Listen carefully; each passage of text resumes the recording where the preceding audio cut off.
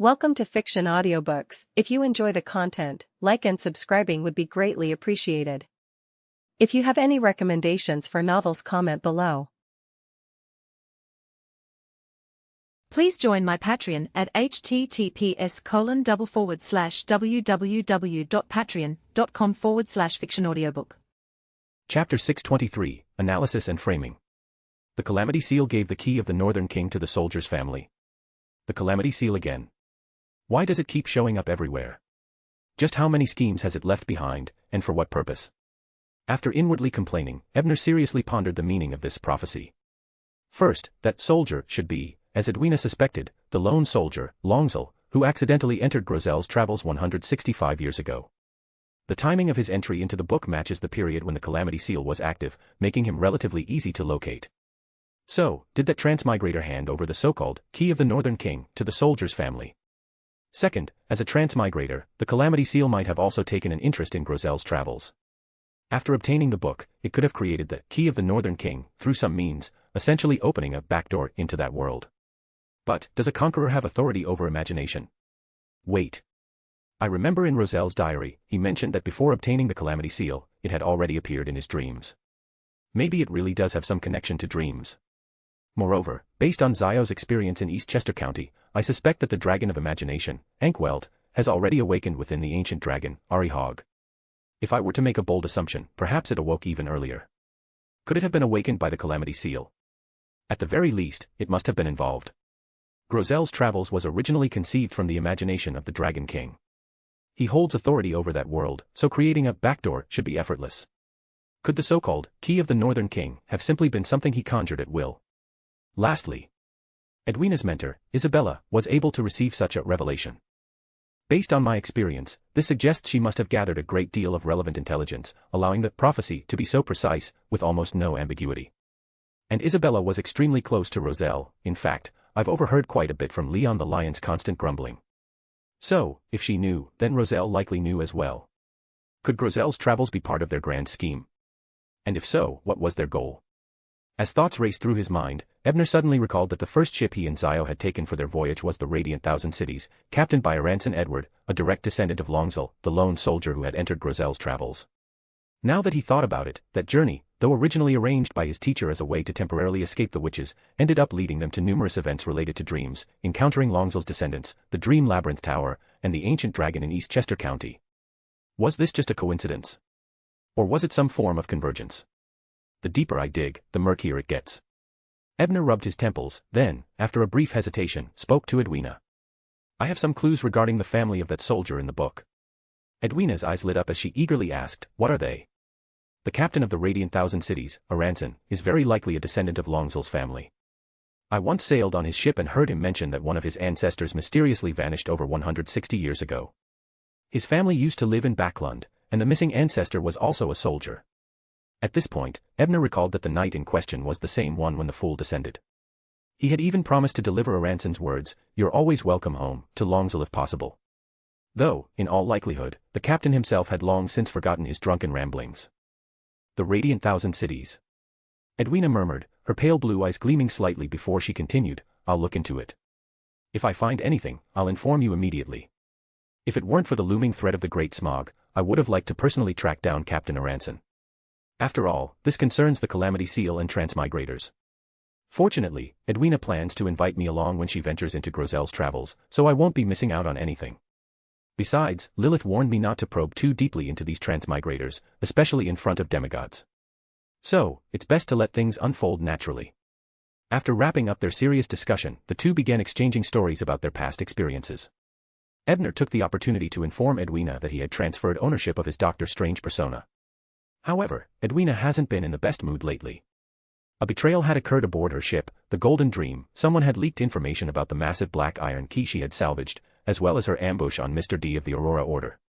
To distract her, Ebner used the Scholar's Exchange technique to invite her into his learning space, where they exchanged several arcane knowledge models. Got it. Here's the revised translation with the specified name changes. Backlund, West District, number 6 Edward Street. This is the house of Patrick Jason, who is disguised as the Desire Apostle. At this moment, the front door of the house suddenly opened, and a group of nighthawks dressed in black woolen coats hurried inside. Their expressions were vigilant and on edge, as though facing a terrifying enemy. Clang, clang, clang. Leonard, fully armored in a silver full-body suit, walked in. The armor was of an ancient design, and the left shoulder, slanting toward the lower abdomen, was stained with a patch of dark red blood that could not be cleaned off, almost like a unique and extravagant decoration. "Captain, the demon is not here," Leonard reported after using the armor's ability to scan the house. Sol Assurer Sost spoke with a nod, then pulled out his pocket watch and glanced at it before saying, "Switch out. Leonard, the hot water is ready in the master bathroom on the second floor, don't waste time. Otherwise, you'll be returning to the goddess's embrace." Leonard did not dare delay, quickly disassembling his armor with the help of his colleagues. But at that moment, a Nighthawk rushed in and reported, "Captain Sost, someone has seen Patrick, no, Jason Beria, near South River Street in Sherwood Borough. 2 mandated punishers have already gone to investigate, they hope we can offer support nearby." Although South River Street was in Sherwood Borough, it was separated from the Northern District's Nighthawk base only by the Tassoc River. How did members of the Storm Church get involved in this case? Sost asked, puzzled. A couple of the detectives' families refused protection, believing they wouldn't be implicated, so they stayed outside. As a result, they were found dead in their respective offices. One died of fear, the other from exhaustion after being overly excited. They were both followers of the Lord of Storms, so the mandated punishers formally took over the case, the Nighthawk explained. Leonard, halfway through removing his armor, initially did not find this strange. But then, as if recalling something, he casually said, "Already a lead just after getting involved. How coincidental." Coincidence? Captain Sost furrowed his brow at this word. In a villa in St. George District, Baron Larry looked at the letter he received and muttered to himself. "The butler of Prince Edisac asked to meet me tonight at the villa on Corte Street, number 3. I remember that place is not far from St. Wyn Cathedral. Could it be a trap?" While hesitating, he took out an extraordinary item to perform a divination. Soon, the result showed it was not a trap. Baron Larry breathed a sigh of relief and thought, if I can meet the prince and earn his trust, I might get the chance to meet His Majesty the King. Then I can surely clear my name. It's a pity my dear visited just yesterday. If only I could share this good news with her. She truly is a good woman. If I regain power, I'll take her away from Panis." At the South River Street house, where Ebner had previously set up the teleportation altar, Panacea, wearing the face of the Desire Apostle Jason, placed 2 mandated punishers, both critically injured and near death, on the ground and thought to herself, "No ambush. Looks like the mastermind's target is only Talum, and they even prepared a one-time teleportation ritual. Too bad they made the wrong choice. The curse released by an original item is not something distance can erase. Hey, although the item shields the aura, Roselle the Dead Fool once said, everything that passes leaves a trace. And I just happen to have an item with that ability." Smiling confidently, Panacea took out a mirror and used it to look around the shattered altar. Soon, she saw a very faint, graceful figure. How could it be her? Panacea was surprised, but she quickly calmed down, thinking, no, it's not impossible. As far as I know, that mother and daughter pair have recently been to Backlund.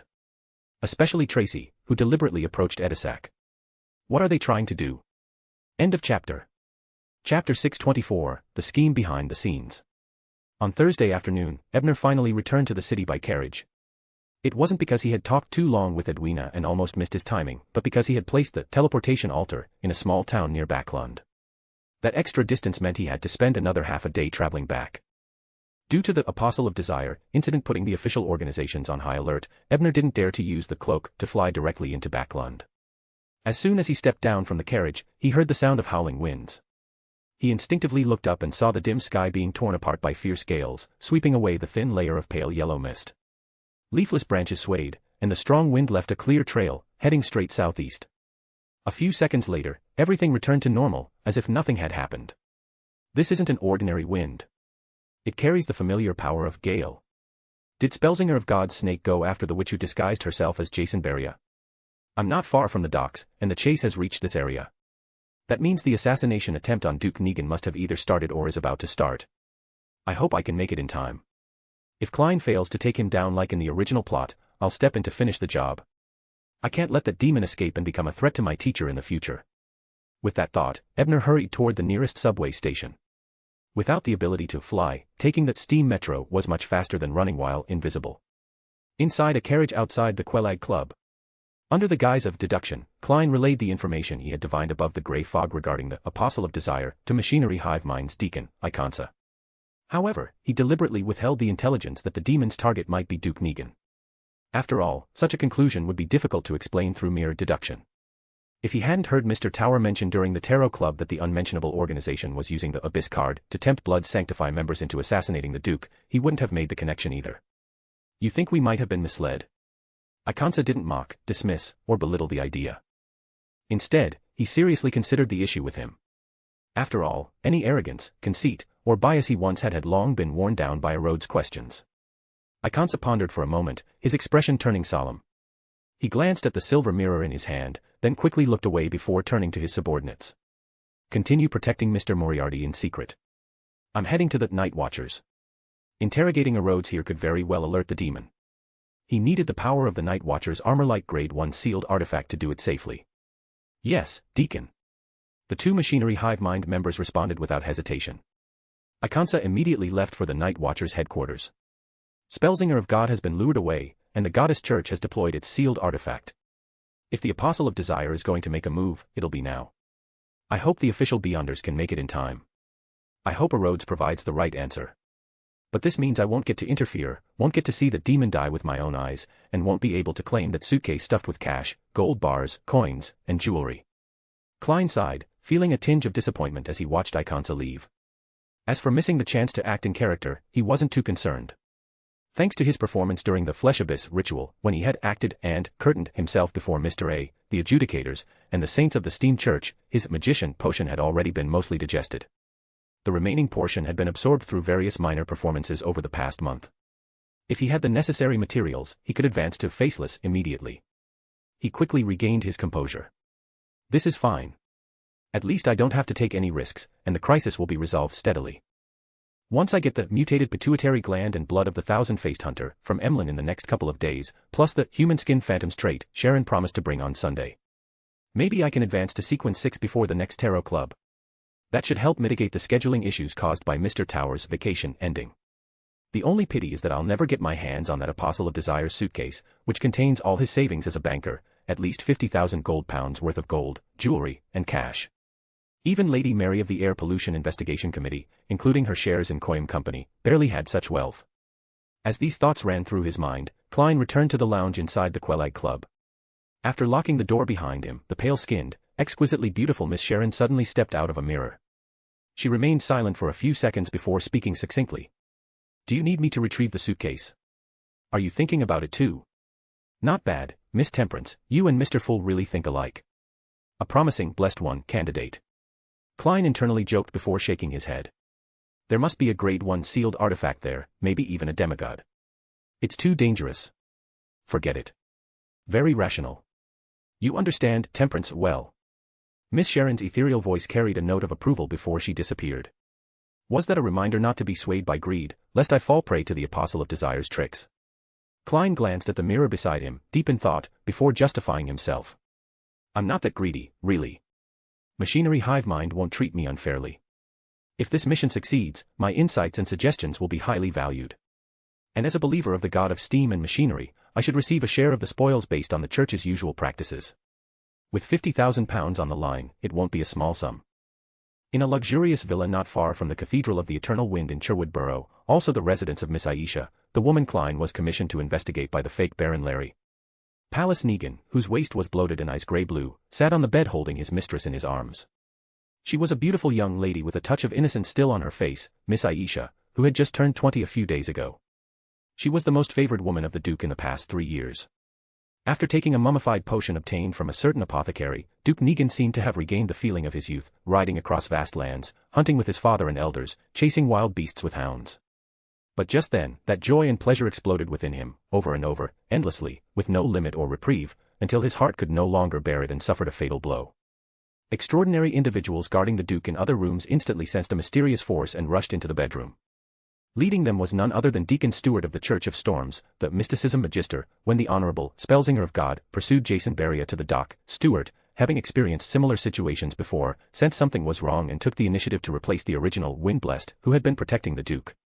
While mimicking a healing ability to repair the Duke's injuries, Stewart also used secret arts in an attempt to reflect the power the demon had inflicted back upon it.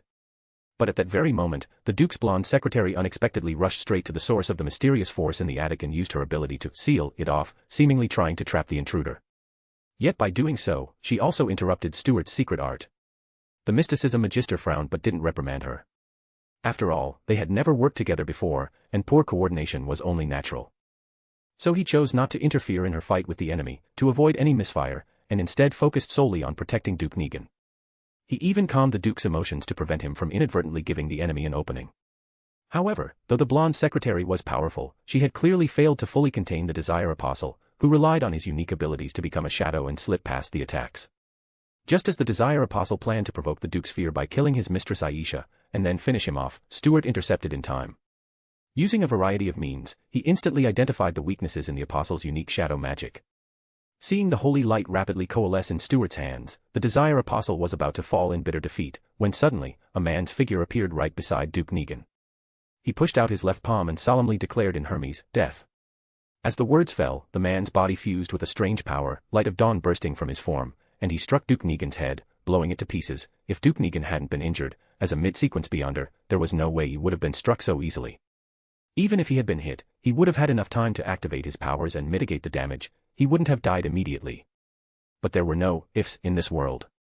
The Conservative Party leader, the greatest landowner besides the king, the elder brother of the current prime minister, a genuine big shot, and a sequence 6 beyonder, Duke Palace Negan was dead. The change happened so suddenly that even Stuart didn't have time to react. He could only watch helplessly as the Duke lost his head. The blonde secretary who rushed in after was even more shocked. "Baron Larry. You actually killed His Grace the Duke." Before her words had finished, she launched an attack in fury. The man who had acted suddenly was indeed the kingdom's wanted criminal, Baron Larry. Looking down at his own fist as if waking from a dream, he muttered in disbelief, "What did I do?" He didn't react at all to the blonde secretary's attack. But the blow missed anyway, because Baron Larry's figure vanished again, as if he had never appeared at all. As for the Desire Apostle, he seemed to have anticipated this. Taking advantage of everyone's shock, he ignored the briefcase and swiftly left the villa, retreating along the predetermined route. Until a vast blood-colored ocean appeared before his eyes, and at its center stood a figure clad in full silver armor. At the same time, a fog of white, gray, yellow, and black colors swirled in the sky above Cherwood Burrow. Since such fogs were common in Backlund, no one paid it any attention. Within the fog, an old man dressed in a shirt, vest, full suit, and striped blue-gray trousers, with a dark red bow tie and a head full of thick white hair, clutched his head with a contorted expression. But after a moment, he lowered his hands and his demeanor returned to that of a gentle scholar. The old man smiled faintly and looked around. His gaze soon landed on a heroic-looking young woman, who held an unconscious Baron Larry in her hands. Seeing this scene, the old man bowed politely to her and smiled. "Your Highness Vera. I suppose calling you that now isn't a problem, is it?" "No problem at all." Princess Vera nodded slightly and looked at the old man. "Your Highness Arihog. The persona I created is still Vin Ramby's. At most, it's a Vin who possesses Arihog's memories. Please don't miscall me again." The old man, no, the fabricated, Vin Ramby's, corrected her before continuing. "If not for the item you planted on Larry ahead of time, plunging Herwin into extreme misfortune, and allowing the replacement of the persona marked by that individual, even I wouldn't have succeeded so easily. Even if I had succeeded, it would likely have triggered the mark left behind by that being. No. I should say that without your help, I definitely wouldn't have succeeded. After all, without the concealment of this fog, nothing we did would escape his notice. This was something he gave me back then. Of course, it's useful." Vera fell silent for a few seconds, then replied in a calm tone, "I've fulfilled my end of the bargain." "When do you intend to honor yours, Lord?" Vin Ramby's. Chapter 625, Tool and Scapegoat. "I've fulfilled my end of the bargain. When do you plan to honor your promise, Lord Vin Ramby's?" "Not too long from now. The preparations are mostly complete. At most half a month, and you'll see the results." Vin Ramby's, controlled by the ancient dragon Arihog, answered confidently. As he spoke, his gaze shifted toward Baron Larry, who was in Vera's hands, and he asked, "May I take him now?" "To avoid suspicion, it's better to keep him with me for now." Vera gently shook her head, then added with hidden meaning, "Besides, we still need to leave behind traces of a struggle." "In your hands? And still leave traces of a struggle?" "Yes, that's how it should be. After all, if there's no sign of a fight, or if I manage to escape with him, it would only raise more suspicion." Vin Ramby's smiled as if suddenly enlightened. "Now that's more like a royal advisor." Vera nodded, then asked, "Since you've taken control of him, you should already know everything my dear brother planned regarding Larry, right? Care to share?" "Of course, beautiful princess." Vin Ramby's gave a gentlemanly bow and chuckled. That Baron Larry was originally just a scapegoat thrown out to divert attention, someone to shift the so-called Ghost Empire clues onto other factions. But he got lucky and received help from Intis intelligence. Somehow, he actually managed to escape back to the northern continent. After that, due to the ambiguous attitude of the lone military toward him, and the considerable losses suffered by various secret organizations trying to track him down, people began to half-believe he might really possess some valuable intel. Right then, MI9 discovered that Madame Panis, who had been sheltering Larry, was actually Bianca, the military attaché from the Intis embassy in disguise. That envoy, Mr. Owen, who belongs to the same secret organization as His Majesty and me, seemed to want to use this to uncover some of Lone's secrets. So, on my advice as royal advisor, His Majesty George III decided to adjust the plan. One part involved secretly relocating Larry, removing him from your and other sites. The other part was having someone pose as a detective he hired to deliberately investigate Duke Negan's mistress. Then, I suggested His Majesty arrange for Prince Edisac's butler, Finkel, to make contact with Larry, giving him a sliver of hope. And all of this was to prepare for pinning the blame on Baron Larry once the Negan assassination case and the hidden danger surrounding the prince exploded, and then further shifting the blame to Intis for aiding Larry. After all, compared to the Aurora Order, who constantly talks about responsibility, the narrative that Intis spies and a defected native baron colluded to assassinate a conservative duke and destabilize the kingdom is far more likely to gain the church's trust. The same logic applies to Prince Edisac. A simple tale of a prince being obsessed with a witch, even if it cost him his life, might not convince the church. But if Intis used a traitorous baron to exploit the prince's naivety and cause disaster, then the royal family would bear less blame, and it would make much more sense. And evidence wouldn't be hard to find. After all, the real Madame Panis was murdered long ago. With the church's means, a thorough investigation would definitely uncover the truth. Hey, thinking back now, the previous me thought Larry was completely off your radar once he entered Backlund. Who would have thought you had already planned ahead and placed that item on him, ultimately helping me become myself? Your luck was quite good, too. Your subordinates happened to, coincidentally, discover Baron Larry's whereabouts, which also helped cover up the fact that you'd planted something on him. Even if he investigates afterward, with this fog obscuring most of the information, the one he'll suspect more is that little girl named Zio. What's even better is that little girl has close ties with the hero detective. That might just divert his attention toward the god of knowledge. And in his eyes, you might just be an ambitious person who used a sealed artifact to kidnap Larry, attempting to gain the royal princess of the Ghost Empire. That's probably another reason why you wanted to take Larry and stage a fake confrontation with me, right? Incredible. You even accounted for the god of knowledge. After speaking, Vin Rambis deliberately looked at Vera with an admiring gaze, while also observing her expression. Vera's face remained unchanged as she gently shook her head and replied, "Why would you think that our actions weren't within the god of knowledge's expectations?" Although the current personality of Vin Rambis possessed all of Arihog's memories, as if the ancient dragon had seized his body, it lacked the relevant memories of the Dragon King, Ankwelt, who had awakened from Arihog. So he didn't have the necessary understanding of that true god who once betrayed the dragon race. Also, you talk too much. Your descriptions are unnecessarily verbose and fragmented. That's not in line with Vin's usual manner.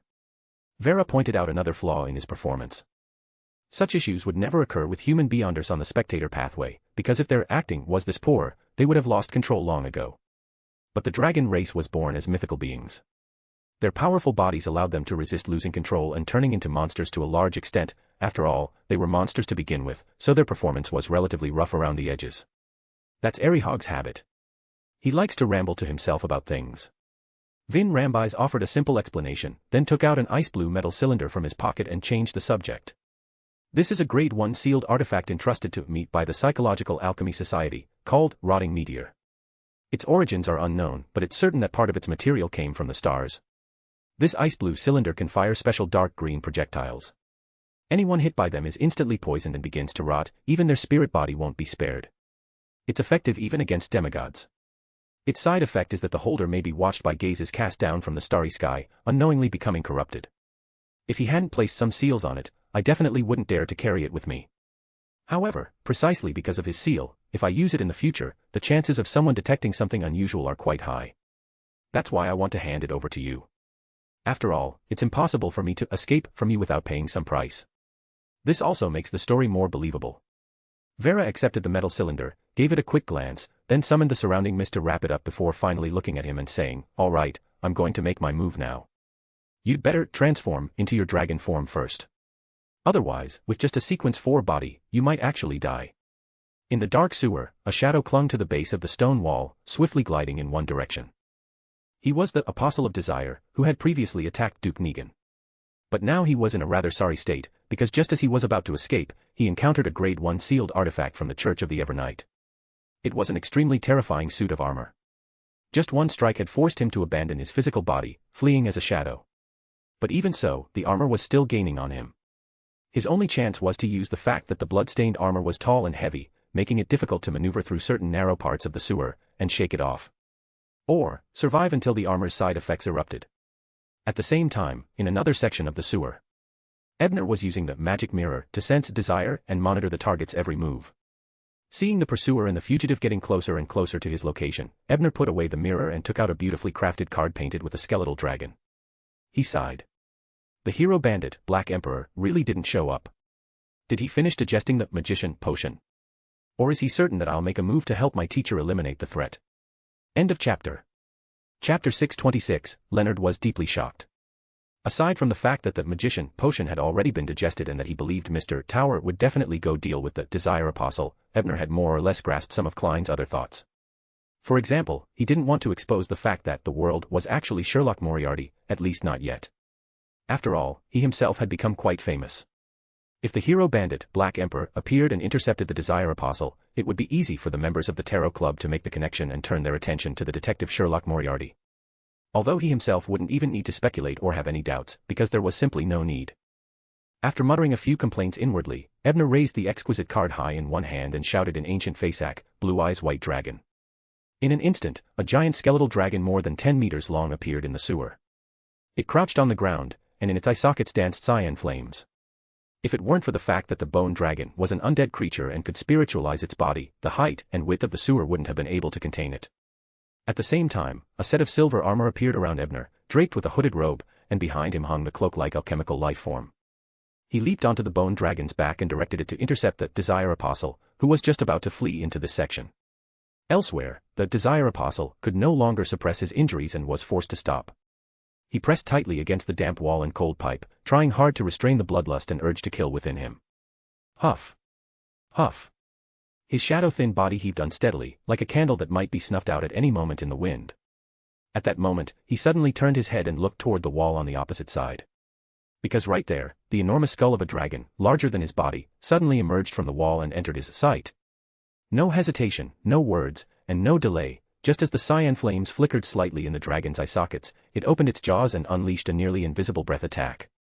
This was a direct assault on the mind and spirit body. The Desire Apostle had no time to react before large patches of black fell off his shadowy body, as if shaking off the snowflake stained with the deepest desires. With just a single strike, the already severely injured Desire Apostle was pushed to the brink of death. In his last flicker of consciousness, he desperately tried to disperse his shadow form, transforming into inky black liquid to escape in all directions. Unfortunately, faced with a mind dragon, even if it was undead, once the mental island's defenses were breached, he could no longer carry out his intentions. With his subconscious modified, he abandoned the idea of fleeing and gathered all his shadows and launched himself toward Ebner on the dragon's back for one final struggle. While this decision didn't appear wrong from a subjective point of view, it nonetheless sealed the Desire Apostle's fate. The knight sitting atop the dragon didn't panic in the slightest. Before those viscous shadows reached him, he calmly took out a mirror with a golden frame and a pitch-black surface. Then, a gaping maw filled with sharp teeth opened on the surface of the mirror, waiting quietly for the shadows to dive in. Moments later, the magic mirror affectionately rubbed against Ebner's hand, signaling that it had successfully grazed the Desire Apostle. At the same time, it spat out a seafarer characteristic and released the soul of that pirate.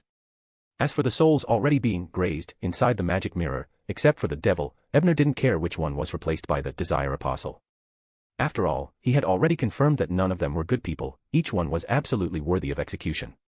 It's worth mentioning that Ebner had the magic mirror graze the Desire Apostle not for his abilities but simply to preserve his spirit for the time being. After storing away the seafarer characteristic, Ebner was about to leave when he suddenly saw a tall and heavy suit of armor charging toward him at an astonishing speed. Its left shoulder slanted downward, stained with a patch of solidified blood, exuding an eerie yet mesmerizing beauty. With each step, the sewer pipes trembled slightly. Ebner wasn't surprised by the arrival of the Church of Evernight's Grade 1 sealed artifact. In fact, he had prepared for it in advance. He gently rubbed the Tudor emblem on his robe, instantly activating a prearranged ritual. The armor, which was about to launch an attack, immediately froze in place. With his face hidden beneath his hood, Ebner smiled slightly and tossed a tower card onto the ground. Only then did he command the bone dragon to carry him away, directly entering the dreams of a nearby resident. Meanwhile, Leonard, who had been tracking the Desire Apostle in the armor, found himself in disbelief. The negative effects that were supposed to erupt in about a minute were already showing signs of advancing. If not for the old man's help, he might not even have had the chance to take off the armor and soak in hot water. Stop dawdling. Take off the armor and get into the hot water that guy prepared for you. Palez's aged voice rang in his ears. This was the second thing that baffled Leonard. The Dragon Knight had actually prepared hot water for him. Old man, what's going on? Leonard didn't dare delay, but he still asked while stripping off the armor. Hey, that guy used a demigod-level distortion ability to shorten the negative outburst time of the armor, Palez explained briefly. I meant, why did he save me? Leonard asked with a slight feeling of dejection. You've already made some guesses, haven't you? You suspect he's actually from the church, which is why he's so familiar with this armor and held back against you. Palez chuckled. Is there another possibility? Soaking in the hot water while removing the silver patterns on his body, Leonard caught the underlying meaning in Palez's words and asked in surprise. Hey, there are plenty of possibilities. Since I could instantly recognize whose blood was on that armor, others might not be blind to it either. Palez paused before continuing with a serious tone. Besides, that knight just now gave off a feeling of omniscience. Omniscience. The sequence one of the reader pathway is called the omniscient magic eye. That person definitely isn't at that level, but if my senses weren't wrong, he's at least at the insight stage. When Red Gloves Captain Soest received Leonard's report, he was in the middle of writing an application. He put down his pen, looked at the Nighthawk before him, and asked gravely. That tarot-named organization appeared again. And they preemptively intercepted the Desire Apostle. This time, they left the tower card at the scene. Yes, Captain, the Nighthawk confirmed before adding, according to Leonard's judgment, they don't seem to be allied with the Desire Apostle. Soest nodded thoughtfully, considering, if they weren't there beforehand to silence him, then it's yet another coincidence. Coincidence. Mulling over the word, Soest's gaze returned to the application report in front of him. Based on the series of coincidences in the Desire Apostle case, I suspect Insanguil may still be lurking in Backlund. I hereby apply for the support of Her Excellency, Eye of the Goddess. End of chapter. Chapter 627, Responses from All Sides. Westboro, Intis Embassy. The confidential secretary, who deliberately sported a small mustache seemingly in imitation of Roselle, knocked on the office door of Special Envoy Mr. Owen. Sir, Duke Negan has been assassinated. The attackers were a Desire Apostle and Baron Larry. The secretary rushed through the report, paying no mind to the envoy's displeasure. What? The envoy immediately stood up. What shocked him wasn't Negan's assassination, after all, that had been part of their organization's long-decided plans. What troubled Mr. Owen was that Larry had shown up at the scene and had played a major role in the operation. After a brief pause to collect his thoughts, Owen asked urgently, was Larry captured? Or killed on the spot? No. Word is he escaped in front of the mandated punishers. The secretary didn't dare hide anything and briefly summarized what he had learned. He escaped even under such circumstances. Did some higher being interfere? Envoy Owen fell into thought for a few seconds before asking again, what about the Desire Apostle? That part's still unclear. But from what I've gathered, it looks like he was silenced by some other force. The incident had only just occurred, so for the secretary to have obtained this much information already was proof of his competence. Owen paced around the room, muttering to himself, I might have fallen into George III trap. Then he gave a command. Immediately send someone to deal with Bianca. We can't let the lone side get hold of any evidence that we supported Larry. Yes, Mr. Envoy. The secretary acknowledged, then hesitated slightly before adding, but if this really was a trap set by the lone side, then it's likely they already have some evidence. After all, there were other agents helping Larry, not just Bianca. And, it might already be too late for Bianca. That doesn't matter. If the others are caught, we can completely deny them, Envoy Owen said coldly with a sneer. If Bianca can't be silenced in time, and Lone insists on an explanation, we can hand over Sari to take the fall. With his status as Chief Martial Officer, his long-standing work relationship with Bianca, and his suspicious friendliness with the Conservative Party nobles in Lone, he has the capacity, and he can bear the responsibility, can't he? After all, Intis isn't ready yet, we can't fall out with Lone now. That would make Fasak very happy. For the sake of our great homeland, this sacrifice is necessary. I believe Mr. Sari will be willing. As he spoke, a strange gleam flashed in Owen's eyes, and he gave the secretary a meaningful look. I understand. I'll make sure Mr. Sari becomes willing. The mustached secretary replied. Then, almost in a daze, he murmured, after everything's done. I'll make myself disappear. Good. Envoy Owen closed his eyes. Don't worry about the Sari family's political influence back home. I'll work with the Sauron family to suppress them. The secretary seemed to have forgotten what he had just muttered. His heart was full of excitement and anticipation. After all, Mr. Sari was his main competitor for the ambassador position. However, just before leaving, he couldn't help but voice the doubt in his heart, since the entire assassination might have been orchestrated by the lone royal family, why not expose this secret? Even if we don't have concrete proof, it could still cause mass panic and deeper chaos among the lone people. But Envoy Owen simply shook his head without answering, silently thinking to himself. Because that is not the choice of this era. This is the choice of the era. Duke Negan's blonde secretary, Lockhart Syocum, told himself with eerie calm after being interrogated by the mandated punishers and the machinery hive mind. Then, without rush or resistance, he returned to the room arranged for him by the authorities and obediently accepted the outcome of being temporarily placed under house arrest. Watching the secretary enter the room, Icancer, a steward of the Church of Steam, finally turned to the mysticism magister, Stuart, who had participated in the interrogation alongside him. What do you think? Could he be the mole? After several collaborations, and jointly suffering public humiliation at the hands of Rhodes, their relationship had grown considerably close, though Stuart was reluctant to admit it. I didn't sense any signs of him lying. But he might have some special means to bypass my mysticism abilities. Stuart pondered for a moment before continuing. Still, my intuition tells me there's something off about him. After all, in our previous battle, while I may have made mistakes in coordination, the fact remains that he blocked my spell. In that case, it's safest to ask Rhodes, Icancer suggested after some thought. As soon as he finished speaking, although Stuart remained unfazed, the mandated punishers and machinery hive mind members standing behind them all instinctively took a step back in unison. Noticing this, Icancer sighed helplessly. I wasn't telling you to ask. What are you afraid of? You seem less fearful of it today. Stuart observed with a smirk. Rhodes seems to be in a good mood today. Just now, a red glove asked it about the whereabouts of the Desire Apostle, and it didn't ask any overly unreasonable questions. As he spoke, Icancer gazed at the silver mirror in his hand and stroked its surface 3 times with his right palm. After a brief 2-second pause, he took a deep breath and solemnly asked. Respected Rhodes, my question is, in the past few months, has Lockhart Syocum had any secrets he wouldn't want others to know? The surrounding darkness suddenly thickened, and ripples of water-like light spread across the silver mirror's surface. Soon, a series of images emerged within the mirror. Lockhart arranging for someone to monitor Miss Audrey Hall's accounts. Lockhart meeting with a disguised individual, their face deliberately concealed, in a cafe. Lockhart discussing something with a butler-like figure. Although the scenes were silent, they were enough to show that this secretary from MI9 did indeed have some suspicious activities. Why not just ask whether he's the mole? Stuart asked as he observed the images. Previously, he had mostly used mysticism to invoke Rhodes' power. Though he had suffered greatly at its hands, he wasn't fully aware of its limitations in answering questions. Because if you ask a simple yes or no question, it will inevitably give a definite answer. He was an MI9 agent planted beside Duke Negan, he is technically a mole. And if we ask things like, did he participate in the assassination, or did he betray the Duke, the answers would likely be vague or misleading, making them highly unreliable. Furthermore, asking such questions would increase the difficulty and risk of both the punishment and the response significantly.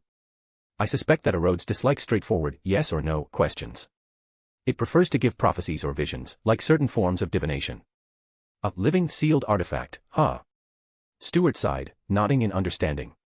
He took a moment to organize his thoughts before analyzing. First, we need to identify the 2 people Lockhart met in the images. As for Miss Audrey Hall, I personally don't think she has anything to do with this case. Icancer agreed with the reasoning and was just about to respond when the images in the mirror suddenly vanished. In their place, blood-red words slowly formed, one after another. Have you ever had feelings for mysticism, Magister Stuart? Icancer froze, utterly dumbfounded. At the same time, the members of the machinery hive mind and the mandated punishers all turned their gazes toward him.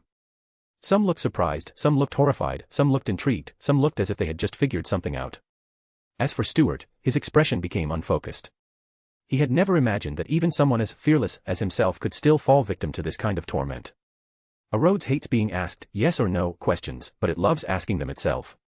End of chapter. Chapter 628, Unexpected Gains. Westboro, No. 9 Hope Street, Prime Minister's residence. The current Prime Minister, Ogwysedd Negan, who seemed to have aged several years overnight, was conversing with Earl Hall. Although he was a major figure in the Conservative Party, after his brother's assassination, the only person he could think of to discuss countermeasures with was Earl Hall. After all, only by properly handling the aftermath could they prevent the kingdom, the heavy steam locomotive, from derailing completely. After listening to Aguisad's account of the entire incident, Earl Hall furrowed his brows and said, "Patrick Jason. He's been a demon disguised as a banker for decades. I recall that my Bavart Bank had just acquired his assets. Furthermore, Baron Larry was involved in the assassination. Why would he go that far? As far as I know, Baron Larry has always served in the military and had no major conflicts with Pallas." Duke Negan's full name was Pallas Negan. Aguisad organized his thoughts before responding. That demon was a Sequence 5, yet he suddenly liquidated his assets, abandoned an identity he had maintained for over a decade, and took the extreme risk of assassinating my brother. From this, we can make a strong assumption that he was acting under someone's orders. Unfortunately, he was killed while fleeing. According to reports from the Nighthawks, the culprit was a high Sequence Beyonder. Oh, and before leaving, they also left behind a tarot card, the Tower card. Tarot card. Is this related to that organization that opposes the Aurora Order and worships some entity called the Fool? I recall reading a report about them. Earl Hall asked after a moment of recollection. It should be that newly emerging secret organization. They previously sent a so-called hero bandit, Black Emperor, who appeared in Backlund several times. So, we're dealing with an extremely secretive organization, and we won't be able to uncover the truth in the short term. Earl Hall asked rhetorically. There are actually some clues. Aguisad retrieved a document and handed it to Earl Hall while continuing, "This is the latest intelligence from MI9. During his escape, Baron Larry received assistance from Intis spies. Even his mistress, Madame Panis, was actually a disguise. She was the military attaché Bianca from the Intis embassy, a Sequence 7 warlock." Earl Hall paced for a moment before saying, "You suspect that the assassination was orchestrated by Intis? Or that this mysterious organization worshipping the Fool is connected to Intis? A secret organization that can send out saints as soon as it emerges cannot be without backing. It's more likely an old friend," Aguisad said as he revealed another document. "This is a report submitted by the Church of Storms and the Church of Steam about the Aurora Order's previous attempt to conduct the Abyss of Flesh ritual. That incident was actually resolved by the hero bandit, Black Emperor. And the report also mentions that an Intis envoy's bodyguard died during the incident, killed in battle against the Aurora Order's angel. But why would an Intis envoy's bodyguard just happen to wander into the South Bridge district at night? We didn't pay much attention before. But now that I think about it, was he there to support the hero bandit, Black Emperor? Maybe this Fool has ties to the Secret Order. A few months ago, the Church of Storms had been retaliating against the Secret Order after one of their Wind-Blessed was turned into a marionette. And later, the assassination of the Intis ambassador. We all know that the Church of Storms wasn't responsible, but Intis might not believe that. Even though they officially accepted the claim that it was the Aurora Order's doing. So, I suspect that this entire incident was orchestrated by Intis. Their goal is to embarrass the Church of Storms and retaliate for the suppression they faced earlier." Earl Hall pondered for a moment before asking, "What is His Majesty's stance?" "Sorrowful, but without giving any specific instructions," Aguisad replied. Upon hearing this, Earl Hall nodded thoughtfully and said carefully, "With the current evidence provided by MI9, Intis will never admit to it. And even if we obtain key evidence, such as a confession from the military attaché disguised as Madame Panis, the most they will do is offer a scapegoat as compensation. They won't even make it public. After all, FASAC is already putting enough pressure on us. We can't afford to go to war with Intis over this. And we also need to find another mastermind behind the scenes, so the public doesn't direct too much hatred toward Intis." Aguisad sighed, following up on Earl Hall's statement. Earl Hall nodded and said, "Exactly. In fact, solving this problem isn't about identifying the true mastermind but rather deciding what we want to achieve with this incident. If we want war, if we want to restart the colonial conflicts, then we simply tell the public that the mastermind behind Patrick Jason was the FASAC Empire or Intis. As long as the evidence is somewhat convincing, I doubt the public will scrutinize it too deeply." Prime Minister Aguisad tugged at the corners of his lips in a humorless smile and said helplessly, "But we're in the middle of a series of reforms, which won't stabilize until at least the latter half of next year.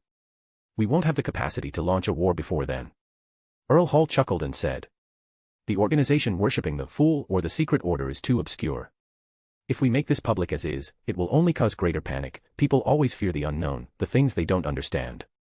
So, what do you think about blaming the Aurora Order instead?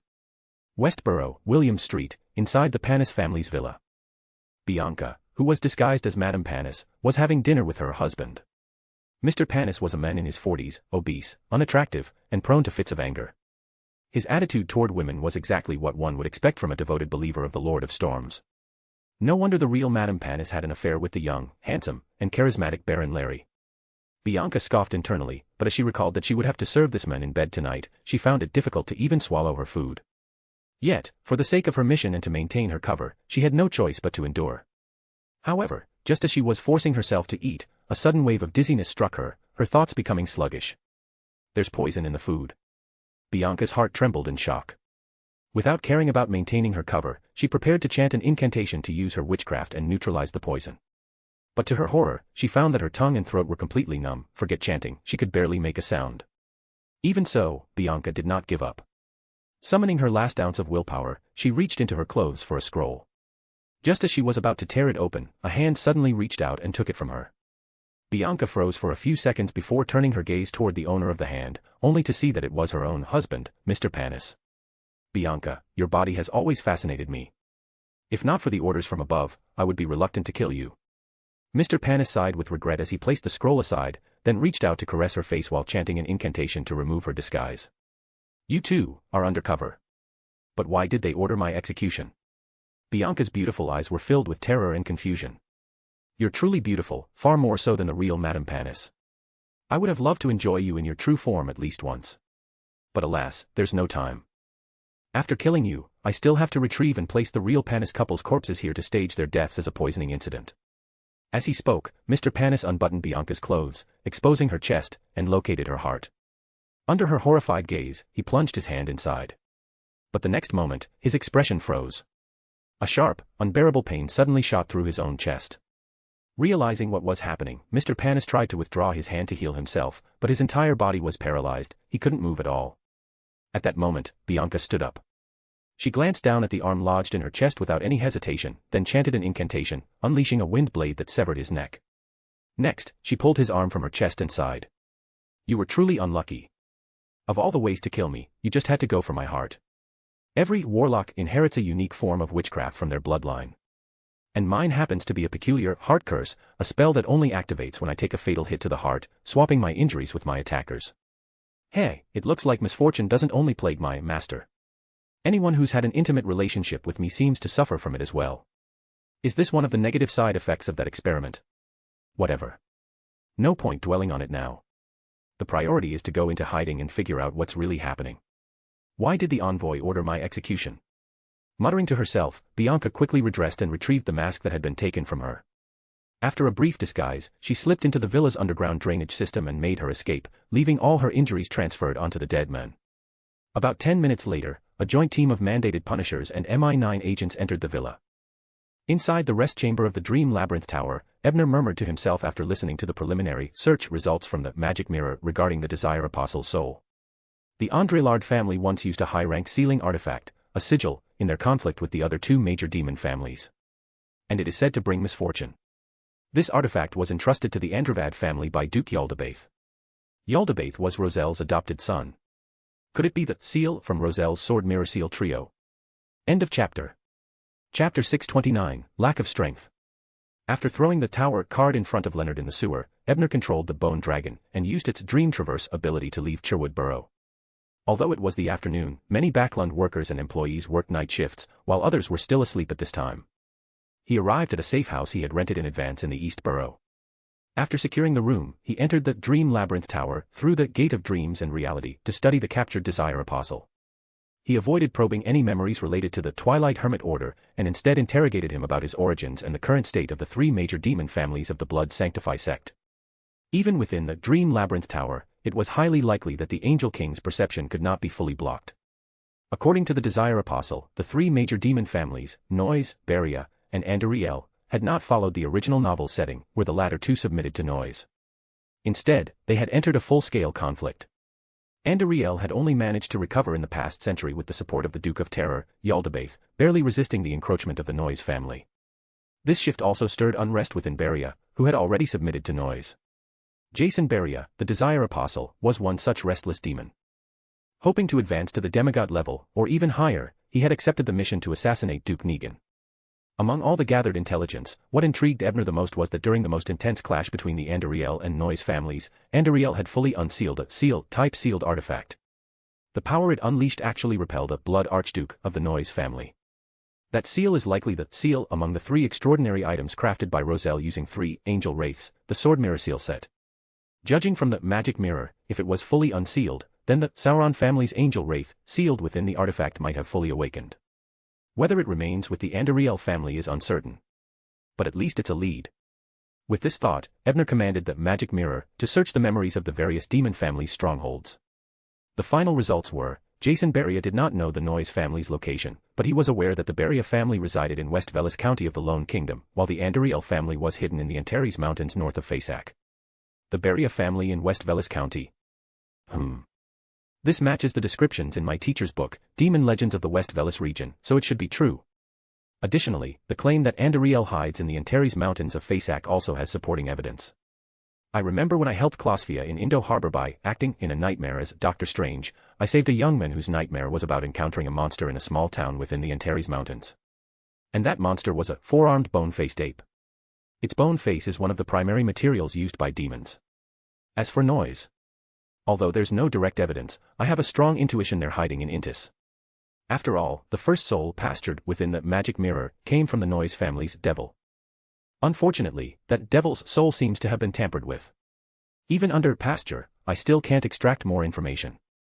Of course, if I further unseal the magic mirror, I might be able to break through the restrictions, but that's not worth the risk. Ebner sighed. After extracting all the knowledge possessed by the Desire Apostle, he instructed the magic mirror to release his soul and Beyonder characteristics. As for the Beyonder characteristic, Ebner had no intention of selling it. If a demon got hold of it, they would likely start a serial killing spree to prepare for their ritual. He couldn't allow such chaos to spread, so it was better to turn it into an extraordinary item after the Great Smog incident was over and bring it to Byam. As for the soul of the Desire Apostle, before it dissipated, Ebner sacrificed it to the Fool, allowing Klein to harvest some second-hand wool, making full use of waste materials. Of course, he found a plausible excuse, claiming that the Desire Apostle was involved with that unnamed organization and needed the Fool to handle it. This prevented Klein from suspecting anything. After finishing all this, Ebner returned to reality and took a carriage to the Church of the Earth Mother. As for the puppet bound by ropes of solidified black flames, after some thought, he decided it would be best to return it to its former owner, the past chained god, now the spirit angel. Inside the ancient palace above the gray fog, staring at the brown-haired, brown-eyed, empty-gazed Desire Apostle, Klein couldn't help but sneer. So, is this yet another step forward in Mr. Fool's exploitation? What kind of new service is this? Destroying evidence? Not quite.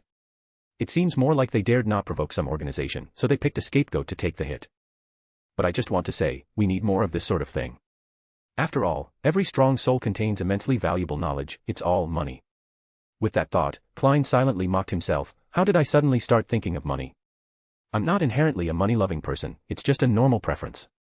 Back in Tingen, I always encouraged Melissa to spend, always egged her and Benson on hiring a maid, insisting that no matter what, one must never deprive oneself. Even during covert operations, safety comes first and caution is paramount, so that wealth never clouds one's mind. Even Sharon praised my moderation. But for revenge, one must ascend the hierarchy, and to ascend, one has to purchase expensive extraordinary materials, plus powerful extraordinary items.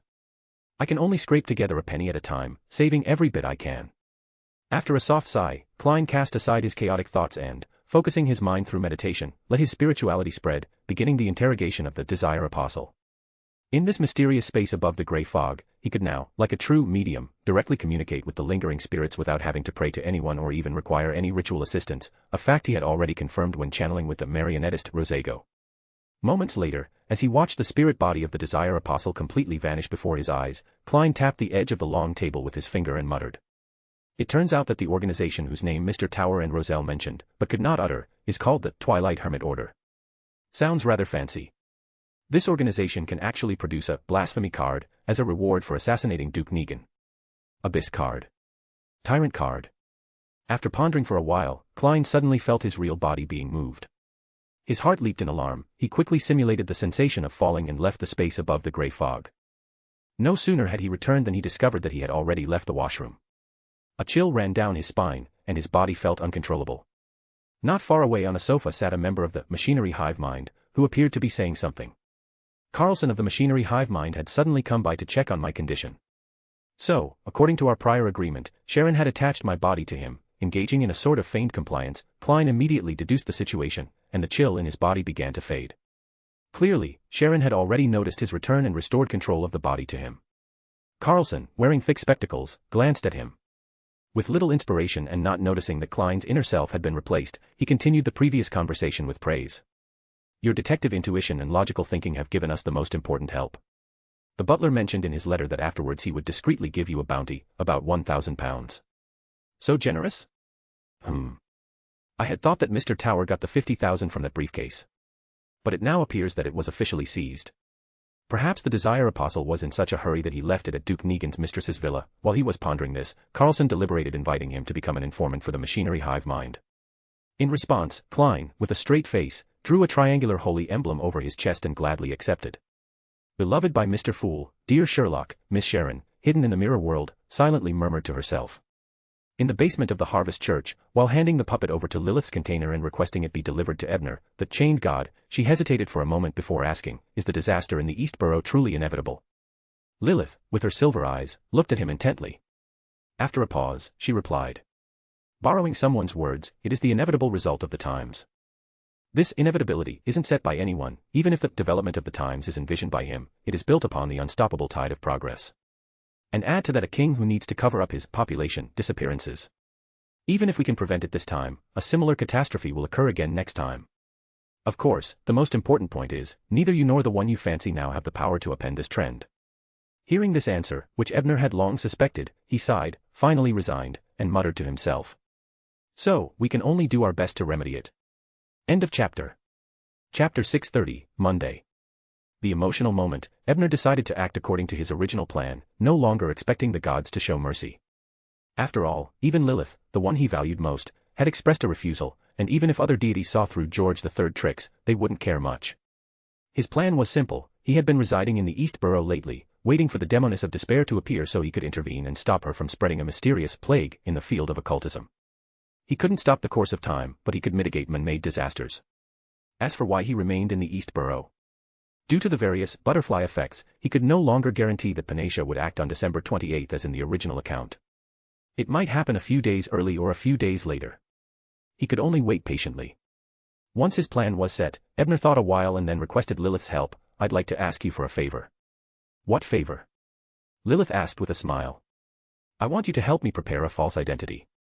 During my time lying low in the East Borough, I'd like to try playing the role of a mysticism magister. Ebner did not specify any particular details about the identity, merely stating his need. He believed that with the Earth Mother Church's power in loan, it shouldn't be too difficult. After all, in the original tale, even a secret organization like the Dawn of the Elements could provide Klein with a false identity.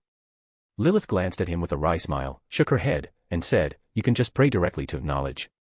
Learning and imitating to create a forgery is his forte. If I use that reason to approach the God of knowledge and wisdom, won't I incur divine punishment? Isn't this the worst scandal he's ever faced? Ebner was momentarily speechless, but he understood that directly asking Lilith for this favor was indeed improper, hence her teasing tone. It was all her fault. Her casual tone, expressions, and posture always made me forget that she is, in essence, a deity. After silently defending himself, Ebner then heard Lilith say, I was just joking earlier. I'll have Klosvia handle it through the Psychological Alchemy Society. Even if you cause trouble with that identity, the blame will fall on the Psychological Alchemy Society. This rich humanity of Lilith made him wonder if it was all an act. Hearing her words, Ebner sighed inwardly again. After expressing his sincere thanks to Lilith, Ebner took his leave and ascended the stairs out of the basement. Soon after returning to the prayer hall, he witnessed a classic scene from the original narrative. Bearded Detective Sherlock Moriarty and the Bloodline youth Emlyn White exchanged a suitcase and cash as if in a mob deal. After the transaction, Emlyn quickly moved to stand beside Father Utravsky and began verifying the bills. Seeing this scene, Ebner's lips twitched as he recalled the moment when he and Karen had traded over the elder tree's heart. In contrast, he found his and Karen's actions to have been perfectly normal. At that moment, having confirmed the condition of both items, Klein noticed Ebner coming up the stairs. Mr. Tower. From the inscription in praise of the humble room, Klein had already deduced that this unfamiliar face belonged to Mr. Tower, the very one who had just slain the Desire Apostle. The Mr. Tower who wielded demigod means. He had learned this through the description given by the machinery hive mind and from questioning the soul of the Desire Apostle. Yet, he didn't intend for his current detective identity to mingle too much with Mr. Tower, to avoid revealing any weaknesses. So, in keeping with the plan, he snapped his fingers, igniting a match he had set aside in his pocket. The sudden blaze of red flames engulfed him. When the flames subsided, he had disappeared. Ebner, who had a rough idea of Klein's thoughts, gave a subtle smirk. But soon, his smile deepened as he received a passive prophecy, or rather a premonition. The day when he would expose that person's disguise was not far off. And the catalyst turned out to be Edwina. Ebner pinched his chin and mused. A simple deduction suggests that Edwina will soon locate the so-called key of the Northern King from the descendant of soldier Longsel's family and, in a safe manner, invite me into Grossel's travels. To be on the safe side, I'll probably report to Mr. Fool. And if Klein has already become Gehrman by then, he might indeed come in person. Of course, it might also be that I proactively invite the world. So, perhaps the opportunity to unmask the disguise will occur in the Hall of Honesty. Sigh. Luckily, I anticipated this beforehand. I should develop a mysticism technique to consolidate thoughts. Otherwise, it might result in both sides exposing themselves. Monday morning. In front of house number 30 on Black Palm Street in the East Borough, a refined young man, though dressed rather shabbily, shook hands with his landlord and withdrew a £1 note from his thin wallet to pay the rent. That was a month's rent. Mr. Ivans, I heard you've taken a teaching post at the free school. You truly are a gentleman of high morals. The landlord, as was his habit, offered flattery, but the rent remained non-negotiable. The free school was established by the three major churches or certain charitable organizations as a night school, holding classes from 8 to 10 p.m. completely free of charge, even providing writing materials and some paper at no cost, primarily to combat illiteracy, with some religious instruction thrown in at most. However, due to the meager salary, the school lacked teachers. Freya and her younger sister Daisy had been attending that school for a long time. Even though Etries had recommended better schools for them, they never accepted his kindness. You flatter me. If possible, you can just call me Professor, sir. I prefer that title, the young man said with a cheerful smile. All right then, Professor, sir. The landlord gave him a strange look but ultimately obliged. After all, it didn't cost anything to call someone that. Once the landlord left and the door was shut, the young man, Ebner, placed a hand to his forehead and couldn't help but complain inwardly. Klosvia, no, maybe Lilith. Just what kind of ridiculous persona did she design for me? A down-on-his-luck musician who dreams of becoming a professor. Someone who, after repeatedly hitting walls in Backlund, had no choice but to come teach at a free school set up by the church on the edge of the East Borough. And he has an inexplicable obsession with being called professor. Why give me a persona like this? As doubts filled his mind, Ebner recalled what Lilith had told him when she handed over his identification documents. This identity was inspired by a story Ryan once told me.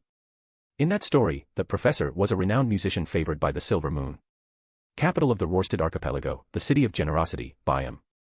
Alger, having disembarked from the Blue Avenger, changed into a robe embroidered with storm patterns and headed straight for the Church of the Lord of Storms. As soon as he entered the Grand Prayer Hall, he performed the church's ritual greeting to the bishop and respectfully said, "The storm be with you." "The storm be with you," the bishop responded with the same gesture. Before Alger could speak, the bishop took out a telegram and said gravely, "You came at the right time. There's something you need to know. Duke Negan has been assassinated. The Cardinal Council has ordered all mandated punishers and clerics to be alert to any events involving Terra rituals, organizations that worship the Fool, as well as intelligence related to rogue figures like the Black Emperor, Iron Man, and Doctor Strange. In addition, intelligence on the Secret Order must also be gathered. Terra rituals. Secret Order.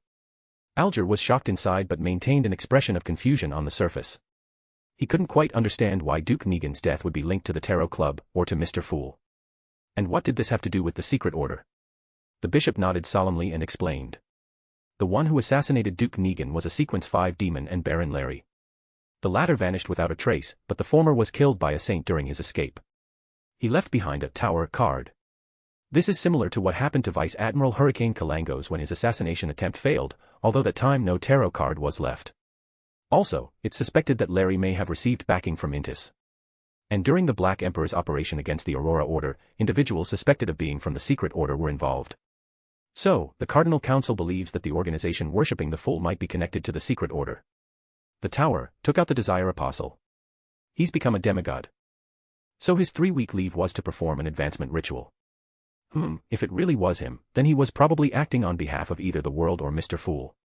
Could this have been part of a test to become blessed? Also, Mr. Fool must be more focused on the truth hidden behind the assassination, the real mastermind. Could it be the Secret Order? I remember Mr. Fool attached great importance to that group, even issued a mission for its intel. The Cardinal Council might have guessed one thing right, Mr. Fool probably does have some connection to the Secret Order, but not a close one. They might even be enemies. A flood of thoughts raced through Alger's mind. As he lowered his eyes to read the telegram, he he saw that the church had formed a joint investigation team made up of mandated punishers, machinery hive mind, and nighthawks to look into the assassination of Duke Negan. Each member was an elite from their respective organization. As his eyes scanned the names, Stewart, Daly, Iconsa, Alger hesitated for a moment, wondering if he should apply to join the team to stay updated on the investigation's progress. But in the end, he decided to stick to his original plan and develop quietly. In a row house at 15 Minsk Street, Backlund, Klein finally gathered all the materials needed for Sequence 6, Faceless Men, after receiving the human-skinned shadows characteristic from Sharon. He successfully advanced. While experimenting with his new powers, he morphed into a woman's face and even shaped a pair of A-cup breasts on his chest. Then someone suddenly knocked on the door. The shock nearly caused him to activate Flame Leap. Fortunately, he calmed himself in time, reverted to his bearded Sherlock look, and opened the door. Standing outside was an elderly man dressed like a butler, there to invite Sherlock to meet an important figure. That figure was, of course, Prince Edisac, who had sought Klein's help to investigate the whereabouts of Talum. Talum. According to what Mr. Tower described, he might be reading by candlelight with a red-sleeved beauty, right now. Something like that. I wonder if Roselle ever copied that phrase. Aboard the Golden Dream, the now inexplicably turned pirate Talum was miserably scribbling ancient hermetic words with pen and paper. Beside him, Danitz was eating grilled fish while pointing out Talum's mistakes. He really was enjoying the red-sleeved beauty and scented candles life. End of chapter. Chapter 631, New Diary. 3 o'clock sharp. Inside the ancient palace above the grey fog. As the illusory crimson light surged, Audrey Hall appeared beside her seat at the long table. She glanced around and immediately noticed that the long-absent Tower had finally returned to the gathering after 3 weeks. When she first heard the news of Duke Negan's assassination, she had Susie eavesdrop on her father, Earl Hall, and obtained some crucial information, for instance, the mysterious disappearance of Baron Larry, and how the one who intercepted the Desire Apostle was a high-sequence powerhouse riding a dragon, who even left a Tower card right in front of the Nighthawks. Last night, she had confirmed this again through the Psychological Alchemy Society. Based on all of this, she had reached the same conclusion as the hanged man Alger. Mr. Tower must have been carrying out the ritual to advance to the demigod during those 3 weeks. Though she felt a little puzzled about Mr. Tower's motivation in intercepting the Desire Apostle, she didn't think he had been the mastermind behind the Duke's assassination. As her thoughts flashed by, Justice Audrey stood up as usual, lifted her skirt slightly, and led the others on both sides in greeting. "Good afternoon, Mr. Fool."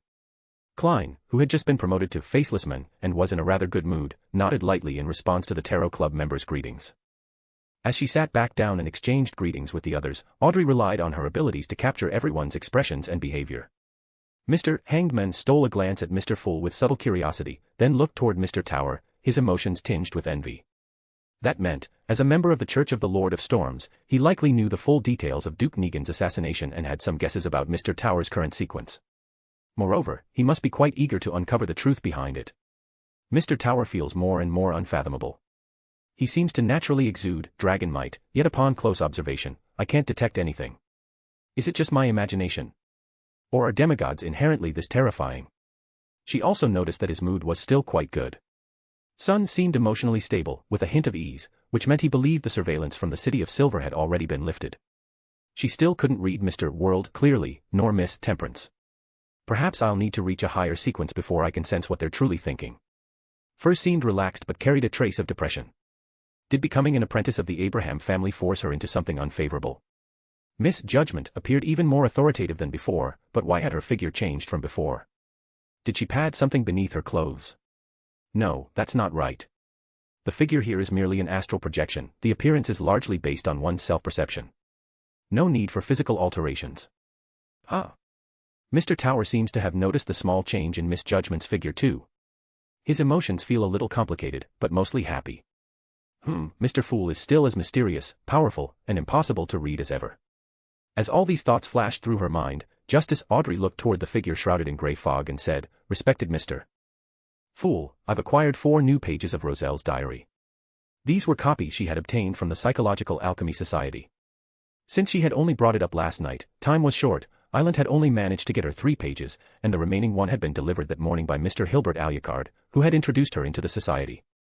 "What reward do you want?" Klein asked with a smile. Audrey thought for a moment, then cautiously asked, "I have a question. In the case of Duke Negan's assassination, was the person who intercepted the Desire Apostle one of your blessed? If so, I'd like to understand the reason behind it."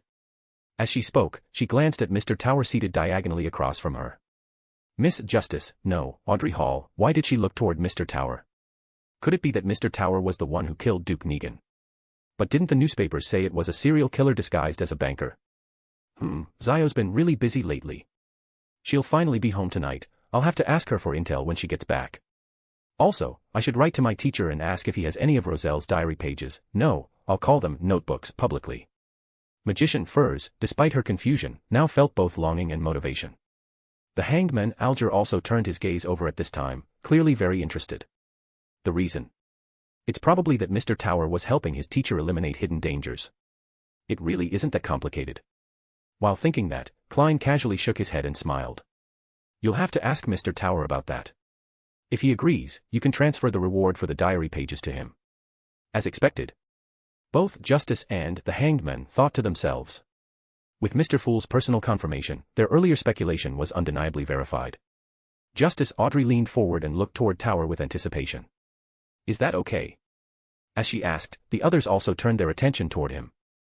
Sure, Ebner replied with a relaxed smile. He then manifested 2 more diary pages and respectfully looked at Mr. Fool seated at the head of the table. Together with my 2 pages, please count them toward my contribution. Ever since he had used prophecy to deduce that he might soon invite World and Edwina to explore Groselle's travels, he had started saving up contributions to make it harder for Klein to refuse. After all, if the prophecy had led to that result, it meant the exploration likely couldn't proceed without World. As for Roselle's diary, that was something he had purchased from Lion Leon while in the City of Generosity, by him. It consisted of 20 pages, all containing content that the latter had personally witnessed while following the Emperor. Excluding the parts that overlapped with the pages he had already handed over to Klein, and the few pages he had given to Zio before the 2 tarot meetings he hadn't attended, he now had 6 pages left in his possession. Ebner planned to submit them in batches. After all, he didn't know whether it was deliberate on the Emperor's part, but almost all of the content in those 20 pages seen by Lion Leon consisted of rather indecent material. Of course, it was also possible that the Emperor simply hadn't minded the Lion's presence when writing his diary after engaging in those shameful acts. While recalling the eye-burning contents of the diary, Ebner saw that Mr. Fool nodded in approval. He then looked at Justice Audrey and asked, "Would you prefer to speak privately?"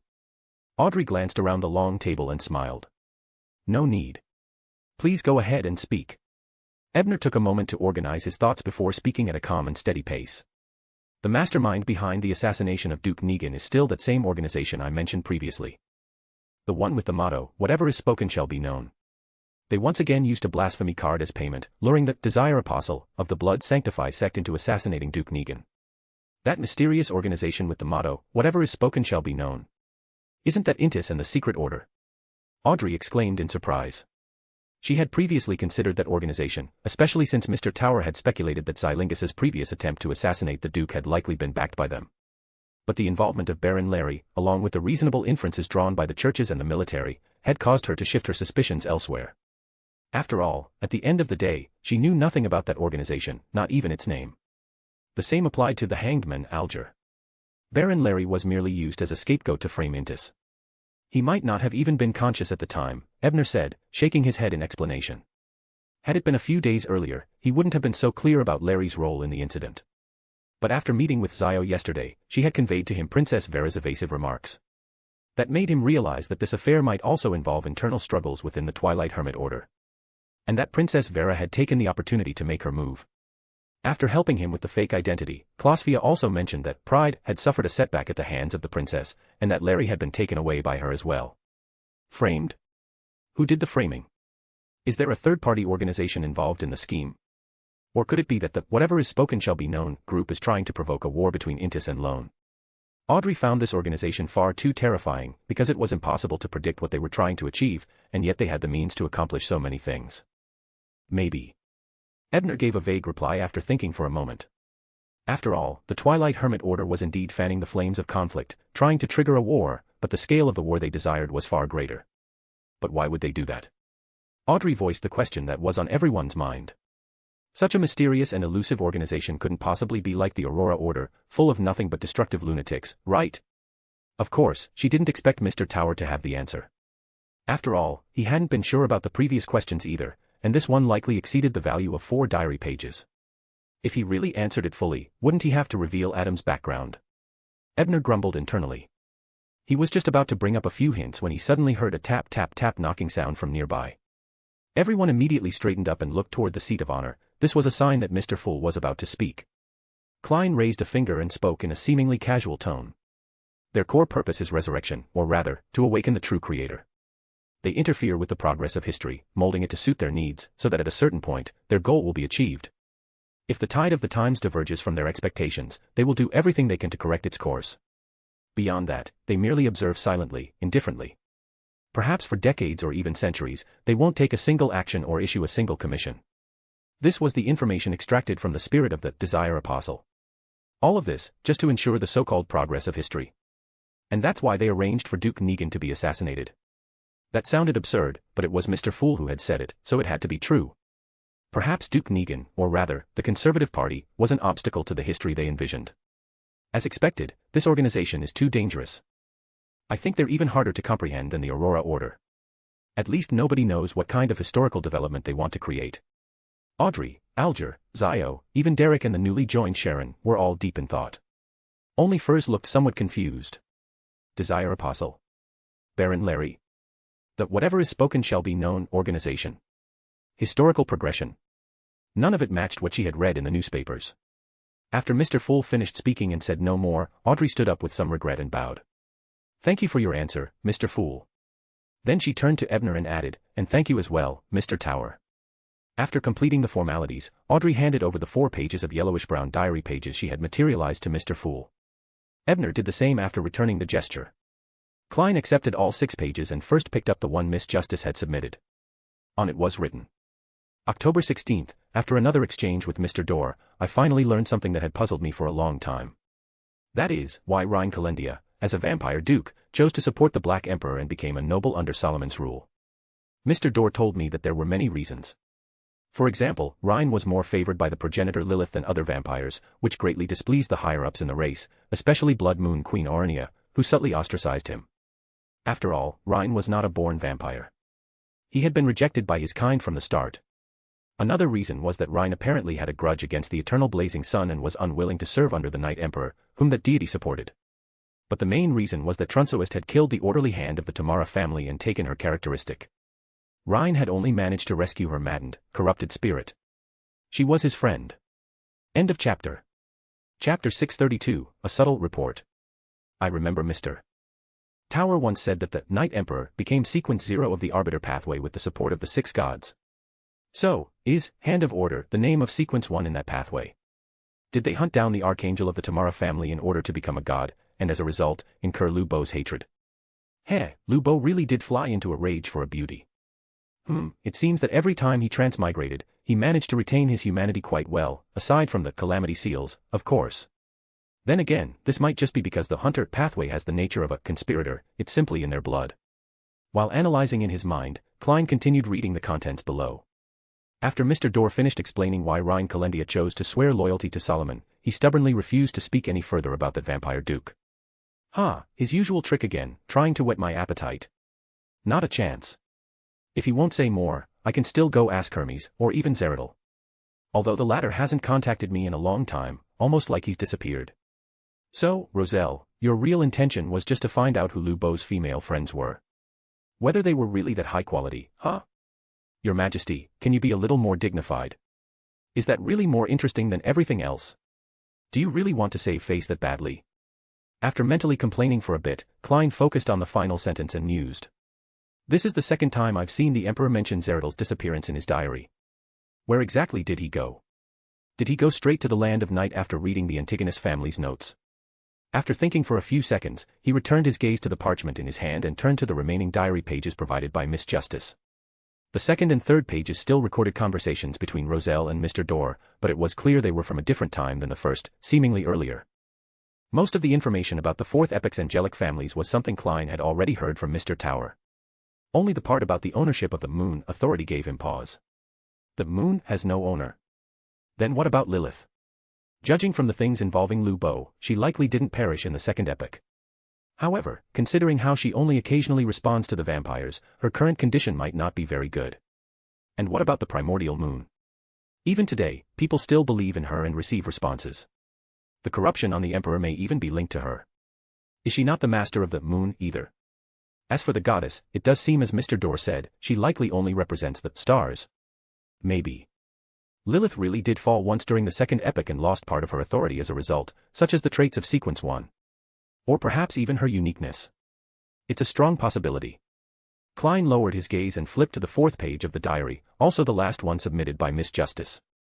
He quickly skimmed over the earlier parts mentioning Bernadette massaging the Emperor's back, and how Florent of the Sauron family seemed like a completely different person after becoming a demigod.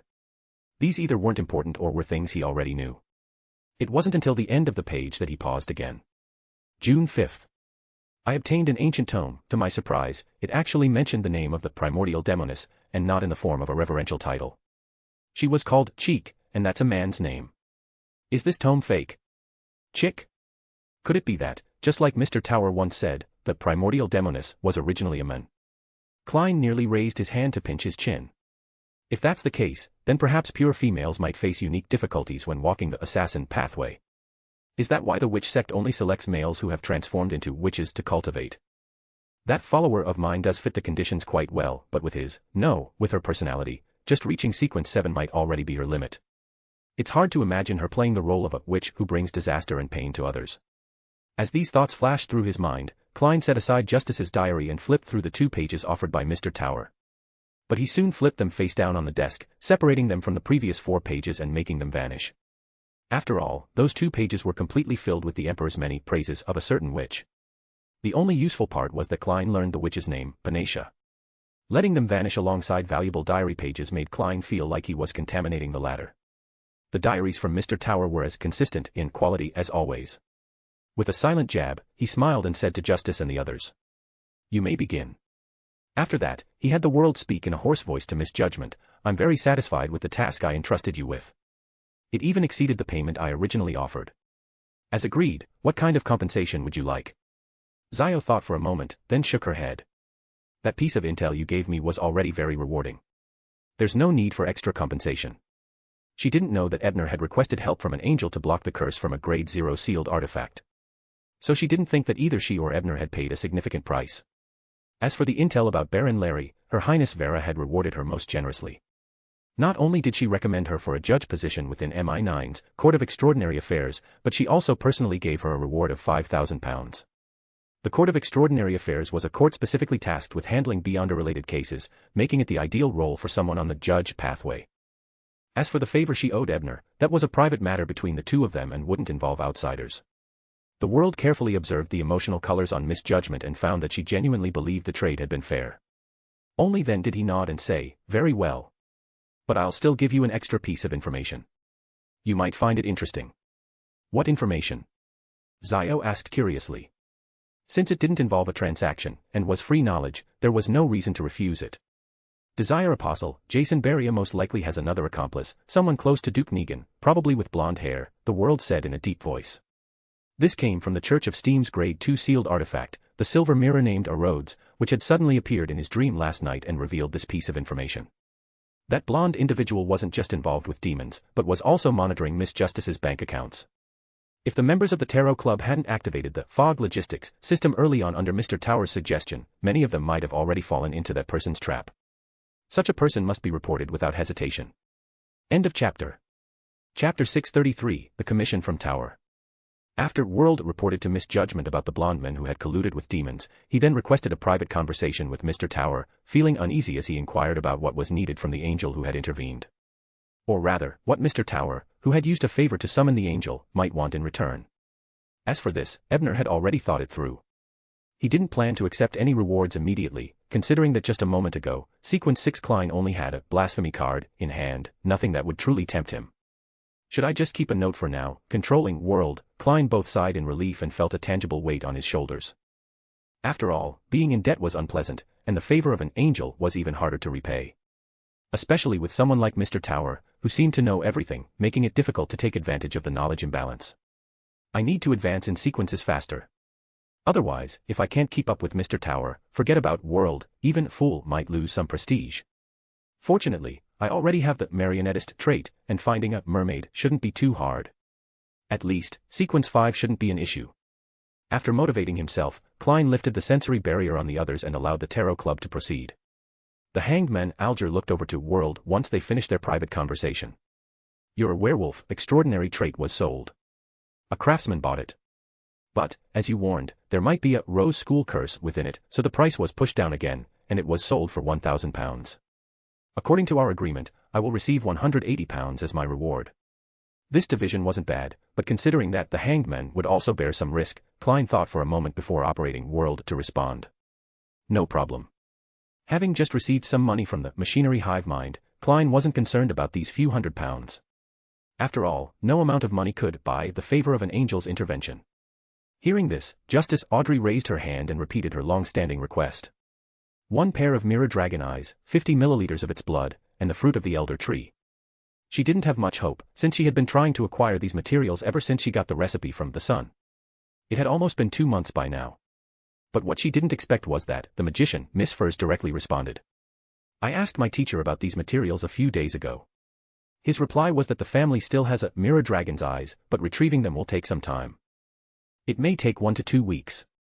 Since Furs became an apprentice in the Abraham family, our Tarot Club has gained another new channel. Add to that my backing from the Psychological Alchemy Society, Miss Judgment's ties to MI9, Mr. Sun's connections to the Forsaken Land, and the potential support from the True God Church behind Mr. Tower and the Hanged Man. Calculating all of this, the knowledge and material channels available to our Tarot Club could nearly cover half the extraordinary world.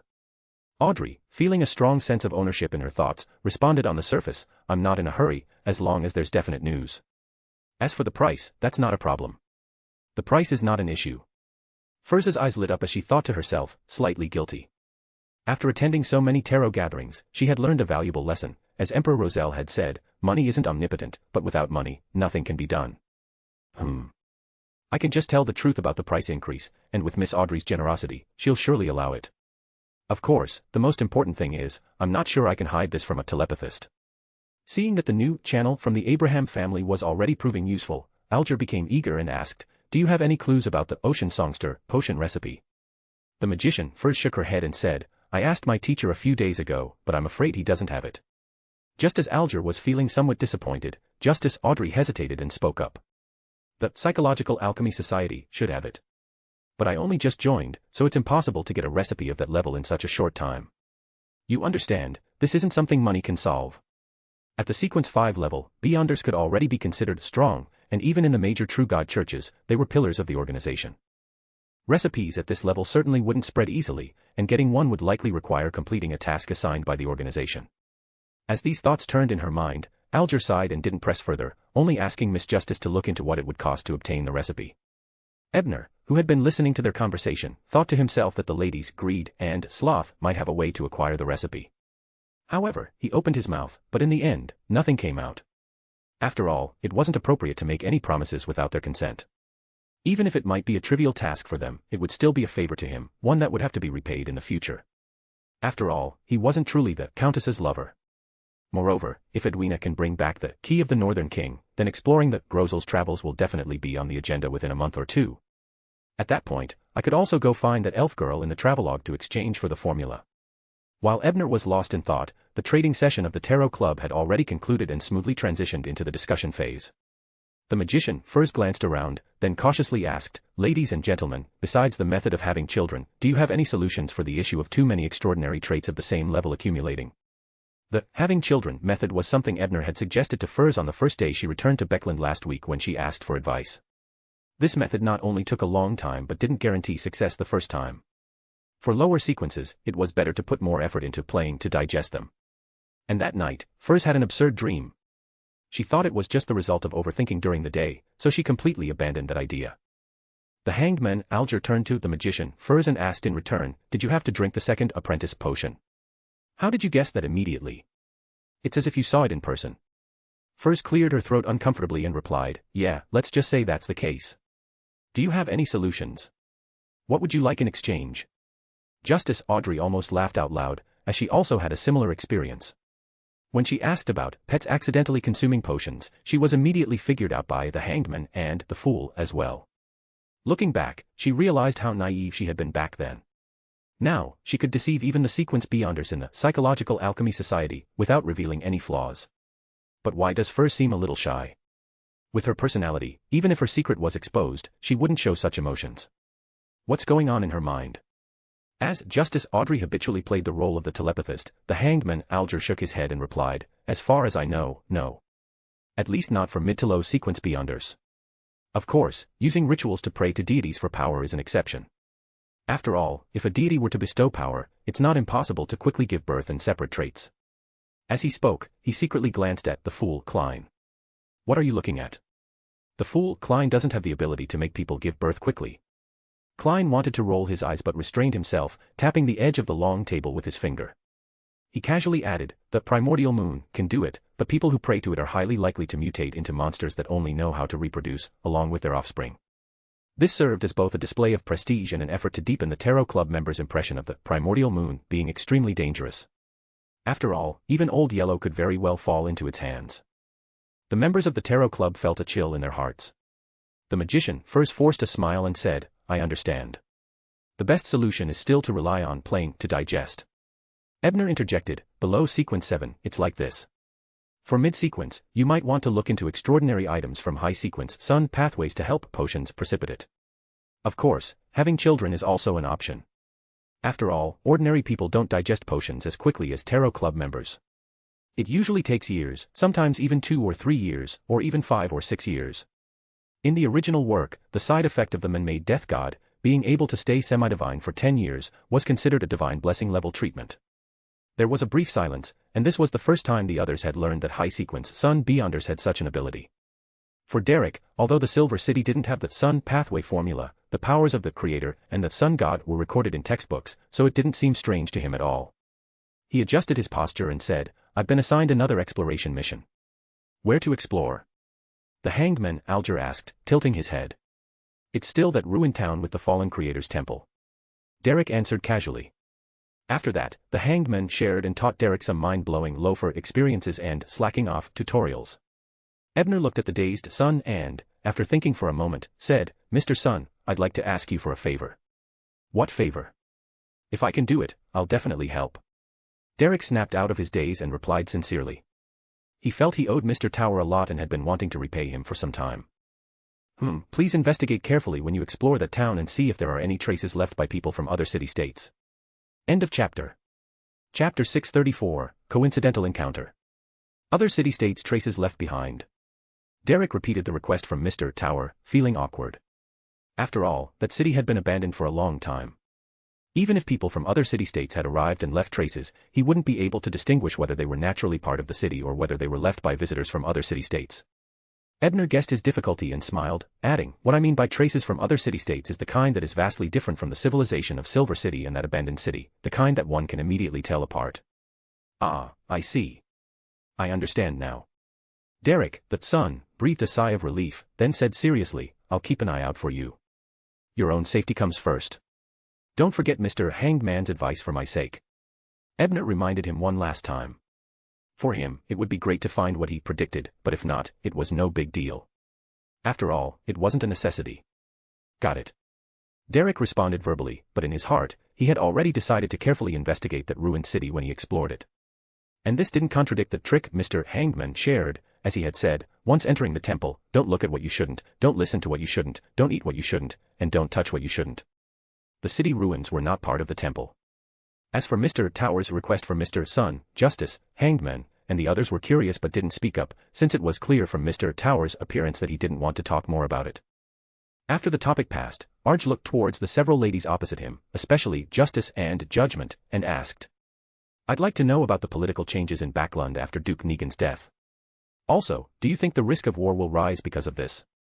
When he had just joined the Tarot Society, he had asked Miss Justice to investigate whether the kingdom would go to war with Faysac. The result he got was that Ruin wasn't prepared yet and had no war intentions. This information had come from Susie's eavesdropping in the Earl's study. Audrey recalled the recent information she had directly or indirectly heard. Duke Negan's death has caused a split in the upper house. Although his eldest son is about to inherit the title and become a member of the upper house, his prestige is not enough to quell the disputes. Almost 10 members of the upper house jointly proposed that newly ennobled nobles should also have the opportunity to obtain fixed seats. Simply put, it means that those who were ennobled through political donations, charitable contributions, and the purchase of corresponding land should become members of the upper house. As for the war, I think the actions of the Aurora Order, who took the full blame, have already sent out a sufficiently strong signal. Judgment also added, MI9 failed to capture Bianca, the military attaché at the Intis embassy who was impersonating Mrs. Parnas. But this still doesn't conceal the fact that Baron Larry was funded by FASAC. Although the envoy Owen repeatedly stated that it was merely the private actions of a defected military officer. However, from my judgment, FASAC will probably only send out one more sufficiently important person to take the fall, and this matter will be resolved. Given the pressure from FASAC, the kingdom cannot really afford to fall out with Intis. Upon hearing this, Hanged Man Arj sighed with relief, murmuring, there won't be a war in the short term, before sarcastically commenting on the upper house's proposal. Aren't nobles with a certain history the ones who despise these people who were ennobled through improper means? Their greatest pride and the final glory should be the hereditary and fixed seats in the upper house, right? Justice Audrey, however, was not bothered and calmly brought up another topic. Fortunately, although the disputes in the parliament have delayed many proposals, including but not limited to raising workers' wages, improving labor hours, and revising the poverty relief law, Mr. Foole's proposal for a unified examination for government employees is still steadily advancing without stopping. The investigation into Backlund's air pollution situation is also progressing. Clearly, the main event of the Black Emperor ceremony was what had been delayed. A set of rigorous and complicated rules, yet contradictory to normal circumstances. George III clearly intended to wait until the heavy fog and haze cleared, and when pressured by the church, he would agree in due course. This approach could greatly avoid suspicion from the church, although all the true gods knew perfectly well. Ebner quietly shook his head, but he felt that George III's deification path might not go as smoothly as in the original text. After all, that person who had transmigrated as the disaster seal clearly knew the plot, and even if Roselle only heard fragments, he wouldn't have failed to make arrangements. After returning to reality, Zio removed her disguise and left the safe house, heading towards the MI9 headquarters at 9 Bellotto Street, Westborough. She intended to report the blonde man, who was reported by Mr. World, to her superior, Princess Vera. However, just as she entered the yard, she saw Princess Vera talking to a middle-aged man with a white wig from across the lawn. Zio recognized him. He had once been her father's assistant and was currently the head of the palace guards, Viscount Stafford. Before meeting Ebner, Zio had always believed that this was the only Viscount who had been promoted in her father's case and might have framed her father. He was likely her enemy. But now, Zio didn't think so anymore. After all, could a mere head of palace guards make Ebner wary? Even if he was somehow connected to her father's death, he would at most be a secondary figure. Thinking this, Zio casually turned her gaze away and walked toward the princess's office, intending to wait there for her return. Several minutes later, after hearing Zio's report, Princess Vera took out a portrait and said, "This is a new task assigned to us by the higher-ups, brought by the head of palace guards personally. So, other matters must be put aside for now." Zio glanced at the portrait, noticing that it was of a man with soft features and a bronze complexion.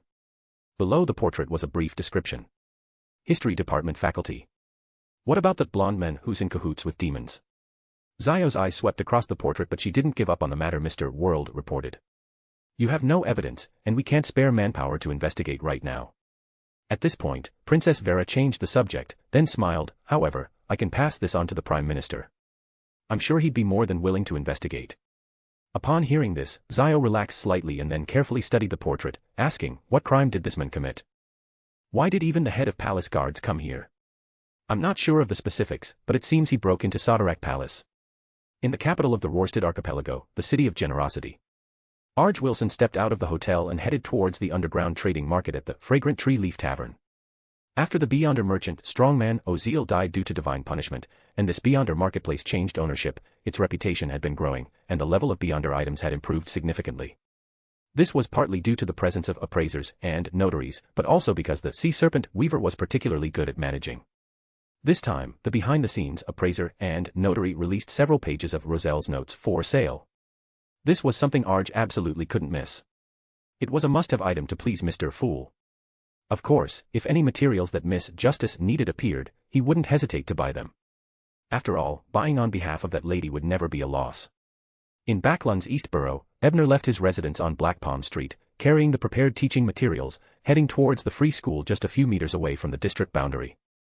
However, as soon as he crossed the school gate, he saw a familiar face walking towards him. It was a person dressed in a black robe with a hood, wearing blue eyeshadow and blush, exuding an otherworldly beauty. It was Miss Daly. End of chapter. Chapter 635, The Spread of Stuart's Secret Arts. Miss Daly. What is she doing at the free school?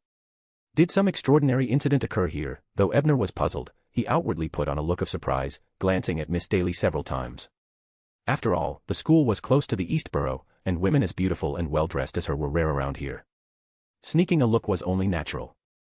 Sure enough, Miss Daly suspected nothing, completely ignored Ebner, and stepped into a carriage by the roadside that bore the emblem of the Church of Evernight. Ebner only turned around and walked into the school after watching the carriage leave, heading to his office. The 4 students were already waiting inside. Very few people were willing to teach at the free school, so a unique teaching model had developed there. The teacher would arrive early, gather a few of the top students, pass on the day's lesson to them, and then those students would teach their respective classes. The teacher would patrol between classrooms to supervise and correct mistakes. This was known as the tutor system. After Ebner had assumed his current identity and applied to teach at the school funded by the Church of Evernight, he had met with the 4 top-performing students and memorized their names. There were 3 boys and 1 girl. Their clothes were worn but clean and tidy, and they were all polite. The only girl was named Daisy. She was the daughter of the laundry worker who had been rescued during the Capim case by the hero bandit Black Emperor. Of course, with Etrice's help, her family had already moved out of the East Borough, though they still worked in the laundry trade. Ebner checked over the homework he had assigned earlier, then casually asked, "Did something happen at school? Otherwise, why would a Nighthawk show up?" "Yes, sir. A lady just came by." She was a bishop from the church, a 13 or 14-year-old boy with faint freckles on his face answered respectfully. His name was Baker, a very common name, especially here in Backlund. "What was she here for?" Ebner asked. "I'm not sure, the principal was the one who met with her." Baker thought for a moment, then pointed to the girl beside him and said, "Oh, right. She seemed to have called Daisy over and asked her something privately." Ebner turned his gaze to Daisy at those words. He wasn't worried about appearing nosy, after all, it was perfectly natural to ask about a beautiful woman. Daisy looked a little confused. I just remember that Miss Daly's perfume smelled really nice, and then everything felt hazy. I didn't even notice what she was asking me." She lowered her head, embarrassed. "She used spirit mediumship, huh? And only on Daisy, so it's not about something that happened at the school. Is she still investigating the hero bandit Black Emperor? But judging from what I just saw through the professor's sight, Miss Daly seems to have emerged from her grief. There's not even a trace of sorrow in her emotions, instead, there's a bit of longing." Professor Sight was a secret art Ebner had recently begun experimenting with. It combined spirit vision, mind reading, and the desire perception he had learned from the magic mirror, allowing him to observe emotional and mental changes more precisely and thoroughly. And because it incorporated traits of a demon, this secret art was extremely covert, nearly impossible for beyonders of the same level to detect, even those with sharp spiritual senses. Given the kind of fierce love Daly had for Dunn in the original work, willing to risk her life for vengeance, I can rule out the possibility that she's fallen out of love. So, has she confirmed that Dunn is still alive? Did she dig up the grave? I wonder if Dunn came back to see her after parting ways with Closphia, but knowing Dunn's personality, he'd probably be worried that his presence would only cause her trouble, wouldn't he? With these thoughts swirling in his mind, Ebner pulled out the lesson plan and began teaching the day's material to his 4 top students. At 15 Minsk Street, not long after the Tarot Club meeting ended, Miss Sharon, her face pale and her features delicate, knocked on Klein's window. Seeing the quiet Miss Temperance sitting across from him, Klein smiled before she could say anything. "This is the payment I owe you for the deep-sea naga hair, plus the protection fee for the past 2 days, £500 in total." After speaking, he took out 2 stacks of cash from his coat pocket. Since the £1,000 promised by Machinery Hive Mind hadn't come through yet, Klein had owed Sharon money last week. Now that he had received payment from Mr. Hangman for selling the werewolf characteristic, he naturally wanted to pay her back. Sharon stared quietly at him, then only took £200 from the stack and shook her head. "I didn't make a move this time, so you don't need to pay me. Bodyguards are paid by the day." "I know what you mean, you're saying we're friends now, so you don't want to worry about payment anymore. But this is just a token of appreciation from me as a friend." Klein smiled as he offered the rest of the money again. Sharon glanced at him, then finally reached out and took it. With a pale hand, she flipped her palm, and the cash vanished without a trace. Then, in a drifting, ethereal voice, she asked, "You didn't mention the underground ruins with the evil spirit at the Tarot Club, did you?" "I only described the situation in the main hall, then Mr. Tower told me part of the history from the Dual Chancellor era of the 4th epoch. I told you about that before." Klein didn't ask why Sharon brought this up, and simply thought aloud. "I even found out that Trunsoist became the Arbiter and Tudor became the Red Priest. But that information was sold separately to Miss Justice by Tower, so technically the world wouldn't know. That's why I haven't told you yet," Klein added to himself with some regret. He still remembered that when he had first explained this knowledge, what had appeared in the Tarot Club, to Sharon, she had listened intently with her chin propped on one hand. She seemed to enjoy watching plays and hearing all sorts of legends. Sharon raised her head and gave a short in response. Someone is digging a tunnel to the underground ruins. Someone is digging a tunnel, trying to get into that underground structure. Thanks to the context of the earlier question, Klein immediately realized what she was referring to. He pondered for a few seconds and asked, that Baron something. I think his name was Pound. He remembered the man was a descendant of the Tudors and lived on Sevirus Street, where the Backlund Police Department was located. When he went to interrogate him back then, he'd almost been tricked. Sharon confirmed it. What is he trying to find? Doesn't he know there's an evil spirit in there? Doesn't he know their previous Beyonders all died inside? Klein muttered a few questions to himself. Sharon sat calmly and answered earnestly. I don't know whether he knows or not. How long until he finishes digging? Klein asked after some thought. 2 to 3 months. He's working alone for now, Sharon estimated. Phew. Klein let out a small sigh of relief. Then there's no rush. Once I'm ready, we'll go visit him together. At this point, he suddenly realized Sharon's earlier question had another meaning. You want to inform the Tarot Club about this? Invite Tower or Judgment to go together? Yes. Tower is very likely already a demigod. With him, the danger could be minimized. Because she had identified Judgment as Hugh, Sharon had long suspected that Tower was Ebner. But after the recent Desire Apostle incident, she wasn't so sure anymore. After all, just half a year ago, the hero detective was still just a sequence 9. Mr. Tower definitely hasn't become a demigod. Of that, I'm sure. But he probably has demigod-level means. Although Klein thought this to himself, on the surface he hesitated for a moment before agreeing to Sharon's suggestion and decided to try inviting Mr. Tower to go with them. I just wonder if sharing a 4th epic ruin could help offset a bit of the favor I owe that angel. After returning home, Daly pulled all the curtains shut and began setting up a ritual.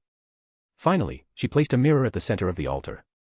It was a secret art she had learned from Stuart, one that allowed her to pray to the sealed artifact, 2 to 111, from the Church of Steam. Executioner of Thunder, Notary of Contracts, magic mirror that opens the all-seeing eye, humble servant of the great master, Erodes. I pray that your power descends upon this mirror. I pray that your knowledge brings me the answers I seek. After chanting the incantation, she used spirituality to ignite a piece of parchment with her question written on it, letting the ashes scatter across the altar. End of chapter. Chapter 636, Daly and Erodes. The question Daly wrote on the paper was, how was Dunn Smith resurrected? She had cleverly avoided asking, has Dunn already been resurrected? After all, she hadn't found Dunn's body, so she couldn't be completely certain he was really alive again. But ever since she saw the eyes of Iron Man, she instinctively felt he was her Dunn, so she was quite confident. And according to Stuart, as long as the premise was reasonably reliable, 2 to 111 usually wouldn't be too strict about it. Very soon, the mirror placed on the altar began to display a series of images, showing a man with a long, narrow face digging up Dunn's corpse, placing it in a burlap sack, taking it to a villa, and then reviving him with the help of a stone. It was Dr. Strange. It really was Dr. Strange. And more importantly, Dunn, he really has been resurrected. He is Iron Man. Daly couldn't contain her excitement. Her face was clearly lit up with a radiant smile, but tears streamed uncontrollably down her cheeks. But, why didn't he come to find me after he came back? He should know I would never report him. Was it the organization that revived him that wouldn't allow it? Or was he afraid of dragging down my promising future, and didn't dare to appear before me again? Maybe I guessed right, that really does sound like something Dunn would do. Her thoughts spun quickly. Daly turned her gaze to the mirror on the altar again, curious about what kind of question it would ask in return. When Stuart had taught her the secret ritual, he'd mentioned that although the surface rules of the ritual let one bypass some of 2-111's restrictions, like not having to answer in front of others, and even though you still had to speak the answer out loud, you could do it somewhere private or soundproof. In reality, whether this trick would work all depended on 2-111's mood. If it was in a good mood, it would follow the ritual's rules. But if it was in a bad mood, or just wanted to mess with you, it could even hypnotize you into fulfilling its demands. And those demands weren't limited to just saying the answer out loud. According to Stuart, Kuhn, the former captain of the Backlund-mandated Punisher squad, had once publicly shown off his bodybuilder physique in front of the whole team. That sealed artifact just seems to enjoy watching people make fools of themselves. But I'm not afraid of being embarrassed. Besides, since I came to investigate that free school anyway, I specifically rented this place in Eastborough for the time being. There's no one familiar around here. Thinking this to herself, Daly calmly looked at the mirror, which had stopped showing images and began revealing words. But after just one glance, her expression twisted. What desires did Iron Man uncontrollably experience while cohabiting with Miss Sloth? Please say the answer out loud. Failure to answer or giving a wrong answer will result in punishment. In a village near Port Pritz, Dunsmith looked calmly at the beautiful woman subdued by the spirits he had released and raised his revolver. The woman sobbed pitifully, her tears like raindrops on flowers, and even deliberately loosened the buttons on her shirt, revealing pale skin beneath as she pleaded for her life. But Dun was unmoved. Without the slightest hesitation, he pulled the trigger. Bang. Bang. Bang. Bang. Bang. After 5 shots, the woman's headless body swayed and collapsed backward onto the ground. Because of the spiritual restraints, she hadn't been able to use a body double technique to escape. She was a witch from the Demonis cult. Dun had stumbled upon her during preparations for a ritual, during which she had killed many of the village's residents. And to cover it up and avoid attracting the church's attention, she had even spread a plague in the village, which had caused the deaths of even more innocents. So, even though he was no longer Iron Man, Dun still took action and killed her. This ritual is different from the one Triss and Madame Sharon performed back in Tingen. It doesn't seem to be directed toward the primordial Demonis. Are there still witches in the coven who worship other hidden existences? While noting down the design of the symbolic sigil, Dun took out a lady's fan with lace trim and fanned the headless corpse. This was a magical item in Dun's possession. It could accelerate the precipitation of Beyonder characteristics, but after using it, it would also randomly indulge a certain desire. If one couldn't use willpower to restrain it, they were likely to be overwhelmed by that desire and do something they'd regret. The effect only lasted for 2 hours. Generally speaking, as long as the indulged desire wasn't too outrageous, Dun would choose to tough it out. After waiting a dozen or so seconds and collecting the witch's characteristic, an uncontrollable image surged into Dun's mind. It was Daly. Daly, who always teased him with words, Daly, with whom he shared such deep mutual understanding, confident, charismatic, and radiant Daly. And Daly entangled with him in the office. In short, at this moment, he desperately wanted to see Daly. More than ever before, the desire that had been indulged was to see Daly. Dun barely managed to calm his mind using his own soul assurer abilities, forcing himself to not be consumed by the desire. After that, he quickly dealt with the witch's corpse, then ran straight to the steam tram station in Port Pritz and bought a ticket for the next morning's train to Backlund. In this era, trains don't run at night. It's far too dangerous. 2 hours later, Dun looked at the ticket in his hand and let out a bitter chuckle, muttering to himself. Even without that side effect, I'd still be thinking about her. Maybe I shouldn't refund the ticket. I'll go to Backlund to see her. Just one glance from afar. Just one glance. In a house in Backlund's East Borough, Daly, who had just been punished, was glaring grimly at the mirror on the altar that had served as the vessel for the secret ritual. Even though she knew that what she had just experienced had been just a dream and not real, the scene had been too humiliating. How could I possibly do that in front of Dun? But at the start of that punishment dream, I didn't even realize it was fake, just a dream. Maybe it was a reflection of my inner fears. Am I most afraid of Dun seeing the disgraceful version of myself from the past? With that thought, Daly hesitated for a moment, but still took out her pen and paper again and wrote a new question. Is Dr. Strange a subordinate of the Fool? She then burned the parchment with spiritual flame and began waiting for the mirror's reply. But strangely, this time, it remained silent for a long while. Meanwhile, Klein, who had just fallen asleep, suddenly saw a silver mirror in his dream. The mirror's surface rippled like water, and soon a line of white text appeared. Great Lord of the spirit world, your loyal servant Erodes reports that someone is inquiring about matters related to you. Would you like to know who she is? End of chapter. Chapter 637, Klein's realization. There was a power invading his dream again. That mirror from the Church of Steam. Erodes. Because he had experienced something similar just last week, and even obtained intelligence on a blonde young man colluding with a desire apostle, this time, Klein didn't pretend to be confused. He immediately shifted into the lofty, inscrutable demeanor of the Fool, and gave a slight nod. You may report what you know directly. As soon as he spoke, faint glimmers flickered within the black gem-like eyes on either side of the ancient, illusory silver mirror. It seemed delighted. Then, white words appeared across its surface. Yes. Your loyal servant Erodes reports to you. Before the final word had even disappeared, Klein found himself standing in a dimly lit room. Candles and spiritual materials filled the surroundings, and an altar was set at the center. A woman dressed in a black robe, typical attire for a spirit medium, was chanting Erodes' honorable name, seeking answers to a question. Miss Daly. Klein immediately recognized her. After all, like the captain, she had been one of the first Beyonders he met upon transmigrating. The impression she left had been vivid. Not to mention, she used to visit every night to tutor me in spirit communication for a time. Looking at the scene before him, Klein recalled those memories and used his knowledge of mysticism to make an educated guess. She's using some sort of secret ritual or ceremonial magic to contact Rhodes, trying to seek an answer. As the thought crossed his mind, Klein stepped toward the altar and looked at the parchment placed on top. Is Dr. Strange a subordinate of the Fool? As expected. It involves me, and even includes Mr. Tower. Why is Miss Daly asking this? What is she trying to confirm? Klein furrowed his brow but did not rush to ask Rhodes. Instead, he said with caution, I know your rules.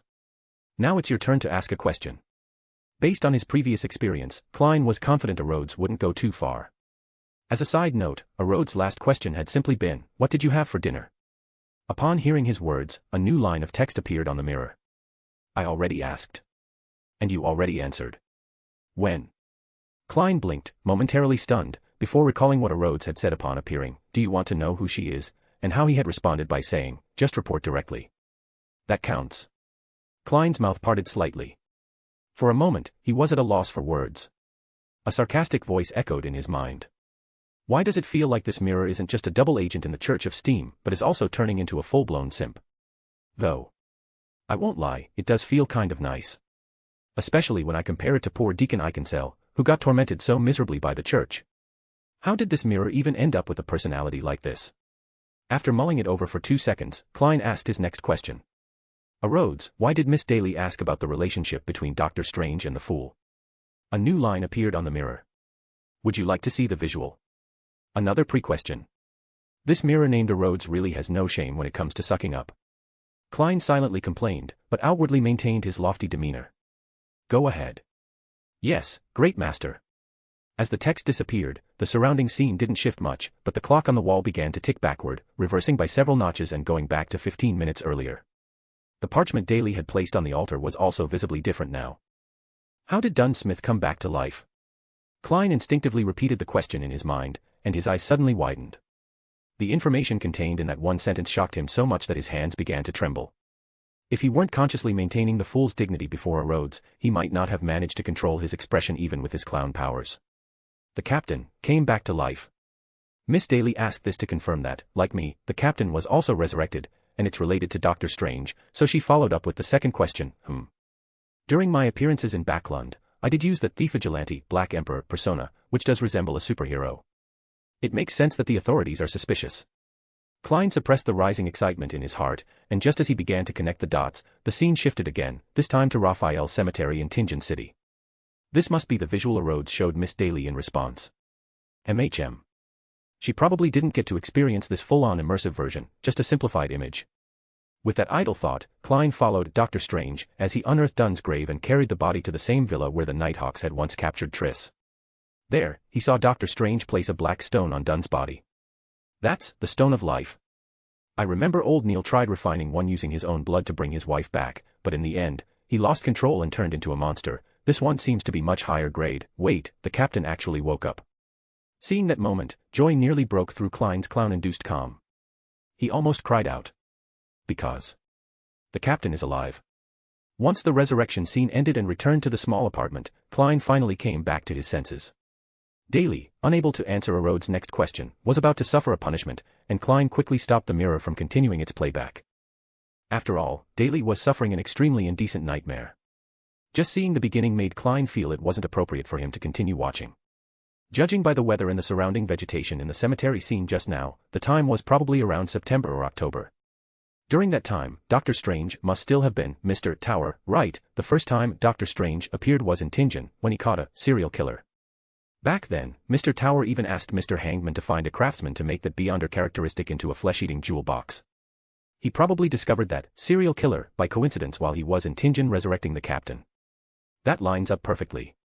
But the question is, why would Mr. Tower want to resurrect the captain? And where did that Stone of Life come from? And finally, does he know Klein? And if so, does he know that Klein has already been resurrected too? With that in mind, Klein seriously reviewed Mr. Tower's behavior throughout the previous tarot meetings. After a moment, he gently shook his head. He felt Mr. Tower probably didn't know, but the existence behind him might. To be able to refine a Stone of Life of that level, could it be the Earth Mother? Considering the connection between the hero detective and the Church of Earth Mother, it's not impossible. Plus, after I helped Bishop Utravsky eliminate his alternate personality, he said, all of this was the Mother's arrangement. At the time, I just saw it as consistent and self-contained logic from a devout believer. But now, maybe not. Klein let out a bitter laugh, steadied his mind, and returned to thinking about the captain.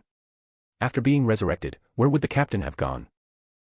If he truly is still the captain, then even if he didn't return to the church, he would definitely find a way to get revenge, for me, and for all our colleagues who were sacrificed due to Ince's plot. And like me, the captain wouldn't stand a chance against Ince, who's already half a god. So he definitely wouldn't go after him first, so, Lenivus. At that thought, Klein suddenly saw the light. He thought to himself, so the captain is Iron Man, and the reason I obtained the Iron Man biography in the Dream Maze Tower must be because of this. No wonder, also, Miss Judgment once mentioned that Iron Man's armor might be the work of a classical alchemist, and when Sharon was exchanging knowledge with me, she said that classical alchemist is actually the name of the sequence 4 potion in the Planter Path, which is controlled by the Church of Earth Mother. With that as proof, it's very likely the captain was resurrected by Mr. Tower under the orders of the Church of Earth Mother. So Mr. Tower is from the Church of Earth Mother, maybe even a blessed of the goddess. That would also explain why he knows so much high-level knowledge. The Earth Mother might have taken notice of me as early as when Mr. Tower joined the Tarot Club. Thankfully, she doesn't seem to bear any ill will, more precisely, everything she's had Mr. Tower do so far has been benevolent. Is she investing in me? She sees potential in my future. Honestly, Klein felt immense pressure knowing that a deity was watching over him. But since it was already a fact, and the other party hadn't done anything repugnant, on the contrary, Mr. Tower, Bishop Utravsky, Emlyn, and even Miss Hazel, all people associated with the Church of Earth Mother, were already his friends. Maybe it's not a bad thing. If I ever face real danger, maybe I could ask her for help. She's invested so much already, surely she wouldn't just abandon me.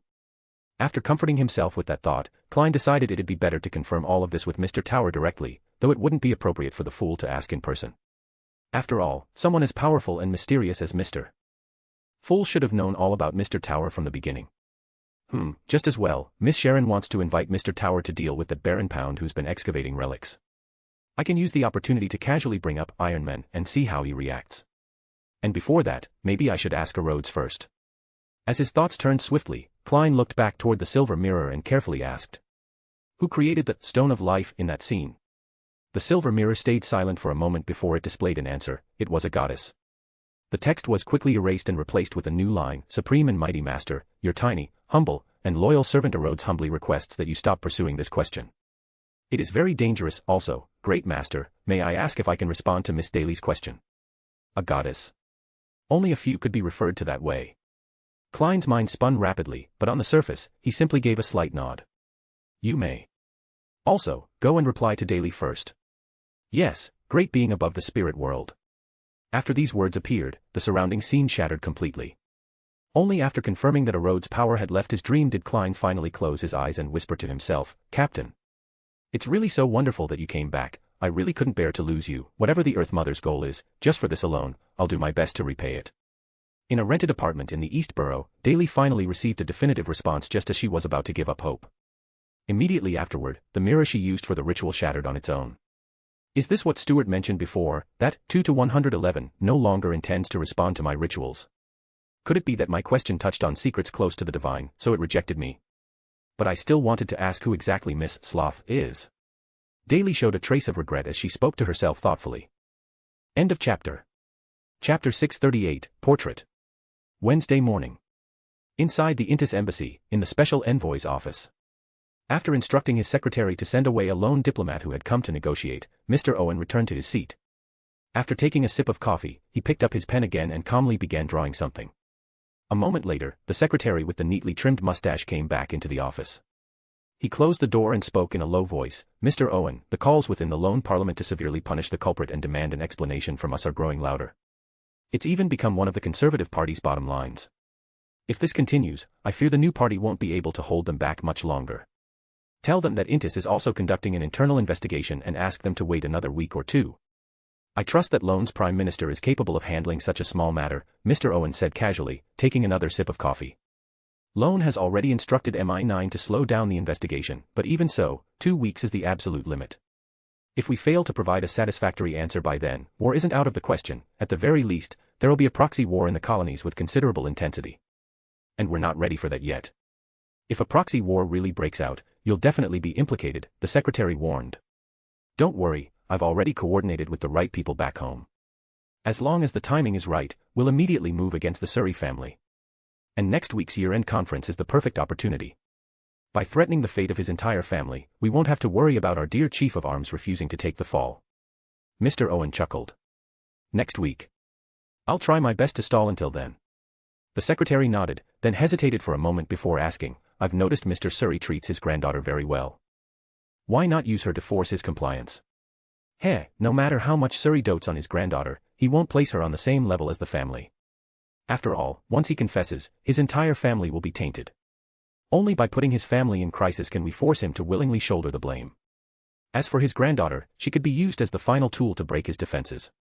To borrow Roselle's words, she'd be the last straw that breaks the camel's back. At that point, Mr. Owen dropped the subject and instead slid his newly finished sketch across the desk to the secretary, smiling as he asked, Do you know who she is?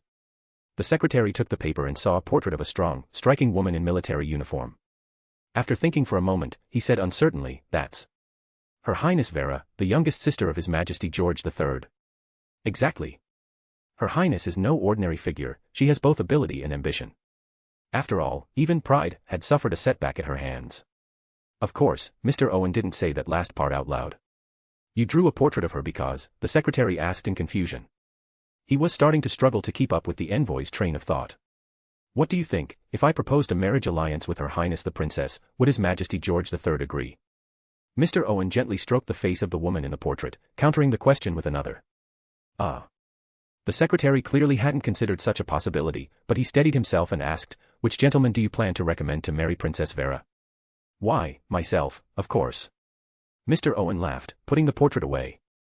At the same time, an illusory mask appeared on his face, its eyes situated halfway down the bridge of the nose, as if gazing upward at others. It was the mask of lust. At Backlund University Library, Miss Fanny, granddaughter of Mr. Surrey, one of Ebner's close friends, and now a savage, had just finalized plans with her best friend, Miss Emma, to attend a certain Beyonder gathering over the weekend before getting up to leave. After she left, Emma, who was just about to resume her reading, suddenly heard a voice in her ear. If I were you, I'd stay far away from her. Emma didn't seem surprised by the voice. She simply raised an eyebrow and asked, Why? There are at least 3 Beyonders watching her, one of them even a mid-sequence. She's definitely gotten herself into trouble. The voice replied again. Emma fell into thought for a moment, then asked again, Are they really just watching? You're not just saying that because you can't read their thoughts, are you? For now, it is just surveillance, but that may change. The voice stopped abruptly and then complained, I'm not your pet. Our contract doesn't include providing you with intelligence on unrelated individuals. Without me, would you have realized the downsides of possessing animals? You owe me. Emma smiled sweetly. But I've taught you so much already, I'm practically your teacher. Can't you at least modify that damned contract? The voice was growing increasingly emotional. Teacher? I'm not as easy to fool as Hazel. You think I don't know you're up to no good? If you didn't have such a twisted mind, and if your intelligence hadn't dropped so badly from possessing animals, you wouldn't have fallen into my trap. At this point, Emma paused. She stopped provoking the other party and returned to the earlier topic. Who are those Beyonders watching Fanny? I didn't look too closely. I only know they were hired by a young man with a small mustache. The voice struggled for a moment before finally replying. Draw me that man's face. Don't worry, I'm not using you for free. This counts as one of the constraints in our contract. In the Empress Borough, within the luxurious villa of the Earl Hall family. The cold air was blocked outside the windows and walls. Inside, the warmth was like spring, and the fireplace elegant and comforting. Miss Island Aussie's Lika followed behind the maid Annie as they entered Miss Audrey's art studio. This official member of the psychology alchemists looked very young, like a girl still studying in a college or grammar school. She had long, jet-black hair that reached her waist and lake blue eyes. She was 3 to 4 centimeters shorter than Audrey. At the moment, Miss Audrey was still being measured by the fashion designer, Mrs. Ginia, so the latter could tailor a new gown for the New Year's ball based on Audrey's current figure and temperament. Meanwhile, Island admired the paintings on the wall. Mr. Sensi's Night of the Mind. Madame Casmo's Starry Night. Sir Glenn's Sunrise. Dear gods, these can't all be originals, right? Each one of these paintings is worth at least as much as a small to medium estate on the outskirts of Backlund. Island swallowed nervously, doing her best to maintain an elegant posture and avoid any expression that might seem uncouth in front of Audrey's maid. 5 minutes later, Audrey entered the studio. She found a reason to dismiss Annie and signaled to the golden retriever Susie to keep watch outside, then smiled and asked. Island, any progress on the matter I asked you about earlier? Reluctantly pulling her gaze away from the artwork, Island organized her thoughts and said, "We do have the potion formula for Ocean Songster, but there's no reason to sell it unless the other party can offer something irresistible in return. Willing to talk means there's a chance." Audrey's aqua eyes shifted slightly as she smiled softly and asked, "What would you like in return?" Island smoothed her hair and replied as if already prepared, £7,000 for the Ocean Songster potion formula, or an equivalent value mystical item. "So, you'd prefer a magical item and are even willing to lower the price for it." The Psychology Alchemists are one of the youngest hidden organizations, clearly lacking in that kind of accumulation. Audrey pursed her lips slightly and said, "I'll relay the message, but I can't guarantee they'll accept." Island nodded, then took a portrait from her bag and handed it to Audrey. "This is someone a friend of mine is looking for. Do you recognize him? If you can identify him, my friend will offer a generous reward." Audrey didn't care much about the reward. She simply picked up the portrait and looked at the man with the small mustache. He seemed familiar, but she couldn't recall where she'd seen him before. After Island left, Audrey called Susie in and showed the portrait to her. "Isn't that the confidential secretary from the Intis embassy? He visited the Earl once, I saw him in the parlor," Susie said immediately, recognizing the man at a glance. "Intis embassy? Confidential secretary? Why is someone from the Psychology Alchemists inquiring about him?" Though puzzled, Audrey maintained her composure and praised Susie, causing the golden retriever's tail to wag even more enthusiastically. In a one-bedroom apartment on Black Palm Street in the East Borough, Ebner was organizing his recent teaching insights. Though Lion the Lion had said that the guiding principles for a mysticism magister were to gather mysticism, create mysticism, teach mysticism, until the mystical becomes unmystical, in actual acting, mysticism wasn't limited to beyond their powers. Through his experiences over the past few days, Ebner discovered that even simple things, spelling tricks, shortcuts for math calculations, memorization techniques, were all forms of mysticism in life and learning. After organizing these skills and teaching them to those few children, he naturally received some feedback in his role-playing. "But if I rely only on this kind of acting, it'll take 5 or 6 years to fully digest the potion." Ebner sighed, though he knew this was the normal digestion speed for a mid-sequence potion. Just as he finished preparing his next lesson and was about to enter the learning space to develop a new mysticism, a crimson light suddenly appeared before his eyes. "Klein needs something from me. Or is it Zio urgently contacting me?" With such thoughts flashing through his mind, Ebner allowed himself to be engulfed by the tide of crimson light. Above the grey fog, the moment Ebner appeared beside the ancient bronze table, he saw that Miss Temperance and Mr. World were already there, waiting. End of chapter. Chapter 639, Gear Book. Within the grand and majestic palace, the model bronze long table and 22 high-back chairs, each bearing a unique symbol, stood in silence, unchanged through the ages. Ebner sat upon his designated high-back chair, attentively listening to Mr. World's account of the underground ruins beneath William Street. Klein's description doesn't differ much from what was written in the original work. He didn't deliberately hide the dangers involved. And him telling me all this, was it in hopes that I'd take interest and willingly join them to handle that barren pound? Should I go along with his performance and agree? From a safety standpoint, it does seem acceptable. In the original, the Red Angel Wraith did indeed possess that baron, but it all ended without real danger. He only tempted Klein and Sharon verbally, asking them to help break his seal. And Sauron Einhorn Medici, who had lost his body and beyonder characteristics, even if he had once been the king of angels, at most had the strength of a demigod. In the original, he couldn't even be sure of stopping Klein after he'd just become a trickmaster. Let alone now, when the seal is still in place, he's probably even weaker. If I focus on escaping, he shouldn't be able to stop me. Secondly, what benefits could exploring that ruin bring me? Actually, quite a few. Giuseppe Castilla, who lived for a long time with Lilith's avatar, Lady Lamia, or rather, the later, Mr. Felipe, likely died in those ruins before being possessed by the transmigrator brought by the pure white eye. And the newly born, Mr. Felipe, successfully left the ruins carrying the cursed Tudor emblem. So he most likely had contact with the Red Angel during that time. Maybe I can ask Medici about that senior transmigrator? Also, I wonder how much he knows about the Duke who authored the Feast of Blood. As thoughts flashed through his mind, Ebner intentionally revealed a glimmer of curiosity in his expression and said with measured words, "You're inviting me to go with you and explore that ruin again." Originally, Klein and Sharon had no such plan. They only wanted to scare Baron Pound a little and make him behave. But with Tower joining, the objective naturally shifted. "If we can purify that wraith, then re-exploring the ruins is only natural," said Mr. World hoarsely. "Purify the wraith? You probably don't even know its true nature, then again, Klein really doesn't know right now." Ebner grumbled inwardly, but outwardly, he appeared deep in thought for a moment before asking, "When do you plan to move?" "Friday night," Klein replied. "I'll need to think about it. "I'll give you an answer tomorrow," said Ebner. He had just used his prophecy ability for the day, otherwise, he wouldn't need that long. "All right." Klein nodded. Once Ebner's figure faded, Klein turned to the long silent Miss Sharon and asked, "Do you think Mr. Tower will agree?" "Like when you usually go to the washroom," Sharon responded calmly. "The washroom. So, this depends on Mr. Tower returning to divine, prophesy, or consult, huh? Still, Miss Temperance, not every time I go to the washroom is an excuse, you know." Klein muttered internally, then solemnly expressed thanks to Mr. Fool before allowing Sharon to return to the real world. He then forwarded the report just received from Miss Justice to the hanged man. £7,000. Or an equivalent value mystical item, still in the port city of Byam, capital of the Rorstad archipelago. The hanged man, Alger Wilson, felt like someone had smashed him on the head when he heard that number. His current savings were just under £4,000.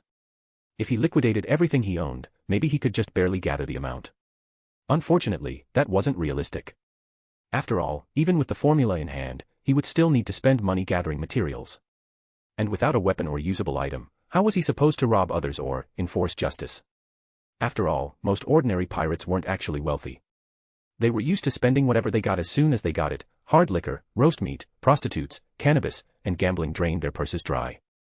Only pirate crews with beyonders truly had any real spoils. Thinking this, Alger pulled out a mask from the inner pocket of his clothes. It looked like it was made of gold. The mask bore roughly carved facial features, arranged in a way that resembled the appearance of primitive people from ancient jungles. After hesitating for a long moment, Alger put it away again. He planned to bring it to the Beyonder gathering at the Amiris Leaf Bar to trade it for a powerful mystical weapon. Then, he would hunt down a pirate with a bounty of over £3,000. Now that he had become wind-blessed, he had the strength to do it. "I just have to be careful to conceal my identity. After all, the church doesn't know I've reached sequence 6 yet." Lightning gradually faded, and darkness returned to rule the land.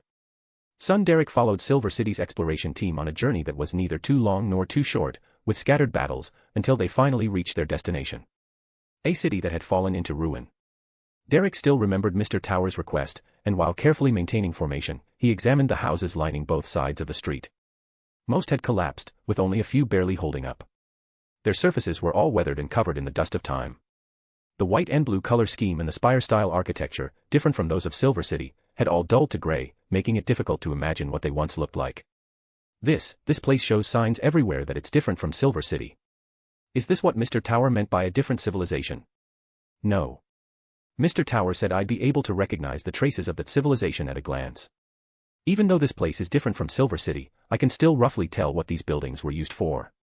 As Derek's thoughts drifted, Demon Hunter Colin swept a glance around, his expression stern.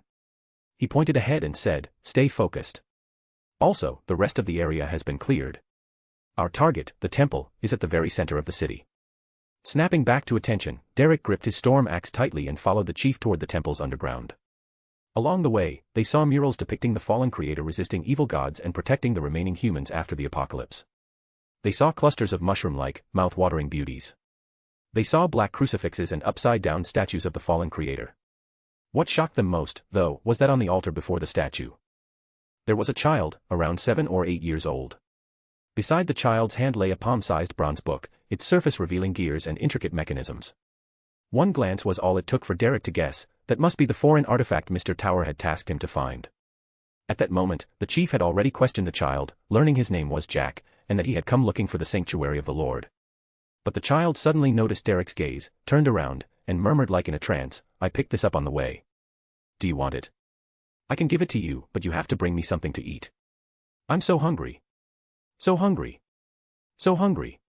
As he spoke, he suddenly tossed the book toward Derek. At the same time, his mouth split open, stretching all the way to his ears. Neatly aligned, bone-white teeth showed, with sticky saliva oozing out. In the same instant, he lunged at Derek, so fast that a blurry afterimage was left behind in place. Derek instinctively caught the gear-laden book, and before he could react further, he saw the chief draw his sword with a flash. Then, he suddenly jolted awake, as if from a deep sleep, finding himself before a quietly burning campfire, with teammates diligently standing guard around the camp.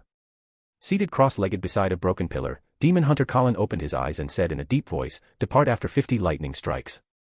Hearing this, Derek couldn't suppress a wave of nervousness, thinking of the approaching city-state, the temple of the fallen creator, and Mr. Tower's commission.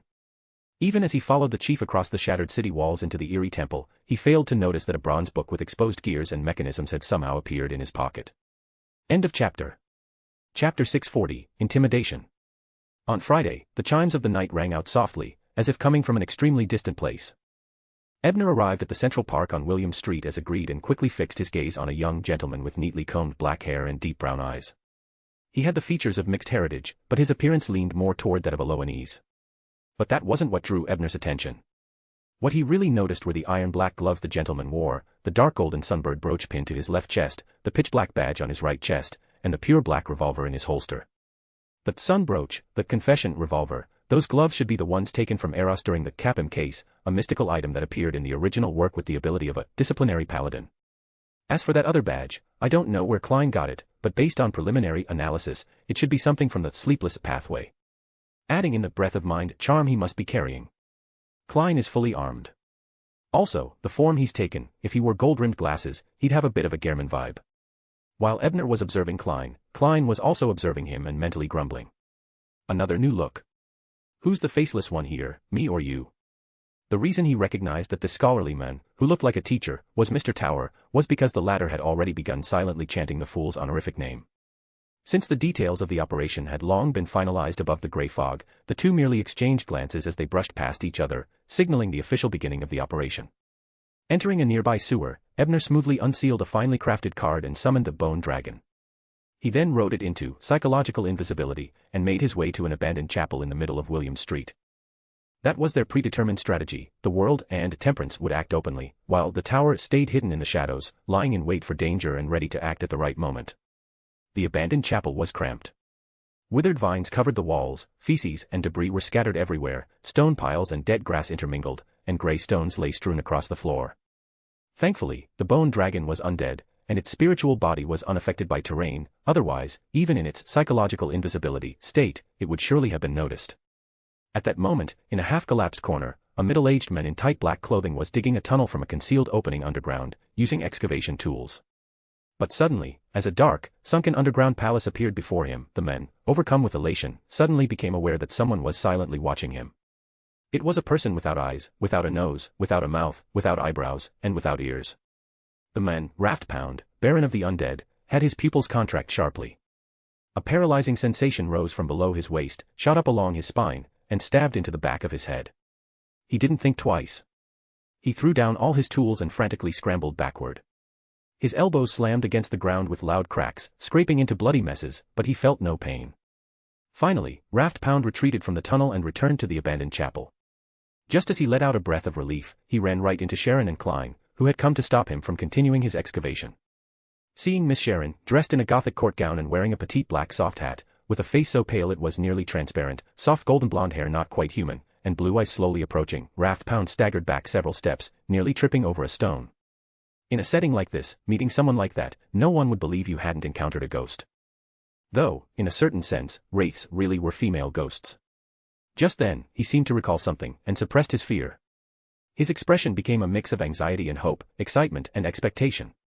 You're the evil spirit from the underground palace. Yes, it must be you. As expected, my judgment wasn't wrong. With the appearance of the true Black Emperor, the glory of the Blood Emperor will surely return. Black Emperor. Don't tell me you're referring to the gentleman thief, Black Emperor. Baron Pound, you seem to be misunderstanding something. Even if my spirit bears some traits of the Black Emperor, after being strengthened by the card. That's the Black Emperor of Roselle, which has nothing to do with the Emperor from your War of the Four Emperors. Hiding in the shadows and watching Sharon improvise, Klein couldn't help but complain inwardly. He and Sharon had originally planned to use spooky tricks to scare Raft-Pound away, so that he would never again dare to snoop around the underground ruins, but the man's reaction had been a bit beyond their expectations. Sharon paused for a second, just about to ask something else, when Baron Pound's gaze suddenly went blank. He took several quick steps to the side and stood before a still intact stone wall. Something really did go wrong. Klein and Sharon simultaneously sensed the abnormality and each took action. One slightly raised his right hand, drew his revolver, and pulled out a charm, holding it tightly as crimson moonlight spilled across the ruins of the small chapel. Raft-Pound, however, didn't even look at them. He rammed his head into the wall directly, over and over, until blood streamed down from his forehead and he fainted. Immediately afterward, he crawled back up again, his eyes now bloodshot for some unknown reason. The Baron extended his tongue and licked the crimson liquid flowing down his forehead, sighing in intoxicated delight. The blood of the Tudors. So delicious, truly intoxicating. This will greatly enhance my hatred and temporarily expand the boundaries of my seal. Thanks to prior planning, Klein remained calm. He pointed his revolver at him and asked sternly, an evil spirit from within the ruins. That evil spirit gave him a glance, smiled, and nodded. You guessed right. I originally assumed you were weak and tried to corrupt your spirit, enter your dreams, and seduce you into freeing me. Who would have thought, heh, you're someone with secrets too. Straight to the point. Fortunately, everyone present except the evil spirit was a member of the Tarot Club, so the so-called secrets could be blamed on Mr. Fool. While feeling relieved, Klein immediately countered, what is it that you want? The evil spirit didn't answer directly. Instead, he looked up, glancing at the remaining section of the chapel's dome and sneered. The one hiding up there is one of your companions too, isn't he? He hides well, and that refined undead item of his is quite powerful. That's your trump card, I suppose. But are you sure that relying on this kind of toy is enough to threaten me? As he spoke, he looked at the charm clenched in Klein's hand and mocked.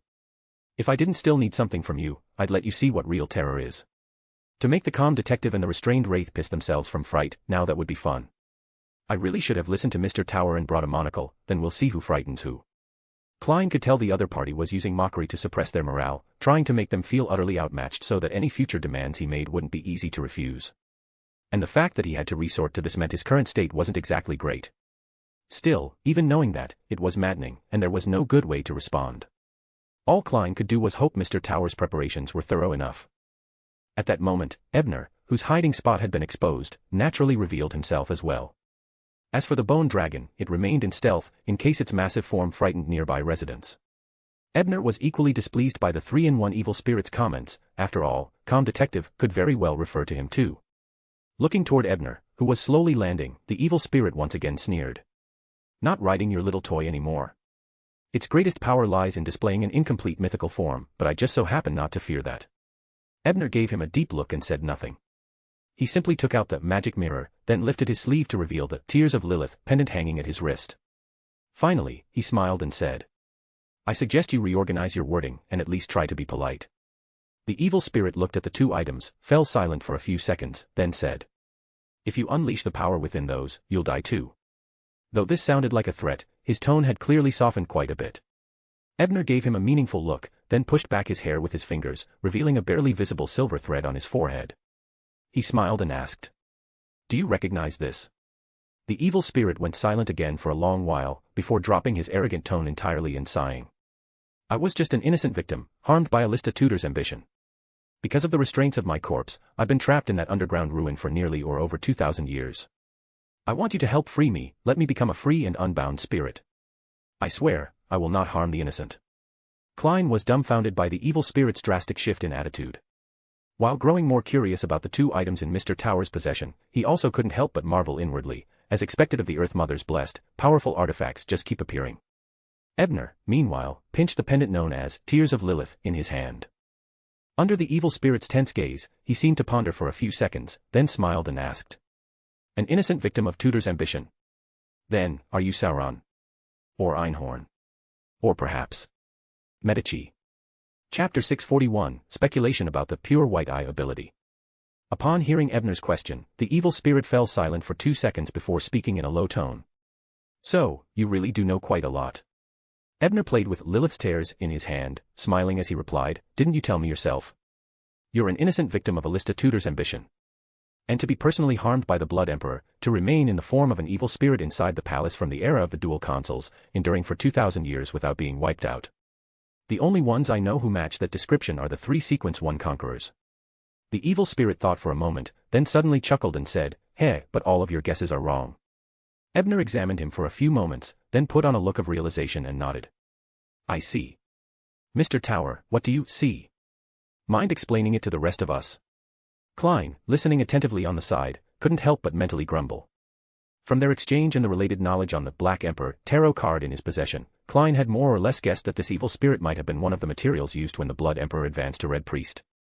And back then, the 3 Sequence 1 materials, as Mr. Tower had just mentioned, were Sauron, Einhorn, and Medici. Sauron was a former royal of Intis, and Einhorn belonged to the royal family of the Faesac Empire. Both walked the hunter pathway, which checked out. But Medici, was that from a long-gone angelic family? At this point, the evil spirit stared intently at Ebner with bloodshot eyes. After a long pause, he finally changed the subject and said, If you help me escape my predicament, I will offer corresponding compensation. No, more precisely, a reward generous enough that you'll consider it worthwhile. Now that's the right attitude when asking for help. Ebner nodded, his smile not quite reaching his eyes. So let's hear it, what's your offer?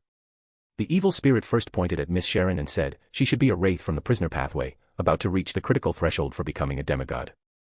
I don't know if you possess the formula for puppet, but I can help you acquire it, or even become part of the ritual myself. That is one of the rewards I offer. Puppet, huh? So sequence 4 on the prisoner pathway is called puppet. Weird name. Klein mumbled internally. Sharon ignored the evil spirit's words completely, as if the reward he mentioned had nothing to do with her. The chained god is right inside Madame Faison's belly. We don't actually lack prisoner pathway formulas, and if the original plot hasn't changed much, Klein should be encountering Miss Messenger soon anyway. With those thoughts in mind, Ebner put on a mildly disinterested expression and gestured for the evil spirit to continue. Seeing that none of the three were moved by the demigod formula, the evil spirit glanced at the magic mirror resting near Ebner's hand and let out a raspy laugh. Were you planning to use the demon kept in that mirror to help her ascend? That works too, I suppose. After all, repressed desires and wild malice have always complemented each other well. From what he's implying, the demon and prisoner pathways are interchangeable at higher levels.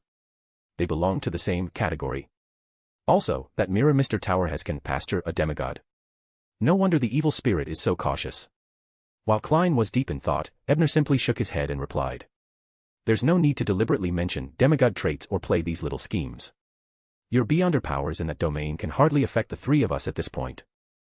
Besides, as you know, I've got a mind dragon at the demigod level maintaining a constant purge of psychic interference in this area. In your current state, you've got no chance of success. Why don't you tell us what you really have to offer? Having activated his pure white eye all along, Ebner had already detected the little tricks this 3-in-1 evil spirit was playing. But with various protective items on him and the unknown land behind his eye serving as a filter, he was almost entirely unaffected. Klein had experienced so many events by now that he had plenty of practice resisting such influences, and afterward, he could always go above the gray fog to purify himself, so there wasn't much concern. As for Miss Sharon, being an aberrant, she constantly needed to restrain all kinds of urges. A bit of greed stirred up by trickery wouldn't cause any ripples at all. By pointing all this out, Ebner was building a psychological advantage for their future negotiations. Upon hearing this, the evil spirit's smile froze on his face. After about half a minute, he finally opened his palm, letting the crimson moonlight condense into an image. Within the image was a normally sized tarot card. But unlike the usual designs, this one featured not a king sitting in the chariot, but a male priest clad in deep crimson robes. And the priest's appearance was unmistakably that of Roselle Gustave. This, a blasphemy card. Klein's gaze immediately shifted, catching the starlight in the upper left corner forming a line of text. Sequence 0, Red Priest. Ebner showed no surprise, he had long known that the other party possessed this card. As for Sharon, her face, pale to the point of near transparency, showed no trace of emotion. It was as though the evil spirit was merely presenting a completely ordinary tarot card. She wasn't particularly shocked either, Klein had already explained Sequence 0 related knowledge to her. Seeing the three remain silent, the evil spirit smiled again and said, perhaps you don't understand what Sequence 0 represents, nor do you realize its value. In truth, this is an item that could rightly be called miraculous and priceless. No need to explain, we understand. That means a true god. The true god of the hunter pathway. That blasphemy card must have come into your possession through a convergence effect. Ebner paused here, then revealed the mirror beside him and continued, the creator of that card and the creator of this mirror are the same person. Maybe our meeting here today is also part of such a convergence. The evil spirit gave Ebner a deep look, then slowly dispelled the projection of the blasphemy card in his hand. In a low voice, he asked. So, is this item enough to show my sincerity? It is indeed a treasure. Ebner glanced at Klein and Sharon, exchanging looks. The latter too subtly signaled for him to continue handling things. He then shook his head slowly and said calmly, but it's of no use to me. What do you want? The evil spirit's tone subtly shifted, his choice of words and demeanor had clearly changed. Ebner gave him a thoughtful look, then replied with an apparently unrelated comment, I can obtain the blood of a Sauron descendant at any time. Einhorn's blood wouldn't be difficult either. His maid's contract hadn't expired yet, and the student of that female count from Fasak was a direct descendant of Einhorn.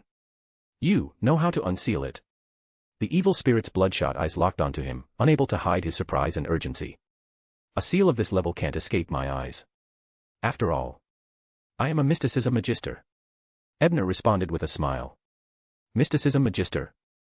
Even an observer might not be able to parse the details of this seal. The evil spirit sneered, clearly not believing him. Well, I'm cheating, aren't I? Ebner mocked himself internally, narrowing his eyes slightly as he thought. From that earlier probing exchange, I can tell that my predecessor, the transmigrator before me, at least Giuseppe Castilla, didn't have the decipher ability granted by the pure white eye. Do the abilities granted by the pure white eye vary based on the pathway? Or maybe, the ability to decipher was added to the unknown land only after Giuseppe, or rather, Felipe, died. Could that be linked to the fact that I transmigrated into Ebner, whose body had been contaminated by the reader trait?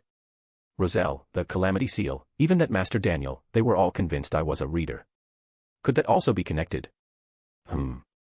Master Daniel once taught at Lemberg, and Leon the Lion once said that Calamity Seal might be linked to the God of Knowledge. And on my very first day after transmigrating, I might have been discovered by the God of Knowledge, far earlier than Lilith. That decipher ability might just be inseparable from the Dragon of Wisdom. End of chapter. Chapter 642, The Negotiation. Though many thoughts flashed through his mind, Ebner kept his composure, not showing any sign of hesitation. After a brief pause, he made his request. What I want as compensation is actually quite simple. I would like you to demonstrate all the abilities from Sequence 9 to Sequence 3 of the Hunter pathway. The rest can wait until after you've gotten out of your predicament, but the Reaper's fatal strike needs to be prepaid. In fact, what Ebner was most eager to know was whether Giuseppe Castilla truly walked out of this very ruin as he had suspected. After all, this was the foundation of his previous series of deductions. But Ebner couldn't show any concern for this, or the evil spirit would immediately sense it and take control of the negotiation. At that point, he might end up learning nothing. Just as I thought, you're from the reader pathway. That attitude and demeanor really remind me of a certain someone. The evil spirit scrutinized him a few times before sneering and saying, but why should I prepay you? 2 reasons. Ebner, unhurried, raised 2 fingers with a smile, saying, First, as I mentioned earlier, I can acquire the blood of Sauron's and Einhorn's direct descendants at any time. I'm much closer than anyone else to helping you lift the seal. As for the second reason. Ebner paused here, glancing at the evil spirit's indifferent expression before continuing, I don't know if you have other backup plans for escaping, but if you do, it wouldn't be hard for me to sabotage them. Therefore, prepaying a little compensation is entirely reasonable. Klein, listening to this, couldn't help but mutter to himself, this feels like a protection fee being collected. But then he thought to himself, well done, Mr. Tower. The evil spirit stared at Ebner for a while, then let out a humph, and said, You certainly have a talent for provocation. Fine, I agree. Before his words even finished, a flame-shaped arrow suddenly appeared out of nowhere and shot towards Ebner without warning. The arrow wasn't particularly powerful. It seemed to be controlled by the evil spirit through the baron it had possessed, but it was infused with some other force. As the flame arrow shot towards him, Ebner, with his pure white eye still activated, immediately felt a fatal weakness form within himself, the very spot the arrow was aiming for. This was the evil spirit demonstrating its fatal strike, as well as testing Ebner. However, Ebner had been prepared for this. He lightly rubbed the cursed Tudor crest pinned in his sleeve, and the space around him subtly shifted.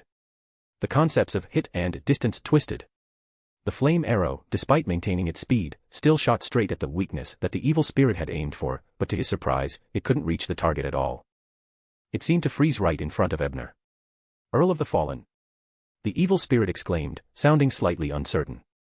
Taking into account the mirror, pendant, silver thread, and now this. This person's high-level items are just too many, aren't they? Even a god's chosen wouldn't have this much. Has there been some big change in the outside world during my years of imprisonment? But none of the memories from the Pound family mention anything about this. The evil spirit, feeling a little troubled, withdrew the flame arrow with the fatal strike power. Since his test had yielded no useful information, there was no need to keep it around. After all, he had already agreed to the demonstration. All of this was within Ebner's expectations. When the flame arrow disappeared, he retracted the rules he had created and seemingly absent-mindedly exposed the crest in his sleeve to the evil spirit. He didn't want to ask directly, as that might give the evil spirit an opportunity to take back control of the conversation. Instead, he used the cooperation of the Mind Dragon to subtly guide the situation. Even though the evil spirit had once been an angel, it was currently in a poor mental state and couldn't sense the subtle influence, especially since this didn't involve anything extraordinary and wouldn't harm it. As Ebner had anticipated, the evil spirit, upon seeing the crest, was immediately surprised and said, "So that crest ended up in your hands. It didn't backfire on you. Are you a member of the Sauron family?" "Wait, no. This has the power of the Death Regent on it." "I see, it was an angel who helped you perform the seal." At this point, the evil spirit couldn't help but mutter to itself, what is this kid's background?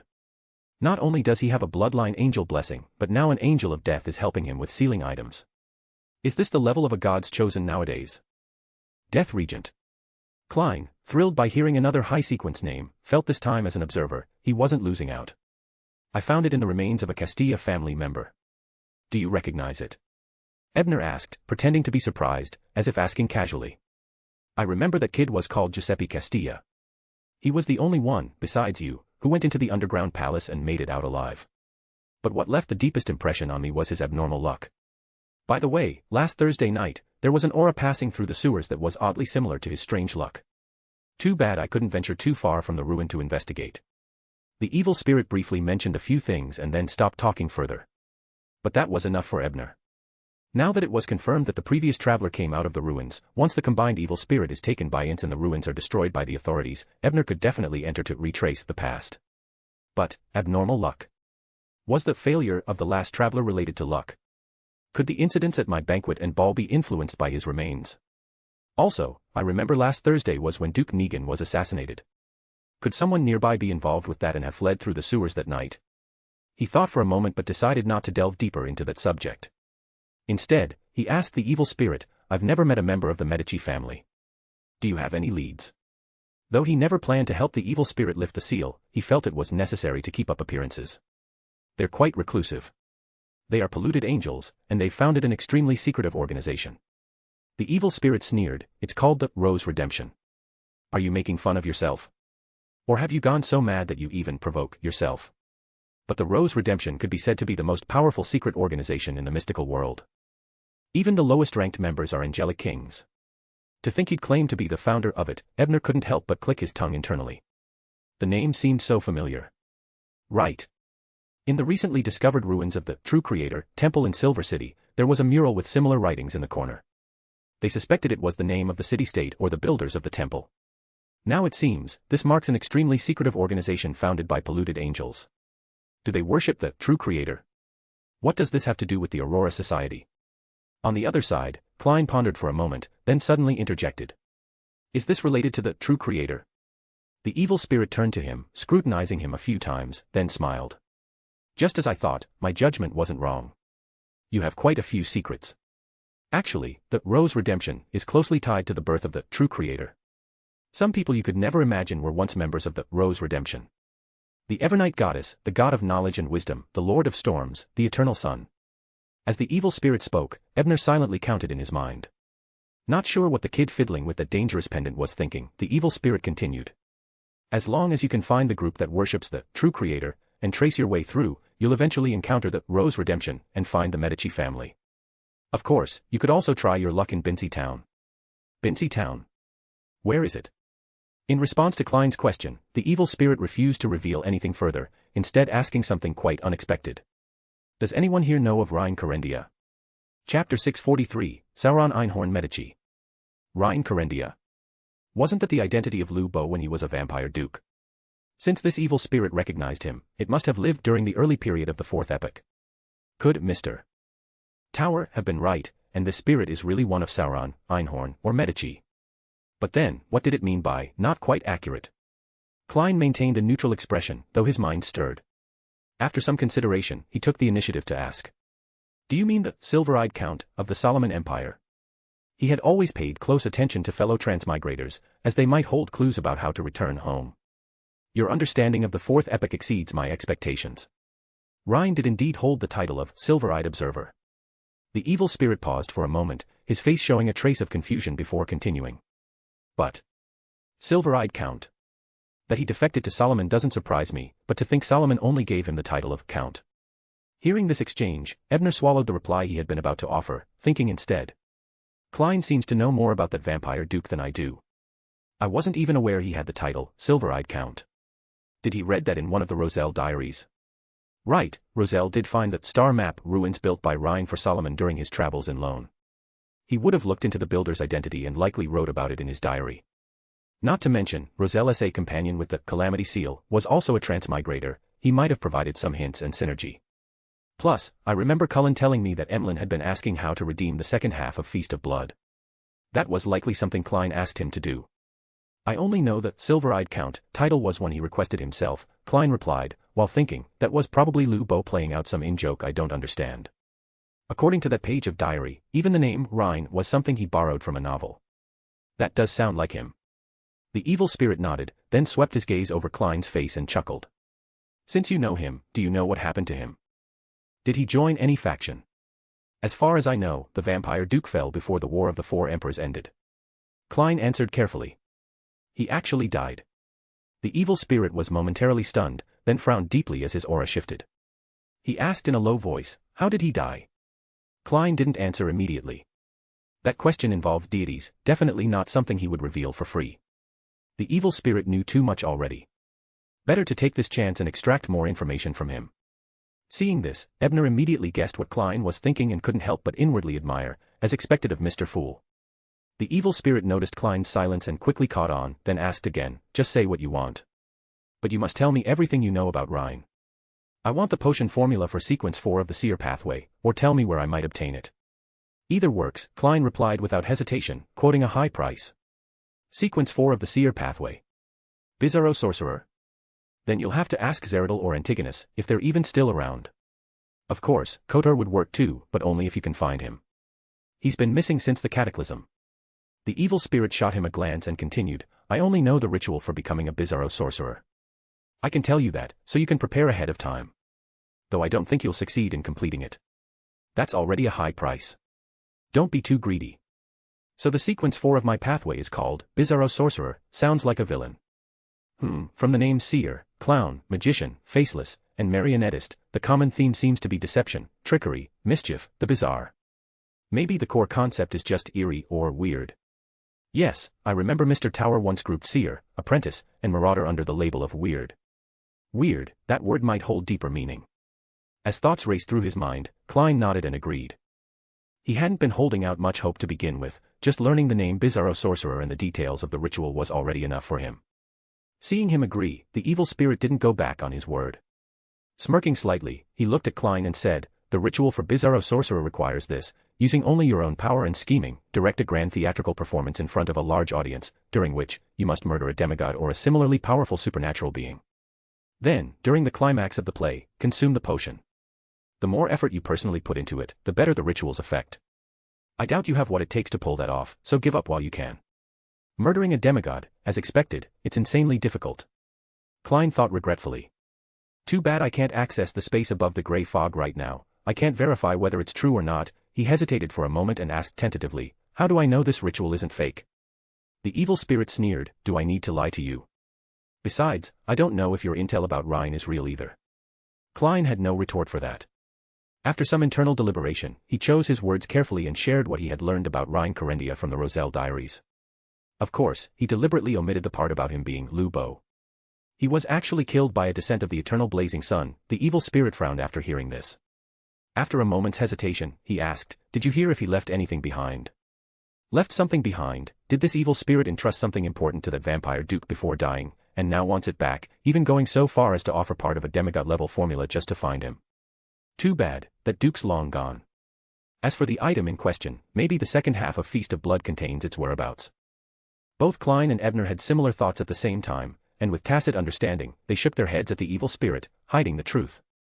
The evil spirit looked a bit disappointed, but quickly adjusted his expression and murmured to himself, at the very least, the Church of the Eternal Blazing Sun might be a lead. Then he paused, looked over at the three of them, and let out a low chuckle. All right, I know you're curious, but my time is up. Once you help me lift the seal, I'll tell you all about the history I lived through. With that, the eyes of Baron Raftpound suddenly lost focus. His body twitched a few times, then collapsed limply to the ground. Sharon silently watched this unfold, then suddenly stepped forward. Whoosh, a sharp gust of wind swept by, stirring up dirt and stones from the ground. They flew into the tunnel, sealing the entrance. With the aftermath handled, the three of them wordlessly left Williams Street. Under the shroud of darkness, they circled around to another part of town. Once they arrived at a safe house Ebner had prepared in advance, the three of them each recited the honorific name of Mr. Fool and were transported above the gray fog. The doll-like Miss Temperance stared unblinkingly at Ebner, then turned toward Klein. Her voice was faint and ethereal as she asked, will you help it break the seal? No. Ebner and Klein answered in unison. The latter even followed up with a question of his own, Miss Temperance, what about you? Sharon shook her head as well, expressing her refusal, even if the other party offered the formula for marionettist. Klein let out a quiet sigh of relief, then looked toward Ebner. Mr. Tower, it seems like you've already guessed the identity of that evil spirit. He didn't ask why Ebner hadn't purified the spirit. If he were capable of it, Klein believed Mr. Tower wouldn't have hesitated. You can call him Sauron Einhorn Medici. End of chapter. Chapter 644, The Angel King Who Loves to Paint. Sauron Einhorn Medici. The world, Klein chewed over the name thoughtfully. So that evil spirit is a fusion of those three. No wonder its tone shifted several times. Which means that ruin is where they fell. Was the Blood Emperor really that powerful before ascending to godhood? Or did he have other help? They were enemies, Temperance, Sharon interjected succinctly. True, it's also possible the Blood Emperor ambushed them while Sauron, Einhorn, and Medici were fighting amongst themselves. But even then, it would have been difficult. There must have been outside assistance. With that thought, Klein turned to the tower, hoping for an answer. After a moment's consideration, Ebner decided there was no harm in sharing. The ones who supported Tudor in becoming the Blood Emperor were Adam and Ammon. Both are likely children of the Creator, and both are angel kings. The Creator. The same one from the City of Silver. And he named his children Adam and Ammon. Could this Creator actually be Lu Bu? Unlikely. Lu Bu's naming style leans more toward novels he's read, he rarely uses names from mythology. So, another transmigrator. Is this world just full of holes? How many transmigrators have visited here? Also, what's the relationship between the true Creator and that figure? Just imitation, borrowing the title and cross-symbolism? Or is there a deeper connection? His thoughts racing, Klein asked curiously, Mr. Tower, I recall you mentioned Ammon as the Angel of Time. So what is Adam's title, as an Angel King? Adam is known as the Angel of Imagination, the most terrifying of all angel kings, Ebner answered gravely. Imagination. Klein mulled over the word. The same imagination as the Dragon of Imagination. Spectator. Like 0-08. The text submitted by the Sun had repeatedly mentioned that, in the distant Second Epoch, the most powerful and fearsome of the Dragonkin was Dragon King Ankwelt, also called the Dragon of Imagination. Quite the quick connection. Ebner silently praised before nodding. Adam is even more dangerous than 0-08, so I advise you not to dwell on his name after this. Not even think about it. Truly more troublesome than 0-08. Wary but contemplative, Klein sighed. I see. With him arranging things, it makes sense that 3 Sequence 1 archangels could be outmaneuvered. Not 3 archangels, 2 archangels and 1 angel king. Ebner corrected before elaborating, Medici called himself the God of War and was also the angel king known as the Red Angel. Another angel king. Mr. Tower once mentioned that the ancient sun god, the creator worshipped by the City of Silver, had 8 angel kings beneath him. And now I know 3. Knowledge like this shouldn't be shared so casually. When someone offers gifts unasked, they surely want something in return. Hesitating briefly, Klein thanked the Tower before cutting to the chase. Mr. Tower, what do I owe for this knowledge? If the price is too steep, I'll just owe him for now. Ebner, as if reading his mind, smiled. You can consider it a debt. I may need your help for an expedition soon. What kind of expedition? Klein asked cautiously. Uncertain yet. I'll consult you once I have details. Ebner himself was waiting for news from Vice Admiral Iceberg, Edwina. Most likely an adventure into Grosel's travels, but who knows how much the story inside has changed after Roselle and the disaster seal tampered with it. Just then, Sharon, seated diagonally across from Ebner, spoke up. And me. This is prepayment for the world's future assistance. I assumed he'd share with you, so no additional payment is needed, Miss Temperance. Though if you insist, you can repay the world directly. Ebner teased lightly. Sharon glanced at the world but said nothing more. Klein didn't press further. He wanted to ask about Iron Man but decided against it. This meeting had already run long, and there was no natural segue. Better to wait for the Tarot Club and have the Fool approach the tower privately. Especially since Dunn's matter involves the Earth Mother. Back in the real world, the trio soon parted ways. Klein caught the last subway to Minsk Street in Sherwood Borough, one reason he'd had to end the gathering. Ebner, meanwhile, headed straight for the home of Furs and Zio instead of returning to the East Boroughs. Medici mentioned someone with luck as bizarre as Giuseppe Castia passing through William Street sewers last week. I should ask Zio if any criminals escaped nearby. As for Sharon, she took advantage of the night to hurry toward a secret gathering that was about to begin. In the living room of the standalone house Furs and Zio rented, Ebner shared the details of his recent actions with Zio without holding much back. As for furs? She was still struggling with her manuscript, so he didn't disturb her. After listening, Zio recalled thoughtfully, speaking of people with strange luck, I heard Her Highness Vera mention someone, and she indeed went missing on the night of Duke Negan's assassination. Who was it? Ebner asked curiously. The military attaché of the Intis embassy, which Bianca. I remember giving you her profile before you assassinated Beckland. Zio paused for a moment, then said with a strange expression, she once disguised herself as Mrs. Panis and acted as the bridge between Intis and Baron Larry. But she disappeared after last Thursday. Bianca. Ebner recalled the file he had read before. This lady seemed to be Beckland's mistress, and he had even caught her stealing confidential information when modifying the embassy's ritual barrier. Was there something wrong with her luck? And why did Zio look so strange when she brought her up? As Ebner pondered, he heard Zio continue with a peculiar tone, Her Highness Vera told me, it seems that all the men involved with her end up meeting misfortune. I specifically investigated. Baron Larry, whose life or death remains unknown, might be the one who got off easiest. So that's what was meant by strange luck, but what does this have to do with that transmigrator senior? Why would Medici think they're similar? Is it because they have the same origin?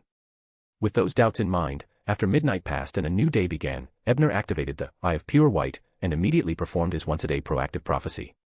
Bianca's whereabouts. Soon, a word appeared in Ebner's mind. Trier.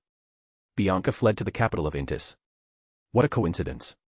I was planning to go to Intis after the new year anyway, partly to escort Helene home, and partly to fulfill my promise to help the Lion open a newspaper. Also, when I advanced to Knowledge Keeper, someone sent a letter through Anderson inviting me to visit West Bylon after I became a mysticism magister. It's practically on the way from Intis. At 3 p.m. on Monday, as figures brought by beams of deep crimson light appeared on both sides of the ancient long table, the tarot gathering began as scheduled. Sitting on one side of the bronze table, Justice Audrey stood and led everyone in greeting Mr. Fool. She was about to cheerfully greet Hanged Man, Tower, and the others one by one as usual, but her gaze swept across and instantly noticed something wrong with the little Sun. She immediately asked, Mr. Sun, what happened? Was the exploration of the true, fallen creator's temple unsuccessful? Son Derek seemed to come to himself only then. It was only after ascending above the grey fog that he suddenly remembered he had experienced the exploration many times, each with subtle differences, but he hadn't noticed any of it before, even subconsciously ignoring the gear-covered book that had repeatedly appeared in his pocket. Hearing Justice's question, Derek hurriedly described the events roughly, then said, That little boy was eliminated by His Excellency the Chief. After that, we all closed our eyes and then woke up at the camp outside the city, preparing to start another exploration, with no memory of what had come before. This process repeated 5 times. Aside from the gear book that appeared in my pocket in the beginning and never again in the boy's hands, everything else was roughly the same. If Mr. Fool hadn't reminded me, I wouldn't have known I'd been living a repeated life all this time. He took it for granted that the additional memories after coming to the fog were due to Mr. Fool's reminder. Thus, he stood up and solemnly bowed toward the vague figure seated at the head of the bronze table. It's only after hearing your story that I understood what happened. Fool Klein had been a bit stunned since just now. He maintained his original posture and nodded slightly in response. Seeing that Mr. Fool remained as calm as an ancient well, son Derek felt much more at ease. He then looked toward the Hanged Man, Tower, World, Judgment, Justice, Temperance, and Magician, and sincerely asked, Do you know what the root of the problem is? How should I resolve it? Justice Audrey and Magician first wanted to answer, but realized they had no clue at all, not even a guess. Judgment directly turned her gaze to Tower. Hanged Man Alger, after listening to Son's story, carefully said, I can only think of 2 possibilities. One is that you encountered a nightmare or illusion ability beyond the level of demigods and humans. If, with Mr. Fool's help, you regained your memory, you should immediately notice something wrong upon returning to the real world. In that case, the issue would be easily resolved.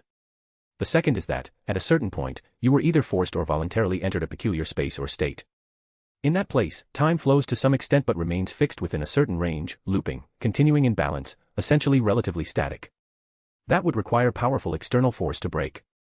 Also, since that gear-covered book can exist outside the loop, it might be the key item. Saying this, he turned to Tower beside him and said, That's all I can deduce. Mr. Tower, what do you think? As everyone turned to look at him following Alger's words, with Derek's expectant emotions almost palpable even across the grey fog, Ebner organized his thoughts and said, This feels very much like the fate loop of the Mercury Snake. And the mural that Son mentioned reminded me of a certain angel king who served the fallen creator. That one was especially fond of leaving behind that kind of painting. End of chapter. Chapter 645, The Honest Tower and the Cunning Hanged Man. Mercury Snake. The angel king loyal to the true creator. That will Septon, Alan's unborn child, was most likely evading his pursuit before. Thinking about it this way, the true creator's forces in Backlund clearly weren't limited to just Mr. A and his subordinates. It's just that the two Mercury Snakes were locked in a struggle for the Sequence 0 spot, which had completely occupied the Angel King's attention, leaving him unable to handle other matters. At that thought, Klein couldn't help but feel a little lucky. After all, he had once boldly shown off in front of Mr. A from the Aurora Order and used that opportunity to digest the magician potion. Not getting caught by the big boss behind the scenes was truly the goddess's protection. At this moment, the Tarot members snapped out of their shock from Mr. Tower's revelations. Justice Audrey even asked on behalf of Son, what is the Mercury Snake? Is it the name of a potion? Upon hearing this, Ebner was just about to respond when a talk knocking sound echoed. It was the sign that Mr. Fool was about to speak. The Tarot members immediately straightened up, casting their eyes toward the powerful and mysterious figure at the head of the long bronze table, hidden behind the gray fog. Fool withdrew his finger from tapping the edge of the table and chuckled lightly as he spoke. The Mercury Snake, also known as the Snake of Fate, is Sequence 1 of the monster pathway. Hey, to think he was just a step away from going further. Sequence 1 of the monster pathway. The names, Mercury Snake, and Snake of Fate, are so evocative. I wonder what the name of Sequence 1 for the spectator pathway is, maybe something dragon-related. Justice Audrey's mind immediately began to make various connections. At the same time, Hangman Alger, while marveling at having learned another Sequence 1 name, was thinking on a deeper level. For instance, what exactly did Mr. Fool mean by, just a step away from going further? The he in Mr. Fool's words must be the Mercury Snake mentioned by Mr. Tower, that angel king loyal to the true creator. And I can now confirm that Mr. Fool and the true creator are mortal enemies. So, could it be that this angel king's attempt to go further was stopped by Mr. Fool or one of his followers? I remember the monster pathway was originally controlled by the School of Life, but they've recently descended into chaos. Could that be connected to all this? Could it be that the Angel King ambushed the upper echelons of the School of Life to see something that could help him advance, and in desperation they turned to Mr. Fool and received his protection? Caught in a flood of thoughts, Hangman Alger turned his body slightly and lowered his head again to look toward the head of the long bronze table. Only this time, he didn't dare look directly. He could only glance at the edges, hoping to see if anything had changed, if Mr. Fool had gained a greater ability to influence reality. But Fool remained as always, mysterious and unreadable to Alger. He suddenly gave a self-deprecating chuckle and bowed his head even lower. I actually dared to hope I could peer into a great being capable of foiling an Angel King's schemes. Looks like after taking down a minor pirate group backed by the Secret Order, I've gotten a bit too full of myself. The rest of the Tarot members, after the brief surprise of learning a Sequence 1 title, each gradually understood the deeper implication in Mr. Fool's words. Mr. Fool not only knew the Angel King who painted murals in the True Creator's temple, he had even thwarted that being's plot in the recent past. Only Ebner managed to hold back his urge to complain, preventing himself from reacting too strongly, though he still couldn't help but mutter internally, Klein's talent for squeezing himself into every major scene is getting more and more polished, even this turned into his moment to shine. Son Derek, when Mr. Fool knocked on the table earlier, had assumed he would take the chance to explain how to break free from the fate loop. But once the initial excitement faded, he realized that the great being didn't continue on the topic, and inevitably felt a bit disappointed. Still, he quickly adjusted his attitude and thought, no, I can't always rely on Mr. Fool. The fact that he acknowledged Mr. Tower's guess about the Angel King is already a huge hint. The rest is up to me, maybe this is a test. With newfound clarity, Derek thought for a moment, then turned to look at Ebner. Mr. Tower, what do you think is the key to escaping the fate loop? As for what the fate loop was, he could already guess from the name and his own past experiences. Ebner thought it over but didn't answer directly. Instead, he threw the question back to Alger. After all, this world had far too many unexpected butterflies now. He couldn't guarantee that the original solution from the novel would still work to break the fate loop. He needed to witness the situation personally before making a judgment. Moreover, he was more interested in the gear-covered book Derek mentioned, one that was not affected by the fate loop. After pretending to hesitate for a few seconds, he looked at Alger beside him and asked, I remember you mentioned after the Demir Monster Siege incident that you were ordered to hunt down an Aurora Order listener at sea. Was his goal for going out to sea to search for the true creator's sanctuary? Hangman Alger was momentarily stunned by the question. He cast a curious glance at Tower, then answered in a deep voice, yes, I also noticed the coincidence in this matter. That listener also brought his child along, and the child's age is very close to the Jack that Son described. This information could only be found within the Church of Storms. While it wasn't exactly classified, no outsiders would go out of their way to look into it. How did Mr. Tower know? Could it be that the Church has an informant working for Tower? Alger pondered this with some unease. On the other side, before Ebner could reply, son Derek asked in surprise, "You mean that Jack came to the area around Silver City from your world?" After a brief pause, an unexpected hint of joy bloomed in his heart. Because that meant the area where Silver City was located wasn't completely sealed off. There was still a chance to connect with the normal world where Hangman and Justice lived. "I can only say it's possible." Hangman responded vaguely at first, then offered some advice, like suggesting that son try to casually mention Sunia C, the Lone Kingdom, and port cities in front of the boy. Of course, he soon shifted the conversation to subtly coax out more specific information. That was exactly why Ebner had redirected the question to Hangman. As the honest and reliable Mr. Tower, he couldn't risk giving off the impression of deceiving a child, especially in front of the female members of the Tarot Club. Aside from Justice, the rest were people he personally knew. Besides, behavior like manipulating, deceiving, or taking advantage of a student might not suit the role of a mysticism magister. After listening to Hangman's words, son Derek quickly caught on and immediately sought Mr. Fool's permission. Once granted, he manifested scenes from memory, highlighting the important moments of their exploration in fragmented images, and offered brief explanations as needed for Hangman, Tower, Judgment, Justice, Magician, Temperance, and World to see. The gloomy, oppressive style, the ever-present sense of crisis, and the eerie developments captivated Justice Audrey and Magician Furs, both unconsciously leaning forward in their seats. Judgment and Temperance, though not outwardly expressive, didn't share the romantic ideas of the other two women. They simply thought the place was far too dangerous. If it had been them, they'd have pulled out long ago. World, Klein, while quietly marveling at how Silver City managed to endure under such conditions, also carefully calculated his spiritual consumption. After all, the Tarot Club had only just begun. He didn't want to end the meeting before even getting a chance to read Roselle's diary. Good thing I'm already a faceless. My spirituality now is far beyond what it used to be. Otherwise, I might not have been able to bear the drain. Even so, I can't let son freely project endless images. Thank goodness he's never seen a movie. If he started projecting frame by frame to make a motion picture, I'd be overwhelmed already. Leaving Klein's inner thoughts aside, Ebner focused his attention on the brass gear book that son first obtained when encountering the little boy and asked Derek to enlarge its image after finishing his explanation. "This book has a very steam church feel to it," said Magician Furs, a follower of the god of steam and machinery, as she was the first to speak. "But judging by the wear on its surface, this brass gear book must be at least a few centuries old." Judgment Hugh frowned. "What's the problem with that?" Magician Furs asked in confusion. The god of steam and machinery only acquired the title, and the gear only became one of his symbols, during the Roselle era about a century ago. Justice Audrey explained a few things to her from the other side. "I see." Furs suddenly felt a little guilty, since she'd never properly read the Codex of Steam and Machinery. Her belief seemed more like a lifestyle habit than true faith. The god of steam and machinery was originally known as the god of craftsmen.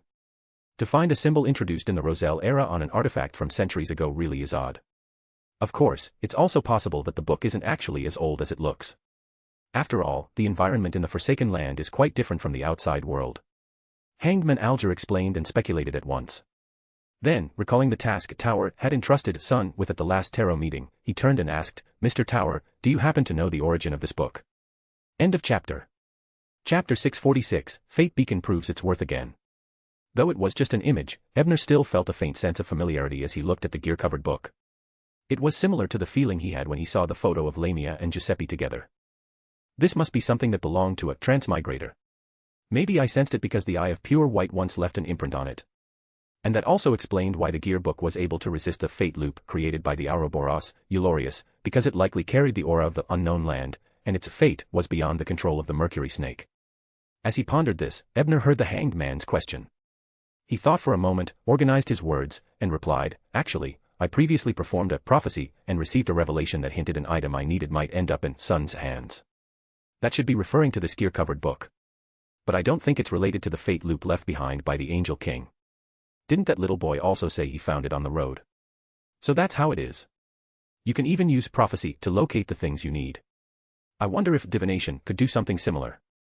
World, Klein, remained expressionless on the surface but was deep in thought. Son, Derek, was overjoyed upon hearing this, feeling that he hadn't let down Mr. Tower's trust and had truly helped him. But then he remembered something and hesitated a little. "Mr. Tower, the structure of this gear book is very complex. I can't open it to show you, and I'm currently with the chief, so I can't perform a sacrifice either." Ebner smiled and replied, "It's all right. Just give it to me when it's convenient for you. Also, I'll provide suitable compensation. Like the red comb of a dawn rooster, the primary material needed by a sun priest." This item could still be found in the northern continent. The fragrant tree leaf bars bee under gathering had once received one, which Ebner had kept. But in the Forsaken Land, finding a dawn rooster would be an incredibly difficult task. No. I helped you of my own accord. I can't ask you for payment. Son, Derek, shook his head repeatedly. Seeing the topic starting to drift, Klein, worried about his spiritual consumption, had no choice but to make World speak up and redirect Son's attention to the projected images, asking him to highlight a specific mural depicting the true creator. In that painting, a white crucifix stood tall at the center, surrounded by a sea-like blackness that submerged many struggling humans with outstretched arms. Hanging upside down on the crucifix was the fallen creator, with rusted nails and blood-stained marks, indistinguishable from the statues of the true creator that had once appeared in the northern continent. But in this mural, the fallen creator was being consumed by black corruption, to the point that even parts of the white crucifix had turned pitch black. In addition, the crucifix supported a misty land where countless humans knelt and prayed to the fallen creator. Around the edges of the mural, hidden in the deepest darkness, were 6 figures resembling evil gods. In the upper left corner was a woman in a black, classical gown. Though her clothes were layered, they weren't overly ornate, inlaid with brilliance like stars. Her body appeared somewhat translucent, with ripples spreading outward, and her face was blurred, as if wearing a mask without any facial features. Around her, the darkness churned, with eerie eyes flickering in and out of view. Directly above was a young man in a pure white robe. His face was painted a radiant gold, with tendrils of light sprouting like tentacles. He held a decayed green book in one hand and a spear made of condensed light in the other. His chest and back appeared reversed. In the upper right was a creature wielding a trident, with an octopus-like head, bulging eyes, and lightning coiled around its body. Its cloak was made of countless bird feathers, and the dark waves beneath supported its feet. In the lower right was a voluptuous and soft-featured woman. Her chest swelled prominently and was bare outside her clothing. She cradled a baby with a decayed face in her arms. At her feet were black wheat stalks, springs of squirming flesh, pus-dripping herbs, and animals frantically mating in chaos. Directly below was an old man wearing a hood, revealing only his mouth, wrinkles, and white beard. He held an open book, above which was an eye symbolizing omniscience. At first glance, the old man seemed the most normal, but the faint smile at the corner of his lips exuded an indescribable sense of evil. In the lower left was a giant warrior clad in broken armor, gripping a long sword and seated on a throne, with a bleak dusk in the background. Is this mural suggesting that the true creator is sacrificing himself, bearing darkness and corruption, battling the evil gods to save humanity? All the members of the Tarot Club, except Sun and Tower, frowned deeply after carefully observing the painting. It shattered their preconceived image of the true creator. Ebner, on the other hand, felt a sudden surge of disgust toward Eulorius after seeing how the Earth Mother had been twisted into such a corrupted form. He examined his own feelings and quietly speculated, is it because Lilith has always treated me well, so I don't want to see others deliberately slandering her? What are those evil gods? Alger stared at the octopus-headed monster wielding a trident, surrounded by lightning, black waves beneath its feet, and bird feathers as a cloak. He couldn't help but draw associations in his mind. But he quickly suppressed the thought, because that already bordered on blasphemy. I don't know. I thought you all would recognize them. Son, Derek, shook his head honestly. Justice Audrey, Magician Furs, and Judgment Zio all turned their gazes toward the mural. They scrutinized it several times, but still couldn't come up with any guesses. So. At that moment, Mr. Full controlled whirled to glance at Miss Temperance, and found that she too had turned her head to look at him. Their eyes met, and both confirmed the suspicion in their hearts. After all, these depictions of evil gods were strikingly similar to the 6 statues they had seen in the underground ruins of the Tudor family. Only, one set was the normal version, and the other was a corrupted, blackened version. It was honestly hard to look at directly, especially the Earth Mother, Lord of Storms, and Eternal Blazing Sunday. They weren't just blackened into evil gods, they were twisted into grotesque monsters. Klein, however, was puzzled in his heart. Although it was within expectation that the angel kings under the true creator would slander the 6 gods and distort their forms, why was there a special level of distortion for the Earth Mother, Lord of Storms, and Eternal Blazing Sun? Logically speaking, shouldn't that treatment be reserved for the God of knowledge and wisdom? After all, he and the other 2 belong to the omniscient and omnipotent category, true enemies of the true creator. Miss Justice, in her spectator state, noticed the interaction between World and Temperance, and for the first time read a subtle emotional fluctuation from either of them. Her curiosity piqued, she asked. Mr. World, Miss Temperance, have you 2 seen similar images before? Because this involved whether Sun could escape the strange loop of reliving a fragment of his life, Klein had already planned to reveal what he knew. Upon hearing Justice's question, he glanced again at Miss Temperance. After all, this was their shared secret, and it wouldn't be right to speak without her consent. Miss Temperance understood Klein's intent and gave a barely noticeable nod. Only then did Klein make world rasp out. I have seen similar statues. After drawing everyone's attention, he paused, then added. During an expedition to explore a fourth epoch ruin. Justice Audrey was very interested but maintained a dignified expression. Mr. World, what kind of statues were they? Could you show us? Of course, if you'd rather not, or if you require compensation, we can always negotiate. No need. Sharing this might help me resolve some doubts as well. World originally wanted to let out a gloomy laugh, but since Sharon was present and watching, he restrained himself, thinking that if he overacted now, it would definitely be awkward facing her later as Sherlock. He made a show of requesting Mr. Fool's permission. After receiving it, he began to project the statues of the 6 gods and their corresponding holy emblems one by one. The woman resting upon a crescent moon, her layered but not extravagant dress flowing, appeared faint and dreamlike, but strikingly elegant. Her black gown was speckled with starlight like a midnight sky. And with the iconic dark holy emblem beside her, Justice Audrey immediately recognized her as the Evernight goddess she worshipped. And this statue resembled the evil god in the upper left of the mural by 70 to 80%, only with a more human-like face and none of those eerie hidden eyes in the surrounding environment. Blasphemy. Audrey was instantly furious, this was an insult to the goddess. But she quickly calmed down. After all, it was expected that the true creator would have his followers defame the goddess.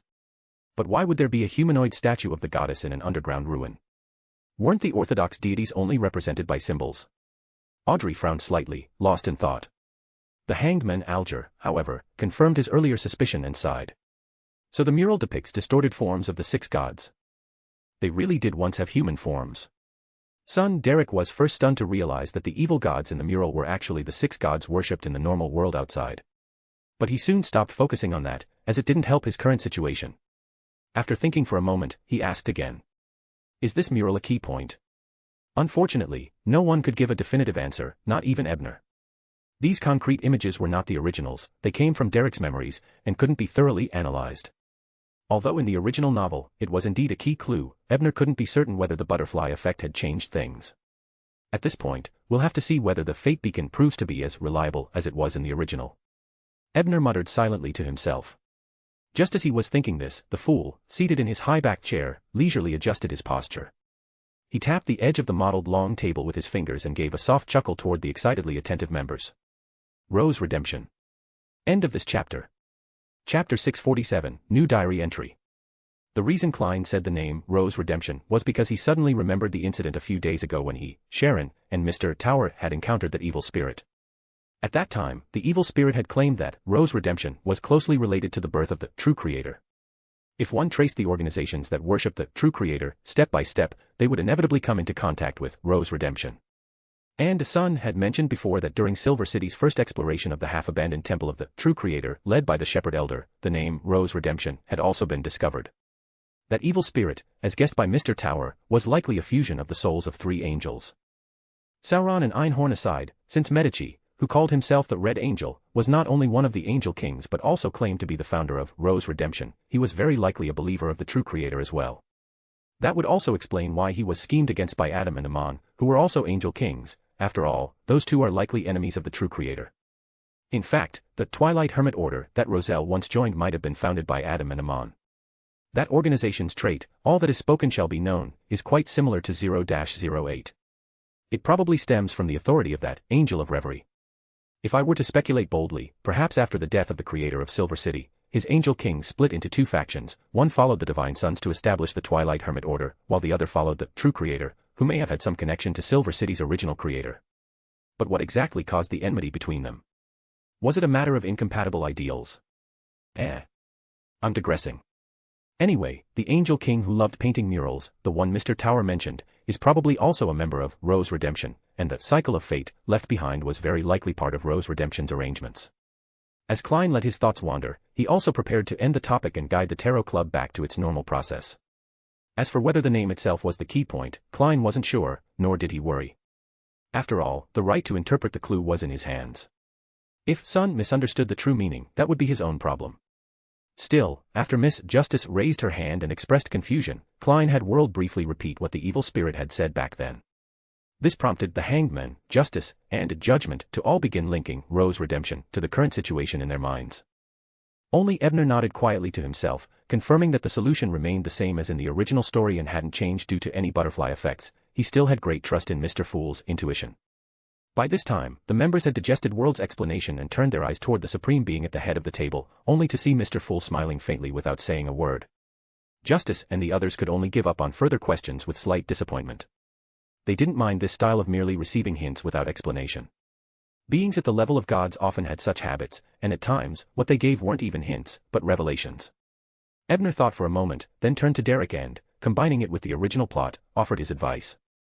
Find a chance to locate a mural that bears the name Rose Redemption. The key point might be hidden in there. If necessary, you can share this guess with your chief. He has more experience than you, and his strength is far greater. As long as he has some kind of clue, the chances of breaking the cycle are much higher. All right. Thank you for your advice. Derek's eyes lit up. He felt this might be the best approach yet. As expected of Mr. Tower. But doesn't that mean Mr. Sun will be under suspicion again? Magician Furs raised her hand and interrupted with a puzzled look. Hearing this, Sun Derek also reacted.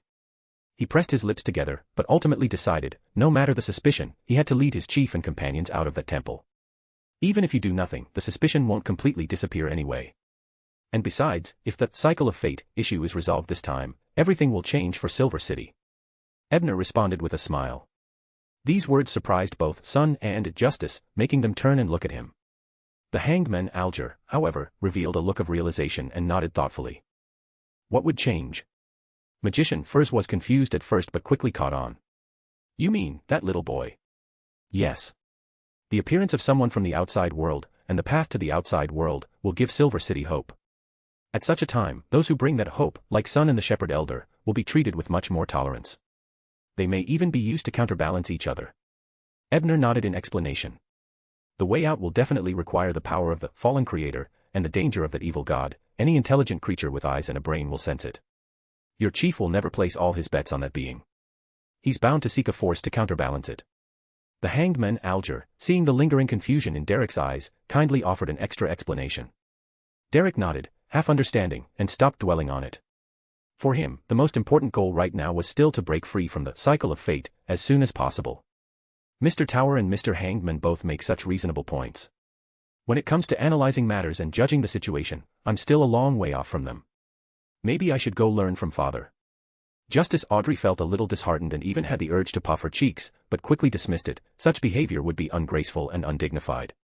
After adjusting her mood, and seeing that the Sun matter had come to an end, she looked toward the head of the bronze long table and said, Mr. Fool, I've brought 3 more pages of Roselle's diary this time. I still owe 7 pages. This was a debt she had incurred when she applied for Angel's protection during her final test from the psychology alchemists. Hearing that, Magician Furs, who had been through a similar situation, quickly followed up, Mr. Fool, I've also received a reply from my teacher. There'll be some pages of Roselle's diary next time. As she spoke, she sighed inwardly, complaining about Zio's inefficiency.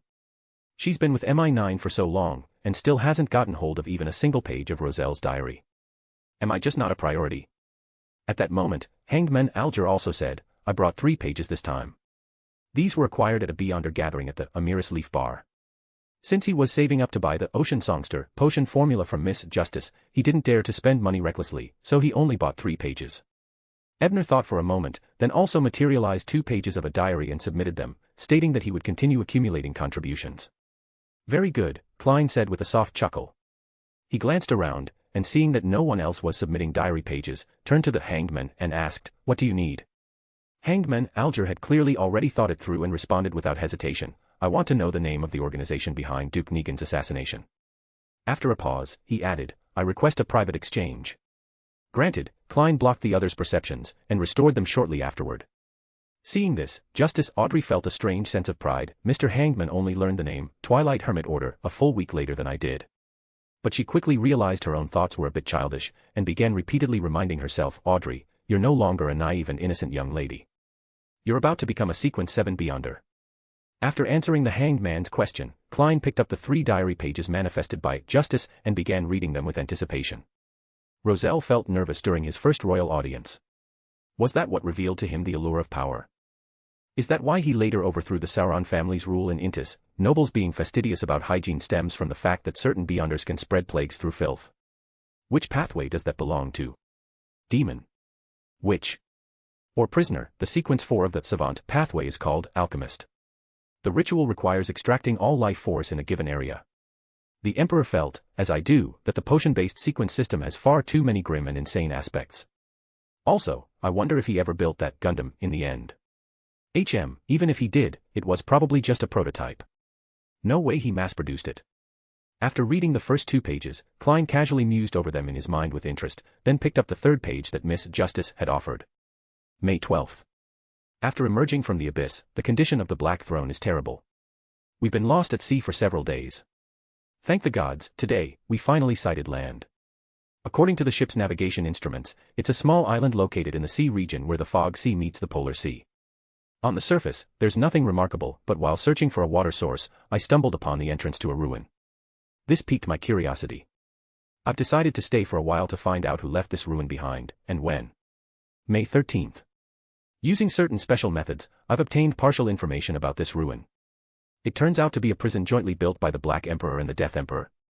Weren't the 4 emperors supposed to be enemies? Was the history I learned fake? Too bad Karen didn't come on this voyage, otherwise I could have asked him about it. End of chapter. Chapter 648, Magic Wand Series. A prison jointly built by the Death Emperor and the Black Emperor. A prison, built on a hidden island, what could be locked up inside? Klein had similar doubts to Roselle's, but his focus was clearly on the goals of the Death Emperor and the Black Emperor. It's likely something extremely dangerous, otherwise, they wouldn't have chosen such a remote island in the sea. Of course, there could also be reasons to keep it hidden from prying eyes. As Klein pondered aimlessly, he continued reading. May 14th. Using the main cannon of the Black Throne, I finally managed to break the seal on the entrance of the ruin, opening a small gap. A monster rushed out. Its appearance was bizarre, unlike any supernatural creature I've encountered before. Though its power wasn't strong, it was immune to almost all abilities except for physical attacks. It took me and Edwards a considerable effort to defeat it, but after its Beyonder traits were extracted, I was unable to identify which sequence it belonged to. Is this because my prior knowledge isn't sufficient, or is this creature simply that unique? May 15th. After a night of contemplation, I decided to reseal the gate to the ruin. After all, even with only 1 monster escaping, we had a tough time dealing with it. Who knows how many more of these creatures might be imprisoned in this so-called prison. I'll wait until I'm strong enough to handle whatever's inside before exploring further. It seems that the abyss trip made Roselle far more cautious, his personality has calmed down somewhat. He's no longer as reckless as before.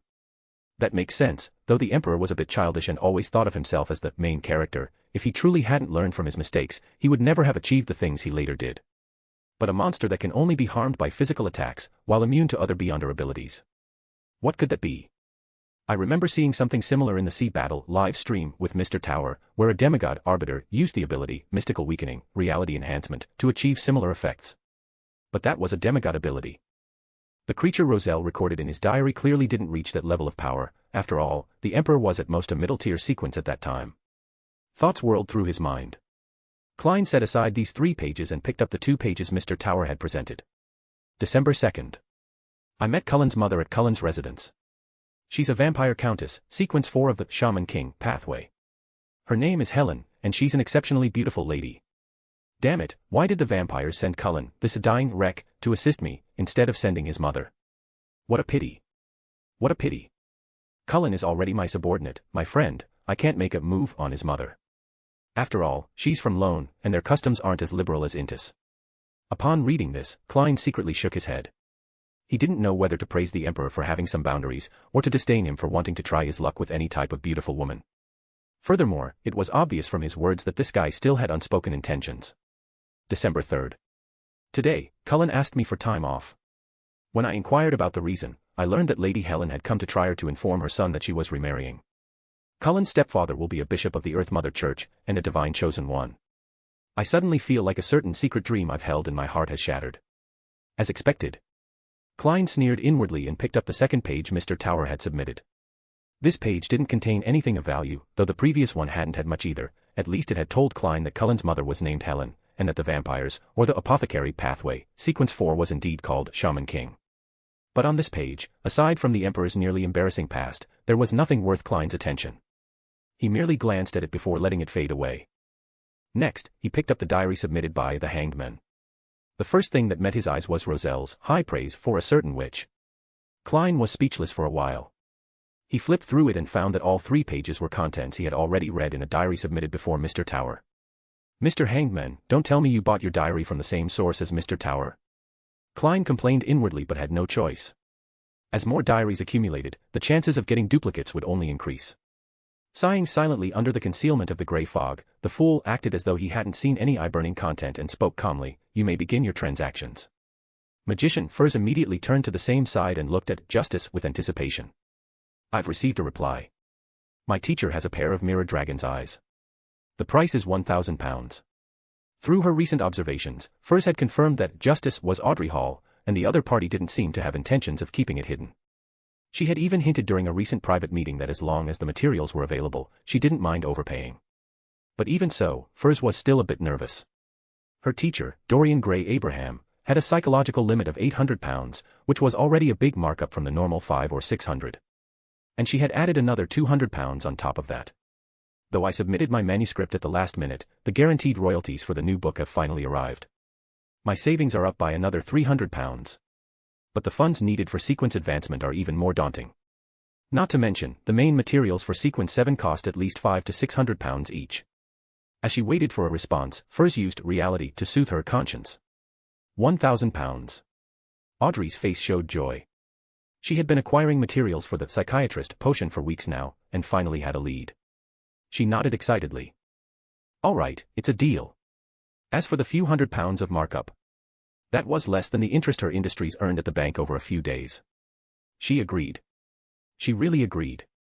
Magician Furs felt both thrilled and emotional. As expected of the generous Miss Audrey. Seeing their deal concluded, the hanged man Alger adjusted his posture and said, "I'm selling a witch beyonder characteristic for £1,500. No bargaining." It was loot he had acquired from a raid on a pirate under the Theosophy Order. Because it was difficult to sell through conventional channels, lest the Theosophy Order or even the Demonist sect trace it back to him, he intended to sell it at the Tarot Club instead. If no one wants it, I'll have to risk going to Chaff and getting it crafted into a beyonder item. Ugh, the problem is that guy might not even keep it secret. The hanged man, Alger thought while observing the others.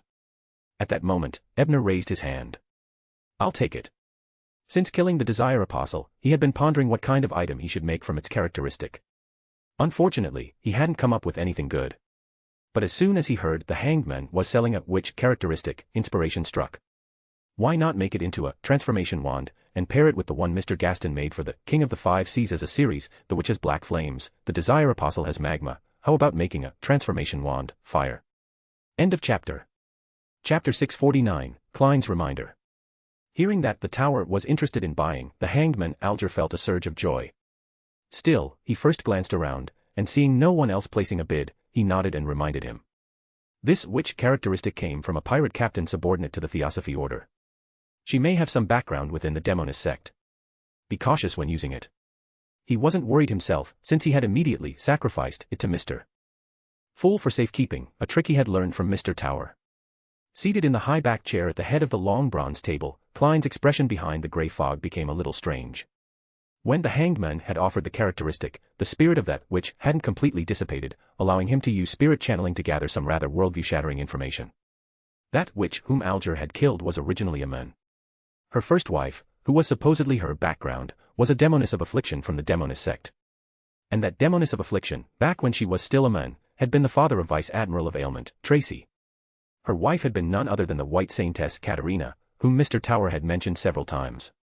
All in all, that witch's family was an utter mess. Maybe that was why they spread catastrophe to the outside world. Hey, as the source of such distortion, Cheek really is guilty. Klein's thoughts scattered silently, but he didn't have the fool mention it. First, having something like that come out of the fool's mouth would be a bit undignified.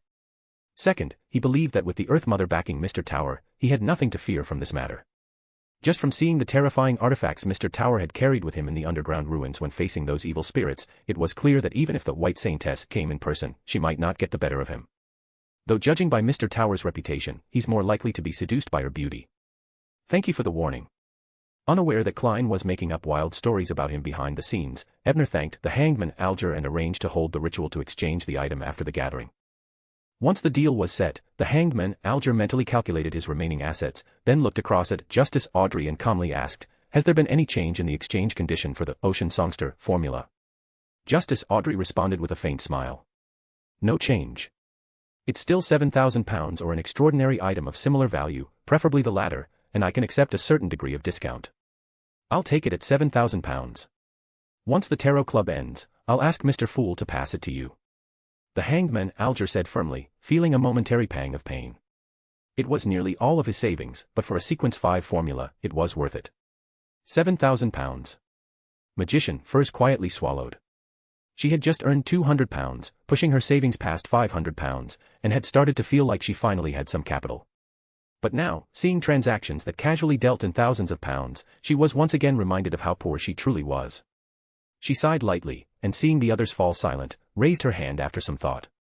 Everyone, does anyone have meteoric crystal or lava octopus blood crystals, or any leads on them? These were the main ingredients for the astrologer potion. Since her teacher might be leaving for a while and was afraid she wouldn't be back in time after Furs advanced to Trickmaster, she had handed over the next formula in advance. In fact, Furs had already been a Trickmaster before becoming the other party's student. Meteoric crystal. Lava octopus blood crystal. That sounds familiar. Right, it's familiar because the main materials for the seer potion are 50 grams of star crystal and 10 milliliters of lava octopus blood. The astrologer's materials really are like an upgraded version of the seer's. As expected, the apprentice pathway and the seer pathway both belong to the mystery category that Mr. Tower once mentioned. At higher sequences, they could be interchangeable. Upon hearing this, Klein further confirmed that category theory told by Mr. Tower, and grew increasingly curious about the deeper meaning behind the so-called categories. On the other side, hearing Furs request materials, Ebner suddenly remembered that back at Indo Harbor, Dunn had mentioned wanting to trade the beyonder characteristics of astrologer and Rose Bishop for the spirit warlock potion formula. Later on, since Klosvia had also agreed to help him look, he hadn't paid it much attention, but now that Furs brought it up, he thought it might be a good opportunity to mention it and ask on Dunn's behalf. Maybe the Abraham family, with their deep foundation, had once collected this formula. As far as he knew, Miss Klosvia hadn't made any progress yet. After all, the psychology alchemists mainly collected formulas from the omniscient and omnipotent 5 pathways. Ebner thought for a moment and then cautiously said, I have a friend who wants to trade the beyonder characteristics of Rose Bishop and astrologer for the spirit warlock potion formula. Magician Furs immediately perked up upon hearing this, though she didn't know which pathway the spirit warlock belonged to, so she cautiously asked, Spirit warlock, is sequence what? As for the Rose Bishop, given the infamous reputation of the Aurora Order, she had long heard of it. Both Zio and Ebner had spoken to her about it before. Spirit warlock is sequence 5 of the sleepless pathway. In terms of value alone, it's actually inferior to those 2 characteristics. But the sleepless pathway formulas are almost entirely controlled by the Church of the Evernight Goddess. Only some ancient families and organizations might possess them. Ebner briefly explained to Furs. I see. I'll write a letter to ask my teacher. Hopefully, he has that formula. Furs thought aloud. Sitting at the head of the table, the fool Klein was struck by a thought after hearing this conversation. He recalled the scene Arads had shown him, where Dr. Strange resurrected Dunn, and pondered silently.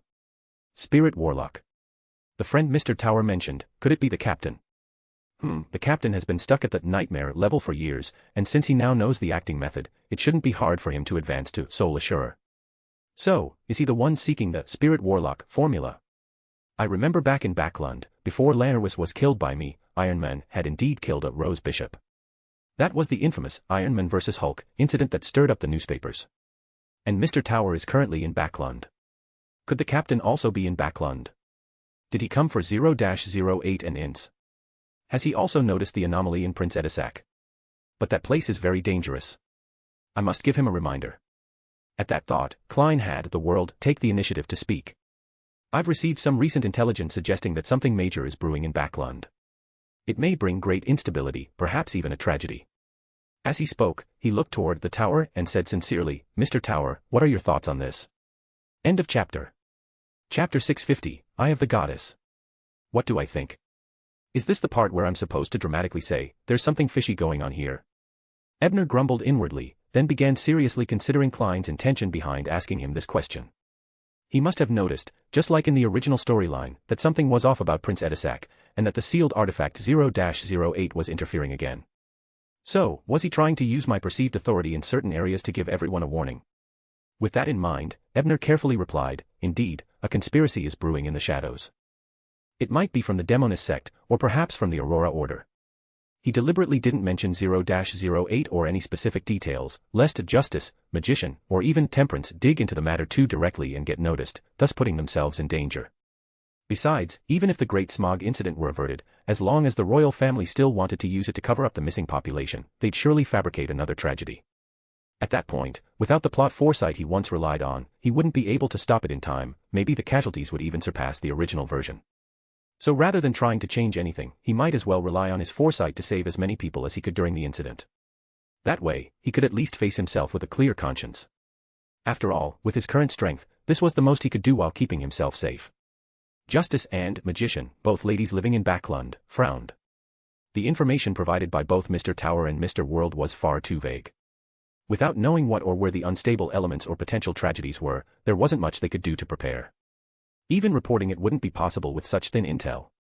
However, given the trust built over the past tarot meetings, they were both confident that Mr. World and Mr. Tower's information sources were reliable. After hearing Tower's response, Klein guessed that the other party probably knew even more than he did about the abnormalities around Edisac. That wasn't surprising either. After all, before the Talum rescue operation, Mr. Tower had already anticipated the curse of a Grade 0 sealed artifact.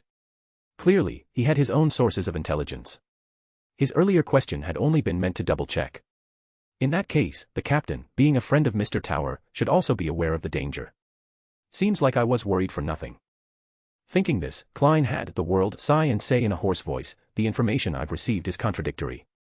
I haven't been able to reach a clear conclusion." As he spoke, he lifted his head and looked sincerely through the grey fog at the figure seated at the head of the mottled bronze table. "Respected Mr. Fool, I wish to use my accumulated contributions to request your guidance on this matter." Everyone's attention immediately shifted to the head of the table. Some were curious, others worried, still others expectant or tense. Only Ebner was busy suppressing the increasingly mischievous thoughts in his mind. Under such a gaze, the fool Klein leaned slightly back and spoke in a calm, casual tone. "Edisac Augustus." "What? It's him? What kind of danger, what sort of potentially tragic incident could he possibly be involved in? And this matter has even caught the attention of Mr. Fool. Could Edisac be connected to the Aurora Order or the Demonist sect?" Justice Audrey was instantly filled with deep worry and doubt. Magician Furs had a similar reaction, but unlike Audrey, she had no real means to gather intelligence herself. She just decided to bring it up to Zio indirectly once they were home, and let her find a way to look into that prince. It's best to tell Ebner too. With him around, Zio won't act recklessly. That'll put my mind at ease. So Furs thought. In contrast, Judgment Miss Zio had a flash of understanding. She'd previously been puzzled by some of Her Highness Vera's arrangements, but now it seemed likely they were centered around Prince Edisac. Still, she didn't know what Her Highness's actual goal was, and if it really was something secretive, why hadn't she tried to keep it from me? While Zio gained clarity, she also found herself facing new doubts. The hangman Alger was quite intrigued by all this too, but he didn't dare press the clearly cryptic Mr. Fool for more. Instead, he thought for a moment, then said to Justice and Magician. "The seas are just as unsettled, this may be linked to Backlund, like those machines that sync up across long distances." This statement had no factual basis. He simply wanted to amplify the sense of danger and motivate the Tarot Club members currently in Backlund to dig deeper. Klein had to admit, Mr. Hangman played along perfectly, and so he dropped the idea of making the World say something similar. Once this topic concluded, Klein originally intended to privately ask Mr. Tower about the captain's current whereabouts, and also the Earth Mother's true attitude toward him. But on second thought, the latter question felt ill-timed and hard to phrase properly. He decided to put it aside for now. As for where Dunn was, maybe there was no need to ask Mr. Tower at all. With that in mind, Klein curled his lips slightly and leaned back in his chair. "Ladies and gentlemen, see you next week." After the silhouettes were all swallowed by the crimson glow, Klein sat and pondered for a while before finally penning the divination statement. The current status of Dunn Smith. He placed the crimson round-bellied fountain pen aside and leaned back with the divination paper in hand. First, he recalled many of the moments he'd spent with Dunn, then closed his eyes and silently recited the statement as he entered meditation. Klein's mind swiftly calmed and sank into a dream. In that misty gray dreamscape, a series of fragmented images flickered by until finally settling on a manor located in the northern outskirts of Backlund. Inside a warm, cozy living room, Dunn was intently staring at a photo of Daly, a blissful smile on his face. Perhaps due to the private setting, he revealed his true appearance. On the table next to him lay an old-fashioned and comical-looking mask. Judging from the angle, the photo seemed to have been taken secretly. So the captain really is alive. That mask, I recognize it. Mr. Tower kept it with me for quite a while. Emerging from the dream, Klein's face was lit with excitement, joy practically overflowing from his expression. There was no doubt, that was the real captain, the one he knew, not some monster revived by the stone of life. As expected of a treasure forged by the Earth Mother. Once the excitement subsided, Klein got to work responding to the sacrifices offered by the hanged men, magician, justice, and others, helping them exchange various items. After finishing that, he returned to reality and initially intended to go bump into the captain in the northern suburbs. But then he recalled that he was still under the watch of 0-08. So he held back the impulse. His new plan was to bid farewell to the prince the next day, have Detective Moriarty leave Backlund publicly, then return in secret under a different guise. Only once he was outside the range of the Grade 0 sealed artifact's influence would he arrange to meet the captain again. That would be safer. Beneath St. Samuel Cathedral, Leonard had just finished speaking with his squad leader, Sost, when a woman walked in. She had long black hair and wore a black habit adorned with star-like specks. A veil covered her face. Leonard was just about to ask something when he saw Sost rise, draw a crimson moon across his chest, and bow respectfully. "Esteemed lady, Eye of the Goddess, welcome." End of chapter. Chapter 651, Daily. Ilya appeared to be a woman in her 30s. Though she wore a veil, just the pair of eyes that resembled a starry sky made it clear her appearance was anything but ordinary. She was a favorite of the goddess. It was because she wielded a holy artifact that she earned the title, Eye of the Goddess. At present, she was mainly responsible for the church's affairs on the southern continent. This time, it was only because the matter possibly involved in Sangwil that she had set aside her work and rushed to Backlund. Of course, this had been approved by the Holy Cathedral. "Looks like your earlier warning worked." An aged laugh echoed in Leonard's ear. Leonard didn't dare to speak with the old man in front of a saint. As he stole a glance at Lady Ilya, he muttered inwardly, "Ever since he got the time worm from Amon, the old man's gotten bolder and bolder. No need for such courtesy. I should be the one thanking you for giving me this opportunity." Ilya nodded kindly to Sost, captain of the Red Gloves. It had been during her watch at the Holy Cathedral that in Sangwil stole the sealed artifact, 0-08. As a favored, she had been assigned to the southern continent as a result of the fallout. Sangwil had become a persistent shadow in her heart, entangling her like a nightmare. In the original story, Ince had sought to hunt the Eye of the Goddess in order to complete his advancement, not merely to prove to the goddess he was superior, but also because Lady Ilya was in poor condition and mentally vulnerable, easily manipulated. This was thanks to Leonard's sharp instincts. Captain Sost didn't try to take the credit, instead introducing Leonard to her. After a few more polite exchanges, Ilya finally listened seriously to Sost's account, gaining a preliminary understanding of the many coincidences in the Duke Negan assassination case. When she finished listening, Ilya pondered briefly, then asked, "Captain Sost, why didn't you conduct a deeper investigation into the people who had come into contact with Jason Beria? There might be clues related to Ince among them." Duke Negan was a devout follower of the Lord of Storms, a representative of the Storm Church's interests in politics. The Punishers are already frantically seeking the real culprit. If we pay too much attention to this case, it might create conflict with them. Sost didn't finish his sentence, but the implication was clear. Ilya nodded. "I understand." At this point, she paused, then said to Leonard, "Can you bring me the personnel files related to the Duke Negan case? I plan to visit each of them afterward." Leonard was momentarily stunned by the request and almost failed to respond. After all, those documents were right next door, why did she need him to fetch them? Pala's aged voice rang out again in his mind. "You really can't read the room. She's just trying to send you away." "Send me away? But why?" "Wait a second. There are many demigods in the church, but after the captain suspected Ince was in Backlund, he specifically requested support from Lady Ilya, who's all the way in the southern continent. Could it be that Captain Sost and Lady Ilya?" Realization dawned on Leonard's face. He glanced at the captain, whose expression was a bit off, coughed lightly, and said, "I'll take my time picking them out and bring them over for you." With that, he turned and quickly walked into the neighboring archive room, even thoughtfully closing the door behind him. Inside the archive room, just as Leonard confirmed the door was shut and was about to curse softly, he saw a woman sitting quietly on the chair next to a file cabinet. She seemed unaware of his presence, her gaze fixed on a piece of parchment. Daily. She didn't go out with Steward of the Storm Church and a Cancer of the Steam Church today. What is she looking at? Leonard's curiosity was piqued. He stepped behind her and glanced at the contents of the parchment. The fool who does not belong to this era. Leonard nearly read it aloud by reflex. It was only because of Pala's cold snort in his ear that he stopped himself.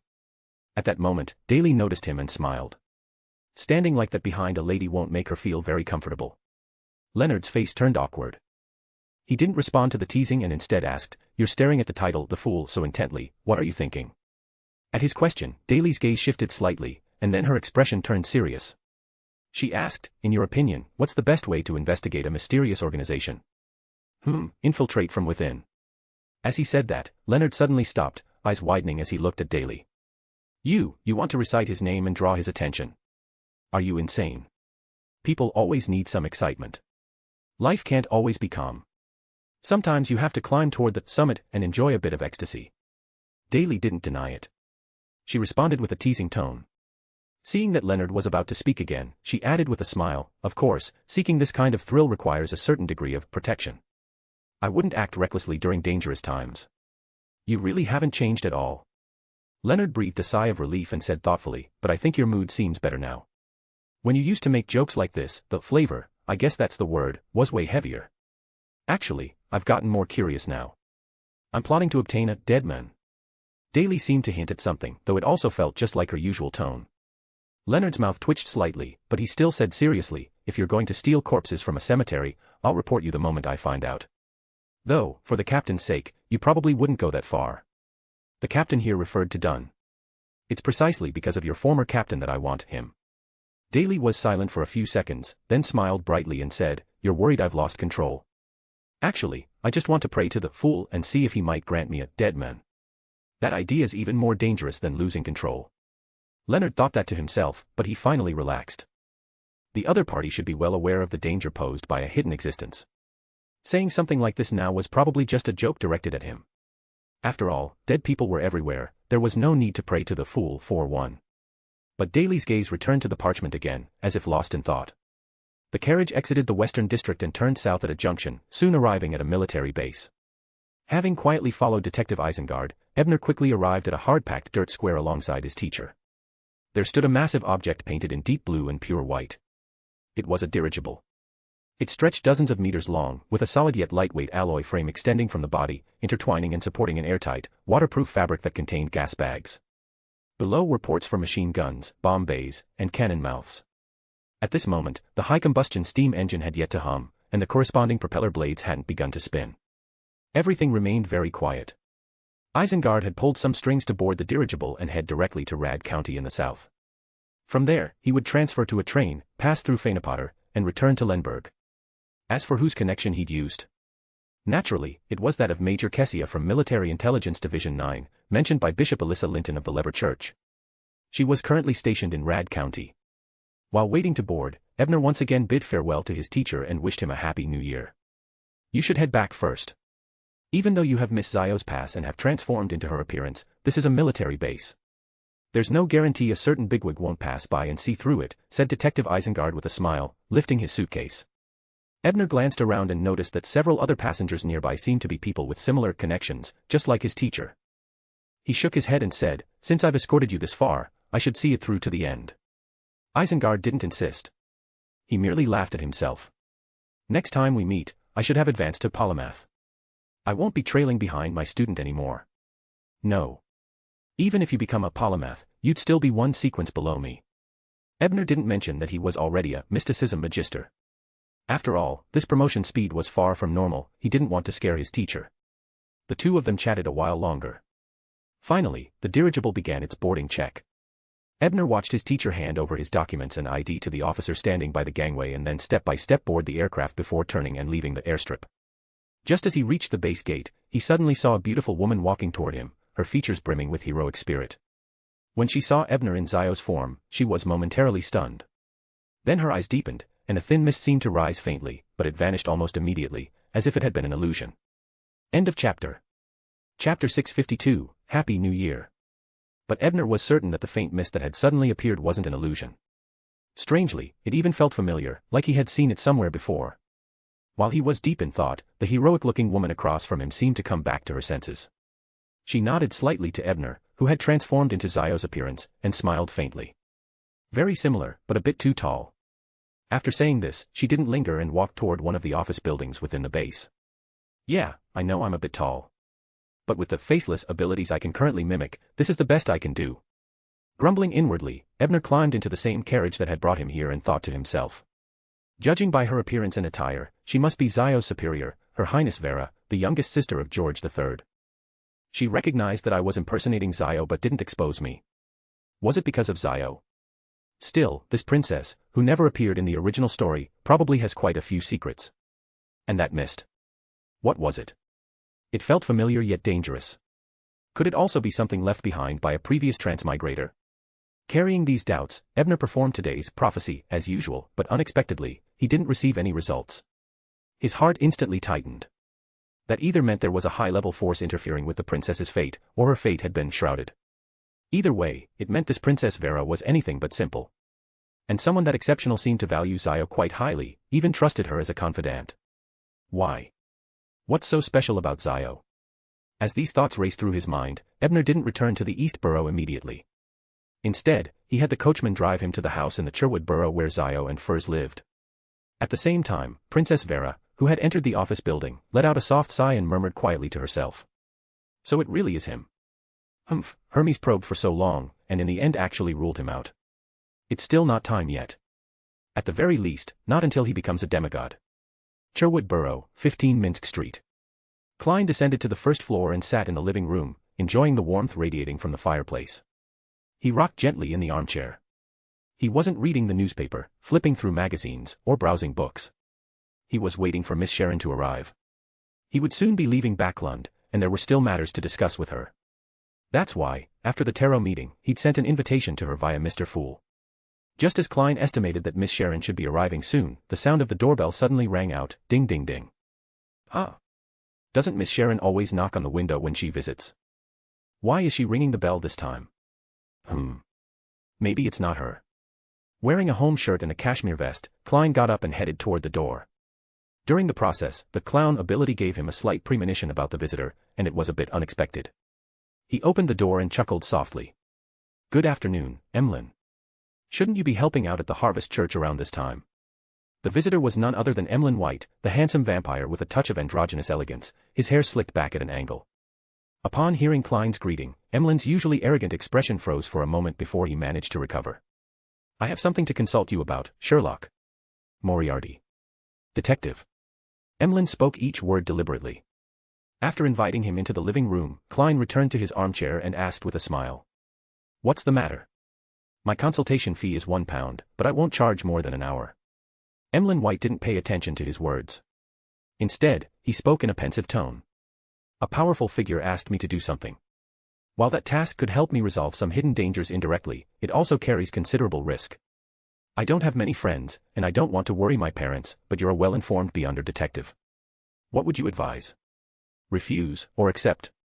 Another powerful figure. I'm starting to get allergic to that phrase lately. It never leads to anything good, except when they're paying, of course. But the big shot Emlyn mentioned clearly couldn't be Prince Edisac. So who is it? Someone high-ranking among the blood tribe. As these thoughts flickered through his mind, Klein said cautiously. With only the word task to go on, I can't offer any advice. Emlyn White stayed silent for several seconds, gritted his teeth, and lowered his voice. It's related to the Fool. Ah. Klein almost thought he'd misheard. After confirming that Emlyn really had said fool, he hesitated for a moment, then made up a bunch of statistics on the spot to scare the vampire in front of him. He wanted Emlyn to understand, more intuitively, just how dangerous an unknown great being could be, advising him to drop the idea as soon as possible or at least find another method to counteract the mental suggestions from his Earth Mother faith. To that end, Klein even badmouthed himself a bit. After listening, Emlyn fell into a heavy silence for over 10 seconds before he finally spoke. If I choose to go through with it, it definitely won't be for myself, but for the sake of the entire blood tribe. Shaking off the faith in the Earth Mother is just a bonus. For the sake of his people. That excuse sounds awfully familiar.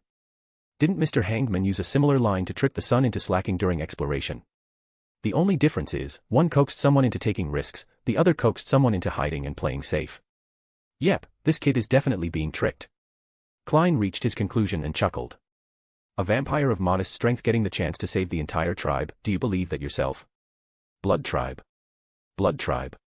Emlyn emphasized. Besides, my strength isn't weak.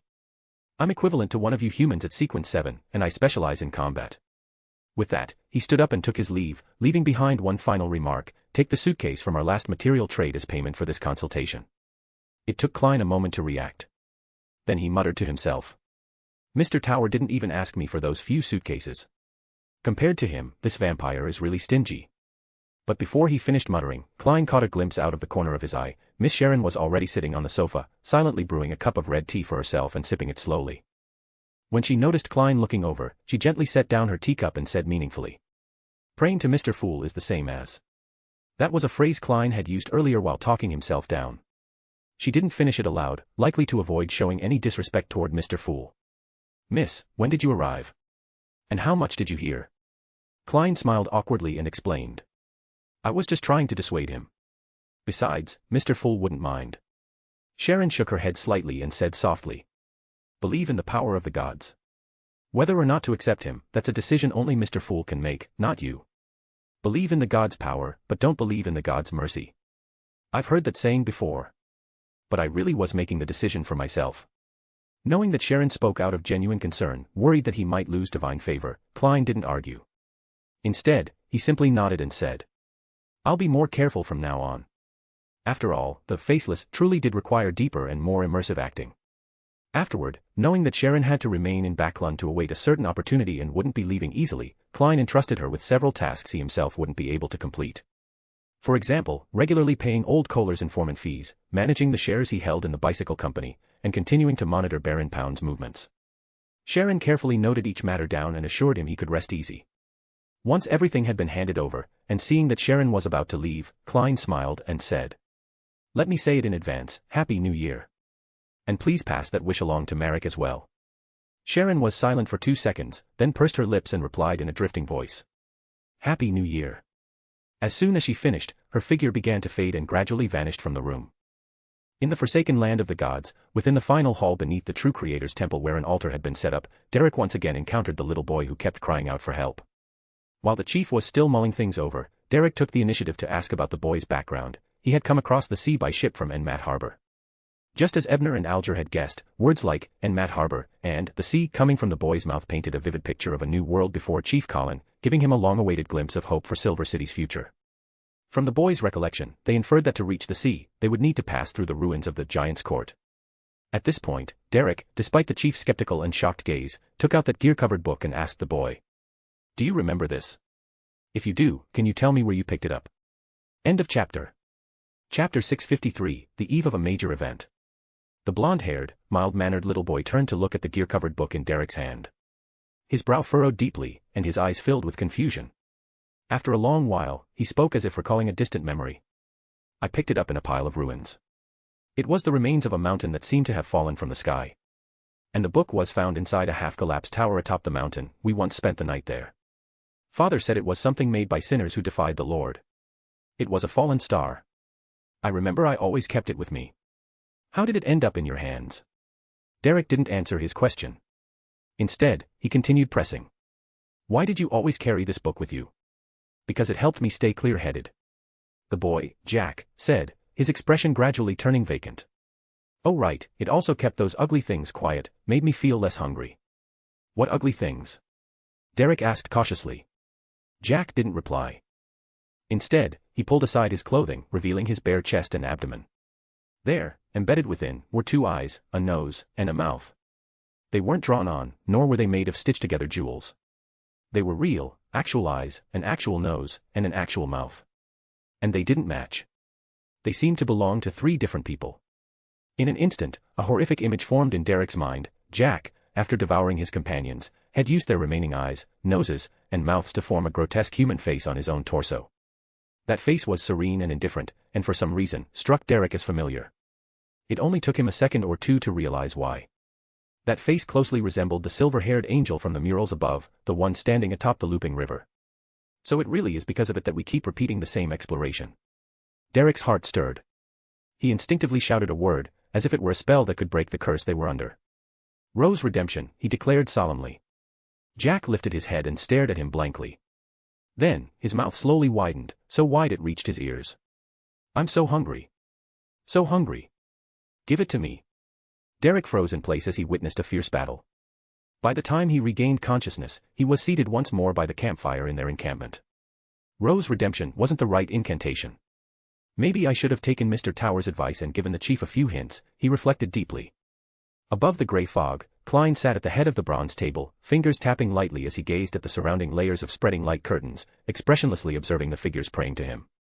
Even though the image was quite blurry, Klein immediately recognized the figure. It was the vampire, Emlyn White. Not bad. He's got some courage. Is this the same resolve he showed when going to buy that doll? Klein gave a light sigh of admiration but didn't respond. Although he wanted to understand the true intentions of the Blood Tribe, there was Northwest need to place himself in danger. After all, it wasn't like there weren't other ways. Staring at Emlyn White's crimson star, Klein chuckled and murmured, "I can always delay my response." He planned to wait until Emlyn was away from the high-ranking vampires before replying to the prayer. Of course, this was on the condition that he first used divination to confirm there was no danger. Just as he was preparing to leave the ancient palace above the grey fog and return to reality, another unfamiliar crimson star suddenly began to pulse, expanding and contracting. Klein wasn't surprised. Ever since the Aurora Order had spread the honorific name of the Fool, there had always been reckless or ignorant individuals who tried to pray to him. He had already gotten used to it, though it had impacted his sleep somewhat. Sometimes, Klein even thought about spreading some fake information, like, the best time to pray to the Fool is during the day. But then again, what if the members of the Tarot Club believed it too? While letting his thoughts wander, Klein performed a divination with practiced ease. After confirming there was no danger in checking this newly appeared crimson star, he clicked on it, revealing the images and sounds it contained. A woman in a black robe sat alone on her bed, fingers interlocked in front of her nose and mouth in a prayer gesture. Just like with Emlyn earlier, her appearance was similarly blurred, making it impossible to see her clearly. However, Klein instantly recognized her identity, Daly Simone, the spirit medium. Daly is actually praying to me. Why? Is this a test from the Night Watchers? But the result of my divination just now showed no danger. While feeling surprised, Klein also clearly heard the content of her prayer. The fool that doesn't belong to this era, the mysterious ruler above the grey fog, the king of yellow and black who wields good luck, I pray to you, please let me meet Dun Smith. This. Miss Daly seems to have misunderstood something. It was only because I tattled on you through that mirror that I learned Dun was still alive. And this question, why not ask a Rhodes? Why pray to me, a so-called evil god, no, a hidden existence? Does she think a Rhodes is more intimidating than an unknown hidden being? Or, just like Emlyn, is Miss Daly also a pawn being used to test me? Klein lightly tapped the worn bronze table with his finger and eventually decided to treat this the same way as with Emlyn. He would wait until Miss Daly left her current environment before responding. But unlike Emlyn, Miss Daly's own motivation is actually very clear. And I just so happen to know where the captain is. Maybe I can help her fulfill her wish. Give her a surprise, a miracle. Sherwood Burrow, in a detached house. Having returned to his real appearance, Ebner mentioned to Zio that there was something odd about Princess Vera and advised her to be cautious. After hearing it, Zio simply shook her head and said, I'm already aware of many of Her Highness' strange behaviors. She may have her own agenda, but I don't think she means any harm to me. Her Highness had always appreciated her and never caused her harm, so Zio didn't want to assume the worst of her. Ebner knew that this was just the kind of person Zio was. If someone had helped her and not harmed her, she would repay them with genuine sincerity. That was why she had so many friends, and he had earned her trust in the same way. He didn't try to persuade her further. After all, that princess might truly just admire Zio. And even if there were some plot, even if she was being used, it wouldn't suddenly turn against her. As Ebner mulled over the matter, Zio hesitated for a moment and said, By the way, Her Highness has recently met several times with the royal advisor, Vin Rambies. At first, they didn't seem to get along very well, but after being summoned by the king, the latter made a compromise, and they eventually reached an agreement. But from what I've observed, their relationship is only harmonious on the surface. Vin Rambies. Isn't that Arrogance, one of the council members of the Psychological Alchemy Society? Arrogance only agreed with Princess Vera after the king's mediation. What conflict happened between them before? Ebner paused for a moment, and suddenly felt like the original plot had already been thoroughly butterflied beyond recognition. In a military base in the southern outskirts of the Western District. Princess Vera looked across at a major and asked, Ari Hogg, how are things progressing? Eye of the Goddess has already arrived. The amnesiac angel from the Eggers family will soon discover the clues. When that time comes, I will arrange for them to enter the place. Tomorrow, at least one of the Augustus family's Chaos Hunters will fall. The Major spoke with full confidence. End of chapter. Chapter 654, Falling Meteor. On a small island where the Sea of Mist met the Polar Sea, the three former princesses, Bernadette, Isabella, and Bruna, sat on vine-woven chairs summoned by the Mystery Queen, taking stock of their exploration's harvest. Putting aside the materials and characteristics left behind by those bizarre creatures, the most valuable are these three items. It was Isabella who spoke. After straightening her clothes, she placed a notebook, a map, and a card onto the vine-woven table. This card seals that strange creature of demigod level. If it hadn't been for you, Bernadette, providing Roselle's dual card, we might not have been able to subdue it. I still don't know how that wanderer from the Abraham family managed to seal it in the ruins with just the power of a traveler. As she said this, Isabella pushed the card toward Bernadette and continued, since you provided the card, it's only right for you to hold it. I believe Bruna won't object. Bruna had no shortage of powerful spirits as companions, so she indeed had no opinion. Bernadette also didn't refuse and silently stored the card away. Then, Isabella picked up the map and displayed it. The map marks the functions of various facilities in the ruins and the combinations of blasphemy cards required to enter them. It's clearly something Roselle left behind on purpose. As for the notebook you've both skimmed through, you should know it was written by the Death Emperor. It contains many terrifying occult secrets, likely related to that deity's research and experiments on the path above Sequence 0. From that, it's not hard to deduce that these ruins were actually a laboratory established by the Death Emperor and the Black Emperor to explore the path beyond true gods. Perhaps, the later, Pale disaster, was caused by some accident during one of the Death Emperor's experiments. Finally, this map has many restrictions on it, and it needs to be analyzed to reveal its full content. So it's best I hold on to it for now, right? Bernadette thought for a moment and agreed with her reasoning. Bruna had no objections either. This wasn't her area of expertise, and leaving it to a professional was best. As for the notebook, the knowledge inside isn't something we can digest in a short time, and it's extremely dangerous. I suggest we bring it back to the Lenberg Grand Library to be stored in the Tower of Wisdom. If either of you want to read it, you can borrow it at any time, Isabella said carefully as she picked up the notebook. Bernadette had no objections to this. But Bruna disagreed. She frowned and said, "This is a legacy of the Death God. As his descendant, it is my duty to reclaim it. But if you take it back to the Church of the Spirit, Bernadette and I may never get the chance to read it." Isabella clearly wasn't willing to let go of it so easily. Just as the tension between the two was rising, Bernadette suddenly spoke. "I have a better candidate, the Ruler of Death. Before returning this notebook to His Highness, it can be temporarily kept by Bruna for safekeeping." As she spoke, she looked at Bruna. "What do you think?" Bruna thought for a moment and felt that this was acceptable. After all, His Highness was the Death God's own child and her ancestor. So she nodded and said, "All right. But Bernadette, do you know where our ancestor is?" Bernadette closed her eyes, nodded slightly, and said, "In Backlund. I happen to need to go back there anyway. Also, based on the currently deciphered information from the map, the core of these ruins requires the Red Priest, Black Emperor, and Moon cards to open. The Black Emperor card might be in Backlund." On Tuesday morning, just as Emlyn left the vampire dwelling, he was startled by the sudden appearance of grey fog and a mysterious figure shrouded within it, as if even his thoughts were freezing. The fool actually responded. Emlyn, terrified, confessed everything he knew in response to the mysterious being's inquiry. Lilith delivered an oracle. Preparing for the apocalypse. Is Lilith also trying to invest in me? First, the Earth Mother sent the tower and revived Dun. Now Lilith has sent Emlyn. Right, in the Spirit World Anecdotes notebook, there's also a similar doomsday prophecy, from Yellow Light Vainithan. He also mentioned that the Abraham family's curse would be broken by an apprentice aided by a hidden existence. That perfectly matches Miss Magician's current state. She is an apprentice who received help from me, the fool. Interesting, could it be that all high-level beings proficient in prophecy have foreseen the inevitability of the apocalypse and also seen the existence of the fool and the role I might play? So they all want to invest in me. Also, Roselle's diary might also count as a form of investment. Did he foresee the fool, too? Come to think of it, I even swore an oath upon a holy artifact. Perhaps the goddess is also aware of me now. These thoughts flickered through Klein's mind, though his expression didn't change at all. Leaning back in his chair, he manifested a tarot deck on the ancient bronze table and said with a slow smile, "You may choose one as your codename." The calm tone snapped Emlyn out of his frozen, dazed state, and he replied with slight sluggishness. "Moon. I choose the Moon card." After Emlyn left, Klein tapped the crimson star symbolizing daily, only to find that she was still in the same room from last night, so he had no choice but to postpone his response once again. Hope the captain doesn't change apartments anytime soon.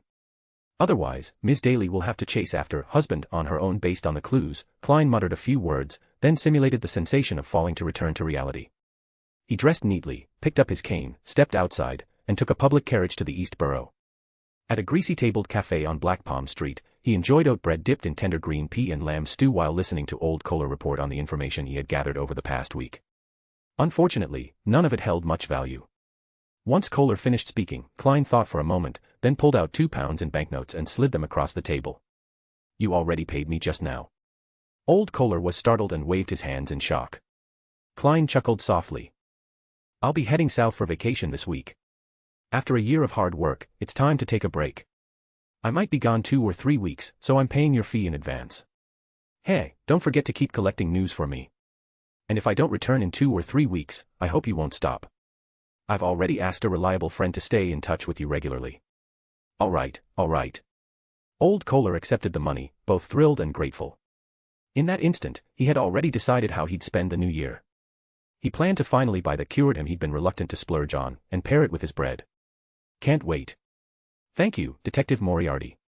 He subconsciously swallowed a mouthful of saliva. Klein picked up his hat and reminded old Kohler to stay safe and not take unnecessary risks.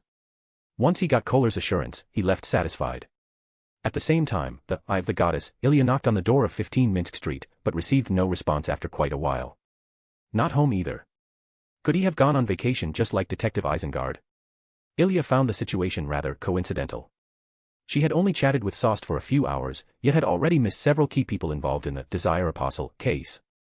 This made her extra vigilant, and her eyes instantly lit up with brilliant starlight. Moments later, she closed her eyes and softly spoke a name, Edisak. At the Red Rose Manor, after submitting a few ambiguous clues regarding Talam's whereabouts to Prince Edisak, Klein took the opportunity to request an end to the commission, and the prince agreed. But just as he returned to the carriage, an uninvited guest barged in. It was the witch, Trissy. Seeing that Klein recognized her, Trissy was quite delighted and began recounting how she had been under someone's control. Not only had she been forced to change her name, but she also had to do things with the prince that she didn't want to. Klein had no intention of getting entangled with her and casually asked, "What did they change your name to?" Trissy furrowed her lovely brows and answered with a slightly dazed expression, "Trissy Cheek. Trissy Cheek. Cheek. Cheek." Klein suddenly raised his head, his entire body once again struck with a numbing chill. He was frozen in place like a statue made of marble. In that moment, only one entry from Roselle's diary echoed madly through his mind. June 5th. I obtained an ancient tome, and in it, the name of the primordial demoness was actually mentioned. She was called Cheek. Outside the East Borough, inside the free school, Ebner, who was preparing a special lesson for Daisy and the others, suddenly turned his head and looked out the window. What entered his view was a series of fireballs tearing through the sky, falling toward the outskirts. The scene was truly magnificent, so much so that not even Backlund's awful weather could obscure it. End of chapter. Chapter 655, The Sides Before the Heavy Fog. In the Empress Borough, at the luxurious villa of the Earl of Hall, in a study that was exclusively Audrey's. This soon-to-be adult girl was discussing the price for the Ocean Songster potion formula with her psychology teacher, Isolent. Did the other party choose 7,000 gold pounds? Asked the member of the Psychological Alchemy Society in a lowered voice. That's right. Audrey cheerfully placed a briefcase in front of Isolent, opened it, revealing stacks of cash inside. Isolent counted it somewhat reservedly, then sighed with relief, saying, "The amount is correct." After pausing for 2 seconds, she took a book from her materials and flipped to a certain page. Immediately, a rolled-up parchment appeared in front of Audrey. Isolent untied the string on it and showed Audrey the contents: Sequence 5, Ocean Songster, main materials, the complete vocal cords of the Solira Siren, the eye of a three-eyed thunderbird. Before Audrey could examine the auxiliary materials, Isolent quickly rolled up the parchment again. Then, she closed the book, pushing it, with the parchment tucked inside, toward Audrey. Audrey pressed the book down but did not immediately hand over the 7,000 gold pounds to Isolent. Meeting her confused gaze, Audrey smiled lightly and explained. The other party fears the formula might be fake and wants to conduct a verification first. Until it's verified, both the money and the formula are in my custody. They trust me, and I won't risk losing that reputation over a mere 7,000 pounds. A mere 7,000 pounds. Isolent's gaze was blank for a few seconds before she composed herself and nodded, saying, "I understand their concern, and I trust you as well." Just as Audrey was about to politely say something in return, she suddenly saw boundless grey fog and a blurry figure in what seemed to be a forest, making a prayer-like gesture. Was that Mr. World? Before Audrey could think more about it, the figure's voice entered her ears. Prince Edsak, the witch sect. Witch Triss. Demoness of pleasure. Trissy Cheek. So that's it, the disaster Mr. Tower mentioned could come from the witches and the Aurora Society because Prince Edsak fell in love with a witch, then colluded with them, causing the crisis in Beakland. Audrey linked these key terms together and was forming a preliminary guess when she saw Mr. Fool casually comment in a tone that carried a hint of mockery. Cheek, hey, that's the true name of the primordial demoness. The true name of the primordial demoness. With a buzzing sound, Audrey's expression instantly lost control. After a moment's thought, she didn't bother to conceal it much, requesting leave from the telepathist, Isolent, before running to the parlor where the Countess was. Susie and Isolent, left behind in the study, exchanged a glance out of instinct. Susie quickly averted her gaze, then wagged her tail. I exchanged a glance with a dog. Isolent, with her long black hair down to her waist and lake blue eyes, muttered self-deprecatingly, then started analyzing why Miss Audrey had suddenly left. Which of my words made her react, causing that young lady to think of something? Or perhaps, she's using this as an excuse to go meet the buyer of the formula. Just as she thought this, Isolent felt a small tremor beneath her feet. She looked out the window, surprised. At a cafe in Sherwood Borough, the witch Shock, or rather, Shoko, who had been preparing desserts, suddenly froze for a moment. She then lowered her head, whispered a praise, then threw aside her utensils and hurried up to the second floor of the cafe, knocking on the door of Demoness of Pleasure, Lena's room. Lena frowned when she saw Shoko rush in without warning. What happened? I just received a prophecy from Mr. Fool. He told me, something big is about to happen in Beakland, and Prince Edsac might be in danger. Shoko hurriedly relayed the news she had just received. Lena's expression changed briefly, then she calmed down, thinking for a moment, before making a decision. I'm heading to the Red Rose Manor now. I hope we're not too late. What about me? Shoko asked. Now at which, herself, she felt she could assist Lena. You go report to the authorities that someone may be planning something against Edsac. But remember, be discreet and try not to expose yourself. If everything goes well, we'll meet tomorrow at this time, at the abandoned manor in the northern outskirts. Lena seemed to be assigning tasks, but in reality, she didn't want her little sister to take unnecessary risks. Okay. Shoko trusted Lena's abilities and didn't overthink it. She immediately agreed.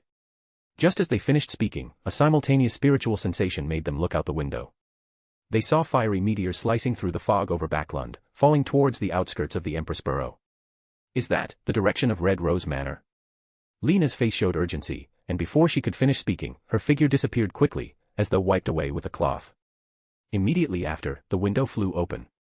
Shako snapped out of her daze, first heading downstairs to close the shop, then heading towards the nearby St. Wind Cathedral. As far as she knew, most royal family members were followers of the Storm Lord, and Prince Edsac should be no exception. As for how to report, she already had an idea. Her good friend, Inspector Wayne's youngest son, Bruce, had previously been arrested by the Storm Church for being an extraordinary person. However, due to his clean background and the Gravekeeper potion formula's origins not involving any secret organizations, he was eventually recruited by the Substitution Squad and became an official extraordinary person. She had interacted with him before, and now that she needed to report something, perhaps he could help. In a warehouse near the East Borough's Rasta Dock Industrial Zone, Zio strode quickly to Her Highness Vera and reported the matters related to the primordial demoness that had just been relayed by Mr. World. She didn't have time to think up an excuse and simply claimed the intel came from an informant. However, after a few seconds of silence, Her Highness Vera shook her head and said, there will naturally be someone to handle matters on the demoness side. As for us, we have other things to do. What things? Zio asked curiously. What could be more threatening than an evil god? At the request of the Church of the Evernight Goddess, I made several arrangements in the industrial and dock areas. You've seen them, right? What do you think they're for? Her Highness Vera pointed to the concealed altar in the warehouse and smiled as she asked back. These arrangements appear to be some kind of ritual to dispel extreme emotions. Zio replied after a moment of deliberation, combining it with her own knowledge of mysticism. Exactly. Vera nodded, then handed over a stack of documents to Zio, continuing, this is an investigation report. Zio took the typewritten pages and saw that the investigator was a journalist named Mike Joseph. At the bottom was the holy emblem of the goddess. A commission from the Church of the Evernight Goddess. I know this Mike journalist, he's a friend of Ebner. After flipping through it for a while, she saw the hardships faced by the lower classes and the spread of the creator cult, things she was already familiar with. After a moment of thought, she suddenly understood Her Highness Vera's intention. You're worried that the true creator might use this opportunity to descend. Not might. He definitely won't let this opportunity slip by. Especially with Augustus likely to turn a blind eye and let it happen. The advancement ritual for a Chaos Hunter requires one to maintain order to the greatest extent during an angel-level onslaught in the domain of evil, chaos, and madness. If all goes well, and a Chaos Hunter under Augustus falls, then his characteristics are highly likely to be handed over to me, someone of royal blood who has completed the ritual. That way, I can legitimately be promoted to Sequence 3. With this thought in mind, Vera sighed and continued to Zio, we must guard these arrangements. They might save many lives, especially this main altar. The people of the Aurora Order will definitely seize the chance to destroy it. Hearing this, Zio realized the importance of this place and solemnly nodded. In the forest outside the Red Rose Manor, watching several meteors burning with fire crash rapidly toward the ground, Klein was struck by a sense of powerlessness, despair, and a resignation to death. Even though he kept using flame jump, he couldn't escape the forest before the meteor shower struck, nor could he flee the core of danger. And with the fragile body of a seer pathway beyonder, it was impossible to take a hit from a falling meteor. Even if the mystical item Roselle's grip, equivalent to a Punisher Paladin, did significantly enhance his physique. After all, even those undead that a pistol couldn't harm would likely be smashed to pieces or reduced to scorched meat paste under such attacks. Fortunately, just as he was relentlessly flame jumping, ultimately forced into a situation with nowhere to run, eyes wide as the mushroom cloud loomed over him, Mr. Azek suddenly grabbed his shoulder and brought him into the spirit world. On the other side of the forest, just arriving, the goddess, Ilya saw this and didn't hesitate to take out a charm and follow in Azek's footsteps. In an underground space somewhere, an ordinary-looking quill was writing on its own. Azek Eggers originally wanted to bring Sherlock Moriarty to a nearby safe location, but due to the goddess Ilya's tracking, he misunderstood. The brief clash between the two disrupted the stability of the spirit world traversal passage, causing the three of them to fall not far from Insangwil and his companions. At this point, the quill's surface dimmed slightly. The one-eyed middle-aged man, Insangwil, quickly grabbed it, but it was already too late. He could only call out to his companions, Imperative Mage Test and another Royal Chaos Hunter, to prepare for battle together. But the shadow of his last encounter with Azek still loomed over Ince. Even if he held the upper hand in terms of superficial strength this time, he had no confidence. In the ruins of an ancient civilization, following Mr. Azek's advice, Klein didn't get involved in the battle between the 5 demigods. Instead, he turned and fled up the path at full speed. In a battlefield like this, he was of no help and would only become a burden to Mr. Azek. Meanwhile, Insangwil didn't immediately respond to the Eye of the Goddess attack. Instead, he glanced toward the corner where Klein's figure had disappeared. The Sequence 4 Night Watcher of the Church of the Evernight Goddess could, to some extent, bestow misfortune on others.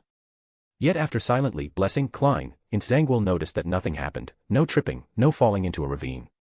Not only that, but he even seemed to hallucinate, faint wisps of gray-white fog appeared before his eyes. There was no time to think further. He drew his gaze back and refocused on Ilya. As for Azek, he was intercepted by the joint effort of the Chaos Hunter and the Imperative Mage. In the free school at the edge of the East Burrow, receiving a message from the world, Ebner, under the astonished gazes of 4 students, took out a finely crafted card and spoke its true name, releasing a demigod-level bone dragon. Time was tight. The demoness of despair could arrive at any moment. He could only race against the clock. Besides, after today, this identity would likely be impossible to use in Backlund again. Naturally, he wrapped the bone dragon in a layer of illusion to prevent ordinary people from directly witnessing its mythic form and going mad. Professor. What is that? The students, who could only see a vague outline, asked in stunned disbelief.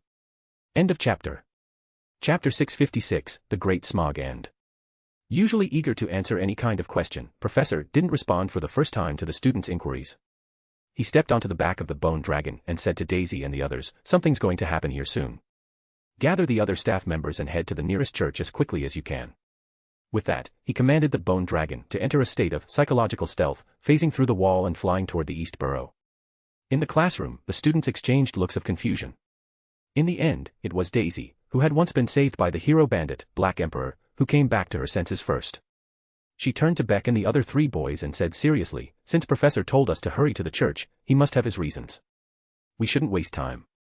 In her heart, she had already come to see Ebner as a superhero with extraordinary powers, just like the hero bandit, Black Emperor. The 3 boys, who had glimpsed the outline of the bone dragon, nodded repeatedly at her words. Clearly, they held even more awe for the mysterious professor. And that was precisely why Ebner hadn't made the bone dragon completely invisible from the beginning. He needed to cultivate a sense of mystery and increase his authority in the students' minds. While authority could also be achieved through mimicking the abilities of a mediator, he couldn't maintain that kind of influence here all the time. So instead, he used this combination of shock and suggestion to ensure the students would fully heed his instructions, and not go looking for trouble out of curiosity or rebellion. In the East Burrow, on Cullen Street, in a remote, desolate, filthy, and disgusting alley. With a twist and warping of space, the figure of Despair Nightingale, Panacea suddenly appeared in the darkest corner. The scene, beyond comprehension, caused a few homeless people resting in the alley to instinctively rub their eyes, suspecting they were hallucinating. Panacea glanced around to confirm she was in the right place. She then lowered her veil to cover her face and looked up at the sky. The afternoon sun was already obscured by clouds and mist, appearing pale and dim. The light yellow fog wasn't especially thick yet, but it drifted throughout every part of Backlund, with a slightly choking scent, cold and damp. Too bad, she hadn't waited for the moment when the smog would be at its thickest and most stagnant. The possible interference from Trissy and her mother, Talim's disappearance, the unexpected incident with Trissy, the sudden and short loss of control from 0-08, the appearance of Azek in the Goddess's Eye, the destruction caused earlier by the hero bandit, Black Emperor, and the involvement of a Beyonder with the codename Tower, all of it had escalated things, drawing attention, forcing the operation to be moved up to today. Thinking this, Panacea gave a faint smile to the homeless people. Their gazes immediately went vacant. Then, an unnatural flush appeared on their faces as they all clutched their chests and collapsed, twitching on the ground. Dying this way is far more merciful than slowly suffocating in the smog. You ought to be thankful for my kindness. Murmuring this with a smile, the Despair Nightingale walked out of the alley, her face still holding a trace of amusement. Her steps were slow, as if she were strolling through a sea of mist. Wherever she passed, the fog imperceptibly thickened, tinged with an iron-black hue. Visibility quietly shrank. After she left the street, a homeless man in a tattered coat and sallow complexion suddenly coughed violently, collapsing to the ground. Two nearby paupers recoiled in terror and instinctively covered their throats. They let out hoarse gasps, as if stricken by a severe lung disease or bronchitis, barely able to breathe. The smog, swirling with iron black and pale yellow, descended upon the East Borough, the dockyard, the factory zone spewing smoke, spreading further across the whole of Backlund. Scenes in the distance were gradually submerged. Even the towering clock tower had become a pale silhouette. One worker after another, one pauper after another, began to feel unwell. Shivering vagrants around the path that woman had taken collapsed one after another. Life, in this moment, was as fragile as bubbles in a washing basin. The Lady of Despair wore a calm and gentle expression, as if she were completing a work of art.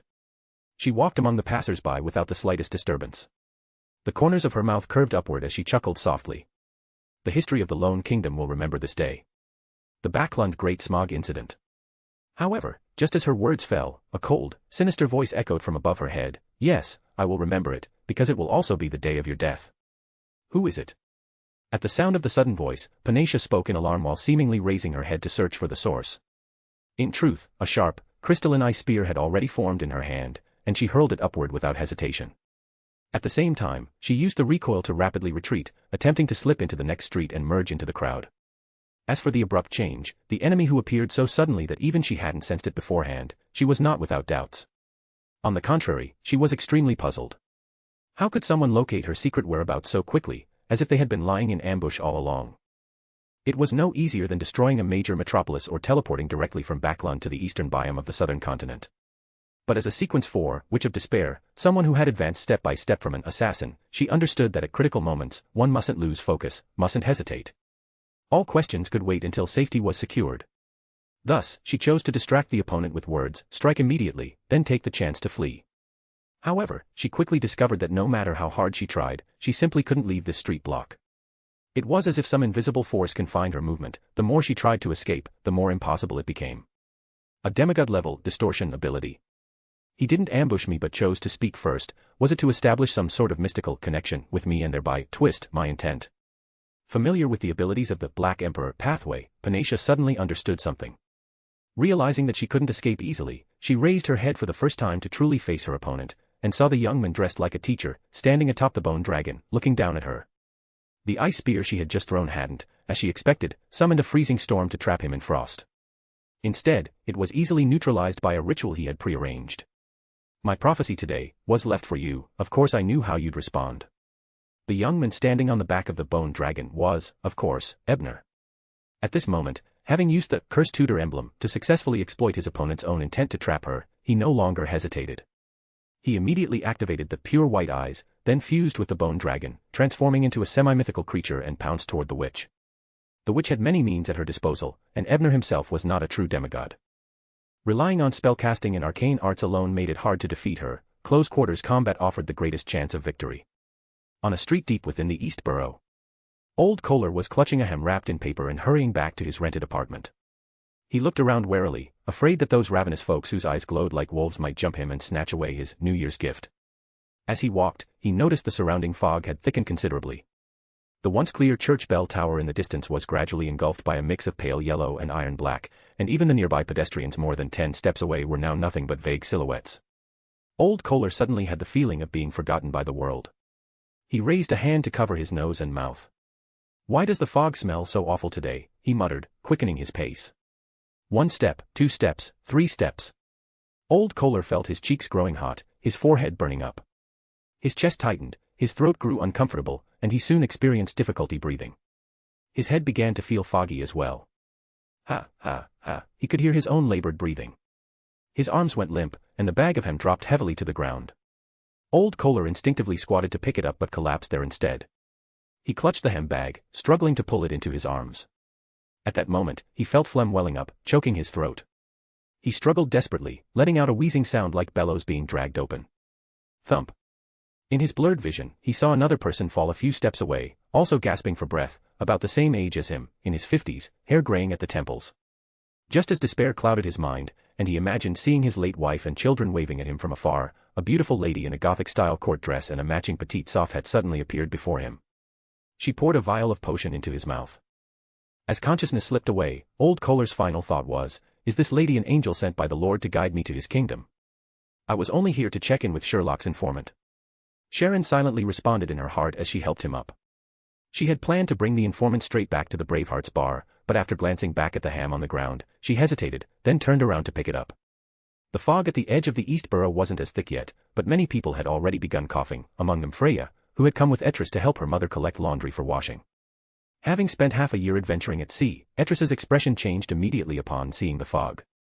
With his rich experience, he sensed the taint of beyonder power in it. "Quick! Cover your nose and mouth. Head to the nearest church." Etris grabbed Freya and broke into a run. But Mom is still at the old apartment building." Freya refused to move, tugging on Etris anxiously. Etris looked back at the distant fog and noticed its spread had slowed slightly. Gritting his teeth, he said, "I'll bring her out." "Don't wait here, go to the church." Freya stared at him for a moment, then nodded solemnly. "Thank you. Etris. You, be careful too. Don't worry. The disease in this fog isn't enough to take my life." With that, Etris gave Freya a quick hug and then sprinted toward the old apartment building at the burrow's edge. Freya watched his retreating figure until she couldn't hold back another round of coughing. Then, resolutely, she headed toward the church. Within the East Borough, the elderly and infirm collapsed in the fog one after another, like felled trees. Those who came into contact with them contracted the plague and died rapidly. Even relatively healthy adults and children began to show minor symptoms. On Collins Street, those who could still lift their heads faintly saw a vague, enormous creature gnawing endlessly at a woman. Though that woman unleashed black flames, ice lances, and numerous other powers, she couldn't harm the creature. She could only rely on a substitute body to mitigate the damage. Even so, she had already permanently lost one of her arms. Ebner calculated his remaining fusion time and was just about to land a final blow on the demoness, planning to withdraw afterward regardless of victory or defeat, when a woman suddenly appeared in front of him and Panatia. She wore a classical hooded robe, her eyes and hair both black, her face delicate and beautiful yet vacant. An angel. Lady Despair. Panatia's gaze sharpened. Black flames burst from her body as she spread disease and attempted to ignite everything around her to trigger a massive fire. In that instant, her body trembled strangely and froze in place. Immediately after, her body began vanishing inch by inch, the effect racing upward uncontrollably until she completely disappeared without a trace. Mother of the Sky. A vessel for the goddess's descent. Just as Ebner breathed a sigh of relief, he was horrified to discover his own body, like a pencil sketch erased by a rubber, being wiped away even faster than the witch had been. He, along with the bone dragon, vanished entirely within seconds. End of this chapter. Chapter 657, Heroes. Inside a warehouse in the docklands where a sacrificial altar had been set up. When the thick smog spread out, Zio seemed to see one shadowy, translucent figure after another, each filled with bitter resentment, rushing forth in a ceaseless stream toward a certain place, coalescing into something terrifying and unknown. With the occult knowledge she had mastered, Zio instantly realized that these deceased souls had very likely secretly believed in the true creator, or at the very least, had recited his name. Now, their lingering spirits and grievances were being sacrificed by the members of the Aurora Order to bring about the descent of the true creator. Fortunately, their ritual is still missing something, otherwise, it would have already succeeded. As this thought crossed Zio's mind, she looked toward the concealed altar in the warehouse, once again confirming its crucial role. The numbness, despair, pain, and hatred that had accumulated over the years in the Factory District, Docklands, and East Borough were indispensable components of the Aurora Order's ritual.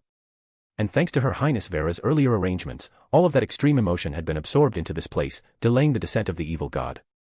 But the Aurora Order would never let such a rare opportunity slip by. Just as the thought formed in her mind, the shadow at Zio's feet suddenly came alive, grabbed her ankle, and surged upward like water, wrapping tightly around her.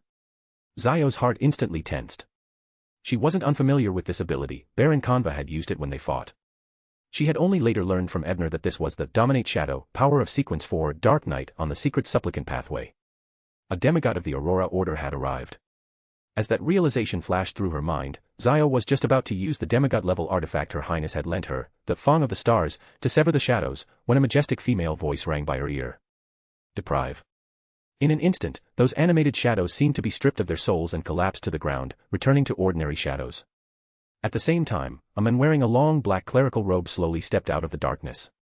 He appeared quite young, with refined features, though his face seemed veiled by a faint, almost imperceptible shadowy curtain. On the other side, Vera, who had just deprived the enemy of their shadow-controlling ability, didn't seem surprised by his arrival. She said confidently, "Dark Saint Kisma. A saint of House Augustus. According to the agreement, you're not supposed to be here." Dark Saint Kisma scrutinized Vera for a few moments, seeming to find her appearance acceptable, and thus didn't strike immediately. Of course, that was also because all the other ritual setups besides this main altar had already been destroyed by him. The remaining negative emotions that could be absorbed here were limited. At most they could delay the descent of the Master, but they could no longer stop it. They are them. I am me. Vera remained unmoved, gave a cold smile, and said, "Besides, they don't really want the true Creator to descend either. They've at least tacitly approved my actions." "I understand." Before Kisma even finished his sentence, he transformed into a tall knight clad in full black armor and raised a long, wide greatsword to strike at Vera.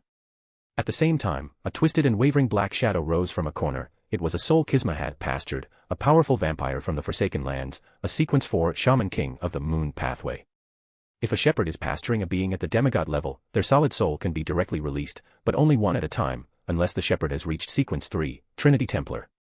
At this moment, the twisted Shaman King shadow transformed into moonlight and instantly blinked behind Vera. Then, he reached out and gouged out one of his own eyes, an illusory, crimson eye. That eye radiated a clear yet crimson brilliance, instantly illuminating the entire warehouse, as though a red moon had descended here. In its pupil, Vera's heroic figure was reflected. The hand holding the eye closed into a fist, and the crimson moon was completely swallowed by darkness. As this happened, thick, congealed darkness emerged around Vera, binding her in place as if she could only watch helplessly while the Dark Knight's greatsword drove toward her. But Vera showed no trace of fear. A puff of white mist suddenly emerged around her body, then vanished as quickly as it appeared. The darkness that had bound her melted like ice tossed into boiling water. She then raised her left hand and made a grasping motion toward the approaching figure of the armored knight. It was, imprison, a spell of the imperative mage. Though the exchange sounded complex, it had all happened in the blink of an eye. The tide of battle had completely reversed. At this moment, Zio also snapped back to attention. She raised the Fong of the Stars dagger and pointed it at the Shaman King shadow that had just tried to act, stating solemnly, "Decree, no ghosts allowed in this place." With her proclamation, the star-like lights on the translucent dagger brightened. An invisible force wrapped around the shadow of the Shaman King, interrupting his spellcasting. Violation of the decree warrants banishment. Without hesitation, Zio activated another function of the Fong of the Stars to exile any target that disobeyed a decree to the coordinates recorded by the corresponding star. And the coordinates she had set for the No Ghosts decree was the front of the Sacred Wind Cathedral.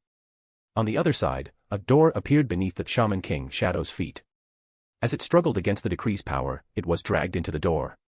But unfortunately, it was not a truly free ghost, but a poor soul being pastured, so it didn't reach the Storm Church for redemption. Instead, before the door closed, it was recalled and absorbed back into Dark Saint Kisma's body. Kisma had already freed himself from Vera's imprisoned using his shepherding abilities, but the brows hidden beneath his helmet were now deeply furrowed. This female saint of House Augustus was far more troublesome than he'd anticipated. Most of her attention seemed focused on the altar. Yet even so, she had easily dispelled my attack. And that, imprisoned just now, was that really something an imperative mage could manage. Also, she had a companion wielding a grade 1 sealed artifact. Thinking of this, the troubled Dark Saint Kisma was about to pray to his master, asking for temporary power to eliminate the enemies and destroy the altar. But at that moment, the souls and emotions that had been gathered from the East Borough, Docklands, and Factory District suddenly dissipated. The ritual for the descent of the master had been interrupted. How could it be interrupted? What did that useless fool do to mess it up? Kisma's handsome face twisted beneath the black armor, but his spirituality was suddenly stirred. He sensed danger approaching. Without any hesitation to continue entangling with Vera, he slipped directly into the shadows and fled at high speed, erasing all traces along the way. Half a minute later, an elderly man with a beardless face and deep-set eyes entered the warehouse. He glanced at the intact altar and slightly sighed in relief. "Your Highness Vera, thank you for preventing the descent of the evil god." But Vera shook her head. "Sir Saint Anthony, someone else must have disrupted the ritual. We only delayed its progress." The setup in the docklands had been arranged jointly by Vera and the Church of the Evernight Goddess. Knowing the importance of this place, Anthony had come to provide support as a priority. Yes. There was not only a hero who disrupted the evil god's ritual, but also a hero who stopped the great smog from spreading further. Saint Anthony solemnly nodded. The hero who stopped the evil god's descent in the great smog, was it Mr. World? Or was it Ebner? Compared to them, I'm the most useless one. I might as well die. That thought turned over in Zio's heart, and she subconsciously picked up her dagger and slashed toward her neck. But her movement was restrained by Vera, who had already been prepared. After activating a decree, there would be an intense urge to commit suicide lasting for an hour. This was one of the side effects brought by the Fong of the Stars. A few minutes earlier, inside a hall with a sacrificial altar, Mr. A, hoarse-voiced, laughed at Klein, who had charged forward and fired at the altar. His tone was mad. "It's useless, you little reptile. The ritual has officially begun. With your power, you can't break or interrupt it, not even a sequence 5 Beyonder can do that. But you're also lucky. You'll get to witness the descent of my master while still alive and be absorbed into his body. The master who created all things, the sovereign behind the veil of shadows, the depraved nature within all living beings. Your devout follower humbly prays for your descent. I am willing to offer up my body as a vessel to carry your great will." As the prayer rang out, a radiance from an unknown source suddenly descended above Mr. A's head, enveloping him completely. Seeing this, Klein's thoughts spun rapidly as he reviewed the items he had on hand. Was there anything that could turn the tide? In the end, he pulled out a brass-colored key. It had come from a young member of the Abraham family who had drunk a potion while listening to Mr. Door's murmurs under the full moon. Thump, thump, thump. Klein charged forward a few steps, swung his arm, and hurled the key from his palm. It flew into the overlapping layers of light within the altar. Within the glowing layers, the brass-colored master key began to break down, and began to melt. And once its outer shell disappeared, the curse hidden within revealed itself directly, connecting to the unknown being known as Mr. Door. In just a second or two, Klein saw a stretch of illusory, distorted crimson. That crimson hue struggled violently as it faded, then suddenly exploded. Immediately afterward, the entire light structure around the altar warped and collapsed. Boom. A massive explosion erupted from the center of the altar, sending out terrifying shockwaves. Crack. The 4 massive stone pillars closest to the center snapped instantly. Klein, still at a distance, had only enough time to roll away before being flung by the blast. Bang. He slammed into a wall, his body flattened like paper. That paper figure was then shredded by the ensuing storm of wind, scattering in all directions. Once the gale had somewhat calmed, Klein, who had survived thanks to his paper figurine substitute, took out a cone-shaped gem and aimed it at Mr. A, who was kneeling before a collapsed pillar, his body leaning forward. He activated it. It was the Mind Breath talisman he had purchased for £3,000 from the tower. As a shepherd, Mr. A had formidable regenerative abilities. If Klein didn't take advantage of the injury to strike him down, once he recovered, Klein would never escape. And after throwing the talisman, Klein didn't even look at the result, he turned and ran without hesitation. It wasn't that he didn't want to seize the chance to kill the enemy, but considering the many abilities of a shepherd, and the fact that this was still enemy territory, he knew better than to get greedy. Escaping came first. End of chapter. Chapter 658, The Prince and the Witch. In the depths of an unknown underground ruin, the Augustus family's Chaos Hunter grew anxious upon realizing that even with the combined efforts of himself and the Imperative Mage test, they still couldn't subdue Azek. The place had already been exposed, and powerful figures from the churches could arrive at any moment. After hesitating for a few seconds, he finally made a decision. He drew out a Grade 1 sealed artifact under his control, and with Test's desperate effort to restrain Azek, successfully linked it to him. The next moment, Mr. Azek let out a muffled grunt, his spirit turning dazed. Even the gate of the underworld could no longer be maintained, allowing Test, who had nearly been dragged into it, to barely escape with his life. However, the Chaos Hunter, who activated the Grade 1 sealed artifact, met a far worse fate. The skin on his face began to crack, as if it would shatter into fragments at any moment. You're not. He hadn't even finished speaking when blood burst forth from the cracks in his skin, as though every vein in his body had suddenly ruptured. This sudden turn of events made both the Eye of the Goddess and Ince, who had been fiercely battling, pause in surprise, glancing over with uncertainty. The first to recover was the Imperative Mage Test. Seeing the Duke's miserable condition, he knew silencing witnesses was no longer an option. Taking advantage of Azek's dazed state, he decisively grabbed the blood-soaked Chaos Hunter, rushed over to Ince, whose pants had fallen around his ankles during the battle, and pointed at Ilya across from them, declaring, "Banish." Caught off guard, Ilya was hurled into the void, her destination unknown. However, such banishment was only temporary. It wouldn't be long before the target found their way back. So Test gestured for Insangwil to grab him, then activated teleportation without hesitation. Within the abstract world above, where 7 rays of pure light intersected, Ince immediately checked if 0-08 had randomly written anything again. Confirming it hadn't, he let out a breath of relief. Then, he used Fallen Morning Star to bestow Evans's hidden barrier on both himself and Test to prevent the Eye of the Goddess from tracking them through sacred items. Only afterward did he ask in puzzlement, "Why didn't you take the chance to kill that Azek guy?" There wasn't time, and it wouldn't have worked. Don't be fooled by how he looked powerless after the Duke's strike. In reality, killing him is extremely difficult. Test glanced at the bloodman he was carrying and spoke grimly. According to his judgment, calling Azek he might be more accurate. But that was something Ince didn't need to know. Insangwil dropped the question, nodded, then picked up the shredded pants bunched around his feet during the battle. At the Red Rose Manor, the witch Trissy looked at Prince Edisac, who was blocking her path. Her expression was half desolate, half bitter, as she said, "You should have already received a warning from another witch, ailment maiden, Tracy, right? I remember you mentioned it to me, and your guess back then was correct. Just like that Prince of Mountbatten, you were considered expendable. As for me, I'm both the hostage required for the royal family's cooperation with the witch sect, and a necessary disguise for deception. I carry important items from the witch sect, yet remain under your strict surveillance, always at risk of destruction, always on the brink of losing them. That's how we show our sincerity in cooperation. But if anything gets exposed, if the 3 major churches or another faction within the military finds out, then things become very simple. Prince Edisac, blinded by lust, secretly shelters a witch.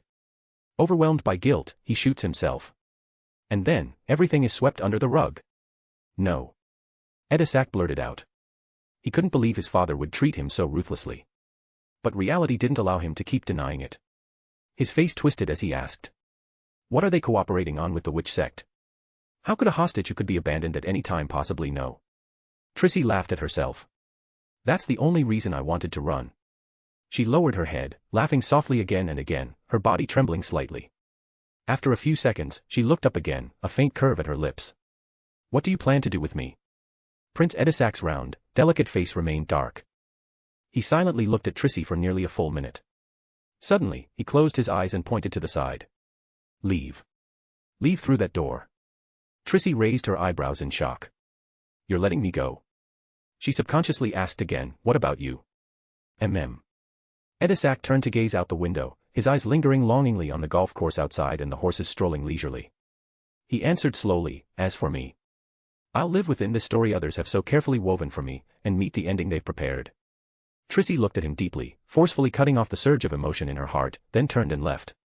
Prince Edisac sat beside the tall French windows, watching her departing figure. His eyes were extraordinarily hollow, as if lost in unknown thoughts. Until a pleasant voice rang softly by his ear, "Edisac, what's wrong?" His eyes came alive again. He turned toward the voice and saw his childhood friend standing before him, although in her female form. He couldn't help but let out a bitter smile and said, "Lena, I forgot the heartfelt warning you once gave me. I even forgot you at one point. Didn't expect it would be you seeing me off in the end. But this place isn't safe. You should leave quickly." As he spoke, he pulled a card from his pocket and placed it in Lena's hand. He continued, "Also, this is the only card I have now that might be of use to you. Take it as a keepsake." Lena hadn't figured out what was going on yet, and instinctively glanced at the card. What she saw was an illustration of a woman with chestnut-colored hair, her body bare, wrapped only in countless strands of spider silk. Her face looked strangely familiar.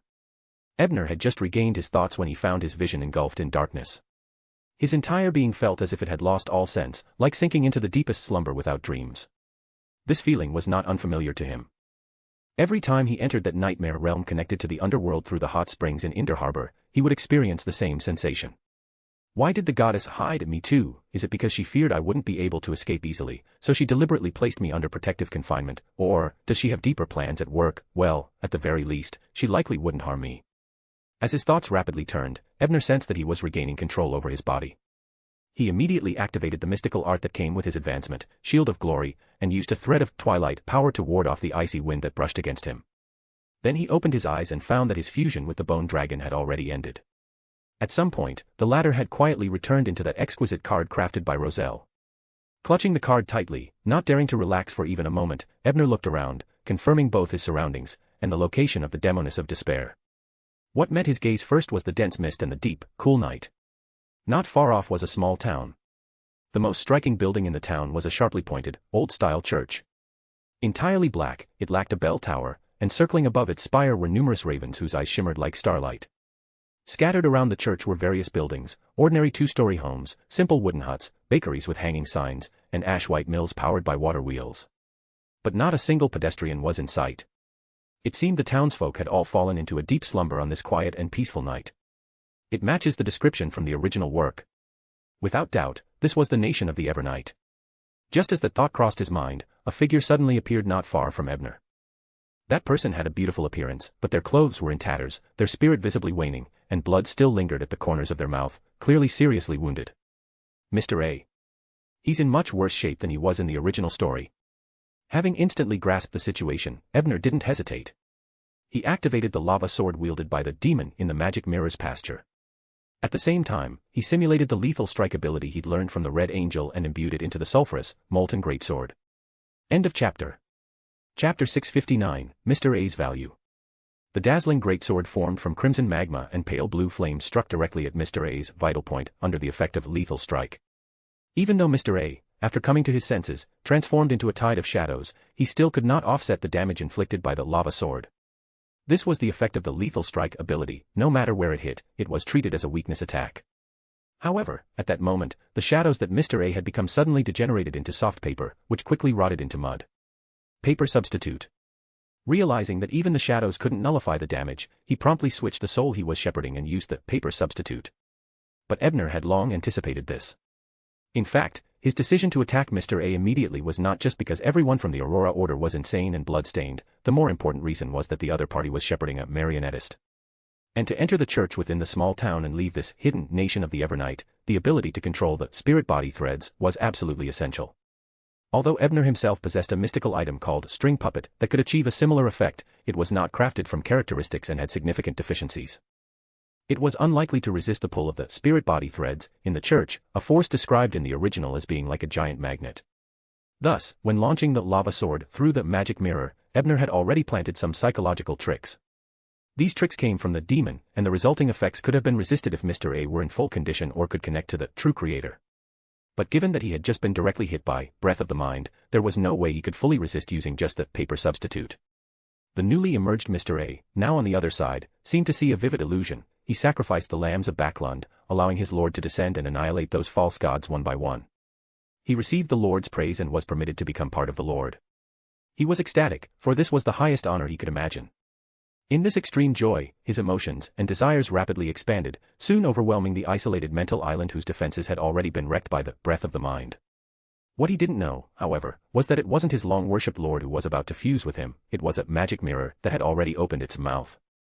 Inside the lava sword released earlier, seeds of psychological invasion had already been planted, ensuring that Mr. A would inevitably fall into hallucination, ultimately offering himself up willingly. Different demons, evolved from various races, each possessed unique abilities. The demon shepherded by the magic mirror had special strengths in the realm of dreams. Looks like the breath of the mind talisman I sold to Klein ended up in Mr. A's hands. Otherwise, the magic mirror wouldn't have succeeded so easily. His mental state must have been terrible beforehand. Thinking this, Ebner glanced at the magic mirror, which seemed to be feasting joyfully. He knew that by absorbing so many souls at once, the mirror would suffer from overcrowding, making some abilities temporarily unavailable.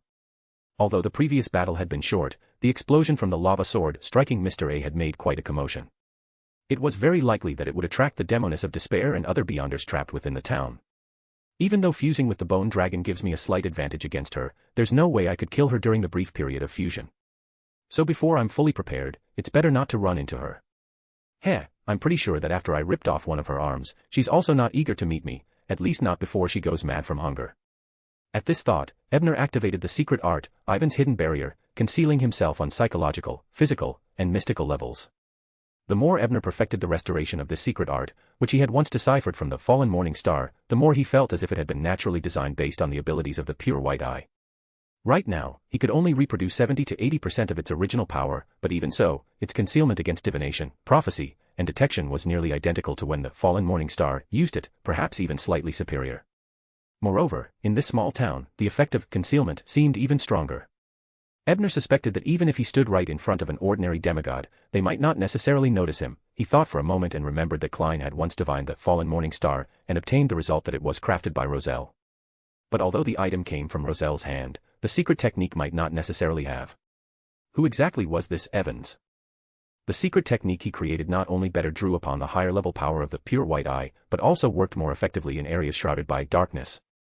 Could he also have been a traveler brought by the pure white eye? Did Roselle or the Calamity Seal discover one of his relics, and thus learn of this secret technique, eventually integrating it into an extraordinary item? While his thoughts raced, completely concealing his figure, Ebner entered the eerie and mysterious mist-shrouded town that was not far away, within a mist world so quiet there were no other sounds. Inside the town, many houses still had their doors wide open. On the tables inside, there were half-eaten pieces of white bread, glass goblets filled with red wine, and scattered silver cutlery. It was as if the owners had just gotten up mid-meal to welcome guests from afar, only to suddenly vanish without a trace. Based on the original novel, Ebner knew that everything in this town, including the food, were secret puppets of the half-fool Antigonus who slumbered deep within the church. The moment anyone ate those things, they would immediately become a member of the town's secret puppet group, and be hung up in the church like cured meat. Because the magic mirror was temporarily unusable, in order to verify whether this place truly matched the original description, Ebner could only take out the trophy he had obtained after killing Bikron, the string puppet, from his coat pocket. Although this item made it difficult for him to operate the spiritual body strings to the level of a true marionettist, it still allowed beyonders of other pathways to see those illusory black strings. Casually entering a house and relying on the vision of the string puppet, Ebner looked toward the food, discovering that they resembled living creatures, with spiritual body strings sprouting from within, stretching toward the direction of the ancient church. The most unique aspect about them was that each only had a single, spiritual body string, a clear difference compared to the dense, countless strings of normal living beings. As expected. It seems that my decision to kill Mr. A and obtain the marionettist trait and soul was the right one. Thinking this, Ebner did not rush to check the church, but instead looked through the window at the crimson moon amid the mist, watching it gradually penetrate the fog and illuminate the small town with a clear and serene glow. When the crimson moon becomes clear, changes will happen here, and it will become extremely dangerous. Ebner recalled the description from the original novel, casually closing and locking the door. Afterward, while paying attention to the gradually livelier streets outside, he split a part of his mind to sort through the souls being pastured within the magic mirror, and began making selections.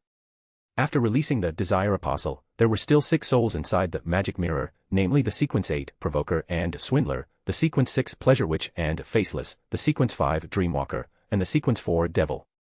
As for Mr. A's side, including himself, there were 8 souls. They were Sequence 8, Doctor, Sequence 6, Baron of Corruption, Scribe, Devil, Wind Blessed, and Sequence 5, Marionettist, Affliction Witch, and Shepherd. Among these, Affliction Witch could replace Pleasure Witch, Marionettist could replace Faceless, and Devil was overlapped by the Devil soul from before. Meanwhile, Shepherd was covered by the Black Knight of the magic mirror itself. By removing the lower-tiered Doctor, Provoker, and Swindler, there would be exactly 7 left: Affliction Witch, Marionettist, Dreamwalker, Baron of Corruption, Scribe, Wind Blessed, and Devil. I really made a huge profit this time. Ebner couldn't help but sigh emotionally as he looked at the trait spat out by the magic mirror after his selections. End of chapter. Chapter 660, A Murder from 1100 years ago. Under the crimson glow, the previously deserted small town suddenly filled with residents. They walked through the streets and alleys, greeting each other and debating whether to just buy bread today or splurge a little and get a pound of beef. The misty town abruptly seemed to awaken from its deathly stillness, resembling a normal town once again. However, those faint, indistinct figures never attempted to enter the houses on either side. They seemed to endlessly walk up and down the streets, and the sounds they made were hardly what one would call talking, they were more akin to low, beast-like growls. Compared to the utopia Klein crafted with his own hands in the future, Antigonus's craftsmanship is still a bit too rough, Ebner complained while tidying up the beyonder characteristics. Just as he was considering his next move, the street outside suddenly fell unnaturally silent. The beast-like growls completely vanished. The wandering, whispering figures on the streets seemed to have all turned toward a certain direction. And from that direction came a polite male voice, "Excuse me, is this?" Before the speaker could finish, his words were abruptly cut off. After a brief silence, the murmuring resumed, and the faint figures continued wandering back and forth. That voice sounded familiar. It should be Prince Edisac's butler, Finkel. Back at the ball held at the Daily Observer headquarters, I met him once. Ebner thought. In the original work, he indeed got sent into the land of night by 0 to 17, but there was no further follow-up. Looks like, judging from now, he was turned into bacon in the church immediately after arriving. Ebner shook his head and stopped dwelling on it. Instead, while recalling the relevant plotlines of the Land of Night, he pondered. If the goddess isn't deliberately targeting me, then to leave this misty town, I need to enter the deepest part of the church, find the wall with an indentation, place a matching obsidian piece into it, and draw the symbol from the goddess's sacred emblem. With the help of the marionettist I'm shepherding, manipulating the spirit body threads to resist the magnet atop the church shouldn't be an issue. The obsidian, according to the original story, was in the possession of the Despair Nightingale Panatia, but that's several months later, after she had devoured most of the survivors in town and acquired it. In other words, right now, the obsidian is probably still on some unknown, future ingredient. If the plot hasn't changed, Zeradal, who desperately wants his historical projection to connect with the external fate and history to achieve resurrection, must know where the obsidian is. In the original story, he pointed Klein directly toward the Despair Witch. So as long as I ask him, I should be able to find it. Lastly, as for drawing the symbol. Klein used a sketch of the dark sacred emblem to escape safely, but he was a follower of the goddess, no problem there. Me, can I pull it off? In the previous nightmare connecting to the underworld, the goddess did invest in me to some extent. But now that she's pulled me into this place, will she really let me leave peacefully without doing anything? What is her true goal? Moreover, once I open the door, regardless of which symbol I use, it will momentarily lift this place's concealment and connect it to external history and fate. That's equivalent to prematurely releasing Zeradal. Could it be the goddess actually wants to use my hand to set him free? But why? Klein is only sequence 6 right now and can't even fully conceal the Source Castle aura leaking from his body. Zeradal's resurrection would do him no favors, it would only add countless dangers. Or maybe, history has shifted dramatically in ways I don't know, and the goddess now needs Zeradal to stir the waters. At this thought, Ebner couldn't help but furrow his brow, though he knew he was merely speculating. To find out the real answer, the best way was still to enter the church and see for himself. At this moment, the faint crimson moonlight streaming through the windows suddenly grew extremely dim. The red moon was once again shrouded by mist, and the ghostly figures wandering the streets disappeared entirely, as if they had evaporated. Even the beast-like growls ceased abruptly. Seeing this, Ebner activated the Evans's concealment barrier to cover himself again, then mimicked the apprentice ability of opening doors, moving through the row of houses, one after another, until he arrived at the last house near the spired church. Although the spirit world domain corresponding to this town was also under concealment, making entry into the spirit world and teleportation impossible, each person inevitably maintained a connection with the spirit world. After all, their own astral bodies always existed there. Thus, some abilities borrowing the spirit world's properties could still be used, such as divination, blink, and door opening. Along the way, Ebner encountered several Beyonders who had clearly mutated, engaged in brutal slaughter against each other. Their eyes were filled with madness, each desperate to devour the other. Their strength wasn't low either, all roughly sequence 5 level. After all, any weaker ones had probably already been eaten. Although the occult knowledge possessed by Beyonders of this level would have initially taught them to wait for the Beyonder characteristic to precipitate before dining, once trapped here without food, they had no choice but to turn on each other. As various characteristics mixed chaotically, their minds became increasingly deranged. Eating too many like that, how could there not be problems? Even the people of Silver City, when eating monsters hidden in the dark, needed sealed artifacts to remove the contamination. These thoughts flashed through Ebner's mind, but he paid them no mind. He moved straight to the side of the ancient church, placed his hand on the wall, and silently passed through the thick, dark structure to enter the church's interior. At the same time, the crows circling around the church's spire suddenly froze midair, a starlight flickering in their eyes. Inside the church, Ebner, having phased through the wall, first had the magic mirror switch his soul to the marionettist state, allowing it to manipulate his spirit body threads to counter the upward pull. Only then did he simulate night vision and begin examining the dim church interior. Within his line of sight, human bodies were hanging midair in rows. Some wore black classical robes, some brown jackets, some voluminous, puffed-up skirts, and some were dressed in tattered clothes like beggars. Some faces were rough and rugged, others sharply handsome and masculine, some had exquisitely beautiful, delicate features, some were young and adorably childlike. There was no consistency. No, there was one thing they had in common: they all resembled cured bacon being dried. Suspended high above, their heads drooped, their eyes rolled back, and they swayed lightly. Hanging right in front was none other than Mr. Finkel, the butler Ebner had met once before. At this moment, he seemed to sense Ebner's gaze, and together with the other suspended figures, turned to face him. Although Ebner had anticipated this due to the original plot, he still felt a cold chill run down his neck, realizing that the art style of this place didn't suit him at all. Hornassus. Phlegria. As the choir of the hanging corpses chanted, Ebner took a deep breath and slowly made his way toward the depths of the church, soon arriving before a pitch-black altar. Upon the altar stood a stone statue. It was a statue of a beautiful-faced woman, but from her ribs and waist sprouted two beast-like legs, covered in short, coarse, and tough black fur. Around the statue, black ribbons floated, winding like numerous extended tentacles. At the feet of the statue, soul forms lay dormant, resembling a cluster of stars surrounding it. Mother of the Sky. Sealed item, 0 to 17. The goddess's vessel for descent. Ebner silently recited the three identities of the statue, then no longer stared at it. He shifted his gaze to the back side of the statue, searching for the location of Zeradal's historical projection as described in the original novel. However, the moment his gaze touched the figure, his pupils froze. Because instead of the bearded old man mentioned in the original novel, there sat a young man in his 20s beside the statue, cross-legged, with a slightly aged parchment laid out before him and a tin white canister filled with gray-white dust and particles. The youth was handsome, with hair as dark as the night sky and half-closed deep blue eyes that seemed drowsy. Were it not for his overly Eastern posture, he would have looked like a vampire duke out of a folk tale. He wore a silk robe sewn with the emblem of the Abraham family. As Ebner gazed at the young man's face, a strange sense of familiarity rose in his heart, exactly the same as the feeling he had when he saw objects left behind by other transmigrators through the pure white eye. The wanderer from over 1,000 years ago of the Abraham family. The author of the Book of Constellations and Elements. Why is he here? And the urn of ashes in front of him, could it be Zeradal's? This wanderer should have died here more than 1,000 years ago, otherwise there wouldn't have been a Danet afterward. And Zeradal was a figure from the era of Roselle over 100 years ago. By right, there should still be a historical projection of him left here. Why has it already turned to ashes? The door hasn't even been opened yet. Could this be a trap? Zeradal said in advance. Out of wariness toward Zeradal, Ebner immediately activated the pure white eye, intending to observe. Yet the instant the pure white eye opened the passageway and connected to the unknown land, the dead Abraham youth's deep blue eyes also turned pure white, and the ashes in the tin canister transformed into wisps of illusory, historical dust, rushing at an alarming speed through the passage formed in Ebner's eyes. Caught off guard, Ebner had no time to stop it. He remained dazed for a long while before finally understanding what had happened through the feedback from the pure white eye. It turned out that more than 1,100 years ago, this senior transmigrator who had become the Wanderer had already set up this trap before his death to target Zeradal, preventing the cutout historical image from being preserved here long-term as it was in the original novel.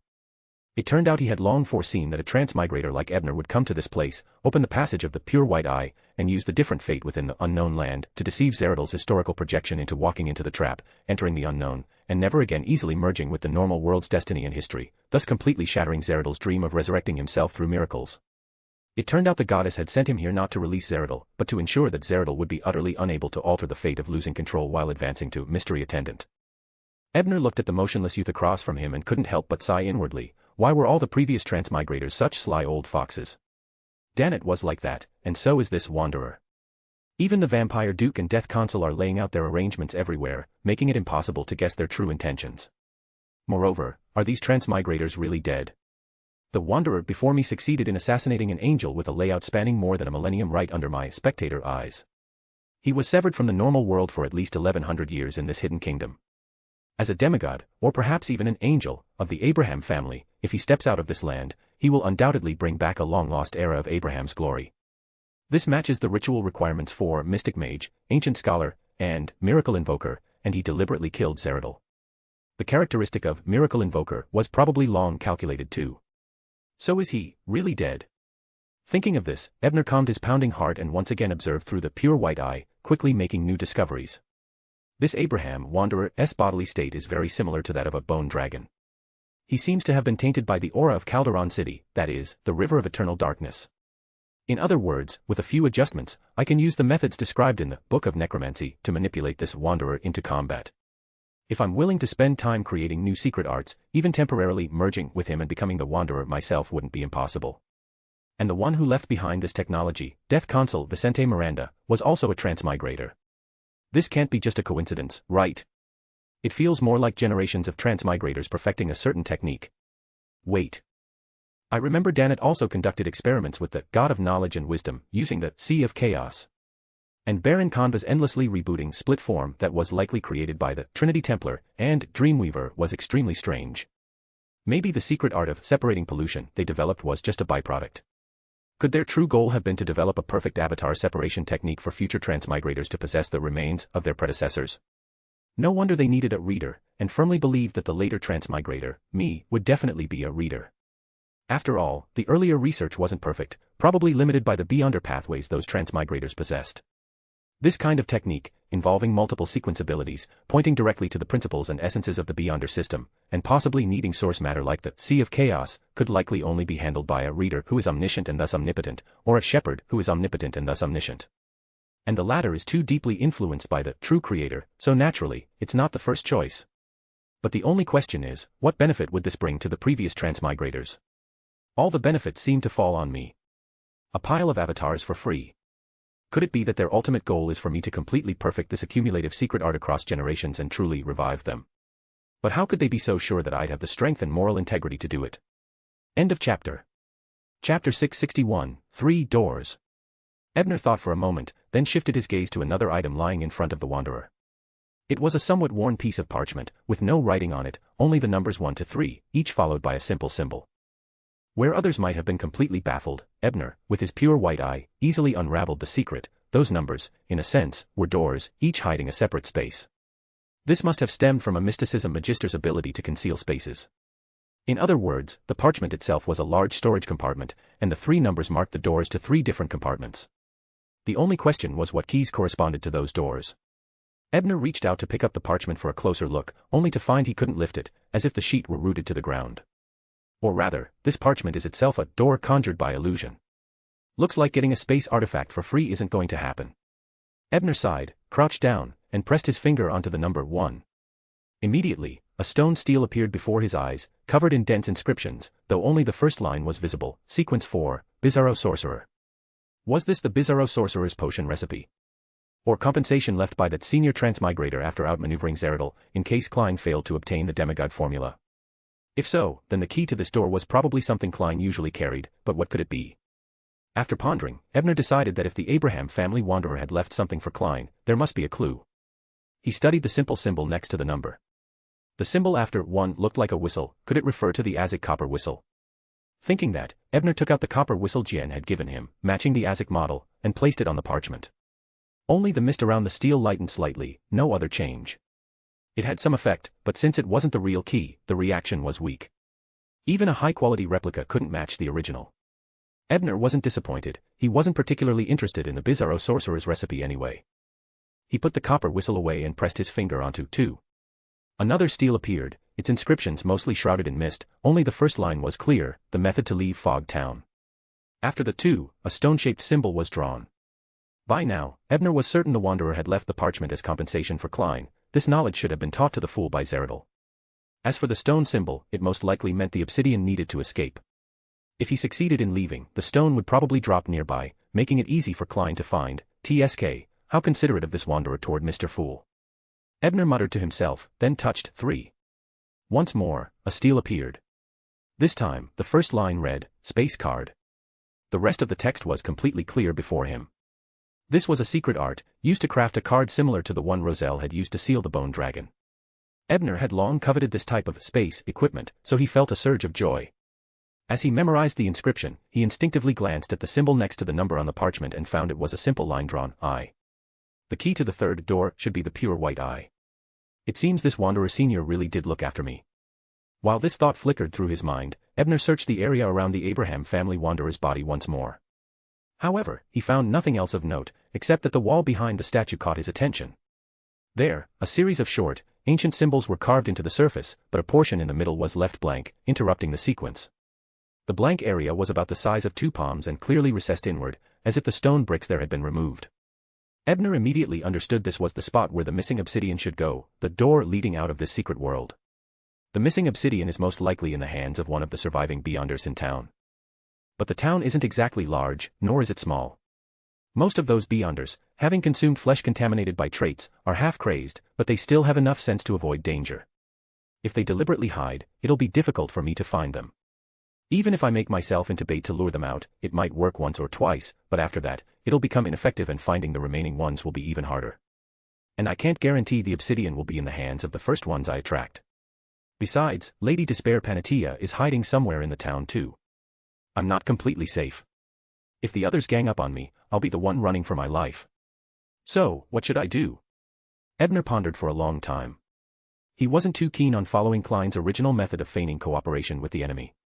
After all, given his current combat abilities, even if he proposed working together, others, Panatia included, wouldn't trust him so easily.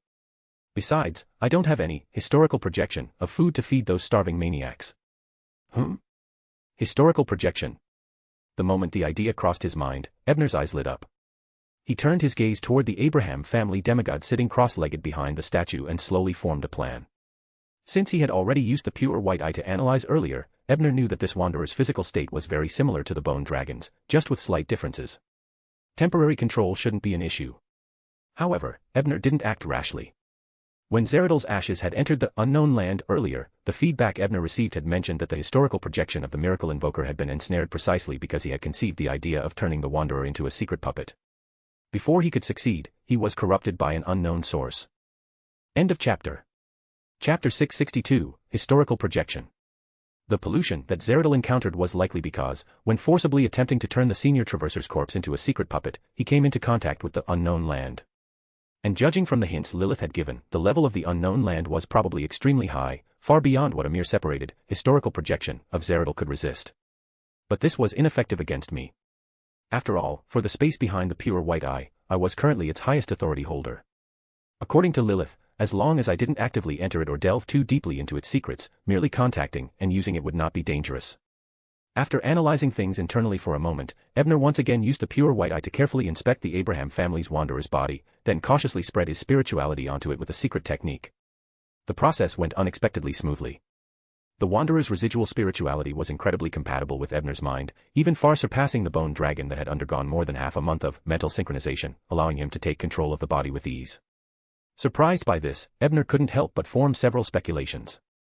However, just as he was about to dig deeper, the pure white eye resonated and triggered his spirituality to issue a warning, forcing him to shift his attention away and implant a self-suggestion. Some matters are better left to be pondered inside the Sapphira Castle during a tarot meeting, although if it turns out to be too dangerous, I'll still need to hypnotize myself to forget afterward. Temporarily setting these thoughts aside, Ebner tried manipulating the wanderer's body. However, he quickly realized that because they were inside a hidden world, unable to interact with the outside spirit world or cosmos, most of the Abraham family's demigods' powers couldn't function properly. Moreover, he was also bound beneath the Mother of the Sky statue by an invisible force, completely unable to move even an inch. This should be the power of the goddess. Binding the wanderer here probably also has to do with the fact that the secret art, perfected by the relay efforts of many Traverser seniors, remains unfinished. Only if I perfectly turn him into my avatar and use his body to advance to Miracle Invoker can I break this binding. In a way, this current wanderer, this future Miracle Invoker, is another candidate for the Lord of Mysteries in the hands of the goddess, right? A backup. Or perhaps, like Zeradol in the original story, his mission is simply to attract Amon's attention and muddy the waters, a tool. In the original story, Zeradol didn't follow the expected course of competing. He directly submitted, so it's not surprising if the goddess wants to change candidates this time. Just as he thought of this, a scene suddenly surfaced in Ebner's mind, apparently originating from the residual spirituality within the wanderer's body. In the vision, the young man sitting weakly by the statue asked a question to the young woman before him, who had beautiful features and black hair and eyes, a question very similar to what Ebner had just thought. Am I a backup for mysteries, or just a tool? The woman opposite him curled her lips slightly, her black eyes deep and serene, revealing a small smile as she answered, Alvin, that completely depends on your own intentions. In fact, if you want to compete for mysteries, I would support you. But if I do that, the world might fall into danger. The young man said firmly, shaking his head.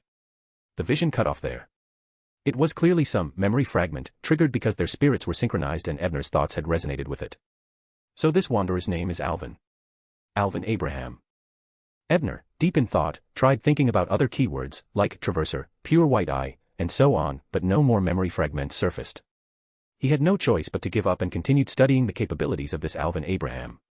After some experimentation, Ebner found that the most useful ability he could currently use through him was still recording. This wanderer had recorded the ability to summon historical projections. Although, due to being in a hidden country, history is limited to the scope of the Night Kingdom, there are still quite a few powerful beings he can summon. Mother of the Sky, Zeradol, Antigonus, and even Vicente Miranda, yes, the last one, the Death Regent, had also once entered the Night Kingdom and left his historical mark there. Summoning the Mother of the Sky projection is essentially calling the goddess. This is not ideal. Antigonus's current status is unknown, summoning his historical projection might be dangerous, so we'll skip that.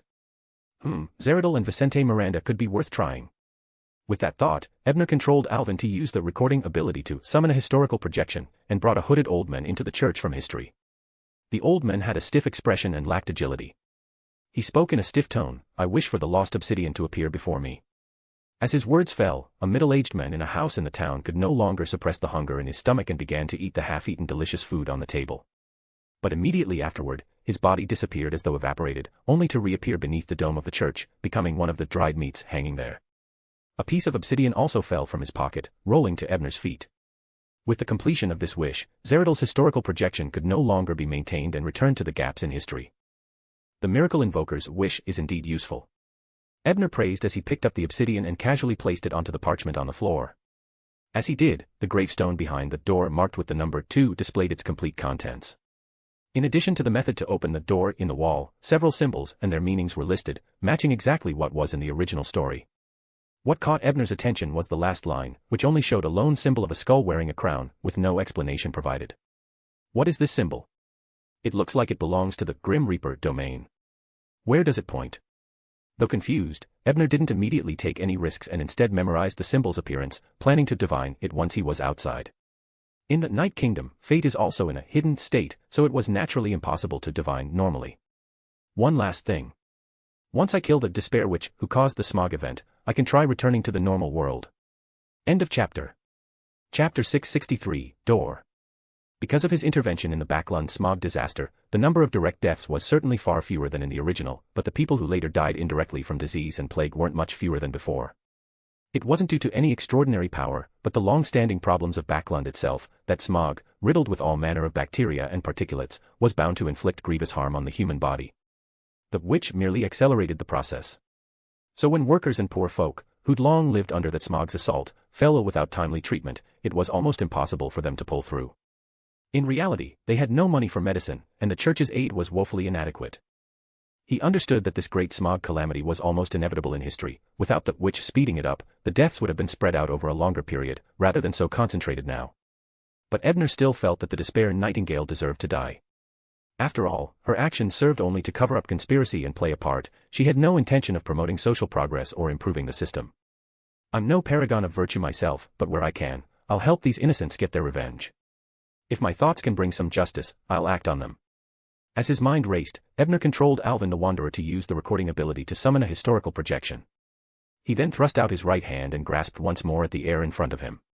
After 5 pulls, Alvin's arm muscles visibly tensed, as though dragging something unbearably heavy. When he retracted his hand, a human silhouette was sketched into being. The figure's features were soft and handsome, bearing a slight resemblance to Mr. Azek, only with paler skin and the same dark gold hair as Jane's. This was the author of the Book of the Undead, the late Fourth-Era Traverser known as the Death Regent, Lord of Wraiths, Vicente Miranda, also the ancestor of Jane who slumbered deep beneath Calderon City. Ebner had known of him for some time and had even traced back a rather undignified memory of him in the nightmare-bound dust courtyard of Inderport, but this was the first time he'd seen him so close. Perhaps because it was but a projection, His Highness's gaze was utterly cold, as if it could freeze one's very soul. He wore a deep black robe studded with stars and held a pale mask that gleamed like metal, imposing, yet devoid of any sense of life. This was a Sequence 2 angel, a former Death Regent. Ebner let out a breath and commanded the Wanderer to issue an order to Miranda's projection. At the command, the angel's expression flickered with barely perceptible life. He stepped out of the church, hovered in midair, and swept his gaze across the entire fog-shrouded town.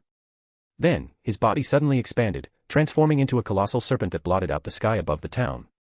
The serpent was both illusory and real, composed of things beyond human comprehension. Its body was sheathed in massive, dark green-tinged black scales, and from the gap sprouted feathers, each feather and scale inscribed with strange symbols. Merely beholding it would rot flesh from bone, turning one into a living corpse. This was the feathered serpent god of the southern continent myths. Pale flames burned in its eye sockets, and behind it unfurled a pair of exaggerated, thick, dark golden wings. As Ebner walked through the door behind it, protected by his pure white eye, he witnessed this divine form, but in an instant, he felt his spirituality drain at lightning speed, and the pure white eye nearly shut itself off. Ebner quickly withdrew his gaze, astonished. Miranda's feathered serpent form differed from the description he'd read in Edwina's archives. The difference lay chiefly in those enormous wings and their dark golden feathers. I remember in the original texts the feathered serpent's wings were white. Dark golden wings are actually the symbol of Gregaria, the ancient death deity who opened the underworld and the ancestor of the phoenix. So Lord Miranda's divine form combines traits of both underworld Emperor Salinger and the phoenix. Mr. Azek once said Vicente Miranda might be one of his brothers. Could he be the child of both the underworld Emperor and the phoenix? Or did the underworld Emperor somehow seize the phoenix's power of rebirth, making it one of his own aspects?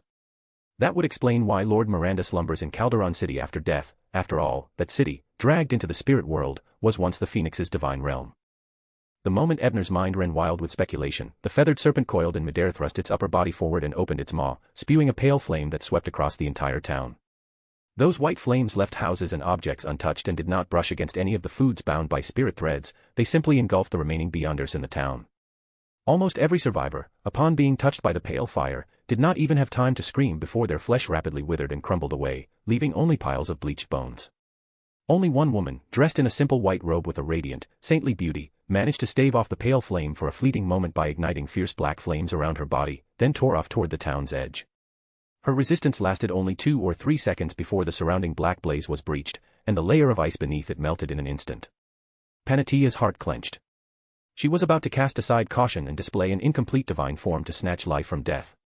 But before she could act, her spirituality began to rot, ability she could once call upon at a mere thought now faltered and failed her.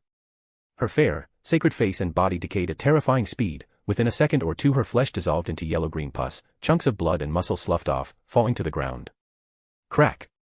Crack! Crack! Only the skeletal remains of the despair nightingale dropped onto the street before she could even feel her own despair. With a final snap, Panatia's form collapsed. The exposed white robe draped over her bones, hiding the stark whiteness beneath and concealing several fallen items, and shimmering among them, a faint glow. Thus fell a sequence 4 demoness of despair. Against an angel, even a mere projection, she had resisted for less than half a minute. Once the serpent god in midair confirmed her defeat, it vanished as suddenly as it had appeared, retreating into the rifts of Night Kingdom history. So that was an angel. Ebner murmured, then floated down to Panatia's bones and gathered up his spoils. Because the pale fire had corrupted both her soul and body beyond recovery, he could no longer use the magic mirror to shepherd her essence. Instead, he merely reclaimed her beyonder trait from beneath the white robe. This white robe seems like an extraordinary item too, it can alter the wearer's figure. Zio might like it, but no, it's a bit too revealing, giving it to her as is wouldn't be appropriate. Perhaps I can modify it first. Ebner examined the simple yet semi-transparent white robe before turning his attention to 3 items among the bones. There was a clutch bag, a mirror, and a single card. The mirror was ordinary, a tool the witch had likely used for substitution art and mirror traversal, useless to Ebner. Inside the clutch were various cosmetics and ritual materials, but nothing remarkable except for a single lens that made Ebner uneasy. He analyzed the lens and discovered it had been crafted by a dream stealer. It should have been a living piece, but pale fire left it irrevocably dead. Wearing it would grant visions of occult secrets and restore hidden scenes, presumably an advanced application of the cryptologist's ability. But its side effects were severe, it caused the wearer to lose all memories, becoming someone else entirely. How had Panatia dared to carry it? Or was its negative effect milder when it was still alive? Come to think of it, might its spirit have been Amon's? Ebner hardly cared, dead was dead, and when she'd been in Backlund, she wouldn't have risked sharing info with her true self or any Amon. Finally, Ebner picked up the card, and there, Roselle's familiar face shone before him. On the card, Roselle held a starry scepter and passed through a shimmering doorway. It was a blasphemy card, the door card. End of chapter. Chapter 664, Return to Biome. Door. To be honest, it didn't surprise Ebner that Panatia, a witch who likely had a joyous past with Roselle, possessed a blasphemy card. But why the door? Was it because the Theosophy Order under the Demoness sect controlled some of the potion formulas for the door pathway? Moreover, this Demoness of Despair possessed extraordinary items from the thief pathway and mystical objects from the door pathway. In the end, she had been sent to the half-fool's kingdom.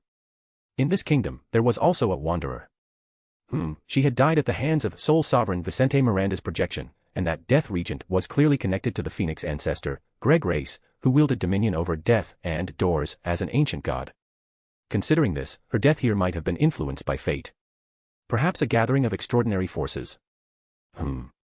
This doesn't feel like a coincidence. It's likely someone manipulated this fate-related connection to arrange it, the goal being to send the door card into the Night Kingdom, to be retrieved by me in a hidden environment. Whose scheme is this? Roselle's. Or the Calamity Seal. Or perhaps another traveler. The goddess is clearly aware. Aside from severing my fate to resurrect Zeradal, she pulled me into this small town, perhaps with the additional purpose of aiding the plotter's scheme. Sigh, although I don't want to be deified, every action these gods and shadowy figures take seems so profound. It's impossible to fathom. Ebner sighed and studied the blasphemy card carefully for a moment, realizing that it hadn't yet lifted its seal, failing to reveal any of the profane knowledge it was meant to contain. Bernadette. Ebner tried the unlocking incantation from the original text of the Black Emperor's card, in ancient Fasak, but got no response from the card, proving that the incantation was not the right one. That makes sense. If the unlocking spell were so easy to guess, Panatia would have figured it out by now. She wouldn't have left it unsealed. With this in mind, Ebner put the door card away. As for how to unlock this blasphemy card, Ebner had some ideas but would need time to test them one by one. And this dangerous town was clearly not the best place for such experiments. After looting the Demoness of Despair's legacy, Ebner was preparing to wander around the town, collecting the remains of the Beyonders who had perished from the Feathered Serpent's pale flame. However, just then, the Wanderer, in his mental connection, sent a warning, informing him that the red moon would soon pierce the mist again, and this time, the danger in the town would be far greater than before. Even with the help of the marionettist to control the spirit threads, it was highly likely he would end up hanging beneath the church's dome. He was advised to leave before the scarlet moon became clear. The Wanderer had long been dead, only his body remaining with lingering spirituality. Even though he was adept at astrology, how could he possibly have warned me? This must be the goddess's will, right? Since she bound Alvin's fate, influencing him shouldn't be difficult. In a flash of thought, Ebner understood the goddess's intent. Just moments ago, Miranda's projection, the Feathered Serpent, had cleansed all life in the town with its pale flame. Even though it intentionally avoided the existing spirit threads, there was inevitable collateral damage. Given this, when the red moon becomes clear next time, the entire misty town will likely undergo maintenance. And outsiders like him will certainly have nowhere to hide during such maintenance. I don't have time to hunt down those Beyonders' traits, such a shame. Ebner muttered to himself, then dismissed the greed from his heart and hurried back to the church. He arrived at the wall behind the dark altar and the statue of the Mother of Heaven. Without hesitation, Ebner placed the obsidian tablet into the indentation. The two fit together without the slightest gap. The wall before him glowed and gradually became transparent, revealing the stone slabs outside, the crumbling wall, and wisps of cloud drifting in midair. As long as I draw the right symbol, I can get out. Ebner thought, glancing once more at the Wanderer, Alvin Abraham, seated not far off, then deliberately severed their spiritual link. Although he couldn't take him along yet, just those two summons of historical projections had already yielded so much, one mustn't be greedy. Next time I get the chance to come here, I'll uncover every secret. With that warning, and a word of encouragement to himself, Ebner wasted no more time. He extended his right hand, pointing like a pen, and sketched the dark seal's simple emblem onto the transparent wall. In an instant, the scene beyond the door rippled like water and shifted. He could still make out the broken wall, but now it lay far in the distance, its outline faint. In its place rose a sheer cliff with jagged rocks, clouds floating in the air, stars, and the red moon, like standing atop a snowy mountain peak. Outside, a cold wind howled. Ebner hesitated, simply walking through felt impolite, so he pretended to trace a scarlet moon sigil over his chest before pushing open the illusory gate. Darkness enveloped him at first, then he saw boundless night and a tapestry of stars, and realized he stood on a snow-covered summit. This peak was familiar. Wasn't it the mountain beside the hot springs villa north of Inderport? He'd once erected a teleportation altar in a cave there. Relieved to be somewhere known, Ebner sighed and checked his pocket watch. It was 8 o'clock in the evening. I was sent into the Night Kingdom by 0 to 17 around 2 in the afternoon, so I spent about 6 hours there. I'm a bit hungry. Patting his stomach, Ebner flew toward the nearby villa, planning to use the teleportation altar hidden in its cellar to return to Byam and feast on the delights of the aromatic estate. After putting on a show in Backlund, it was best to lay low overseas for a while. Next, he'd fulfill his promise to Leon the Lion, take him to the Trier Press in Intis, and investigate the odd luck of that Miss Bianca hiding there, see what connection she had with the suspected traverser Felipe. Also, his contract with Helene was nearly up. Her home was in Intis too, so he could escort her part of the way, though he wasn't sure if she'd agree to travel with him. Finally, after wrapping up matters in Intis, he'd sail south to West Balam for the invitation he'd received the moment he became a guardian, sent by the greatest tool, no, Hunter Anderson. Standing before the flaming gate, Ebner mused inwardly. End of chapter. Chapter 665, Creeping Hunger. In the sunroom of Red Rose Manor on the outskirts of the Empress Borough of Backlund, Prince Edisac poured out his misfortunes to his childhood friend as if venting. At last, he sighed, forced a small smile, and said, Leland, no, I should call you Lena.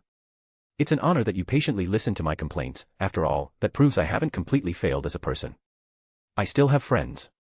However, it's time for you to leave. The person sent by the royal family to supervise my execution should be arriving soon. And the fact that I've had time to say goodbye to you means Finkel has truly abandoned me. Otherwise, he would have stormed in to stop us long ago. Heh. He still cherishes some old friendship, at least. He didn't plan to act personally and even left me a window to escape. Unfortunately, it's useless. After hearing Edisac's account, Lena finally understood just how deeply her friend was entangled in this incident. She frowned tightly, clutching the witch card he had just given her, and asked agitatedly, You plan to just sit here and wait to die? To wait for this so-called ending of your story? She stared straight into his eyes and said seriously, The Edisac I know would never give up so easily. Besides, since you love that witch Trissy, shouldn't you fight to stay alive for her? Prince Edisac was momentarily dazed by her words, then shook his head with a bitter smile. Unfortunately, this matter is too serious. If I don't die, there's no way to explain it to the church. Lena, you know, our fates are actually quite similar. Both discarded pawns in unspeakable deals. He had completely realized his situation. If Lena chose to leave, not many would stop her, but if she tried to take him along, it would likely provoke a Sequence 5 or even demigod-level powerhouse into action. But I never intended to throw my life away. Edisac, some things can only change if you fight. Lena, seasoned by hardship, was far more determined than the pampered prince. She closed her eyes briefly, made a decision in her heart, and continued, Besides, what seems like a desperate situation to us may only be a small matter to certain beings. What are you planning to do? Edisac looked over in astonishment, eyes wide. From Lena's tone, he could more or less guess her intention. Just as you suspect, I'm going to pray for help from a hidden existence. As she spoke, Lena took out various materials and began to set up a ritual. Edisac watched her with a complicated expression and said, I'm not worth you going this far for. In those years when I disappeared, you were the only friend who still cared about me and tried to find me.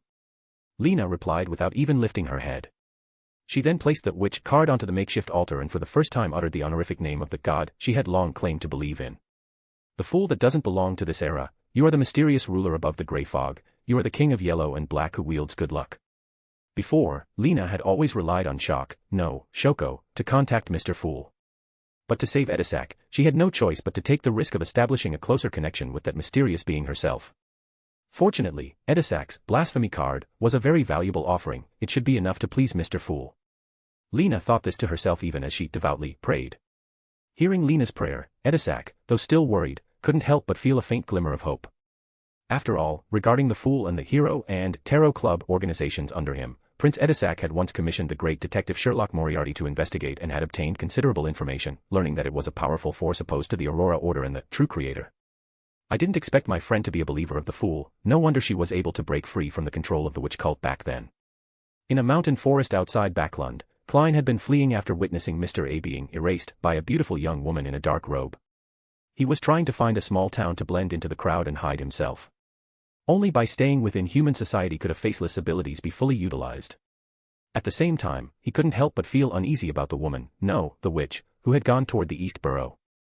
Judging by the ritual, there was likely a large-scale massacre there. I don't know.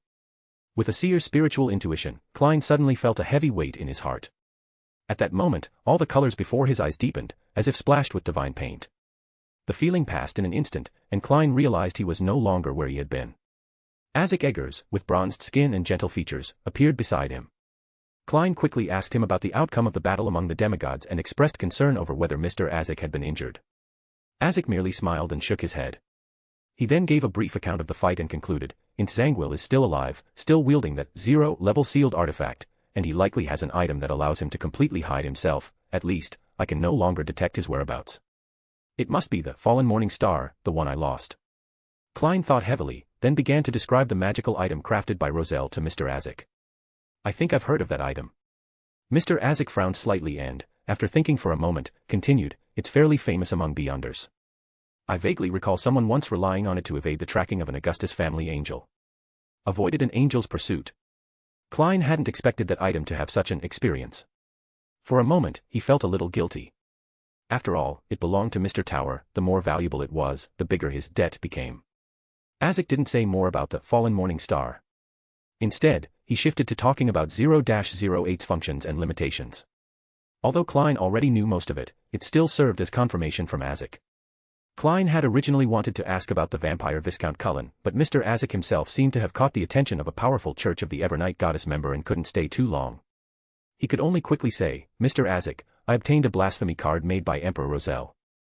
It contains secrets of higher sequences. I believe it can help you recall more things, but you'll have to wait a bit. It's hidden in Backlund." Klein intended to use this method to thank Azek for his help and sacrifices. As for asking about Cullen, he could wait until he was safe and then write a letter. Azek looked at him slightly surprised, but ultimately said nothing, merely nodded lightly and said, "Once you retrieve it, have the messenger bring it to me. I'll return it after studying it, or you can just transcribe the relevant parts and give me that." He paused, seeming reluctant to accept such a gift outright, even though he understood it was out of gratitude. After thinking for a moment, Azek pulled a thin glove from his pocket, so light it seemed made of human skin, and handed it to Klein. This was the relic of that pirate general from before. "I applied a seal so that it won't feel hunger ordinarily, but each time you use it, you must feed it with a human's flesh and soul, or it will devour you. Anyway, I have no use for it now. It's more suitable for you as a means of self-defense. Don't refuse. Hey, it's already been rejected once by Detective Brian. You won't turn your nose up at it too, will you? Creeping hunger. Left behind by a deceased shepherd."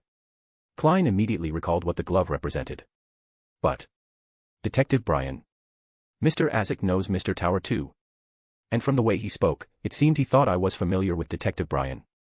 Klein was just about to ask when Azek suddenly looked toward the northwest. Leaving only the words, "keep in contact through letters," he then used spirit world traversal and vanished. Naturally, Klein didn't dare linger either. Even though thanks to Detective Eisengart's endorsement he had obtained a semi-official identity through the machinery hive mind, given that the incidents involved the awakening of the primordial demoness and the descent of the true creator, cases of the highest order, he would inevitably face a strict investigation, including being asked to taste red tea by the machinery hive mind, mandated punishers, and nighthawks, repeating the entire process actively or passively. And his identity would not withstand serious scrutiny. Very soon, Klein blended into a nearby small town, changed his appearance, and lodged in a modest inn. Afterward, he drew the curtains tight in his room, arranged a ritual, and brought creeping hunger above the grey fog for study. In the silent, empty ancient palace, just as Klein was about to divine the thin human skin glove, he saw among the crimson stars floating in the boundless grey mist, one suddenly lit up, radiating liquid-like light. It expanded and contracted and expanded, extremely eye-catching. Yet it wasn't one of the crimson stars belonging to any member of the Tarot Club, nor to his blessed. Which reckless fellow just chanted the fool's honorable name again? Klein thought as he extended his spirituality toward it, but didn't respond, just browsed. As Klein's spirituality touched it, the crimson star that kept expanding and contracting revealed its images and sounds. A woman dressed in a shirt and vest, disguised as a man, was praying with clasped hands. "Lena. She wants to offer a blasphemy card as a sacrifice to seek my protection for Edisac." This. Klein initially felt a little troubled, but then recalled what Mr. Azek had just said about the recent battle. A probable member of the lone royal family, a demigod, had suffered backlash while cursing Mr. Azek and likely perished because of it. And the demigod who fought in Sangwell back then was the goddess Eye of the Church of the Evernight Goddess. A royal demigod's fall, the faction within Lone collaborating with the Aurora Order and the witch sect absolutely couldn't cover that up. After all, it was witnessed firsthand by the goddess Eye. So, this would actually relieve the pressure on Edisac. After all, he couldn't possibly shoulder such a heavy blame. The church could accept that he colluded with witches but would never believe he commanded a demigod to serve him. The fallen demigod would be the perfect scapegoat. As for the prince, if he truly escaped, it might even draw the church's attention elsewhere. Of course, that's assuming His Highness doesn't know too much of the inside story. Thinking of this, Klein attempted a few divinations and concluded that the people sent by the royal family to handle the prince were not of high sequence and weren't very dangerous. After a brief consideration, he decided to send a commission to Mr. Tower to see if he could take on the task of rescuing the prince. Hopefully it's not too late. Klein sighed. He actually had a good impression of Prince Edisac, mainly because the men had been generous when paying, and Lena and Shoko had helped him a lot before, so he genuinely hoped to save him. Of course, more crucially, he couldn't allow the royal faction that colluded with cults and caused massive casualties to succeed. But just as he was thinking and reaching out with his spirituality to the crimson star belonging to Tower, he discovered that it seemed shrouded by a layer of mist, completely blocking communication with Mr. Tower's spirit. What's going on? End of chapter. Chapter 666, Demoness Card. This is, did Mr. Tower get into trouble? Or did he fall into some place that could even isolate this mysterious space above the grey fog? As countless thoughts flashed through Klein's mind, he materialized paper and pen and wrote down a divination statement. Then, with one hand gripping the crimson star and the other holding the parchment, he leaned back with his eyes closed. Still alive, but I can't see the specific situation. Must be trapped. After a moment, Klein opened his eyes, recalling the results of the divination, and muttered to himself. This made him breathe a slight sigh of relief. After all, although Mr. Tower was very likely the Earth Mother's, God's favored one, sent to invest in him, he had never done anything to harm him. On the contrary, he had provided a lot of help. To Klein, Tower was a generous friend, a senior who willingly guided others on the path of Beyonder, and an important member of the Tarot Club under the Fool. Whether publicly or privately, Klein did not want anything to happen to him. However, since Tower was the Earth Mother's favored one, it would be more appropriate for the true deity to save him. After pondering for a moment, Klein combined the scene he saw in the crimson star representing Tower and pinged the newly joined Mr. Moon, instructing him to convey a message to Bishop Utravsky. The Moonlight Night is lost in the mist. Moonlight Night was the title Mr. Tower previously used. Bishop Utravsky would certainly know who it referred to, and the half-giant bishop was also a god's favored one and could report directly to the deity. Actually, with the relationship between Misjudgment and Tower, it would definitely be more reliable to let her handle this matter than Emlyn, but since the situation on Tower's side is unclear, the earlier it gets reported, the more likely he is to be rescued. Moreover, if I ask Misjudgment to report to the Earth Mother, it would make me, the fool, look too incompetent. Though that's the truth. After issuing the oracle to Moon, Klein mocked himself a little and temporarily set the matter aside, turning to think about how to help Lena and Prince Edisak. Although if Lena arranges the ritual, I could descend using the Hero Bandit, Black Emperor, identity, but that would be useless. At best, I could kill the Beyonder supervising the prince's execution, but I wouldn't be able to take him out of Red Rose Manor. After all, according to the divination results, there are quite a few Beyonders lying in wait there. Although there aren't any high-sequence ones, so they don't pose much threat to me, or even to Lena, but Prince Edisak is just an ordinary person. A single bullet would be enough to kill him. Furthermore, if I can't quickly get Prince Edisak out of the lone royal family sight and hide him, it would still be useless. The best method would be to use a teleportation ability to instantly take him far away, then hide him, hold a ritual, and interfere with divination, prophecy, and other detection methods. The latter parts aren't hard. I could even provide him with the blessing of the Paper Angel, and Lena seems quite adept at anti-divination techniques, but the teleportation issue, how do I solve it? If only Mr. Azek weren't being monitored by the Church of the Evernights powerhouses. As Klein pondered, he lightly tapped the worn edge of the long bronze table with his finger. His gaze subconsciously swept past the symbols behind the high-backed chairs on either side. When it passed over the one belonging to the magician, a layered image of countless overlapping doors, his heart suddenly stirred and he had an idea. He organized his words in his mind, then had the world go online while extending his spirituality toward First Crimson Star. Inside a detached house in the Cherwood Borough, First stood by the window on the second floor, gazing worriedly at the distant mists, which had turned a dull yellow tinged with iron black, noticing they seemed to be slowly spreading in her direction. Something's not right. According to the usual progression in stories, a scene like this always heralds a great disaster. And my spirituality seems to be warning me that the mist is unusual. Firs muttered to herself, frowning, having no heart for writing. She didn't know what the mist signified but could sense its danger, feeling concerned for Zio, who was currently out on a mission, and for Ebner, who lived in the East Borough. After all, the mist was coming from that direction.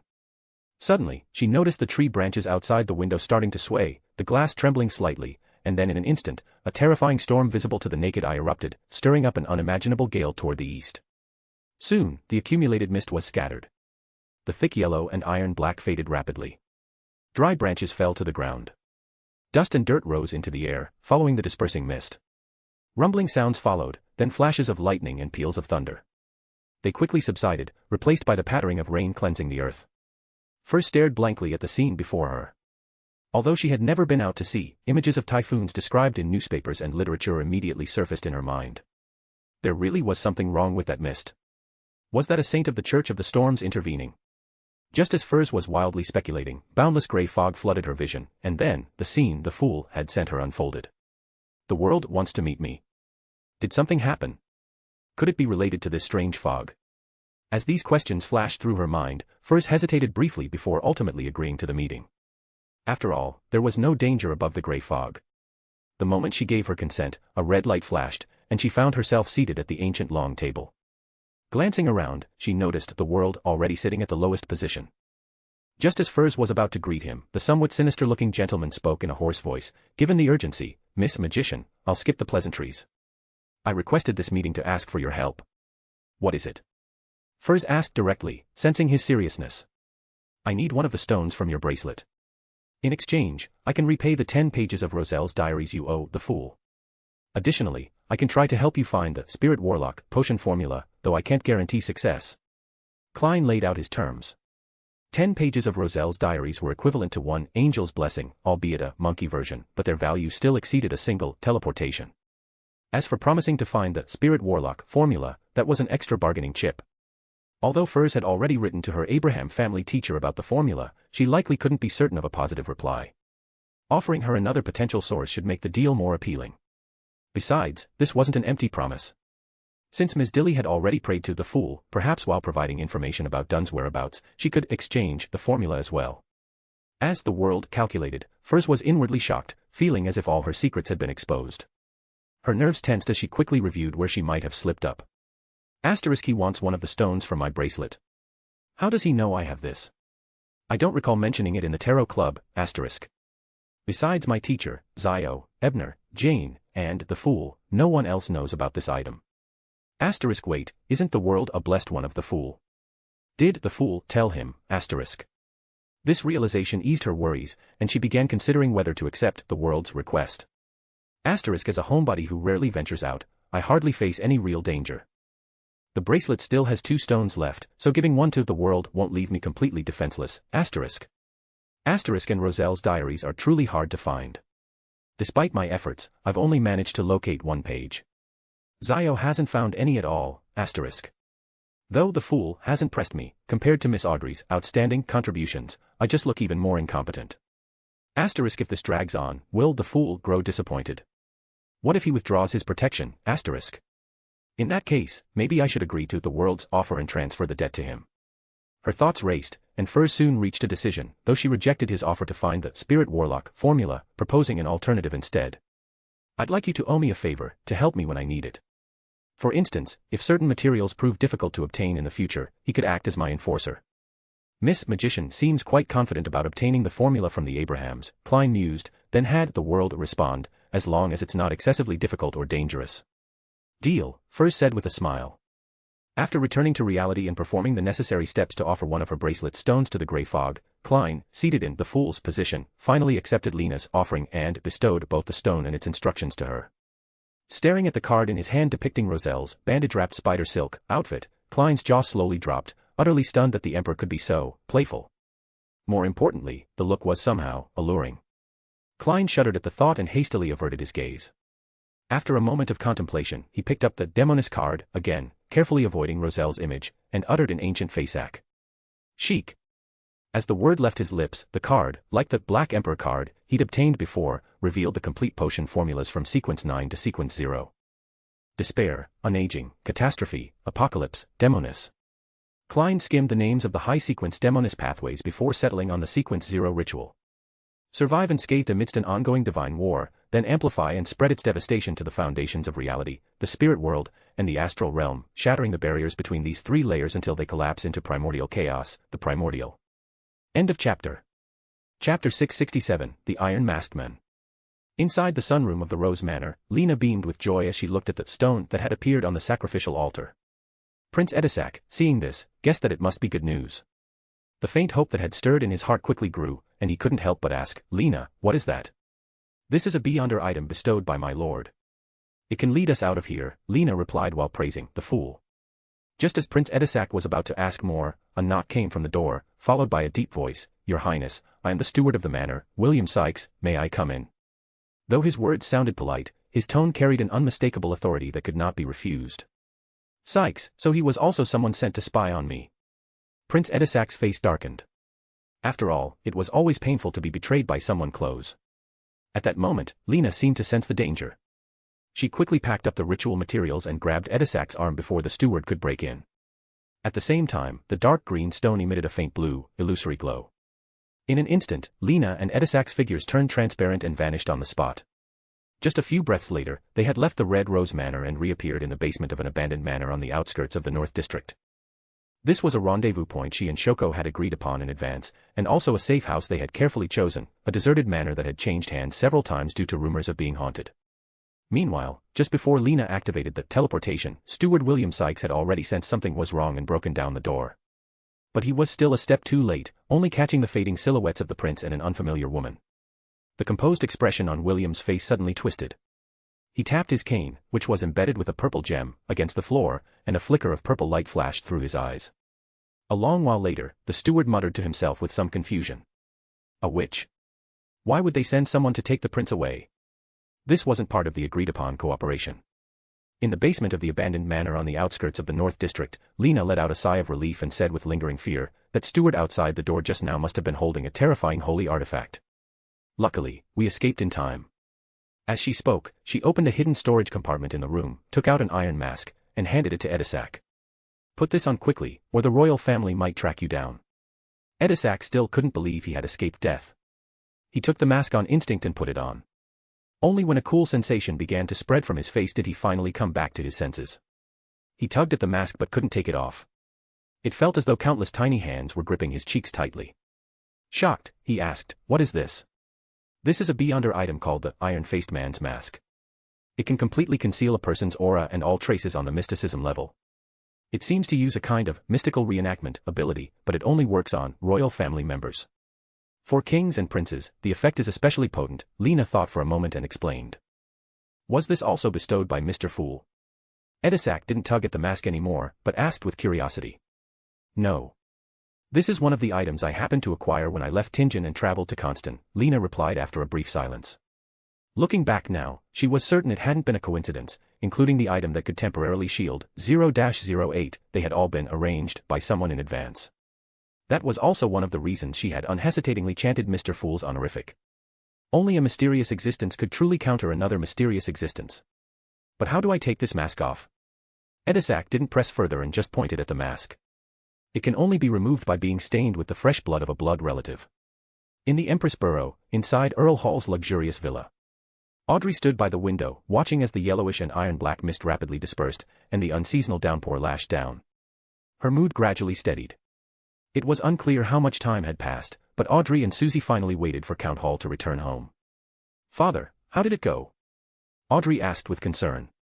As Count Hall handed his coat and hat to the servant, he smiled gently and replied, "It's been resolved, though I'm not sure about all the details.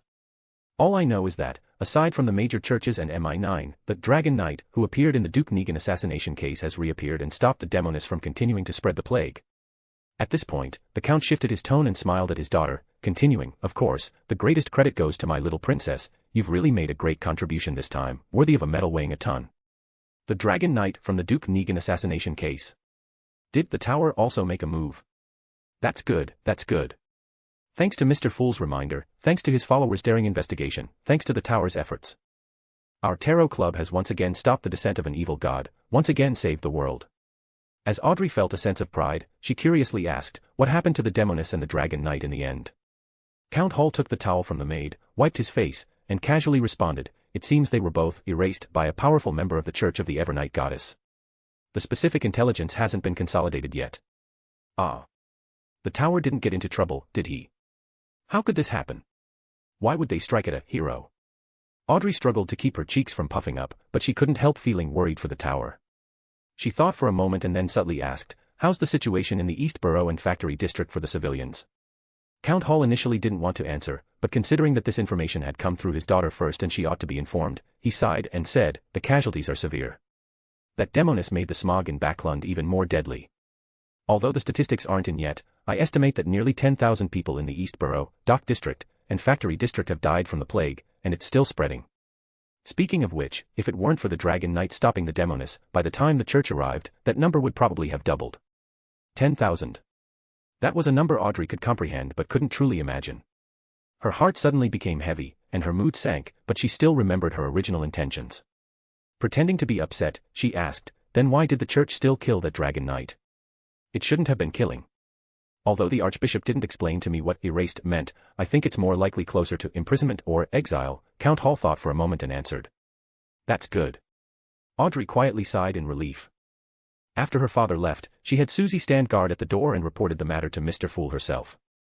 Above the grey fog, Klein, who had just divined the abilities of the creeping hunger, was studying the godhood ritual for the Demoness card. Spreading, amplifying the destruction caused by divine wars. Perhaps this is an advanced application of the authority over incitement or seduction.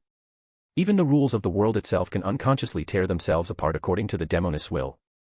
As he was thinking, he suddenly received a report from Miss Justice, and soon, his mood darkened just like hers. The East Borough, nearly 10,000 dead. I wonder how old Kohler is doing. The Aurora Order, the demoness sect, a certain faction within the royal family. Klein closed his eyes, and when he opened them again, his gaze had become sharp, as though he had made up his mind. Only then did he have the attention to examine another important detail in Miss Justice's report. So the tower had been erased by a powerful member of the Church of the Evernight Goddess. Erased. It must have been that lady who erased Mr. A. She didn't seem unreasonable, at least she didn't make things difficult for me, but why erase a hero who stopped the demoness? As confusion lingered in his heart, Klein subconsciously extended his spirituality toward the tower's crimson star, and was surprised to find that the mist that had once shrouded it had vanished. He could now reach the tower again. Looks like the Earth Mother values her follower highly. Did she personally go negotiate with the goddess? End of chapter.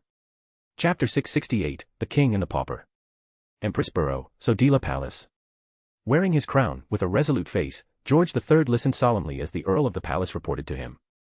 Only after the latest intelligence regarding Edisac was fully delivered did he raise his hand to interrupt.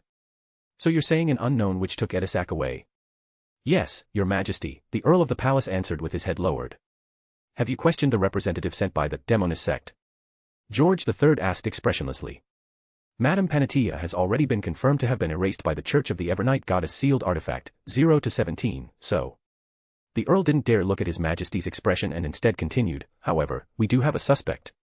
George III said nothing. He merely looked down at the Earl from above, waiting for his answer. The Earl quickly continued, there are two demoness with the highest suspicion. One is Leland, the youngest daughter of the former Count of Lorena. She, she, and Prince Edisac were childhood friends. She has every reason to take the prince away in such a situation. The other is Vice Admiral of Ailment Tracy. After the Daniel Labyrinth incident on the southern continent, she was once aided by Prince Edisac, so she too has a clear motive. That boy seems to be quite favored by demoness, George III commented with an oddly wistful tone, then asked again, who do you think is more likely? It's Leland.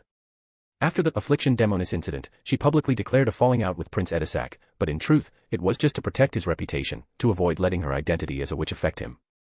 She was truly thinking for his sake. As for Vice Admiral of Ailment, I cannot judge her character. George III nodded after hearing this. He pondered for a moment, then stated directly, Edisac colluded with the demoness and had secret dealings with Intision spies. After being exposed, he tried to flee but was ultimately backstabbed by the witch and killed by Vice Admiral of Ailment Tracy. And the reason he got involved with Intision spies in the first place was because he was seduced by a demoness Tracy into privately meeting with the traitorous Baron Larry from Intis. Baron Larry and Tracy had long been conspiring together. That's how they were able to snatch the most important artifact from the Daniel Labyrinth and offer it up to Intis in exchange for asylum. He used a declarative tone, as if all he said were indisputable facts. The court earl wiped away cold sweat and cautiously asked, but, will the church believe this version of events? Intision spies indeed funded Larry, this is backed by solid evidence. And Larry really did contact Edisac's butler. While that isn't hard proof, it still makes it difficult for Intis to distance themselves from the matter. Besides, since the goddess eye has already seen Duke Grawl, the church's attention is definitely focused on him now.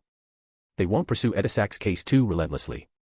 And once Edisac's death is officially declared, even if he shows up again later, we won't acknowledge his identity. Plus, he knows very little to begin with. In short, since he managed to escape, let him go. At this point, George III glanced at the court earl. The court earl immediately grasped His Majesty's meaning and carefully asked, and what about the explanation for the people from the three great churches? Duke Grawl committed suicide out of guilt. We'll give them the body for verification. Humph, the fall of a sequence 3 demigod, surely that's enough to satisfy them. And it's not like the royal faction contributed nothing to the recent Great Smog incident. Vera was on the front lines, stopping the descent of the true creator. The Church of the Evernight Goddess should be well aware of this. So this entire incident is just a small faction within the royal family, led by Duke Grawl, conspiring with Intis and evil cults in an attempted rebellion, George III said suddenly with irritation. Your Majesty. Is Duke Grawl really dead? Though he didn't want to ask, the court earl forced himself to speak. After all, he would be the one negotiating with the three great churches next. Every bargaining chip had to be clear. Dead, completely. Even his soul has been obliterated. George III's tone showed some discomfort as he spoke. He hadn't expected Duke Grawl, a chaos hunter, to use a grade 1 sealed artifact to curse an angel, and such a peculiar angel at that. He took a deep breath, regained his usual stern expression, and ordered. Also tell them this, no matter how someone obtains the corresponding title of nobility, they will be eligible for a seat in the House of Lords.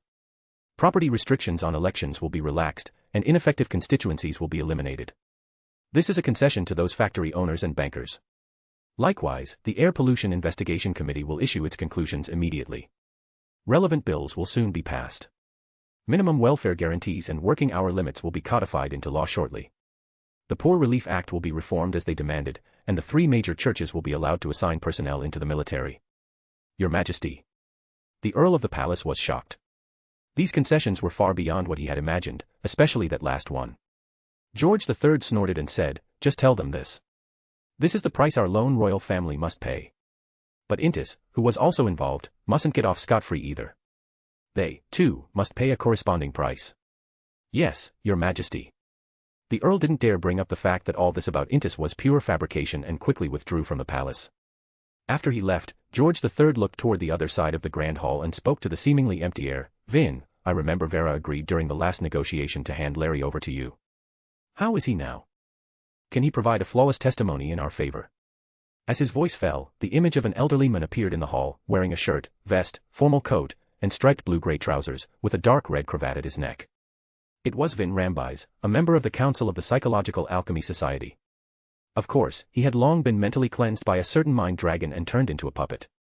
He bowed to the king first, then replied calmly, rest assured, Your Majesty.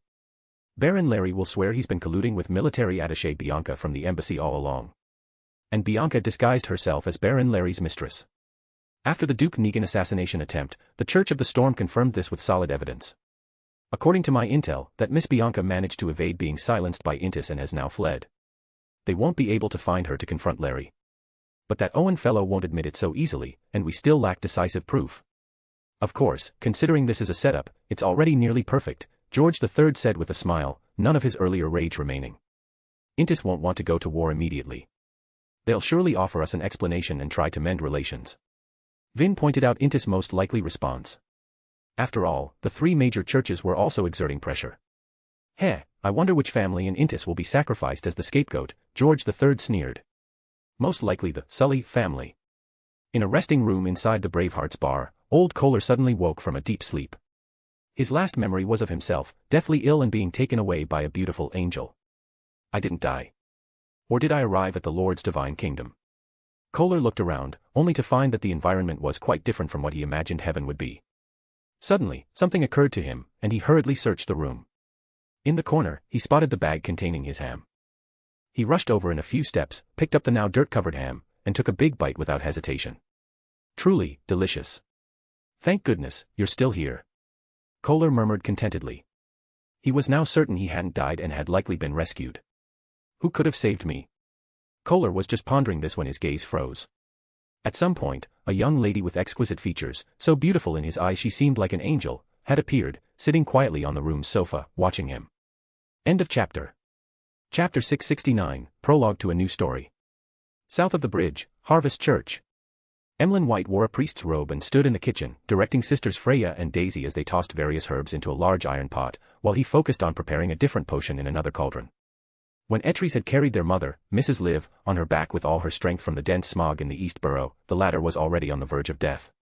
Had they not escaped those iron-black fumes in time, she likely would have perished. Even so, Mrs. Liv's health had suffered greatly: acute respiratory distress syndrome, myocarditis, liver damage, sepsis, pulmonary embolism, a cascade of latent dangers resulting from years of overexertion and living in squalid conditions had all erupted at once. Fortunately, Etries had acted without hesitation and fed her a potion that stimulated life force the moment she found her. That was the only reason they made it to Harvest Church before death claimed her, and it was thanks to Emlyn, the professional pharmacist here, that her life was saved. At present, the plague caused by the great smog had begun to spread. Many followers of Bishop Utravsky, as well as desperate non-believers, flocked to the church for medicine, leaving both Emlyn and Hazel overwhelmed. Seeing this, and out of gratitude, Daisy and Freya volunteered to stay behind and assist Emlyn in concocting potions. As for Etries, she had gone home to check on her parents. Priest White, it's been 10 minutes, Daisy reminded, glancing at the clock hanging on the wall. Emlyn nodded, scooped up the pitch-black liquid with a metal spoon, then suddenly frowned. Because the quality of the potion was unusually good, at least 30 to 40% better than what he usually produced. Could it be that this church is blessed by the Earth Mother? Is that why? But the mother goddess governs harvest and life. She doesn't seem to hold any authority over potions, does she? He muttered a few words but didn't think too deeply about it. Instead, he filled the finished potion into glass bottles and cups beside him and ordered the two girls to deliver the dark green liquid to the main hall. In the hall, most of the prayer benches had been removed. Torn bedding was spread across the floor, each holding plague sufferers, either unconscious or groaning in pain.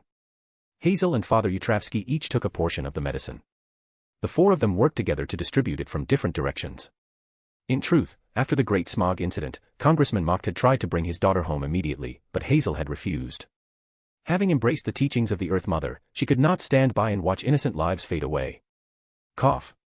Cough. Pastor Mocht, thank you so much. I feel much better now, a young female factory worker said gratefully, coughing as she spoke from beneath a tattered blanket. But right after, her expression dimmed. It's a pity my parents didn't make it to the church in time, cough cough. Hearing this, Hazel pressed her lips together, grieving for these people caught in a disaster not of their making. She knew nothing about the true cause of the Great Smog, only that Emlyn had mentioned something about a high-sequence demoness performing a ritual or acting out a role. Demoness, again a demoness. That brought back memories of the masquerade where she lost her arm. Had she not been stopped in time, the casualties that day would have been no small matter either. Pity the hero detective has left Backlund, and no other heroes foresaw the catastrophe. Hazel thought of Ebner, sighed, then recalled a dream she'd had one night last week. She quickly shook her head, clearing her thoughts, and returned to distributing the medicine. About 10 minutes later, once everyone had taken their doses, Hazel glanced at her pocket watch. Just as she was about to greet the Freya sisters around Mrs. Liv and remind them not to forget preparing tonight's holy meal, she suddenly saw Emlyn sneak out from the kitchen and tiptoe to Bishop Utravsky's side. The mist has dispersed, the moonlight night has returned. Emlyn whispered to the half-giant bishop. Bishop Utravsky was silent for a few seconds, then smiled and said, "The Mother Goddess is already aware, and she will reward you accordingly. Whether it's your previous message or your current efforts helping these innocent lives, they have all received her approval."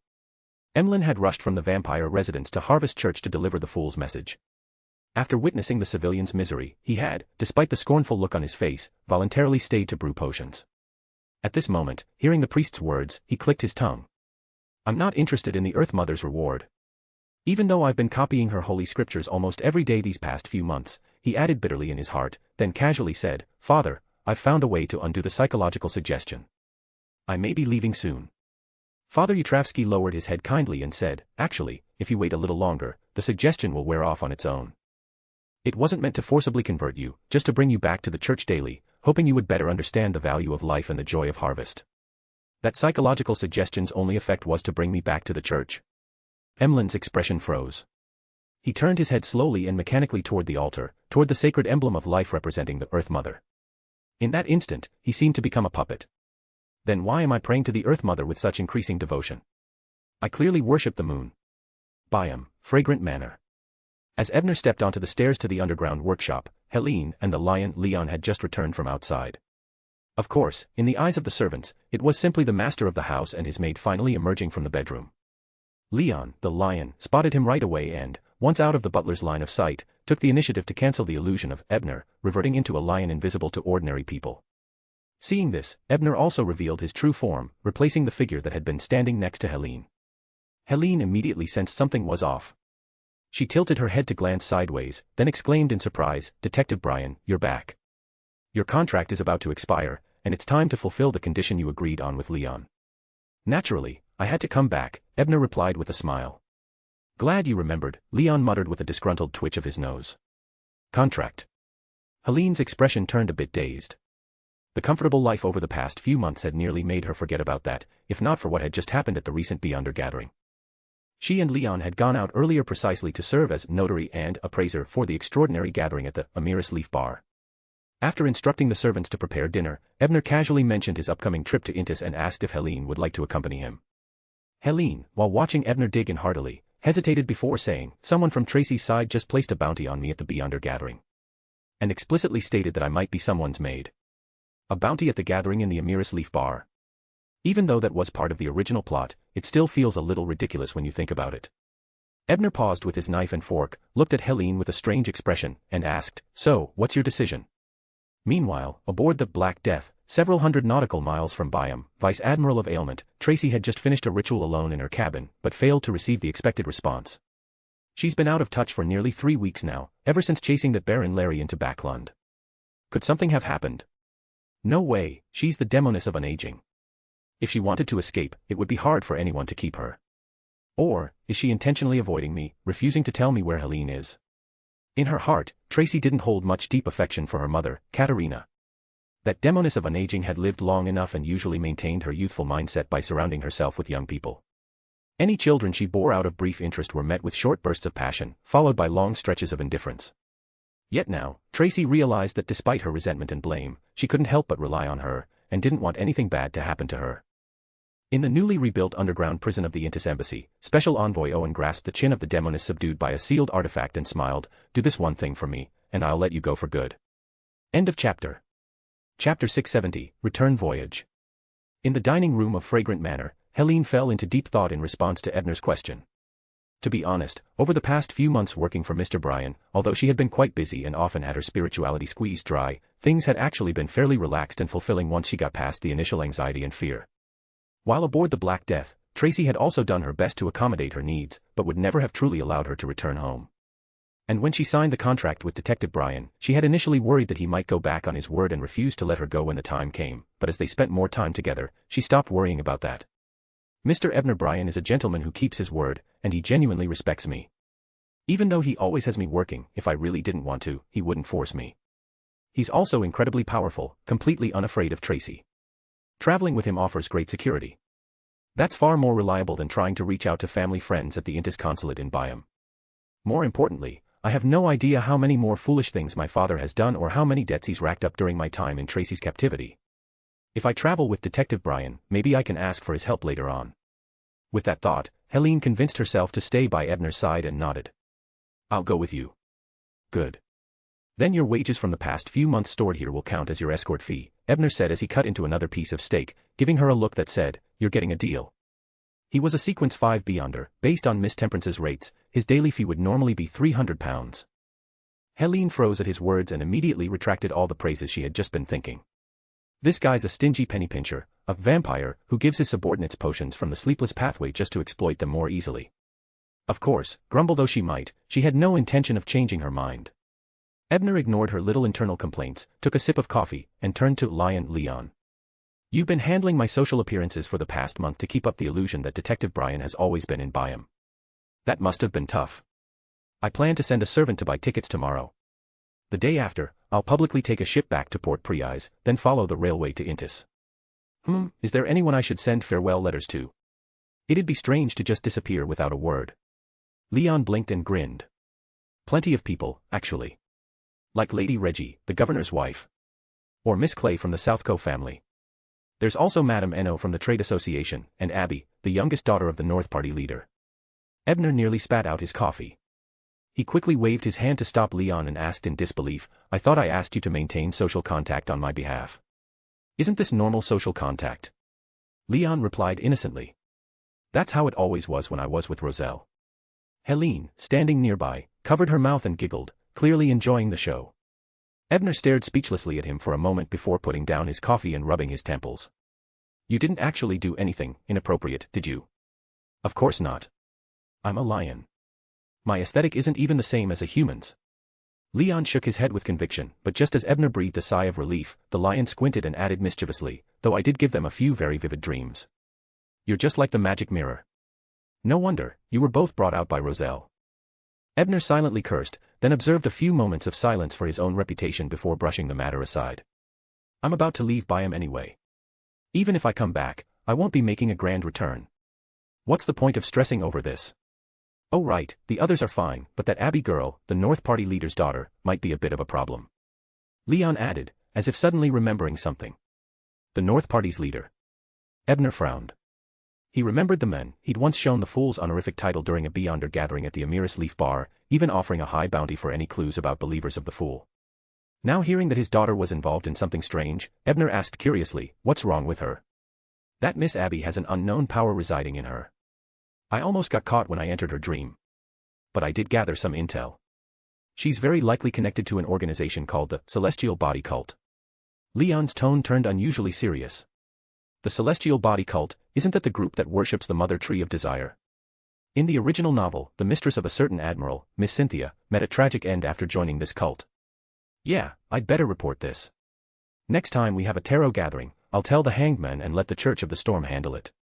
After that serious discussion, Ebner had just finished dinner. He stood up and waved to Helene, signaling her to follow him. Is there something you need, Mr. Bryan? Helene asked, puzzled. I remember our contract runs until New Year. There are still a few days left. Naturally, you should continue your work as a maid, go boil water in the basement. I've got several mystical items to craft, Ebner said matter-of-factly. Hearing that, Helene's expression went blank for a moment, then she resigned herself and followed Ebner. Name, Transformation Wand, Fire. Appearance, a short rod with a deep red gemstone set at its tip. Function, when activated using a preset incantation, the wand reveals its true form, allowing the user to transform into a girl clad in red tight-fitting armor. In this form, the user can access most of a demon's abilities, including but not limited to Lava Sword, Foul Speech, and Sulfur Fireball. After transformation, the user passively emits a charm aura that rapidly inflates the desires of all targets within range. This can either implant seeds for future control or instantly catalyze the emotions, causing targets to lose control, be unable to resist, or suffer an overload of desire that critically injures or even kills them. Post-transformation, the user can hide in firelight, remaining undetectable even by ordinary demigods unless they actively act. The user can also fuse Black Flame and Sulfur Flame to form a flame sword, which can detonate inside a target. Negative effects, after more than 2 minutes of transformation, the flame sword detonates inside the user, causing injuries lethal to low and mid-sequence beyonders. Sealing method, use the preset incantation to deactivate the transformation, then seal the wand using intermediate-level talismans from either the darkness or death domain. In Mr. Gaston's workshop, when Ebner, returning by sea with Leon and Helene, stopped by Demirport and presented this new creation to the elderly man, the latter was visibly stunned. How did you know that King of the Five Seas had placed an order with me for something like this? End of chapter. Chapter 671, Vice Admiral of the Deep Seas Intelligence. Why would the King of the Five Seas order something like this? Ebner was stunned for a moment after hearing Mr. Gaston's words. His intuition told him that the so-called White Maple Earl might have awakened some bizarre preferences.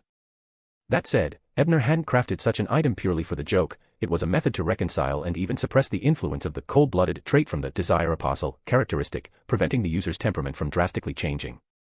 Mr. Gaston set down the magic wand and replied with an odd expression, though I don't have any proof, I suspect the real client isn't Lord Nast himself, but rather the third officer of the Black Emperor, Littorio. He's also the holder of the transformation wand, Wind, that I made. As for his motives, most likely, he just didn't want to feel lonely on the ship. Had to drag someone else into the water with him. I think I've heard of this person before. Ebner thought for a moment and recalled that when he was aboard the Golden Dream, he had once encountered the Black Emperor handling an out-of-control crewmate, and the one who intervened back then seemed to be Littorio, possibly using that transformation wand. Which of the Wind? Ebner asked tentatively. He remembered Edwina telling him that nickname. You know. Mr. Gaston looked at Ebner in surprise.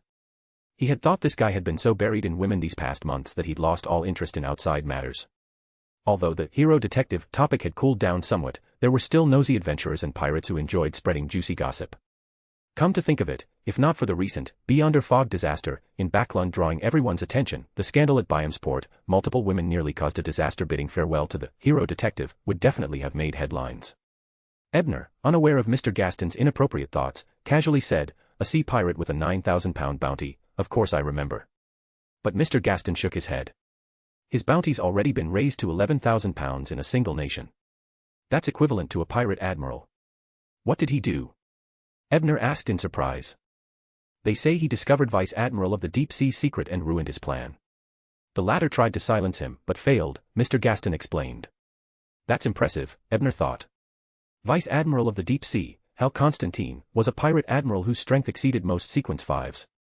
While Littorio, without transforming, was merely a Sequence 6, corrupt baron, a noticeable gap in power.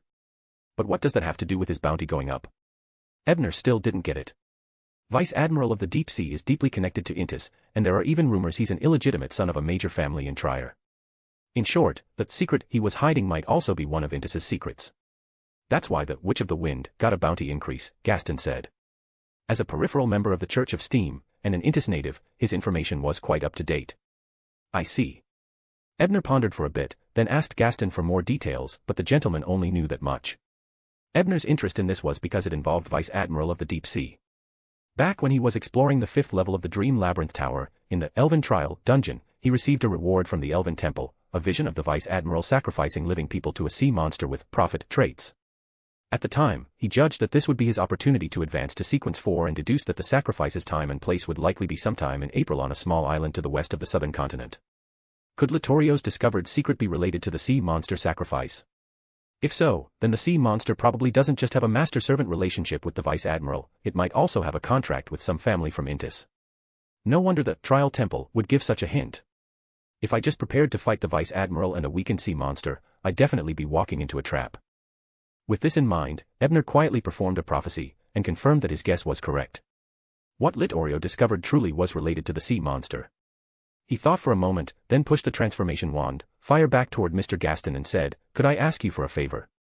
You want to trade this item for intelligence from Littorio?" Mr. Gaston guessed Ebner's intention immediately. Exactly. The wand's main materials come from the characteristics of a Desire Apostle and a Witch. Before the Desire Apostle was killed, it was even tainted with the aura of an ancient god's blood, which is why it can hide within firelight and not be sensed by an average demigod. And its negative effects are still within a manageable range. All in all, if this were auctioned off, it'd easily be worth more than £10,000, equivalent to the bounty on the Witch of the Wind. That should be enough to exchange for the information he risked his life to obtain. As he spoke, Ebner also demonstrated the wand's firelight concealment ability, something Gaston hadn't managed to identify earlier. After watching the demonstration, Mr. Gaston hesitated for a moment, then finally nodded. "I'll help you get a more reasonable price, but I want an 80-20 split of the extra margin, 80 for me." "Deal." Ebner agreed readily. After his massive gains from the Land of the Night, he was quite flush and didn't mind these petty sums. Only Elaine gave him a discreet side-eye, thinking, "If you're so loaded, why the hell are you still cutting my salary? You're leaving Demir soon, right? If the deal goes through, how should I contact you?" Mr. Gaston asked. "Just send me a telegram directly. I'll be staying in Backlund for a few days to handle some other matters," Ebner replied with a smile. While Ebner was resting in the port of Demir, the elegantly dressed Audrey stood in the royal palace's lounge, waiting for the New Year's ball to begin. However, her expression did not reveal the excitement, thrill, or joy one might expect from a girl about to receive her coming-of-age ceremony. Before her lay a newspaper, with a headline that read, "According to preliminary statistics, over 10,000 people died directly in that heavy smog. The subsequent spreading plague claimed another 30,000 to 40,000 lives, including many young children and strong young men and women." Who? Audrey closed her eyes and adjusted her emotions. Then, accompanied by her parents, she walked out of the lounge and entered the ballroom. Finally, it was the Queen herself who led her to the edge of the stage. Facing all the guests, the Queen proclaimed, "Although this is a dark time in Backlund's history, we still have a gem bright enough to illuminate the entire city. Her intelligence, her beauty, her character, and her manners are all impeccable. Today, I formally present her to you. Miss Audrey Hall." Boom. Boom. Boom. Outside the floor-to-ceiling windows, fireworks soared into the sky, bursting into waves of dreamlike light. On the night of the last day of 1349, Audrey officially came of age in the eyes of high society. Afternoon of January 3, 1350. In the suburbs of the East Borough, Klein, now appearing as a young gentleman with neat black hair and deep brown eyes, was strolling through a newly opened cemetery. This was the new identity he had chosen for himself, arranged with the help of Miss Temperance. The name was Gehrman Sparrow. The cemetery he was in wasn't filled with traditional graves, but rather rows upon rows of cabinets holding urns of ashes, one after another, shelf upon shelf, layer upon layer. Mr. Corson and his wife. Guided by his spiritual intuition, Klein quickly found the photos and memorial plaques of two familiar people. Mr. Corson had been the president of the Dockworkers Union. He once hired Klein to investigate who had instigated his wife to insist on leaving him. Although the matter was eventually taken over by Steward of the Church of Storms, Klein later heard that Mr. and Mrs. Corson were going through a divorce. Yet in the end, they were still buried together as husband and wife. Letting out a sigh, Klein walked past their urn cabinets and soon came across another familiar name. It was the landlord of the one-bedroom apartment Klein had rented in the East Borough. That house had been destroyed during the battle between the captain and the Aurora Order's Rose Bishop. That landlord had even kindly refunded his rent afterward. Cabinet by cabinet, Klein looked them over. After a while, he exhaled a breath of white mist and murmured with slight relief, "Thankfully, old Kohler was saved by Sharon. And Daisy and Freya, those sisters, are also safe." As for his informants, Klein had also asked Sharon to help relocate the child of Marek's friend to Port Pritz for care. After all, old Kohler had been involved in several affairs with Detective Sherlock. If the authorities ever investigated Klein, they would surely find him. It was better to let him live in anonymity from now on. While thinking this, Klein swept his gaze around, taking in the names and photos, sometimes just blank nameplates, of all the victims resting here. Then he turned away and left the cemetery without looking back, heading for the Backlund train station. Woo! The steam train arrived in Backlund, bringing with it countless people filled with hope. Ebner got off the train dragging his suitcase, followed by Elaine, who had returned to her red-haired appearance. The lion Leon had taken the form of an orange tabby cat, following closely beside them. At that moment, a pair of siblings also emerged from the train station with their suitcases, blending into the crowd and walking right alongside Ebner and Helene. At the same time, the doll-like Miss Sharon had just sent Klein off at the station and quietly parted ways with him. As Ebner and Klein passed each other, they exchanged a glance. Both recognized one another, but silently chose not to speak. But just as the three parties brushed past each other, the younger sister among the siblings suddenly turned her head, gave Ebner a few curious looks, and then asked hesitantly, "Are you Detective Ebner Bryan?" End of chapter. Chapter 672, The Door in the Hometown. Outside the Backlund steam train station, Benson skillfully protected both his sister and his wallet as he efficiently located the exit. Suddenly, they both felt a gaze sweep over them. Following the sensation, Benson and Melissa saw a young gentleman wearing gold-rimmed glasses. The gentleman adjusted his top hat, his eyes passing over them to settle briefly on another young man walking beside them, before brushing past and entering the station. At that moment, Melissa instinctively followed his gaze and looked at the brown-haired young man walking parallel to her and her brother. She first found him somewhat familiar, then recalled the source of that familiarity. He had been in the newspaper. That person looked like the hero detective. Back when Klein was still alive, we even debated whether this detective's feats were real. If he were just an ordinary person, then his legendary exploits would naturally seem fabricated. But if he were a beyonder, then perhaps what the reports published, along with any omissions, might not be so far-fetched. Having personally witnessed supernatural powers, Melissa had come to Backlund with her older brother not only for school, but also with a hidden purpose, to seek out the beyonder world. And in her mind, this famous detective had a high probability of being a beyonder. Besides, even if he isn't, having been involved in so many bizarre cases, he must have encountered the extraordinary. Melissa had never been a girl lacking initiative.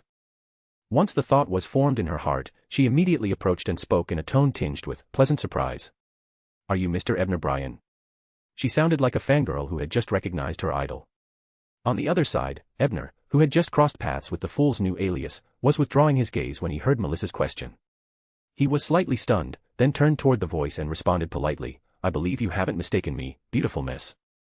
Although it was his first time meeting Melissa, Ebner had seen her image in Zio's dream, where it was shown within the Sapphira Castle. Coupled with the current location, a well-known scene from the original work, and the men beside her with the notably receding hairline. A few guesses immediately formed in his mind. At this point, Benson had also stopped walking. Though slightly surprised that his sister would take the initiative to strike up a conversation, he warmly greeted Ebner. "Didn't expect to run into you here, Detective Bryan. My sister and I greatly admire your heroic deeds." As he spoke, he took half a step forward to shield Melissa behind him and extended his hand. Ebner also reached out and shook hands with him, smiling as he said, "Thank you for still remembering this washed-up detective." After a few polite exchanges and trading business cards, they went their separate ways, one side heading toward the carriage Mr. Scard had sent to pick them up, along with Helene and Leon, and the other moving toward the smoke-emitting pillar in the central garden, eager to experience Backlund's underground transport.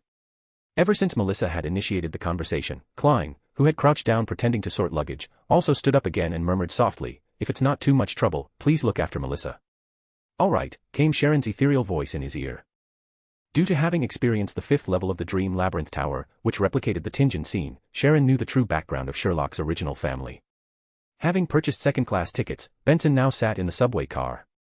Watching his sister looking over the business card she had gotten from Detective Bryan, he teased with a smile, "Melissa, I thought you weren't interested in anything outside of machinery." Melissa held the card carefully, memorizing the address on it, then suddenly asked, "Benson, where exactly is the house you rented?" "Sherwood Borough, number 26 Kinster Street." The agent said it's a nice big house, with a great environment. The neighbors are all middle-class families, well-mannered. The rent is only so cheap because of a few incidents that happened there. Benson responded offhandedly, but halfway through, he noticed that his sister's expression had become a bit odd and asked in confusion, "What's wrong?" Melissa handed the business card back and pointed at the address on it. Benson looked down and saw the words, "Number 28 Kinster Street," printed on it. So the luxurious mansion next door the agent mentioned is actually Detective Bryan's residence. What a coincidence. Benson couldn't help but exclaim with emotion. Meanwhile, Melissa's heart stirred with excitement. Is even the goddess favoring me, letting me draw closer to the world of the Beyonders? On the other side, after boarding the carriage, Ebner heard the lion Leon click his tongue and say, "You were criticizing me for fooling around in Byam, yet the moment you arrive in Backlund, women are already hitting on you. What I did for you back in Byam might have been too modest." Having experienced this lion's terrible personality over the past days, Ebner was already used to it and simply ignored his comment, changing the subject instead. "You promised to figure out the activation incantation for the blasphemy card. Any progress?" "You already tried, Isabella and Bruna. Their names didn't work either." Leon scratched his head with a paw and asked in return.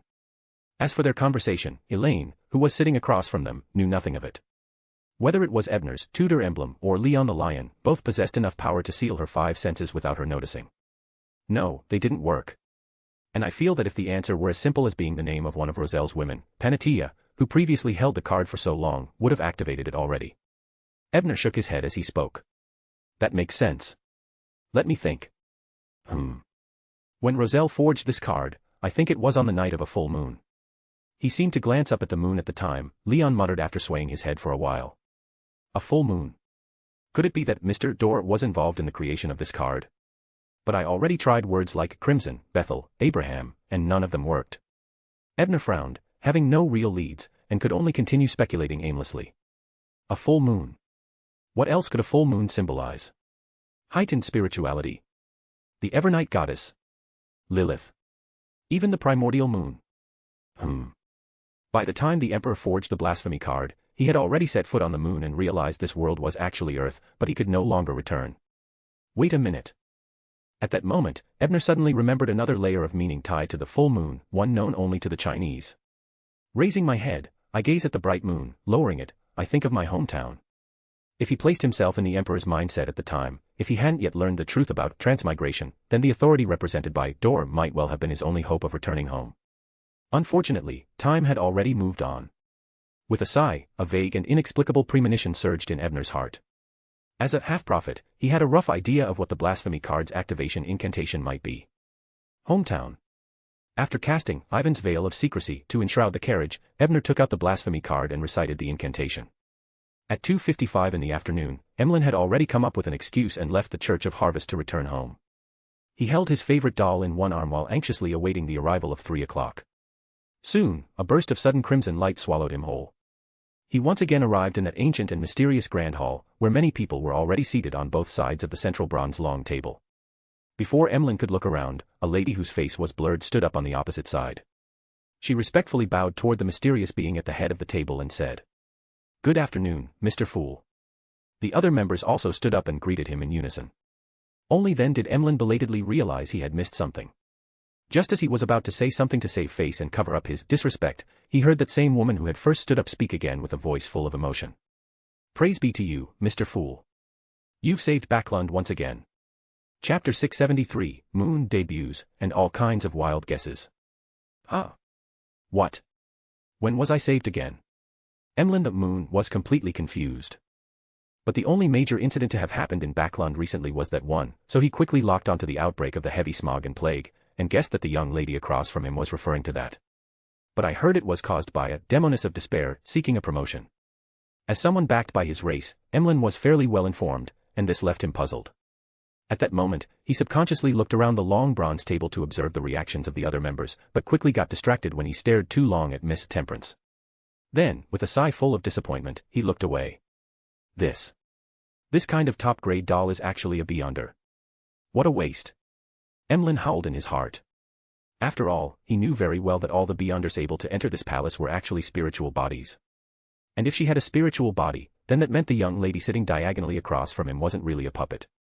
She moves. Just as Emlyn was inexplicably sinking into disappointment, the hangman Alger, who had long since noticed the new member and was closely watching him, immediately sensed the fluctuation in his emotions. This seems to carry a bit of grief.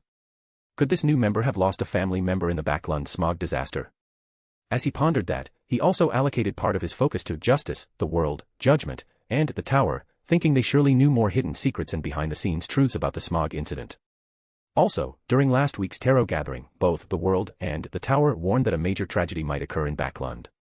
And now Justice has just said Mr. Fool saved Backlund. This might involve a struggle between deities. Murmuring with a touch of excitement, Alger then turned to glance at the sun, who remained calm and composed, clearly signaling that the exploration team from the City of Silver had broken free of the cycle of fate.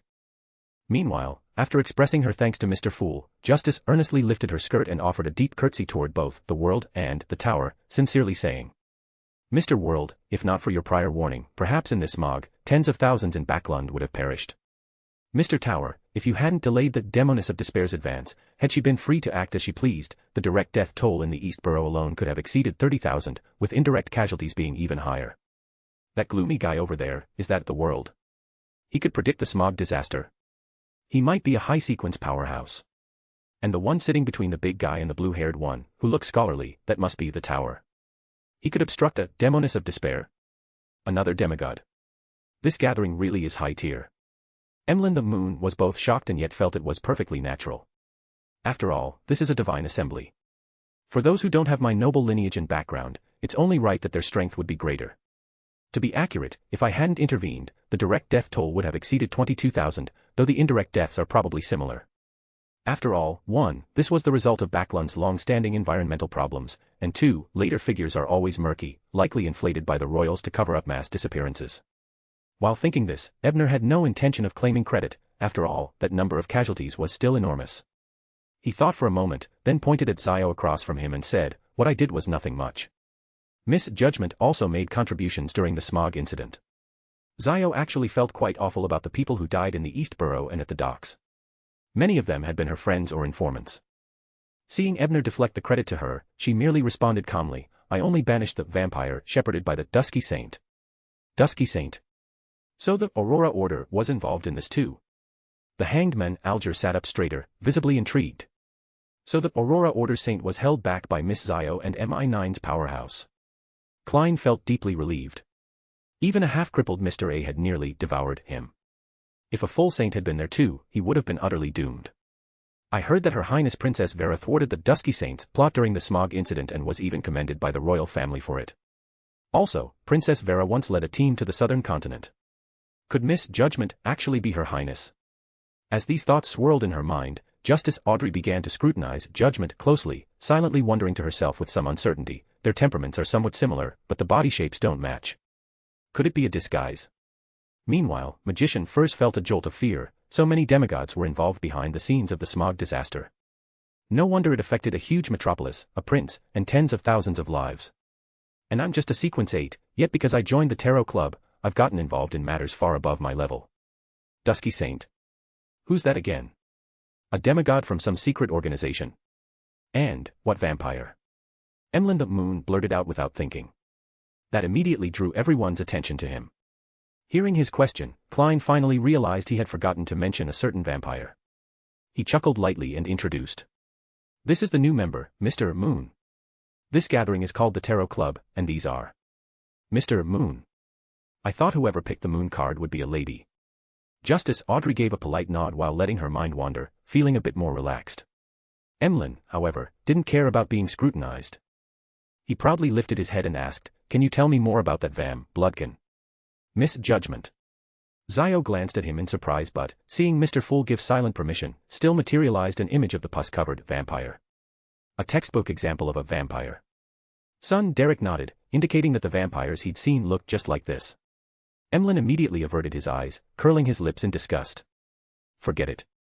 Pretend I never asked.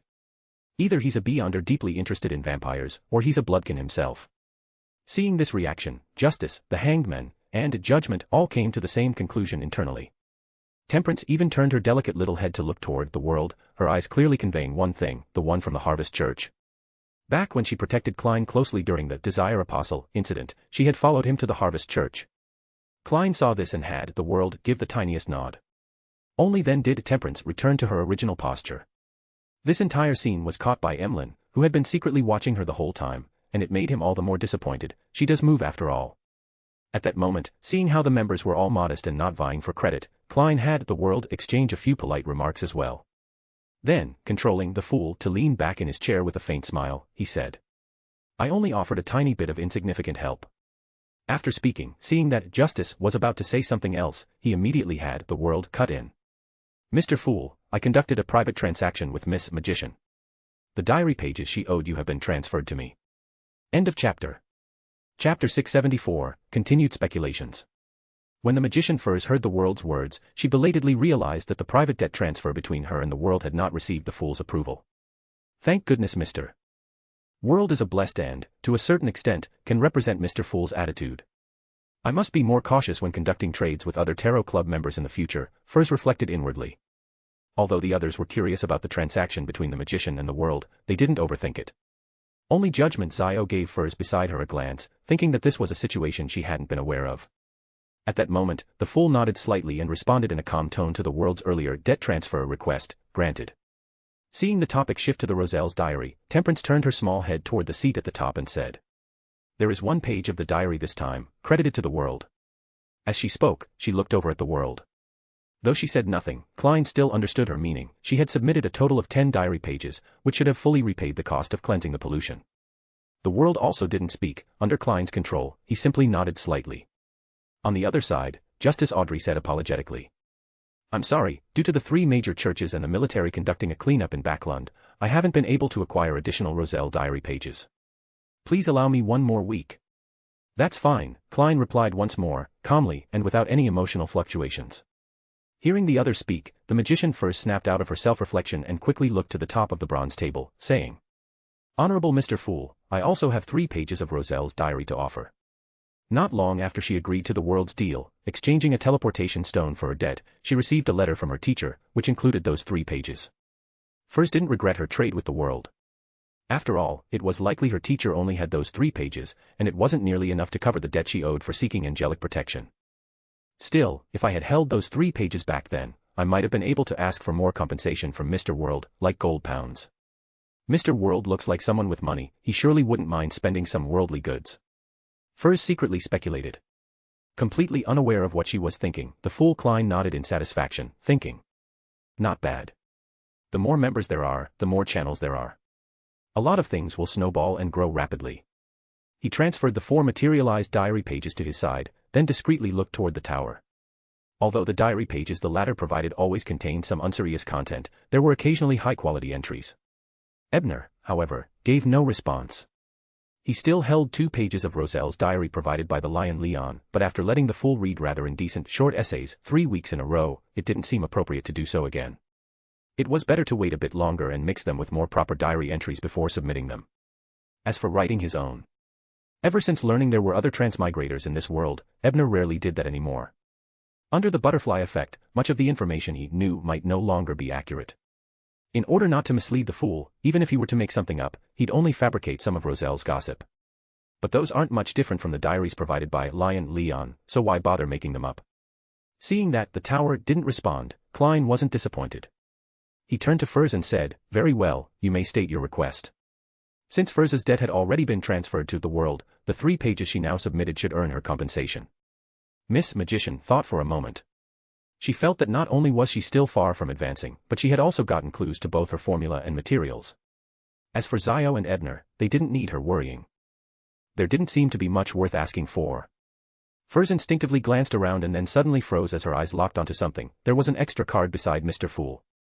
At first, the other Tarot Club members didn't notice this change due to the impact of the Great Smog incident, except for the moon. But now, following Magician's gaze, everyone looked over in surprise at the additional card, even Ebner was no exception. Klein got 1 more card than in the original story. Looks like I wasn't the only one who gained something from the Great Smog incident. Mr. Fool profited as well, Ebner thought, adjusting his sitting posture thoughtfully. Mr. Fool gained a blasphemy card after the Great Smog. That definitely isn't a coincidence. My guess must be right, an event that caught Mr. Fool's attention to that extent must involve secrets on the level of gods. When it's time to share information later, I'll ask Miss Justice about it. Although, she may not know much. Her position likely limits her access to real details. Still, she's very curious. She'll definitely try to get answers from Mr. Fool, from the tower, from Judgment. Hopefully, I can eavesdrop. Many thoughts rapidly crossed the mind of the hanged man Alger. At this moment, Furs withdrew her gaze. With no pressing needs, she naturally chose to satisfy her curiosity first. Respected Mr. Fool, I would like to know, does the new card by your hand belong to the blasphemy cards? Which one is it? I thought Miss Justice would be the one to ask this. After all, her curiosity is always the strongest. But Miss Magician asking works just as well. Either way, I get to breeze through another question without effort. Klein chuckled to himself and casually flipped over the new blasphemy card, displaying it for Magician to see. Demoness. The Demoness card. How did it fall into Klein's hands? And honestly, old Huang's image is quite seductive. How did he manage to make it so clearly recognizable as himself, and yet obviously female? Ebner silently commented to himself before looking away. Demoness. The main culprit behind the Great Smog was a demoness. So it really is connected. Another piece of proof formed in Alger's mind. Having already learned the blasphemy card's function, son Derek felt somewhat disappointed. After all, there were no Beyonders in Silver City on the Demoness pathway. The Moon Emlyn, however, was intrigued as he stared at the Demoness card for a few moments, thinking, so this is one of Roselle's blasphemy cards. But who's the person drawn on the card? Quite beautiful. Is she Roselle's wife, his mistress, or his daughter? I still don't understand in what ways these blasphemy cards are considered blasphemous. That priest and the iron-armed lady both have a bunch of Roselle's manuscripts. Well, now they should be called diaries. Next time, I'll bring them to exchange for answers. Unaware that he was about to receive a batch of low-quality diaries, Klein flipped the Demoness card face down again, then turned his gaze to the page of parchment Sharon had materialized. This should be something Sharon had just received today, he hadn't read it in advance. June 6th. What happened today was simply a disaster. I swear this in writing. If I ever bring the Calamity Seal to a ball again, I'll eat the shit that 3 Light poops out. End of chapter. Chapter 675, Diary. Your Majesty, even you have started scamming food and drink. Klein couldn't help but make a jab when he reached this point. Then he refocused on the page and continued reading the rest of the diary. Lubo told me that it's because his current true body, that is, the Calamity Seal, has been contaminated by a higher-level power, which always brings misfortune to those around him. That's why the Sauron family named it Calamity. A major reason why the Sauron family has declined to its current state is precisely because they've been holding onto this Grade 0 sealed artifact for so long. After Lubo transmigrated here, he's been doing his best to restrain the side effects brought by that contamination. Now, it only activates during banquets or balls, and that's already the result of his efforts. I thought about it and felt it might be because in banquets and balls, everyone wears a false mask, scheming for their own interests and those of others. Isolation, alliances, provocations, honeyed words with a dagger behind the back, such behaviors are everywhere. In a certain sense, this resonates with the Calamity Seal, a sealed artifact from the Hunter pathway. That's probably what causes the loss of control over its negative effects during those occasions. It reminds me of those wars in my previous life, they always began with a meeting, and ended with another meeting. But seriously, what kind of contamination could even a sealed artifact at the Sequence 1 level not resist? Something related to fate.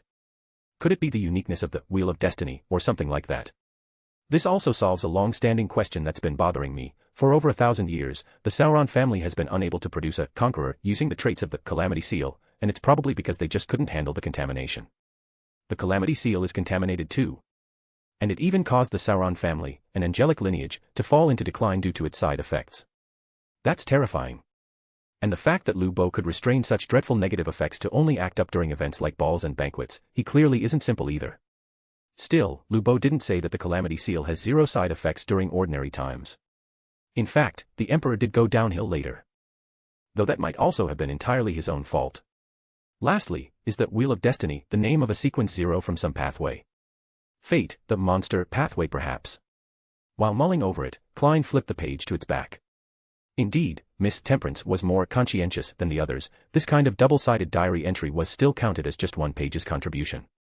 Feeling a bit of admiration, Klein lowered his head and read on. September 4th, the night of the full moon. As I stared at the crimson sky, considering whether I should intercipher a few ancient poems to match the mood, Lubo suddenly began singing a Chinese song with a rather offbeat tone. Without the bright moon's light, how would one long for home? Where am I going, through these glittering lights and wine? Standing in a noisy square, a bone flute's gentle whine. Beside me, only emptiness, a void so wide. I've never heard this tune before, and the lyrics. I feel like they were written just for me. Since when did Lubo get so talented? And he's even been to Face Act before. He actually knows those half-giants use bone flutes to mourn the giant court. But it just made me even more upset, made me miss home even more. Oh, my homeland. Homeland. Reaching this part, Klein, for the first time, felt 100% emotional resonance with the Emperor. The Emperor, Lubo, and himself. In this world, perhaps only the 3 of them truly understand the emotional weight those 2 characters carry for someone from Huaxia. Sighing, Klein looked toward the final paragraph on the back of the page. I asked him why the song only had a few lines, and he gave me this cryptic response, saying the story beyond hadn't happened yet, so naturally there were no lyrics. Damn it, cryptic my ass. He completely scattered all my melancholic feelings with that one line. Don't tell me this guy just couldn't come up with more lyrics and was faking profundity to cover it up. The Emperor and Lu Bo really do seem like a pair of trollish friends. Klein even felt a twinge of envy. After all, burdened with so many secrets and such a heavy responsibility, he had always felt rather alone. After a few seconds adjusting his emotions, Klein finally opened the diary submitted by Furs. The first page was filled with the great Emperor mocking a young Sauron family member named Floren, based on the fact that the iron-blooded knight stage would turn women into men. Klein had already learned this from Ebner, so he wasn't surprised. He just couldn't help but mutter a complaint when he saw Roselle's concern over whether the savant might undergo a gender change. Your Majesty, you didn't change genders, but you not only slept with a demoness, you even printed the imagined female version of yourself onto a card. Glancing at the demoness card by his side, where a bandaged, female Roselle was depicted, Klein continued reading the rest of the diary. February 15th. The improved cannon I designed and supervised has been completed. Its performance was slightly worse than expected, but it's not a major issue. With it, and with mass production, I'll let this world and this era witness truly advanced tactics. To celebrate, I've decided to hold a banquet and invite those people who look down on me. Just wait to be completely slapped in the face. Your Majesty, treasure these days when banquets go off without a hitch. Klein silently grumbled before turning the page. The second page detailed the operations of the Twilight Hermit Order and Roselle's first encounter with Hermes. As for the former, Klein had already deduced much of it based on various information revealed by Mr. Tower, and had more clearly identified the mysterious gatherings convener than Roselle had at the time of writing. It was, Angel of Imagination, Adam, the offspring of the ancient sun god, a king among angels. As for the latter, Klein wasn't surprised either. After all, in previous diary entries he'd received, there were mentions of Roselle asking Hermes about the death archon Vicente Miranda. But Hermes' so-called brilliant explanation of authority got cut off before even starting. That's just frustrating. Klein sighed, but there was nothing he could do. After all Roselle's diaries available on the market were scattered, copied versions. It was normal for them to be incomplete. He quickly flipped to the third page, which wasn't of much value. It merely contained the Emperor's account of manor life, wanting to hunt, reminiscing about delicious food, hoping to gain supernatural powers, and longing for pretty maids. While Mr. Fool was reading the diary, Ebner was also trying to think about some matters he had previously avoided due to the warnings from the pure white eye. He had dared not think too deeply. But to his surprise, even within Sapphira Castle, even with the concealment of the grey fog, the moment he tried to contemplate the deeper connections between the pure white eye and transmigrators, his spirituality went into a frenzy of warnings, forcing him to stop. He even had a premonition, thinking about those things inside Sapphira Castle might be even more dangerous than doing so in the real world. Ebner immediately ceased his attempt, but a hint of realization dawned within him. Unlike the pollution risk from learning about those outer deities, delving into the connection between transmigrators and the pure white eye likely had consequences that didn't stem from an external source, but from the unknown land behind the pure white eye. The unknown land was directly connected to my spirit, in a bond so close it couldn't be severed. So the land of hidden night, outside my spiritual body couldn't block the internal influence on me, and neither could Sapphira Castle. And once I'm affected by something from the unknown land, Sapphira Castle might even launch its own counterattack. That's probably why my spirituality kept trying to stop me. Looks like the key is becoming a demigod. Lilith once said that after I become a demigod, I'll come to understand certain things. Maybe that's because divinity is the lowest threshold for carrying knowledge about the unknown land. But Lilith never stopped me from collecting stories and items related to other transmigrators, so that should be fine. Once I become a demigod, I should be able to piece together part of the truth using the intelligence I've gathered. Sighing lightly, Ebner stopped overthinking. At this moment, the fool Klein had also just finished reading the diary. He leaned back slightly and smiled. You may begin. Justice Audrey immediately looked across at Tower, a little worried as she asked, Mr. Tower, I forgot to ask earlier. I heard that you and the demoness who created the smog were both erased by a powerhouse from the Church of the Evernight Goddess. You weren't injured, were you? Although Mr. Tower sitting here meant that Mr. Fool must have intervened and rescued him, Audrey was still concerned that the hero of Backlund might have gotten hurt. After all, in a way, it was partly her fault that the Evernight Church's powerhouse had been able to arrive so quickly. End of chapter. Chapter 676, The Moon's Discovery. When the fool Klein heard Miss Justice's question, he also controlled the world to adjust his sitting posture. He too wanted to know how Mr. Tower had escaped. Could it be that the Earth Mother and the goddess had erupted into a divine war? Was Tower erased by a powerhouse from the Church of the Evernight Goddess? Erased, that word is quite interesting. Generally speaking, isn't it equivalent to killed? Was it Mr. Fool who saved him? The hangman Alger turned his head, looking toward Tower with interest. The others also looked over in unison, even Zaya was no exception. She had recently been busy handling various follow-up affairs from the Great Smog. Though she knew Ebner had returned to Backlund, she hadn't had time to meet him yet.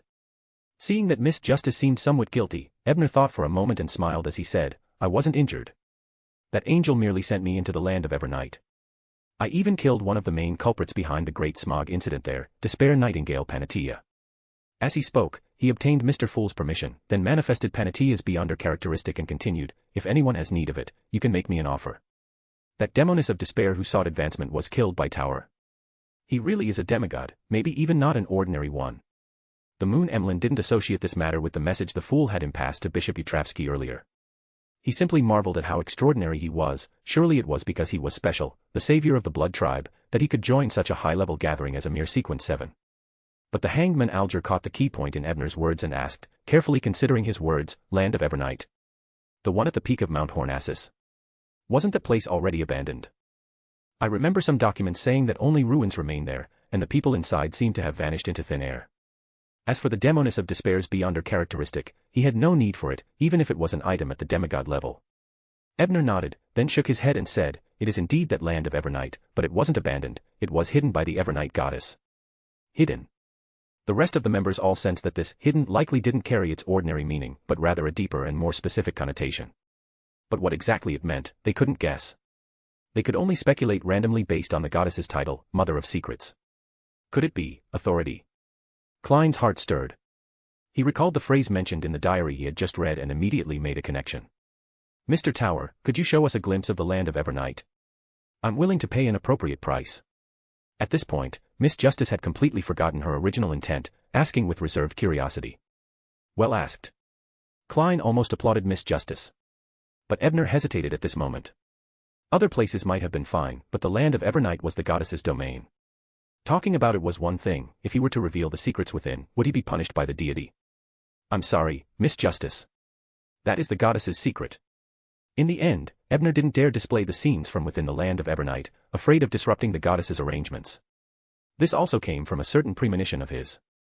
Although the goddess surely couldn't peer into the interior of the castle of Sapphira, she was watching Klein. Ah. I misspoke. As a follower of the goddess, Audrey instinctively wanted to draw a crimson moon before her chest, but quickly realized she was in Mr. Fool's divine kingdom, so instead silently offered a prayer. Then, she sincerely said, "Mr. Tower, thank you once again for stopping and eliminating the demoness of despair, thereby preventing the awakening of the primordial demoness, and keeping the pollution level of the Great Smog within a controllable range." As she spoke, she looked toward judgment and the world as well, equally sincere in her tone. "And thank you both for disrupting the Aurora Order's plot, once again blocking the descent of the true creator into the material world." She had long wanted to express her gratitude to Tower, the world, and judgment, but had suppressed her eagerness due to Mr. World's interruption and the sequence of the Tarot Club. Now, she naturally had to make up for it. The primordial demoness wants to awaken.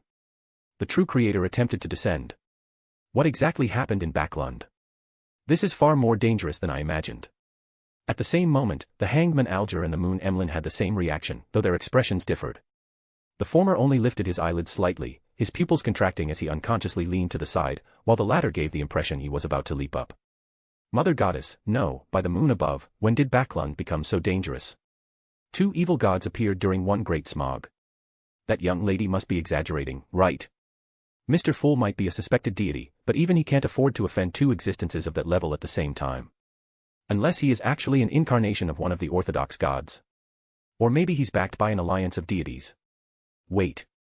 Right after the Great Smog, Mr. Fool did have me pass a message to a priest of the Earth Mother. Could Mr. Fool be in an alliance with the Earth Mother? And I even asked Mr. Fool to help remove the mental suggestion that Bishop from the Earth Mother's church placed on me. No. That's not right. It was the ancestor who told me to pray to him for help. Don't tell me the ancestor and the Earth Mother are also allies. That's why those old geezers in the family turned a blind eye when I became a follower of the Earth Mother. Am I actually the liaison among all three? The ancestor really does value me most. The more Emlyn thought about it, the faster his heart pounded, and the more excited he became, but he still couldn't confirm anything. The Blood Clan having the nickname Vampires didn't mean they had no heartbeat, it was just significantly slower. Their heart was still one of their vital weaknesses. As expected. No wonder this event caught Mr. Fool's attention. But what benefit does he gain from foiling the evil god's schemes? The hangman Alger pondered silently as his gaze fell once more on the newly appeared Demoness card. Could that be Mr. Fool's reward? The blasphemy card may be priceless to us, but to someone near godhood, or even an actual god, like Mr. Fool, it likely isn't all that valuable. Perhaps he used this opportunity to achieve a deeper goal, like forming an alliance with a deity who loathes the primordial Demoness and the true creator. Connecting this with Mr. Tower escaping from the land of Evernight almost unscathed. Could it be the Evernight goddess? Alger's thoughts traveled far in that moment. The magician Furs, on the other hand, was once again gripped by fear. Though she had heard a few scattered hints from Zio, she never imagined that behind the Great Smog, an incident that had already claimed tens of thousands of lives, there lurked an even more terrifying truth. Ebner, however, didn't wish to continue this topic. He turned instead to the son Derek and asked, "Did you escape that cycle?" The son Derek was momentarily stunned, then gave a sincere nod. He turned toward the head of the bronze table and bowed. "Great Mr. Fool, I am immensely grateful for your guidance. It helped me discover the key point, the Angel of Destiny, from the mural with the words, Rose Redemption, and assisted our chief in breaking the cycle of fate." Angel of Destiny. Is that the Mercury Snake Mr. Tower mentioned, the one who loves to paint? Half understanding, Klein, the fool, responded with a smile, "Not bad." After thanking Mr. Fool, Derek looked at Ebner and Alger with equal sincerity and said, "Mr. Tower, Mr. Hangman, I thank you both as well for your guidance. Also, Mr. Tower, I asked that little boy about the origin of the gear-shaped book." End of chapter. Chapter 677, Occult Arts. At this point, Moon Emlyn was completely baffled. What, Rose of Redemption? What, Angel of Fate? What, Breaking the Cycle? What, Gear Book? Everything was outside the bounds of his knowledge. He could understand every individual word, yet strung together, none of it made sense to him. They had just been discussing demigod-level topics. How did an angel suddenly get involved? Could it be that this seemingly young son, under the fool's guidance, had escaped from the hands of an angel? Emlyn tried to piece things together based on the tiny slivers he did understand. On the other side, Ebner followed up on son's words and asked, what exactly happened? Derek didn't conceal anything and recounted the multiple expeditions he and his Silver City companions had taken, just like in the original story. He also repeated in full what the boy Jack from Enmatport had said during each cycle. This made the other Tarot Club members, excluding Moon and Tower, both curious and uneasy. They were curious about how the land abandoned by the gods could connect with the normal world and worried that the devouring darkness surrounding Silver City might keep spreading, eventually engulfing both the northern and southern continents and all 5 seas. The only difference from the original account lay in Jack's description of the gear book. A fallen mountain peak, a ruined tower, and the only intact part within that tower, a gear book capable of resisting the cycle of fate. And Jack's father had mentioned a group of sinners who defied the Lord, and a fallen star. Fallen star. Morning star fallen from grace. After hearing Son's explanation, Ebner immediately made a few connections, then recalled the 2 occult techniques embedded in that extraordinary item, Ivan's Veil of Secrecy and Volite's Perfect Restoration. Ivan's Veil of Secrecy worked even better within the dark domain, and the land abandoned by the gods was filled with darkness. Volite's Perfect Restoration could to a certain degree resist losing control and even reverse the mutations brought by contamination. In the normal world, this would just be a better kind of healing spell. But now that he thought about it, in the land abandoned by the gods, for the survivors forced to consume monster flesh and suffer the deformities and torment brought by corruption, this ability was nothing short of divine magic. Silver City still had black-faced grass, so the problem wasn't too severe for them. Back when I introduced the fallen morning star at the Tarot Club, I only mentioned it briefly, so Little Sun didn't react much. But if it had been someone from Moon City, they probably would have begged me for the construction method of that occult art already. So now, I'm almost certain, these 2 secret arts must have come from a transmigrator who ended up in the land abandoned by the gods. The Calamity Seal probably found the inheritance of these 2 arts from the unknown lands or elsewhere, and then passed them to Roselle to forge into an extraordinary item. The name Fallen Morning Star, most likely also chosen by the Calamity Seal. But Ivan's and Volite. Which one of them was the transmigrator? Or maybe his full name was Ivan's Volite. Ebner gave a slight shake of his head and continued pondering over the circumstances in which Sun said they had found the gear book. A fallen mountain peak, ruined architecture, a half-collapsed tower. Could the transmigrator have cut out a mountain from the land abandoned by the gods to build a floating city? Could the so-called Ivan's Veil of Secrecy actually be part of the barrier protecting the floating city? Just as Ebner was making unfounded guesses, Klein also thought of the Fallen Morning Star necklace. Although his understanding of the secret arts within wasn't as deep as Ebner's, he directly deduced that the creator of that gear book, and even the so-called fallen star, were all referring to Lu Bo. But why is Mr. Tower looking for the gear book? He even used prophecy. Is it a task from the Earth Mother? At that moment, Sun happened to finish summarizing what the chief had told him about the 8 kings of angels. He speculated that Amon might be the angel of time, one of those kings, while the one who created the cycle of destiny would be the angel of fate, Eulotheus.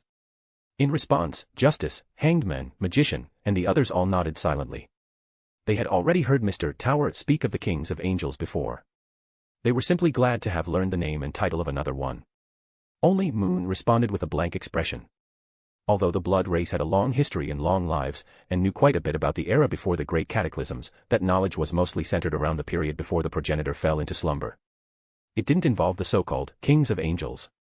Emlyn looked around and found that apart from Tower, who was lost in thought, everyone else seemed to understand what was being said. He couldn't help but grit his teeth in frustration. Once I get back, I have to get more of Roselle's diary from the priest and the Iron Arm Lady. Next time at the tarot gathering, I have to figure all of this out. At that moment, the fool Klein noticed everyone glancing discreetly in his direction, seemingly trying to get more information about the other kings of angels from him. So he let the fool speak up first and said with a faint smile, "You will come into contact with them one after another in the future.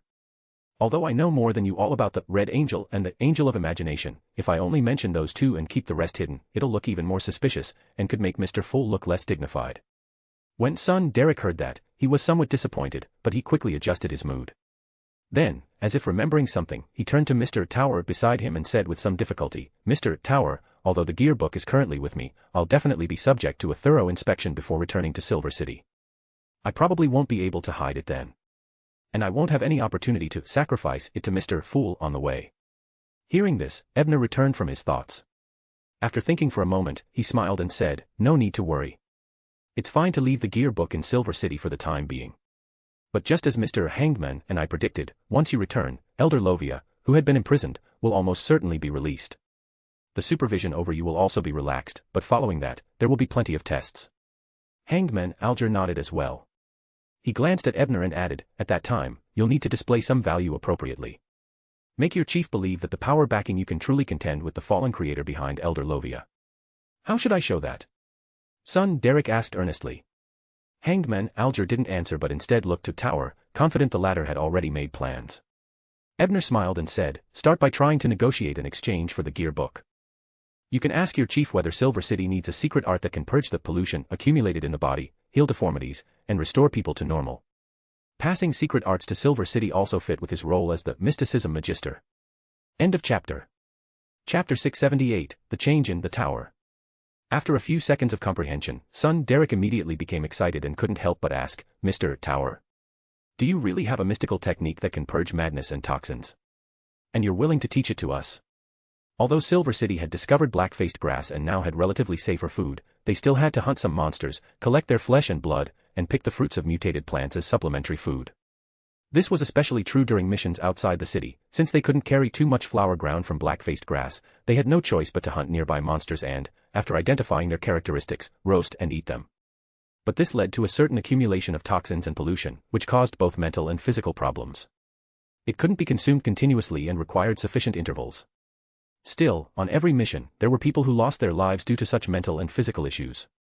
If there truly was a mystical technique that could remove the pollution and restore the body and mind to their original states, then the survival rate of Silver City's exploration teams would surely rise significantly. Derek couldn't help but feel thrilled. "Don't get too excited, this is an exchange, and also just the first step in demonstrating value," Ebner said with a smile to calm him. Upon hearing this, son Derek took a few deep breaths to steady his emotions. Then he solemnly said, "Once I return, I'll speak to the chief about this. I believe he'll be willing to trade that book for this mystical technique." The Hanged Man Alger sighed inwardly before speaking up. "If you bring it up so directly, it'll be too abrupt. If I were the chief, I'd definitely suspect your motives. You need to take it slow." Derek thought for a moment, then nodded, realizing that his approach might indeed seem too hasty. He earnestly asked, "Then what should I do?" "Maintain tacit understanding, but don't lay it out too bluntly." The Hanged Man Alger first established the principle, then hesitated briefly before saying, "You can deliberately consume some polluted monster meat, then use Mr. Tower's mystical technique to heal yourself. That way, you'll draw the attention of your chief or other high-ranking members. Let that be the starting point for contact. Ebner followed up at this point, I'll craft a charm containing that mystical technique or a one-time use mystical item.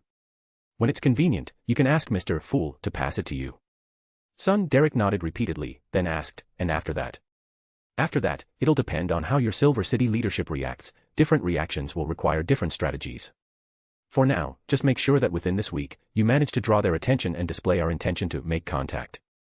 At next week's tarot gathering, you can tell me and Tower about their actions, and we'll guide you on what to do next. At this point, Alger subconsciously glanced at Tower beside him. The reason he cooperated with the other party in advising Son was to help him break free from suspicion and surveillance as soon as possible, restoring the material channel from the forsaken land of the gods. But originally, I hadn't intended to act so aggressively.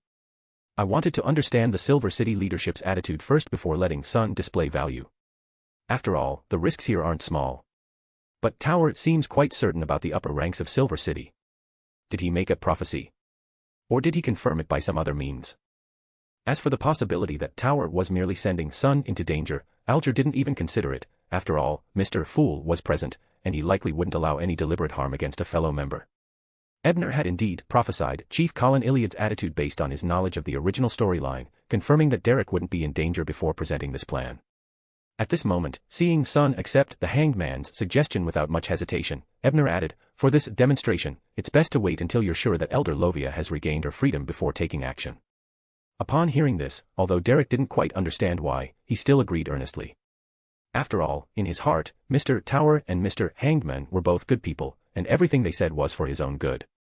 That way, it wouldn't come off as abrupt, and it would also strengthen the upper echelon's confidence in their checks and balances strategy.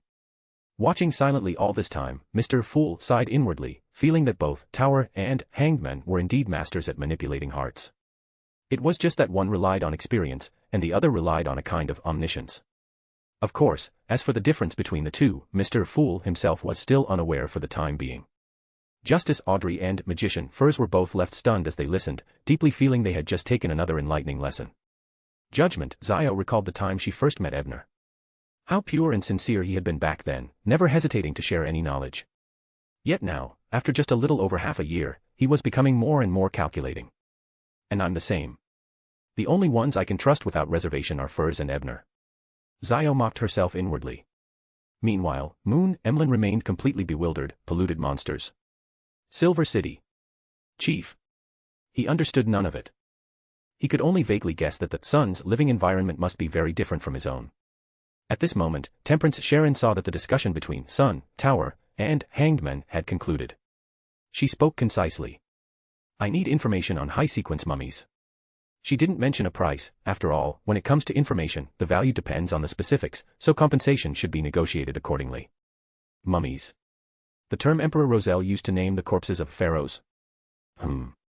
Pharaoh was also a proper noun he coined.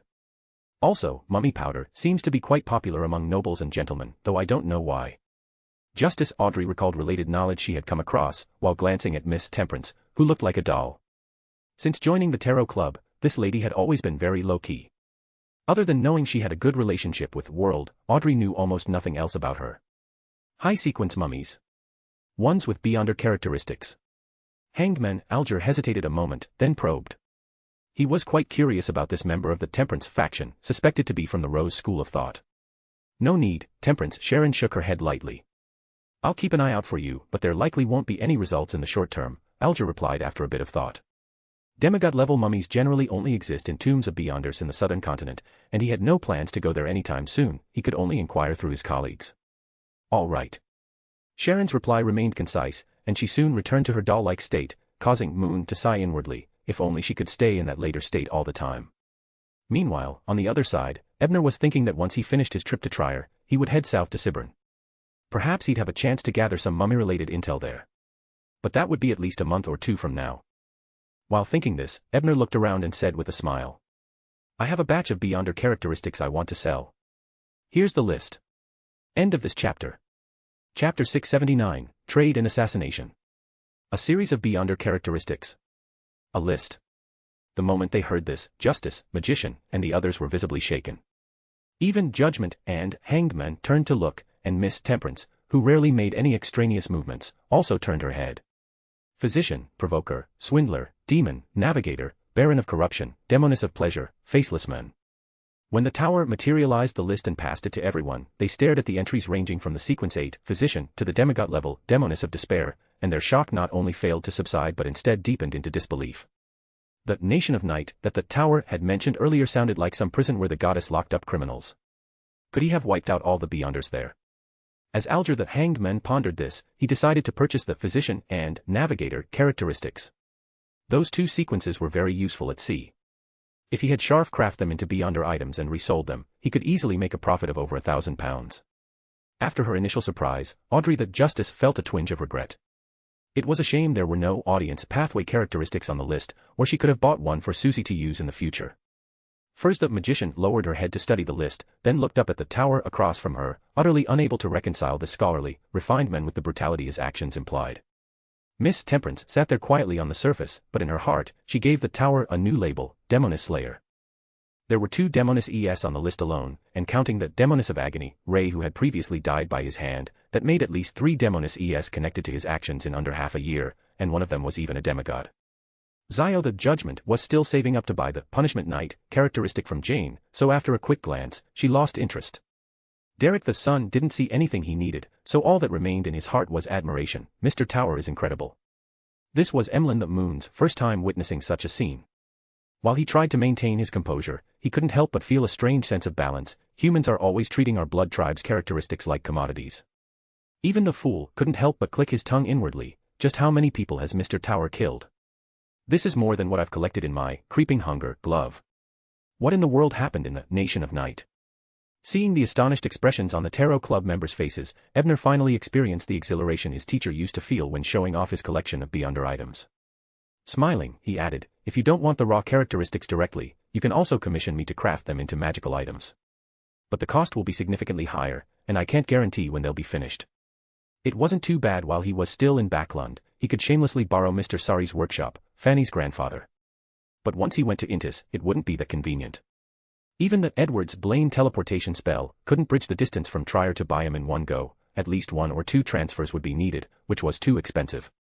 Of course, the recorder under Mr. A's control did have teleportation abilities, but the number of uses was too limited, and the range even shorter. Ebner was currently focused on improving all the prerequisite knowledge. He believed that soon he'd truly master teleportation, and things would become much easier then. Upon hearing the tower's words, Zio the Judgment was the first to speak. I'd like to commission a magical item crafted from the Faceless Man characteristic. It must at least be able to change my appearance and body shape. As for other abilities like substitute bodies or fire control, one of them will do. She had been wanting such an item for a while. Bringing it up now would also help Ebner by playing the role of the first buyer, a win-win. All right, Ebner nodded. As for the price, there was no need to discuss it here at the Tarot Club. That could be handled privately. Change appearance and body shape. I want one too. Audrey the Justice and Furs the Magician had the same thought at the same time. But while Furs only thought about it, Audrey's eyes sparkled as she spoke up, Mr. Tower, do you have another item that can change appearance and body shape? I'd like to place an order as well. But there was only one Faceless Man. Ebner was just about to refuse when the world, at the far end suddenly interjected eagerly, I have a Faceless Man characteristic too. I was about to ask the craftsman Mr. Hangman knows to make a similar item. This was a characteristic he had extracted from Creeping Hunger. He had originally planned to bring it out after Mr. Tower's transaction was complete, but now it looked like it might go to waste if he didn't act quickly.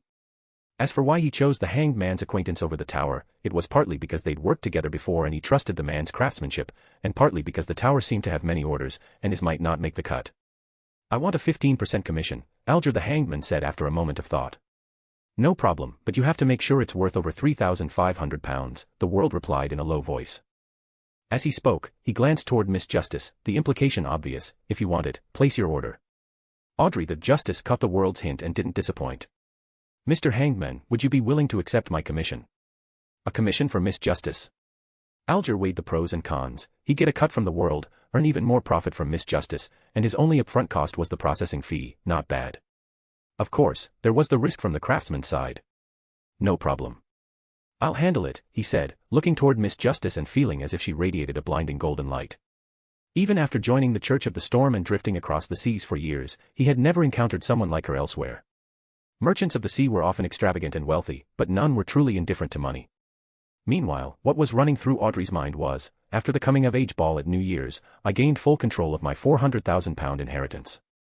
I do have to employ the accountants and managers father appointed, but I also received over £20,000 worth of jewelry, horses, hunting dogs, and paintings, mostly from my mother, brothers, and other members of the Hall family. As for cash, I don't have much, only about £5,000. Still, because I insisted on keeping my involvement in the Great Smog incident a secret, I didn't receive any official rewards. That contribution was entirely converted into political capital for Earl Hall. In return, he said any expenses I incur in mysticism from now on can be reimbursed. A magical item with no severe negative side effects, Dad will definitely approve it for reimbursement. While Audrey was daydreaming about the faceless man item, Alger the Hanged Man, having closed a big deal, decided to strike while the iron was hot. He said to the tower, I'll take the physician and navigator characteristics. £2,000 total, Ebner quoted without hesitation. Deal. Alger didn't haggle. After all, the tower's price was already fair. After thinking it over, Alger figured that once the three characteristics were crafted into items and resold, plus his current savings, he should be able to afford one of the main ingredients for the ocean songster. So he added, help me keep an eye out for the eyeball from a three-eyed thunderbird's forehead. As for the other required ingredient, the complete vocal cords of a siren, he had a lead. At this point, seeing no one else asking to buy characteristics or order items, Emlyn the Moon hesitated, then asked tentatively, does anyone here know how a blood tribe member can increase their power, without relying on gifts from their elders? The moment he finished speaking, he felt multiple eyes land on him. Though they had all suspected from how he interacted with misjudgment earlier, no one had expected him to out himself so openly. What a candid vampire. That was everyone's shared thought. Why are you all staring at me? Can't I have a blood tribe friend? Should I explain? No. What's wrong with being blood tribe? I am blood tribe, and I have nothing to be ashamed of. Our lineage is ancient, our lives long, our knowledge vast, we are a noble race. And I am here because the progenitor sent me to further my education. Even if some of you are demigods, you're still on equal footing with me. As thoughts flickered and shifted, Emlyn White raised his chin and proudly added, yes, I am a pure-blooded vampire. No one even asked. Mr. Moon must be feeling guilty, which is why he overreacted. Audrey the Justice observed Emlyn's behavior. A real vampire. The magician Furs asked curiously, Mr. Moon, do your kind imitate humans and use noble titles like Duke, Marquis, Earl, Viscount, and Baron to distinguish power and status? No, it's you humans who imitated us. Emlyn sat up straight. Long before the cataclysm, back in the second epoch, we vampires had already established those noble titles. Vampires who haven't fully mastered their powers are considered juveniles, while I am a full adult. One step further, and I'll be granted the title of Baron, and then it progresses up the ranks to Duke. Above the Dukes are the positions of Queen and Prince. At that time, you humans were still under the rule of the giant court, you couldn't possibly have invented the concept of nobility. As soon as he finished speaking, Derek the Sun blurted out, there's no such record in the history of Silver City. While Sun stubbornly began to debate with Emlyn, a thought rose in Ebner's mind, one he had never considered before. The name Lilith, like Adam and Amon, originates from myths of civilizations predating the first epoch. And the vampire nobility system Lilith created also used the same ranking. Could that really be a coincidence? Did Lilith meet a transmigrator in the second epoch who told her about these concepts? Or, was she, like Klein, the emperor, Adam, and the goddess, a remnant of the old days? Both are possible. If it's the latter, then which old one left her behind? The fallen mother. If it's the former, maybe the goddess helped her choose her name, their relationship does seem rather close. At this moment, the hanged man Alger interrupted the debate between Sun and Moon. After skillfully manipulating Emlyn into overcoming his psychological block against using racial traits to advance, he pitched a Sequence 7 Potion Professor trait to Emlyn, one he hadn't even obtained himself yet. £4,000 to £5,000. Emlyn blurted out in astonishment. With that much money, I could buy all the dolls I've been eyeing for ages and even get new outfits for each of them. Emlyn's first instinct was to reject the deal. But then he thought of the ancestors' favor, the glory of the vampires, and his role as a savior of his race. He found himself deeply conflicted. Alger didn't rush him. He smiled lightly and said, I know this is a tough decision. Take your time, there's no need to hurry. All right. Emlyn breathed a sigh of relief. How much does Mr. Hangman stand to earn from this deal? Klein, the fool, couldn't help feeling a little envious. Mr. Hangman is really something. Audrey the Justice muttered inwardly before changing the subject and asking about the main ingredient she needed, fruit of the elder tree. As for the other item, she had already purchased it last week from the magician for £1,000. Audrey hadn't expected an answer so soon, but to her surprise, the newly joined Mr. Moon gave her a quote. The wealthy and generous Justice didn't even bargain. She sealed the deal on the spot and kindly explained the offering and receiving rituals to Emlyn. This left Emlyn a bit dumbfounded. This kind of transaction was beyond anything he had imagined. Only now did he truly realize that the Tarot Club was far from an ordinary secret organization. After everyone else had finished their deals, the magician first turned to the Tower and cautiously said, "Mr. Tower, my teacher has already obtained the spirit medium potion formula, but it'll be Wednesday or Thursday before I receive it." Such rarely used formulas were considered family secrets within the Abraham family. Members weren't allowed to carry them around or read them casually, so first teacher Dorian had to travel back to the family estate in Jianhai County, and hadn't yet returned. "I'll have my friend prepare the 2 traits by then," Ebner nodded. Although he didn't yet know where Dunn was, he wasn't worried. For one, he could divinate it, and for another, he could just ask at the Church of Earth Mother.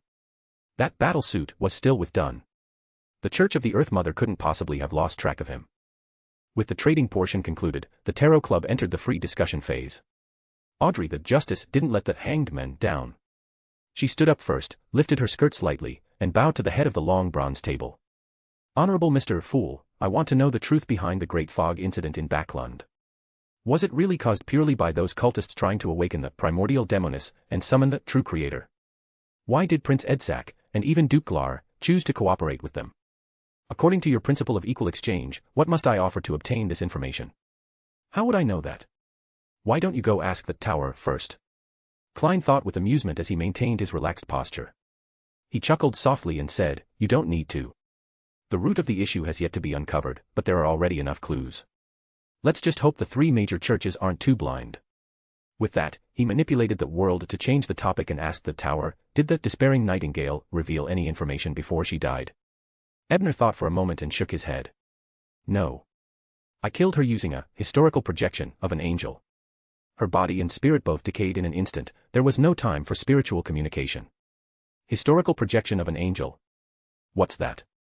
The members all had questions in their hearts, but when they saw that Mr. Tower didn't intend to explain, they didn't press him. It was obviously something personal. "Only judgment," Zio added. "Duke Glar didn't commit suicide out of guilt. He was a Sequence 3 Chaos Hunter, and was ultimately killed by someone from the death pathway." She paused for a moment and looked toward the head of the table, as if seeking permission. When Klein nodded with a puzzled smile, she continued, "That person is called Isaac Eggers. He was previously wanted by the military for trespassing in Sodarak Palace. He's also likely the one who killed Admiral Hurricane." "The one who killed Admiral Hurricane. One of Mr. Fool's blessed. That explains it. So the clues Mr. Fool mentioned for the 3 churches were left by this person. If they follow the trail of Duke Glar's exposed power, they should be able to uncover quite a lot. And someone who can kill a Sequence 3 so quickly, could that Death Pathway powerhouse be an angel?" The hanged man Alger instantly pieced together the clues and filled in the rest mentally. So Mr. Fool had intervened long ago and even made arrangements. Audrey the Justice suddenly realized and sincerely bowed again. "Thank you for your answer." After Audrey sat down, the world discussed with the hanged man the whereabouts of the slave trader baron he'd been tracking. Ebner also mentioned the celestial sect briefly, and with that, this Tarot Club meeting neared its end. After the Fool announced the conclusion of the gathering, Ebner returned to the bedroom of the villa at 28 Kingster Street. After completing a series of offering and receiving rituals, Ebner put away the cash, opened the door, and prepared to visit the Harvest Church. Meanwhile, in a small inn on the outskirts of Tosk, a port city near the Intislone border, a man dressed in the robes of a Church of Steam archbishop collapsed to the floor in agony. Around him, gears and components were quietly burning, engulfed in black flames. Without all that mechanical augmentation, your real body is quite fragile. Don't blame me. This was a task given to me by Owen. I'm bound to him, I had no choice. As a sweet voice rang out, the Archbishop of the Church of Steam lost consciousness, forever. In Backlund, at the Intis embassy, Owen took a telegram from his secretary and casually glanced at it before chuckling. The White Saintess isn't just good in bed, she's pretty efficient with her hands too. Now that the Sari family has lost their demigod in the Church of Steam, it's time to close the net and give George III a proper explanation. End of chapter. Chapter 680, Blue Sea. Empress Borough, in the garden villa of Viscount Horatio. Since attending Miss Audrey Hall's coming-of-age ball, Emma had been staying home. She now sat alone by the window, murmuring to herself. Flora, what exactly is being hidden behind the Great Smog incident? I don't think it's as simple as a single demoness of despair trying to advance. As a cryptologist, Emma was deeply interested in the hidden truths behind the matter. If the plague outside had ended, and if she weren't grounded by her parents for being too close to Fanny, she would have already gone to the East Borough to investigate at Prince Edisac's Red Rose Manor. Isn't your mother part of the Psychological Alchemy Society? Why not just ask her? Flora Jacobs' sharp voice sounded in her ear, laced with a hint of mockery. Flora was a demigod of the Marauder pathway. My mother's just an ordinary member of the Psychological Alchemy Society. She has no access to secrets that deep. Emma ran her hand through her long black hair that fell to her waist as she spoke, then added, and stop wasting your time trying to probe. I've said it before, the contract that binds you came through my own channels. It has nothing to do with the Psychological Alchemy Society. How do I know whether that's true or not? You're young, but even more cunning than some old foxes. Flora said bitterly. Emma raised an eyebrow, clearly displeased by the old fox comparison. She replied teasingly, our pathway goes through the fraudster stage, how could we not be cunning? The only reason you walked straight into a trap is because you'd been possessing rats for too long. There wasn't much intelligence left in you. Who would have thought even sequence-attached knowledge could be tampered with?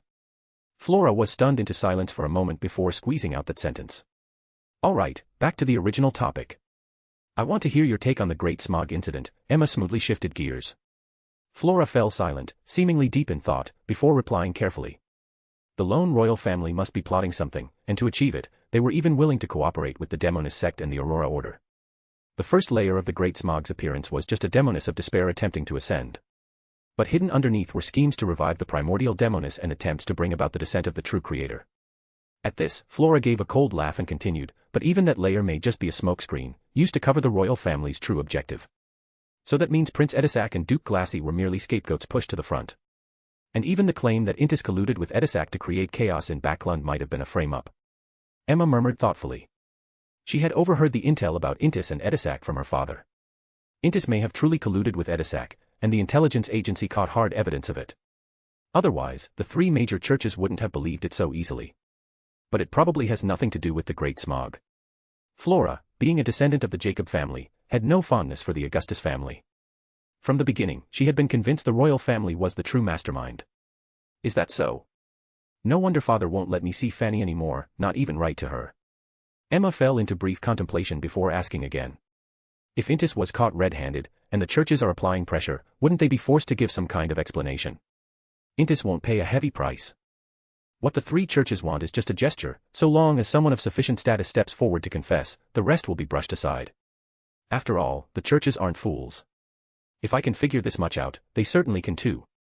But without direct evidence, and with the lone royal family offering considerable concessions, no one's going to push too hard. At this point, Flora seemed to realize what Emma truly wanted to ask and couldn't help but sneer. You're afraid your friend's family will be pushed out as scapegoats, aren't you? TSK, when you think about it, her grandfather does fit the role perfectly. Flora, have you been a rat so long you've forgotten your pathway? You're a marauder, not a provocateur. Emma didn't take the bait, she knew the Surrey family had a high-ranking saint serving as an archbishop in the Church of Steam. They weren't so easily manipulated. Still, I should give Fanny a heads up. If someone tries to use her as leverage against Mr. Surrey. Emma recalled the observers she had previously noticed tailing Fanny, and couldn't help but furrow her elegant brows. Just then, her personal maid Wendy entered the room. She hesitated for a moment before speaking softly, Miss, there's something I need to report to you. What is it? Emma asked curiously, noticing Wendy's odd expression. It's Detective Brian has returned to Backlund, the maid answered a little awkwardly. It was no secret that her young lady had an unusual relationship with that detective. Over a month ago, she had even assigned servants to stroll past the villa at number 28 Kingster Street every day. As her personal maid, Wendy had considered advising her lady, but when she thought of Emma's past, rebellious behavior, she wasn't sure how to bring it up. Falling for a famous detective is still better for her reputation than all the wild, incomprehensible stunts she pulled back then. Wendy could only comfort herself with that thought. Brian is back. Emma's eyes lit up instantly, and an idea took shape in her mind. She bent over her desk and began writing a letter. Although she was under house arrest, her servants were still free to go out. She hadn't asked them to send a letter to Fanny before, partly because she feared they'd be caught by those stalkers and lose their lives, and partly because she didn't want to alert the enemy and force them to act prematurely. But Brian was different. He was powerful, with exceptional stealth abilities. When he'd followed her and Fanny into Baron Conva's underground castle, they hadn't even noticed. Inside the villa at 28 Kingster Street, Brian had just come downstairs when he saw Helene lounging idly on a couch in the small parlor, flipping through a magazine. Helene looked up and immediately stood. "Mr. Brian, are we staying in Backlund for a few days?" Just earlier, she had offered to help Mrs. Skade with the chores, only to be politely turned down. That was when she realized she was no longer a maid, but a guest. It made her feel a bit lost and uncomfortable. She felt like she needed something to do. "Probably 5 or 6 days, maybe even a week," Brian replied after a moment of thought. He planned to use the time to visit some friends, craft a few items, and more importantly, await the result of Mr. Gaston's sale of the transformation wand to the King of the Five Seas. Once he left Backlund, it would no longer be so convenient to teleport to Demir. That long. Helene looked a little disappointed. Brian noticed and, after thinking for a moment, smiled and said, "Weren't you a merchant before you were captured by Trissy? Why not survey the market a bit?" Helene perked up but quickly deflated again. "I don't have many gold pounds." Although Brian hadn't paid her for her maid work, during a gathering at the Amiris Leaf Bar, she had borrowed money from the Sea Serpent Wave and made some profit through arbitrage. "I can invest," Brian said with a glint in his eye, then asked, "What do you think is the most popular thing from Backlund in Intis?" "What's most popular?" Helene frowned and thought for a while. "Honestly, it's the exotic customs and cultures. But you can't exactly take those with you. You can only select some specialties, but we can't purchase on a large scale, so there's not much profit." "Who says you can't bring customs and culture back?" Brian chuckled, laid out a sheet of paper on the parlor table, and wrote a line. "Brian Film Company investment proposal." With photography already fairly widespread, even portable, how was it that filming hadn't yet been invented? That was Roselle's failure. And once there was videography, playing the role of a mysticism magister would become much easier. End of chapter. Chapter 681, the soon-to-debut Emlyn. During the previous tarot meeting, when Ebner had asked the son Derek to demonstrate his value, he had been pondering how to teach the upper echelon of Silver City the perfect restoration method of Veilite. That was when the idea of video instruction had occurred to him. In fact, there wasn't a significant technological gap between the camera and the camcorder. Even without relying on scientific methods, Ebner could temporarily imbue a camera with the distortion ability of the lawyer pathway, distorting the intervals and enabling it to take continuous photos. "It's just that its lifespan would probably only last about 8 months, he muttered inwardly, then handed the completed project proposal to Helene for her to study. He himself put on his coat, hat, and copper-rimmed glasses, and left the villa. Shortly after his departure, a girl in a black and white maid outfit rang the doorbell of number 28 Kingster Street. It was Wendy, Emma's personal maid. After entering the living room, Wendy maintained a calm exterior, though she glanced suspiciously at Helene, who was reading documents across the room, before handing Emma's handwritten letter to Mrs. Scard. At the same time, Lion Leon, crouched in a corner of the room, wrinkled his nose and sniffed the air. He looked at the maid who had delivered the letter, then extended his right paw and plucked a hair from the mane around his neck, flicking it toward her. Immediately afterward, a transparent little bug appeared in his paw. Meanwhile, in the Viscount Horatio's villa in the Empress Borough, Emma, who was sipping afternoon tea, suddenly heard a pained groan in her ear. "What's wrong?" Emma put down her teacup and asked calmly. "Who exactly did you have your maid look for?" Flora's voice was weak. Emma raised an eyebrow and chuckled softly. "Did you tamper with Wendy to bypass our contract, only to get burned by Brian?" She quickly guessed the gist of the situation. While she felt a bit of lingering fear, she was also shocked that Brian had managed to crack a demigod's covert technique, even if that demigod was in poor condition and mentally unstable. Flora fell silent, but that silence itself told Emma she had guessed correctly. At the same time, she sensed signs that the cryptologist potion was being further digested. Unlocking secrets at the demigod level really brings substantial feedback. Emma raised her teacup again and took a sip of black tea. At that moment, she also gained a deeper understanding of the contract her teacher had given her. Even a demigod this sly and cunning couldn't escape the contract's restrictions. What tier is this item? Or rather, what level of power created it? And how did a teacher come to entrust such a formidable object to me? South of the bridge, in the kitchen of the Church of Harvest. Wearing an apron and constantly stirring a potion in an iron pot, Emlyn White casually instructed Freya on how to mix the herbs while reflecting on his recent first tarot meeting. Other than Mr. Fool, the Tower, who presented the traits of the demoness of despair, is undoubtedly a powerhouse at the demigod level. Although he said he borrowed the power of an angel, the fact that he could borrow such strength means he's not much weaker than one himself. After the Tower came Judgment and Temperance, both of their sequences can't be low. Even if they're not demigods, they should be no weaker than sequence 5. Especially the former. If she could participate in the battle against the Dusky Saint, then even if she relied on powerful mystical items, her combat strength is at least comparable. As for the latter, needing a demigod-grade mummy but not its characteristic.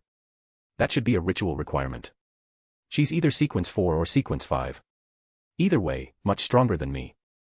Next would be the world and the hangman. I don't particularly like the former. He talks as if there's always phlegm stuck in his throat. Someone like that, I wouldn't even bother drinking his blood. He has a filthy aura. He's very reclusive, good at concealing emotions, and could casually present a sequence 6 characteristic. He's no weakling. Mr. Hangman is a mature gentleman, very knowledgeable, with a noble character. He's willing to answer questions for new members and provide help and information.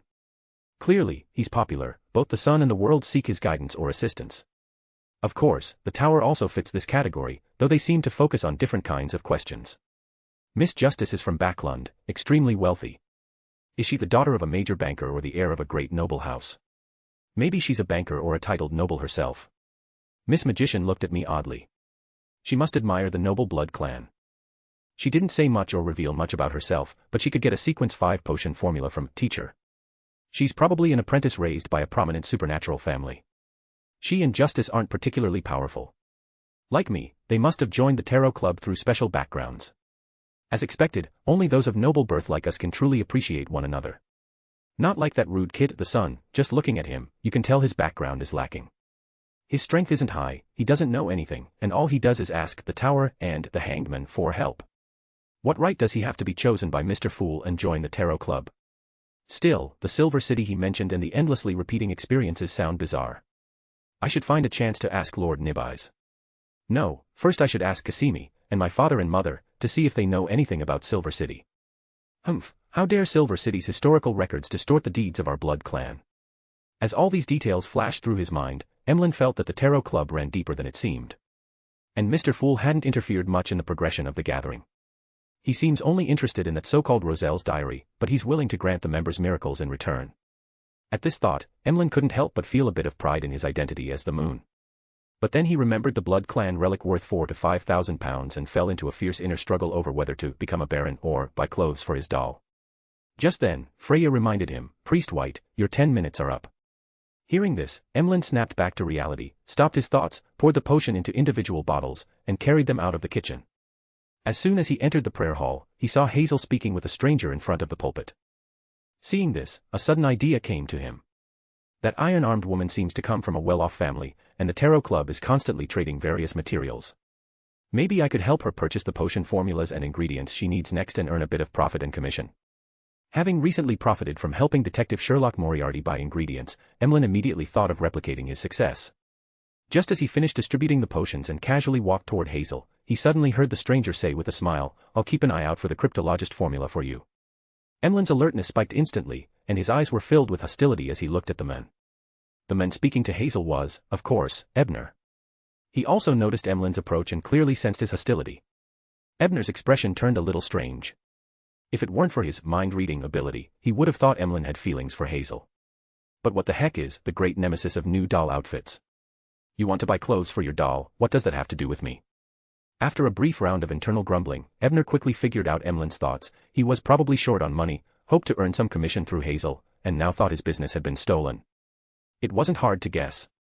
After all, everyone who joined the tarot club and became a follower of Mr. Fool was more or less strapped for cash. Even someone as rich as Justice had been financially tight at one point. While he mocked Emlyn internally, Ebner waited for Hazel to introduce him to this vampire, although they'd already met several times. Emlyn, meanwhile, had withdrawn his hostility. Maintaining the prideful demeanor of the blood clan, he formally reported his name to Ebner, then gave him a serious once-over and asked uncertainly, "Have we met before?" "Yes, Priest White. Because of Mr. Little Heidi's case, I saw you once at the police station in the Chauvet district," Ebner reminded him with a smile. "I remember now, you're that detective friend of Atre's." Realization dawned on Emlyn's face. Since Freya's entire family had been helping out at the church lately, Atre's had been visiting more frequently, and Emlyn had become familiar with her. As for Ebner's fame as a hero detective, Emlyn had no idea. Being a long-lived species, he rarely paid attention to ordinary human newspapers. "Yes, Priest White." Ebner nodded. "What were you two discussing just now?" Emlyn asked casually. "I was asking Hazel for a favor." Ebner had a pretty good guess what Emlyn really wanted to ask, but he deliberately changed the subject and instead asked mysteriously, "Priest White, are you short on money?" Emlyn heard the all-too-familiar question and gave Ebner a strange look as he replied, "Do all you detectives like using that line?" Sherlock asked me the exact same thing back then. He grumbled to himself, then added, "Go on, don't keep me in suspense." "Well, it's like this. I have a new investment project and I'd like you to be the streamer." Ebner gave him a wide, formulaic smile. "What's a streamer?" Emlyn asked curiously. "You can think of it as an actor," Ebner explained. Hearing that, Emlyn's expression turned even stranger. He was reminded of another conversation he'd had with Sherlock on the very same day he was asked, "Are you short on money?" "Mr. White, the profession most suited to you isn't apothecary, it's actor. I am a profound and noble blood clan member. I do not make a living off my appearance. No, I mean, you have a real gift for comedy." Remembering this, Emlyn looked at Ebner darkly and asked, "Don't tell me you think I have a talent for comedy." "No, I mean, you have good looks.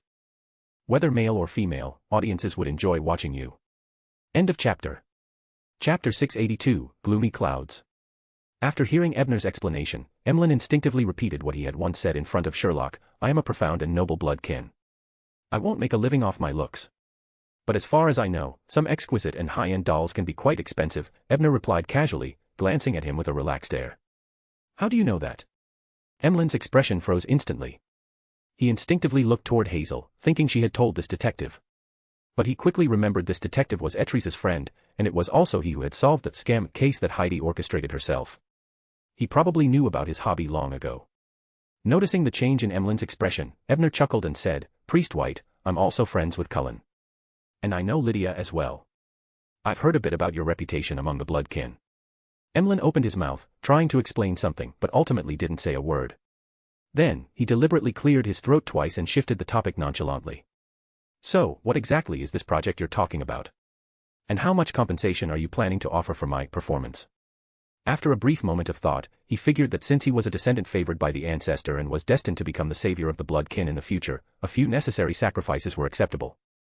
But Ebner simply shook his head with a smile and said, "This project is still in the preparation stage.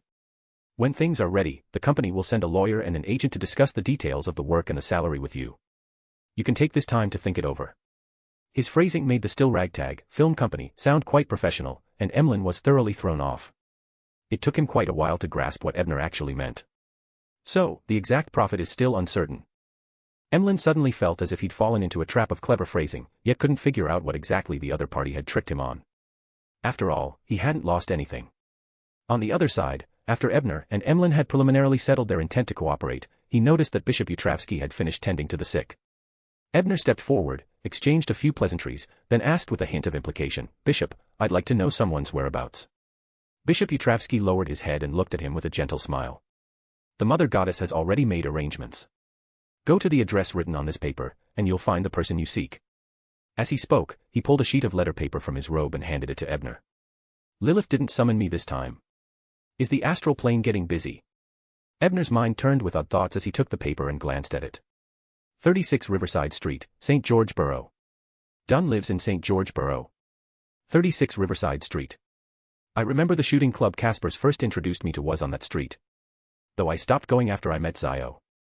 Lost in thought, Ebner folded the letter and tucked it into his pocket. Then he made a simple Earth Mother Church symbol over his chest and offered a brief praise, "Merciful Mother." After that, Ebner bid farewell to the half-giant bishop and returned to Hazel's side. He chatted for a little while longer before finally leaving Harvest Church. After he left, Daisy, who had been watching from the sidelines, came up curiously and asked, "Pastor Mocked, who was that gentleman just now?" "That was Ebner Bryan, the hero detective you're always talking about," Hazel said with a smile, withdrawing her gaze from the door. "So he's Detective Bryan." Daisy's eyes lit up, then she said regretfully, "I should have gone over to say hello just now."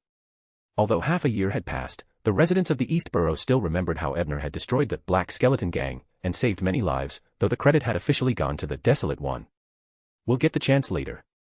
I just agreed to be the guide for his new project.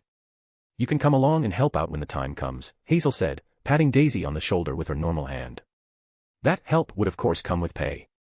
Hazel knew Daisy's family was struggling financially, so she wanted to lend a hand in a way that wouldn't hurt the little girl's pride. This kind of consideration for others' feelings was something that Hazel from 6 months ago would never have thought about, but now it came naturally to her. Speaking of which, although Daisy and Freya's mother had gradually recovered under Emlyn's treatment, the illness she had suffered, as well as the life elixir Etrice had forced down her throat to delay her symptoms, left behind serious hidden risks. According to Emlyn's assessment, Madame Liv would likely lose at least 15 years of her lifespan. Etries felt somewhat guilty about this outcome, so she hadn't dared come to the church recently. But Liv, Freya, and Daisy bore no grudge. In fact, they were deeply grateful. After all, without his potion and without him carrying Liv out of the East Burrow with all his strength, she probably wouldn't even have had the chance to trade years of her life. She would have died in misery long ago. West Burrow, Intis Embassy. The mustached confidential secretary once again stepped into Mr. Owen's office and reported, "Special Envoy, I've made the arrangements. I've assigned the officers who are close to Mr. Sari some reasonable tasks. They'll all be out of the embassy for the next 2 or 3 days. Very good. Fighting an astrologer in his own workshop would be unwise. Even I can't guarantee I could subdue him quickly. If the commotion attracts the church or the loan authorities, things could get messy. It's still safer to make our move when he comes to the embassy tomorrow." Owen nodded in satisfaction, then as if recalling something, instructed his secretary, "Withdraw our men from around Sari's granddaughter for now, so he doesn't get suspicious." "What if Mr. Sari receives news of Archbishop Ramir's fall before tomorrow?" the secretary asked anxiously. "That won't happen. The ageless witch can delay it for at least another day. Even the steam church in Intis won't get the news until tomorrow night, let alone Sari all the way in Backlund," Mr. Owen said confidently. "As for his granddaughter, she's just a low sequence beyonder. Once we've taken care of Sari, she won't be able to escape. In fact, luring her into the embassy might be even easier." At the villa at 28 Ginster Street, Ebner had just returned when he was informed that Emma had sent him a letter. He took it with a bit of surprise, read it once, and immediately frowned. "The letter seems to express feelings of longing and affection, but my relationship with Emma was never that deep, and she's not the kind of girl who writes this sort of thing. Even in that dream spread by the magic mirror that night, she wasn't the protagonist. Could this be a ciphered letter? She's a cryptologist herself, so maybe she assumes I can decode the hidden message. Is she trusting my deductive abilities, or testing my skill?" Ebner wasn't in the mood for a puzzle game. He directly activated the Eye of Pure White and made his daily divination. The secret hidden in this letter. As the pure white pupil suddenly lit up, he received a revelation from the River of Destiny. "A cloud of calamity looms over a friend we both share." End of chapter. Chapter 683, Ebner Plan. A mutual friend. That must be referring to Fanny. Calamity looming. She's about to face danger. As the thought crossed his mind, Ebner reread Emma's letter. Now that he had the final result, reverse engineering the puzzle became much simpler. By breaking apart the words, he quickly deciphered the hidden message and arrived at a result similar to the prophecy. "I was originally planning to have a servant go and set up an appointment, then pay a proper visit to Mr. Sari and Fanny, and while I was there, naturally bring up the request to borrow the steam workshop. But since Fanny might be caught up in some unknown danger, I either stay out of it entirely, or I need to pay a discreet visit to avoid dragging trouble back home." Although he gave himself the option of not getting involved, Ebner still leaned more toward helping. After all, Miss Fanny could be considered a friend. She'd given him the flame heart necklace, which had once saved his life in the Daniel maze. Both sentimentally and rationally, I can't just let her walk into danger. More importantly, Ebner believed he had the strength to face a demigod directly. He was in Backlund, his home turf. He could call Zio from MI9 for help at any time, or even go to the Church of Harvest and ask for aid from the Chained God and Lilith. Unless a true god or an angel king level being got involved, his life wouldn't be at risk. And as a Sequence 8 pugilist, Fanny shouldn't have provoked an enemy of that level. With his mind made up, Ebner was about to head to the Western District when Helene stopped him at the door. "Mr. Brian, is the video camera mentioned in this proposal real?" Helene asked, her eyes shining. With her years of business experience, she had already determined from a preliminary read that if the device was real, it could set a new trend and rake in unimaginable profits. "You'll see it tomorrow," Ebner said confidently. With supernatural abilities at his disposal, converting a camera into a video camera wasn't difficult. The only issue would be low production volume, but that was actually a benefit. At least in the early stages, it would prevent the technology from leaking or being stolen. "I just looked at your first proposal. It's about filming Backlund's fashion, food, architecture, and daily life. While that does showcase local culture, isn't it a little dull?" Helene had already stepped into her role as a startup partner and voiced her concern. "Just make it fun to watch. Take a look at the end. I included a sample plan called A Taste of Backlund when I wrote the proposal. Oh, and I just found a pretty charismatic male foodie. Male host for the show." Ebner took the proposal from her, flipped to the last page, handed it back, and encouraged her, "With your intelligence and talent, I'm sure you'll create plans even better than mine for the other 3 segments." After just a few glances, Helene's spirits were immediately lifted. Blushing slightly, she thanked Ebner for his guidance and buried herself back at the desk, jotting down ideas. Just a little pep talk and it's like she's on a high. The employees of this era are really easy to motivate. I even prepared a bunch of grand visions, but I didn't need to use a single one. Muttering to himself, Ebner mentioned that he had hired Hazel to act as Helene's guide, and said, "You don't know much about Backlund, so your proposals are bound to have issues, especially with the fashion culture part. That's why it's necessary for Miss Hazel, a lady of high society, to show you around more." Truth be told, Ebner's decision to make the first filming project a showcase of Backlund's clothing, food, housing, and lifestyle wasn't solely for the sake of earning money in Trier. His primary goal was still to show the higher-ups of Silver City that normal human society truly existed, and that it wasn't just some delusion planted in Derek's mind by an evil god. Nothing proved the existence of a civilization better than displaying its various cultural facets. Especially since that boy, Jack, whom Colin brought back to Silver City, even if he hadn't visited Backlund, wouldn't be completely unfamiliar with the nation's capital. There had to be a few landmark buildings he'd heard of that could corroborate the authenticity of the footage. Releasing a video like this would be far more convincing than just hearing the son describe it with words. On the other side, Helene's pen paused slightly when she heard Hazel's name, but then she nodded, indicating she would accept Mr. Bryan's arrangements. Seeing that she had no more questions for the moment, Ebner finally stepped out of the house and took a carriage toward the area near Mr. Sari's villa in the Western District. After he left, the lion Leon, who had been crouched in a corner of the living room, scoffed and shook his head, muttering, "Back in Byam, you thought I was just tarnishing this kid's reputation. Look. He's barely returned to Backlund and already so many young ladies have come knocking. I was right all along. This kid is just like Roselle. Helping him build a social circle using Roselle's methods is exactly the right approach." Helene rolled her eyes at him and thought, "Why are you telling me all this? What do Mr. Bryan's personal affairs have to do with me?" West Berwick, Green Park Street. When he was still 2 blocks away from a villa with both front and back gardens, Ebner got off the hired carriage and paid the one-so fare. Then, he walked into a nearby public washroom. When he emerged, he was already shrouded in the Ivan's veil of secrecy. Not even an ordinary demigod would be able to detect his presence. Ebner circled Mr. Sari's villa a few times. After confirming that no one was watching the place, he cautiously slipped into the back garden. Unlike his last visit for the dinner party, the rituals and spell traps around the Sari estate were now in a half-activated state. If not for Ebner's pure white eye being able to precisely locate their weak points, sneaking into the house under the nose of an astrologer who had studied the book of celestial bodies and elements would have been extremely difficult. Maybe it's because of the great smog and the unstable situation outside that Mr. Sari is keeping his rituals in a state ready for immediate activation. Or perhaps he's already sensed something, and this is his way of preparing. As he pondered, Ebner glanced at the candlelight inside the house, then used his flame jump ability to appear within the villa. He didn't rush to confront Sari and Fanny. Instead, he took out the magic mirror and had it use its demonic ability to scan the villa for any hidden threats. Soon, the magic mirror responded. There were few people in the house, just Mr. Sari and his granddaughter Fanny, plus 2 servants and a butler. Ordinarily, 2 servants wouldn't be nearly enough to maintain such a large villa. But as a Sequence 5 astronomer on the Savant pathway, Mr. Sari had long since integrated the workshop with the residential area. The floor tiles were laced with rails everywhere to facilitate his mechanical servants in performing chores and serving their masters. Of course, when necessary, these mechanical puppets could also take on the role of bodyguards, pulling 6-barrel steam-powered machine guns from their chests. Their firepower didn't look the least bit trivial. And the reason Ebner knew this was because not far from him, a pitch-black figure wearing a black face covering was currently surrounded, its head aimed at by 4 mechanical puppets, totaling 24 gun barrels. End of chapter. Chapter 684, Meeting and Conversation.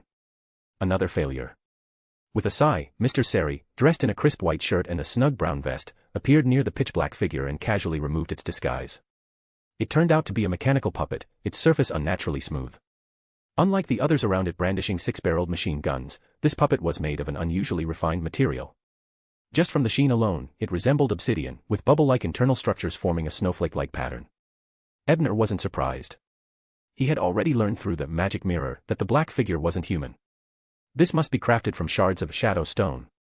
From what I know, the core of shadow stone is one of the main ingredients in the hermit potion. Its fragments are indeed excellent for channeling shadow-based spells. Is Mr. Sari trying to develop a stealth-type mechanical puppet? While speculating, Ebner watched with interest as Mr. Sari detached the puppet's head to inspect what had gone wrong. After observing for a while, Ebner more or less figured out the issue. The defensive mechanical puppets mainly relied on thermal and acoustic detection. Although this shadow stealth puppet, thanks to its shadow stone material, could block heat and sound, its body shape was far too irregular, full of sharp angles and flat surfaces. That was probably the main reason it got caught by its peers. A puppet, after all, wasn't a true hermit.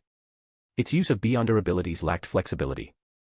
Seeing that Mr. Seri couldn't pinpoint the problem, Ebner lifted the psychological aspect of his, Ivan's secret barrier, and, smiling, offered a suggestion. Why stick to a humanoid design? The arms, legs, even the head are purely decorative, entirely unnecessary, aren't they? He had come here to warn Mr. Seri and Fanny about potential danger. Since he'd already encountered one of them and no outsiders were present, he figured he might as well show himself. Startled by the sudden voice, Mr. Seri instinctively activated all three of the mystical items on his person, and the villa's ritual alert level surged to maximum. To his astonishment, however, the puppets, each armed with 6 gun barrels, remained utterly unresponsive to the intruder, as if they couldn't detect him at all. Don't be alarmed, Mr. Seri. As Ebner spoke, he employed his psychiatrist abilities, subtly calming the other man's emotions. Cotton Seri steadied himself, scrutinized the intruder carefully, then frowned and asked, Mr. Ebner Bryan. It's me. Apologies for dropping in unannounced. As he spoke, Ebner retrieved the Roselle diary booklet he'd prepared beforehand, the very one Mr. Seri had handed him during that banquet months ago. He presented it now as proof of identity. After glancing at the booklet and confirming it was indeed the one he had given away, Mr. Seri exhaled softly, though he still remained cautious. Mr. Bryan, I must say, this is quite the surprise. After a pause, he asked, if you went to the trouble of sneaking in and revealing yourself, I assume it's something important. Ebner nodded, just about to respond, when a voice full of surprise rang in his ears, Ebner. You're back in Backlund. Looking toward the voice, he saw a chestnut-haired woman appear at the stairwell, Miss Fanny.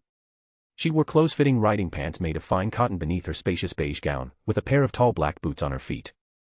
The outfit didn't restrict her movements at all while also accentuating her excellent figure, making her appear both seductive and capable. She had clearly sensed the villa's ritual alert level rise and had come down without hesitation to help her grandfather. Should I say, truly worthy of being a pugilist.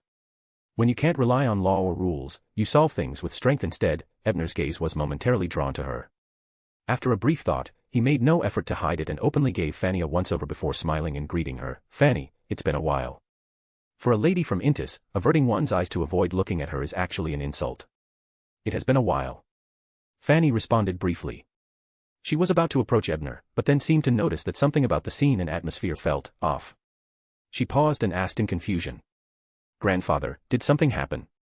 That's something you'll have to ask the good detective here. His visit wasn't exactly by the book, he trespassed into the villa, Mr. Seri chuckled. By now, he had realized Ebner bore no malicious intent, and tried to ease the tension with a laugh. However, the ritual's alert remained fully primed for activation. Trespassing. That sounded a bit like the dream from the other night. Fanny's expression tinged red as some thought crossed her mind.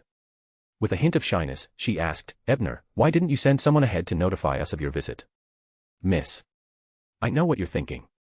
The magic mirror even replayed that dream of yours for me.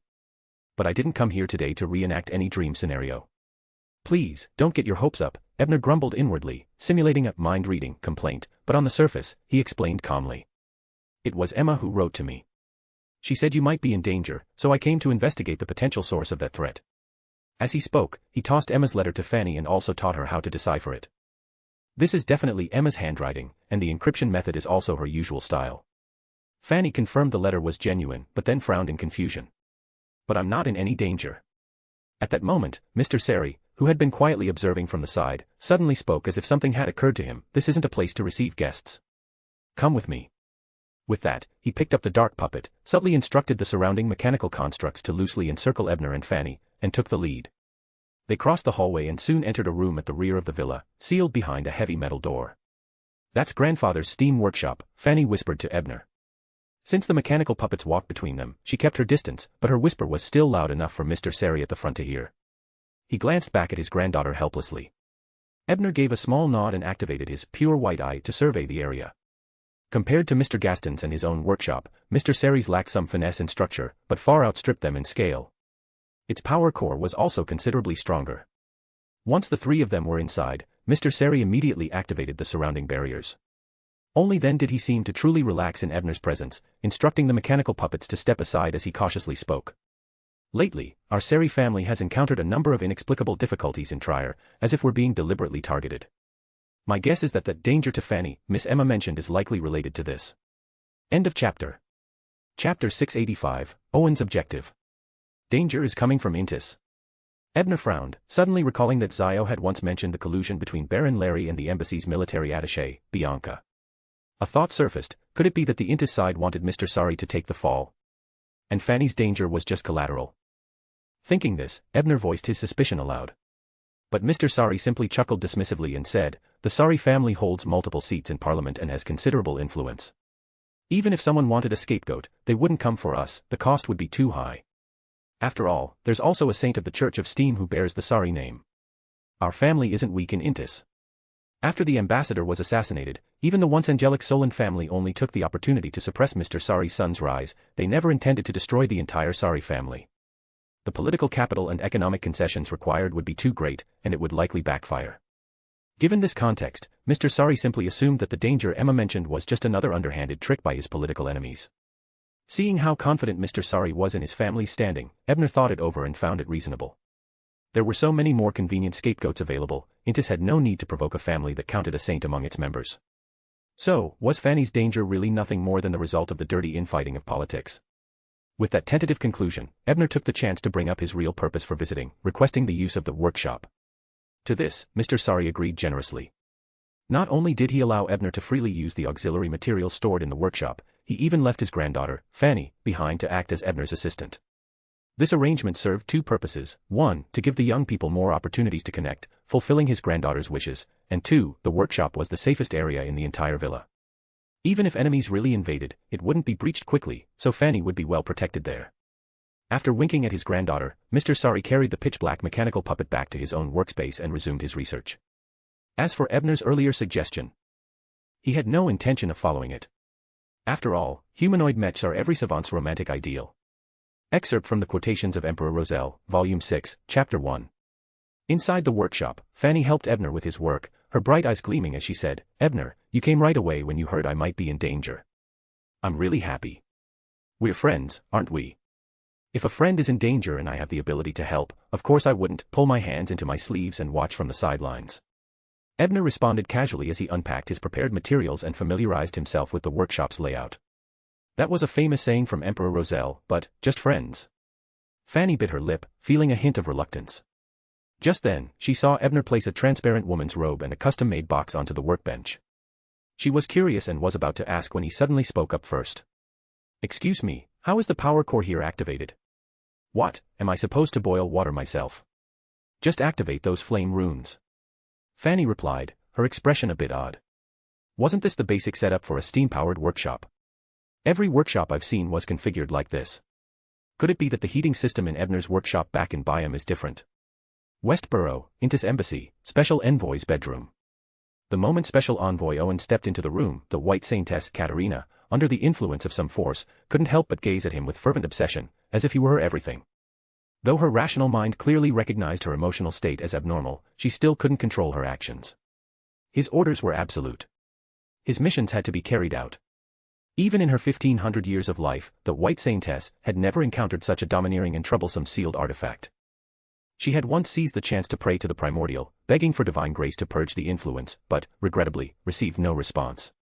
And after that, Owen had added more commands, preventing her from even thinking about breaking free of his control. Thankfully, as long as I stay away from the sealed item and avoid seeing Owen, this fanaticism gradually fades. But with the commands being absolute, I'll still return to him sooner or later. Katerina calmly pondered countermeasures in her mind, but her body still obeyed Owen's exploration, removing each article of clothing one by one. After a bout of intense activity, Special Envoy Owen caressed the silky smooth skin of the White Saintess with one hand, while with the other, he opened the metal box she had handed over as soon as she returned. Inside the box lay a pair of eyes pieced together from various colored segments. They were mysterious and profound, giving off the impression that they could see through everything. Sure enough, it was the eyes of a s'more. Owen was overjoyed at the sight, and his mind instinctively recalled the relevant information about this material. A s'more were a species of astral beings, humanoid women with golden hair and extraordinary beauty. They were calm and benevolent, renowned for their ability to perceive the rules of all things. They often served as assistants or apostles to subordinate gods and angels in the divine kingdoms of true deities. It was said that if a traveler accidentally entered the astral world and gained an s'more's favor by passing its trials, the being would gift its own eyes to help the traveler return to the real world. For the sake of this thing, you didn't hesitate to give up immense benefits, rally all sides, and reasonably destroy a family with centuries of history. You even had me kill a saint of the Church of Steam. You're truly mad. Katerina's expression remained fervent, and her body still responded to him, but her tone was dripping with scorn. Owen sneered in reply. What do you know? The eyes of a s'more are one of the main ingredients for the Sequence 3 cognizer of the reader pathway. If I didn't conceal my true objective and let word of this get out, I'd be swarmed by competitors. At this, he sighed and continued. Ugh, the Dreamweaver, whether it's its trait or materials, has shown no progress for years. I had no choice but to risk jumping to an adjacent pathway. Now that I've found one of the key ingredients, the eyes of a s'more, and the other major ingredient is also coming into view. With the ritual being the only real obstacle, all the conditions are nearly met. Tell me, how could I possibly hold back? So, if you must blame someone, blame the old men of the previous sorry generation for being favored by an s'more. Katerina felt a chill in her heart upon hearing this. For Owen to divulge such classified information so casually, it wasn't trust, it was because he never intended to let her go. She had never trusted him to keep his promises, but the stark reality still filled her with anger and bitterness. Still, having lived over 1,000 years as the unaging, she quickly composed herself and feigned ignorance, asking calmly, I've already killed the saint of the Church of Steam and retrieved that material for you. When will you actually release me? Owen smiled dismissively and said, didn't we agree in the contract that you'd only regain your freedom once you help me gather all the potion ingredients? This is just one piece. As he spoke, he lightly pinched the soft flesh at her side as a veiled reminder. You. What's the other ingredient? Do you have a lead on it? Katerina took a deep breath and asked. The other main ingredient is a complete brain of a mist fiend. I didn't originally know where to find one. But when Princess Vera of the lone royal family clashed with Pride, the fog she released closely resembled that of a mist fiend. I plan to wait a little longer. Once the effects of the great smog dissipate, I'll propose a marriage alliance to Lone. If it works out, I'm confident I can take her down when she least expects it. Of course, I'll need your cooperation. If Lone refuses the alliance, I'll look for the right moment to join forces with Pride and you, and together, we'll subdue that princess. Owen held nothing back from Katerina, revealing his entire plan. After all, in his view, anyone controlled by that sealed artifact could never break free, the White Saintess would belong to him until death. The only issue was the artifact's side effects, they were increasingly unbearable. Even with his help suppressing them, I won't last much longer. I must advance to Sequence 3 as soon as possible. End of chapter. Chapter 686, The Conspiracy Behind the Scenes. Early in the morning, when Special Envoy Owen stepped out of the bedroom looking refreshed and full of energy, the embassy's confidential secretary, Johansen Foles, the man with a neatly trimmed mustache, was already waiting in the office. Your Excellency. Mr. Sari has arrived, Johansen leaned in and whispered. I know, Owen replied casually with a slight nod, showing none of his previous enthusiasm whenever the Sari family was mentioned. After all, what he truly wanted from the Sari family was already in his hands, and no one had noticed his real objective. Seeing his indifference, Secretary Johansen began to panic. He hurriedly said, Your Excellency, although I sabotaged the embassy's ritual chamber, with that man's mastery over ritual magic, it won't take long before he notices something's wrong. He may start getting suspicious. All right, Johansen, don't worry. I'll take care of the Sari matter, Owen replied unhurriedly, then asked, what about Sari's granddaughter? Did you send people to capture her? After Mr. Sari entered the embassy, I already gave the order. And as per your instructions, I told them to take her alive, Johansen replied, still unsure why the envoy was so concerned about this particular girl. Very good. You've done your job well, Owen praised with a meaningful tone. Then, his gaze suddenly shifted to a corner of the room, and he smiled. See. The Sari matter has already been resolved. Johansen instinctively followed Owen's gaze, and was stunned. Standing there was a girl with black hair and blue eyes, beautiful and ethereal, possessing a hard-to-describe charm. In her hand, she was holding an elderly gentleman in formal attire. But this gentleman now had black blood seeping from the corners of his eyes, his face pale, his lips purplish, and not the slightest breath left in his body. Clearly, he was already dead. A witch. That's Mr. Sari. Johansen's shock was palpable. After all of his and the envoy's prior plans had been centered around capturing Mr. Sari alive, forcing him to take the fall for colluding with Prince Edisac and witches, and committing crimes during the Great Smog. To this end, he had mobilized his family's political influence to cooperate with the forces backing the envoy, putting immense pressure on the Sari family, all to force him to confess willingly. And now, he was dead. That completely undermined the plan. Not only would Lone be dissatisfied, but the church would surely become suspicious. Your Excellency, why did you have that witch kill Mr. Sari? This wasn't part of the plan. Johansen instinctively sensed something was wrong. He took a few steps back, panicked, and demanded an explanation. Haha. My dear Johansson Fools, if Sari doesn't die, how are you, the real culprit, going to pin the crime of colluding with witches on him? And how would you compete with him for the position of next Intis ambassador? Owen laughed, his tone thick with implication. Owen, what are you saying? At those words, Johansson's face went deathly pale. Realizing the danger, he raised his voice in alarm and drew his extraordinary firearm. The Sari family's archbishop in the Church of Steam was just assassinated by a witch, and now Colton Sari is pushed out to take the blame. You think the Church of Steam is full of fools? So, naturally, the whole affair needs a convincing story. For example, Johansson Fools, confidential secretary of the embassy, secretly contacted Prince Edisac and Baron Larry, and colluded with the Aurora Order and the Demonis sect to orchestrate the Great Smog incident. To escape punishment, this secretary then conspired to frame his rival for the lone ambassadorship, Mr. Sari.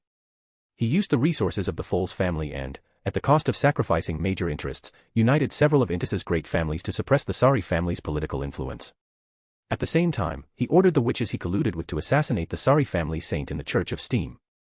Once everything was ready, Johansson finally silenced Colton Sari by killing him, then fabricated evidence to present him to Lone and the Church as the mastermind behind it all.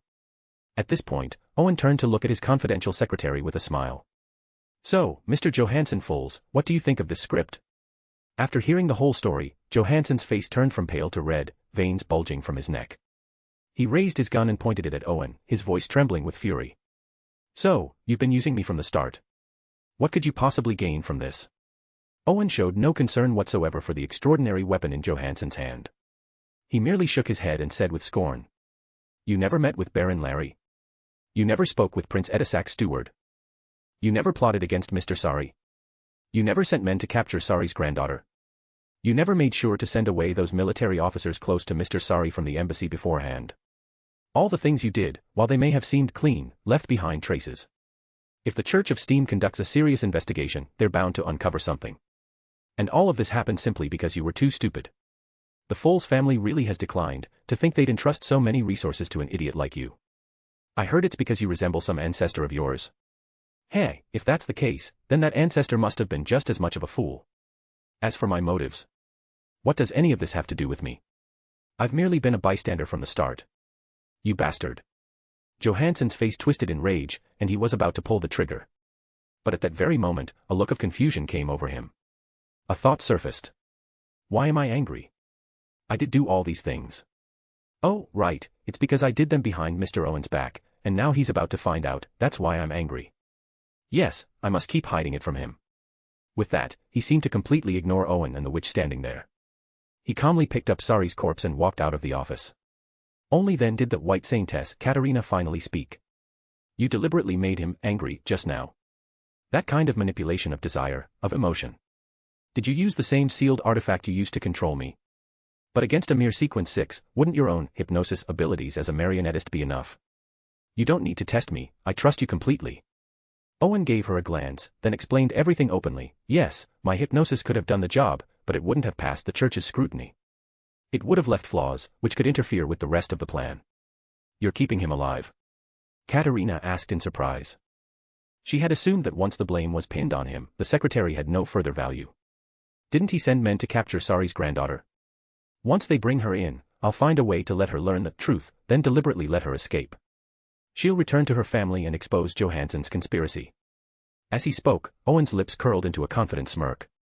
He went on, if she's the type to repay kindness, I might even develop a more intimate relationship with her. That'll make it even easier to control her. I wonder, when she learns the full truth in the future, will she break down emotionally? You're a real scumbag, Katerina clicked her tongue. But in her long life, she'd seen far worse. It didn't really stir her. She merely asked, why are you doing all this? To stir up infighting among the major families of Intis, of course. Once Sari's granddaughter returns, the Sari family will surely become sworn enemies with the Fools family. A little push, and the political situation will descend into chaos, Owen explained with a smile. And how does that benefit you? Won't your own family be dragged in too? Katerina still didn't understand the logic. It's in line with the spirit of the times. Besides, are you sure that's really my family? As he spoke, Owen stood up and gazed out the window toward Sadrak Palace, continuing. I've easily thrown Intis into internal strife. In the eyes of George III, wouldn't that make me the perfect tool to sow disorder in enemy nations, an ideal infiltrator? To win me over, he'll surely make some investments. For example, agreeing to the marriage alliance I requested. End of chapter. Chapter 687, Ambushed. Westboro, Green Park Street, in Mr. Sorry's garden villa. Having labored through the night, Ebner shut down the power core, rubbed his slightly throbbing temples, and finally turned his attention to several items he had crafted. The first was a camera about the size of a human head. It looked similar to models currently sold on the market, except that both its lens and body were adorned with intricate, arcane patterns, lending it an air of mystery. This was the mysticism camera that Ebner had transformed using a ritual to borrow power from the Cursed Tutor emblem. It not only retained basic filming functionality but could also deter spirits and monsters to some extent, keeping them from approaching. The only drawback was that it still had a limited usage time of just 8 months. The second item Ebner had made was a cane. Its core was actually the Harris Rapier of Admiral of Hell, Ludwell, which Jane had gifted him as a token of gratitude. This sword originally came from a prince of the southern continent in ancient times. It didn't correspond to any particular Beyonder pathway or sequence. Rather, it was the product of a chaotic fusion of unrelated traits. Its only extraordinary ability was to bring about absolute destruction to whatever it pierced. After renaming the sword the Brian Rapier, Ebner had shelved it for a long time without using it, only occasionally taking it out to study and analyze. Through months of research, he had mostly deciphered the principles behind its absolute destruction ability.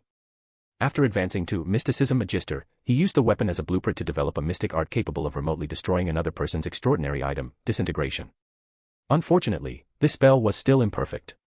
It required materials from the Brian Rapier as a medium to cast, and the sword's own destructive effect often conflicted with the mystic art, resulting in inconsistent outcomes. Hence, Ebner had taken the opportunity to reconstruct it into a cane that minimized internal conflict and made casting easier. Additionally, this mystic art had a slight chance of separating extraordinary characteristics from the materials used in an item. Of course, this only applied to mystical items forged from such traits. Once I become a demigod, this mystic art will evolve into a greater disintegration that doesn't need a medium. By then, I might not even need an angel to smash items to extract Beyonder characteristics, Ebner thought to himself. Next, he looked at the third item he had crafted, 3 blank cards. These were spatial cards, similar in function to the one Roselle had used to seal a bone dragon. However, these lacked the flashy, input true name mechanism. The method for creating the cards came from the inheritance left behind by the transmigrator Alwyn Abraham in the Church of the Land of Night. The crafting itself wasn't complicated, but the required materials were quite costly. Ebner had nearly emptied Mr. Sorry's workshop of suitable materials just to make these 3. Fortunately, Fanny didn't mind. In fact, she'd even helped gather many of the necessary ingredients. The fourth item was the translucent white robe left behind by the Nightingale of Despair. Initially, it could only alter the wearer's body shape. However, after Ebner infused it with the characteristic of a faceless one, it gained additional abilities, changing facial features, manipulating flames, flame jumping, and damage redirection. Its side effect was a fear of fire, though this fear didn't mean a psychological aversion, but rather that flames inflicted more harm on it than normal. Essentially, it came with a glaring weakness. Moreover, the design of the robe remained quite revealing, and had even been altered to be shorter and more form-fitting. Of course, this wasn't because of some kink of Ebner's, but to make it easier for the wearer to layer other clothing over it. Since the revealing design couldn't be changed, it might as well be worn as an underlayer. Zio would probably approve. Ebner's final creation was a string of pearl necklace. Its base was one of the pieces of jewelry that Miss Justice had discarded, but he had embedded it with an Beyonder trait from a swindler, granting it abilities such as charm enhancement, mental disruption, and illusion creation. It had virtually no side effects, save for inducing an urge to steal things, but that could be resisted with willpower. This necklace was Ebner's gift of thanks to Miss Fanny. After all, he had used so many of her rare materials, he couldn't very well not show his appreciation, could he? As expected, Fanny was delighted the moment she saw the pearl necklace. She immediately removed her old necklace and fastened this one around her smooth neck. Fanny was tempted to kiss him on the spot, but remembering that this was loan, and Ebner was a gentleman from Backland who might not appreciate overly forward girls, she restrained herself and maintained a reserved posture. It was already 8 in the morning by now. The two chatted and laughed as they left the workshop, ready to head to a restaurant for breakfast, when suddenly, Ebner stopped in his tracks. "What is it?" Fanny looked at Ebner, who had grabbed her hand. She was both excited and confused. "Where's Mr. Sorry right now?" Ebner reached into his pocket and touched the small mirror as he asked in return. "Grandfather should be at the embassy at this time, overseeing work," Fanny replied after thinking for a moment. "Mr. Sorry isn't in the villa." Ebner narrowed his eyes. Without making a visible move, 3 figures suddenly materialized in front of him and Fanny, and behind the trio was a translucent black shadow, that was the heart demon summoned by the magic mirror. An arsonist, a cryptologist, and an instigator. Direct assault, sabotage and assassination, ritual breaking. Hey, their sequences aren't high, but this is a rather well-rounded combat team. Unfortunately for them, they've run into a semi-divine demon under careful supervision. So this was the dirty trick, Mr. Sorry mentioned Intis might pull. But even with a cryptologist, they shouldn't have been able to sneak in here. It's not like they have a cheat like my pure white eye. While Ebner was still mulling it over, Fanny was startled by the sudden appearance of strangers.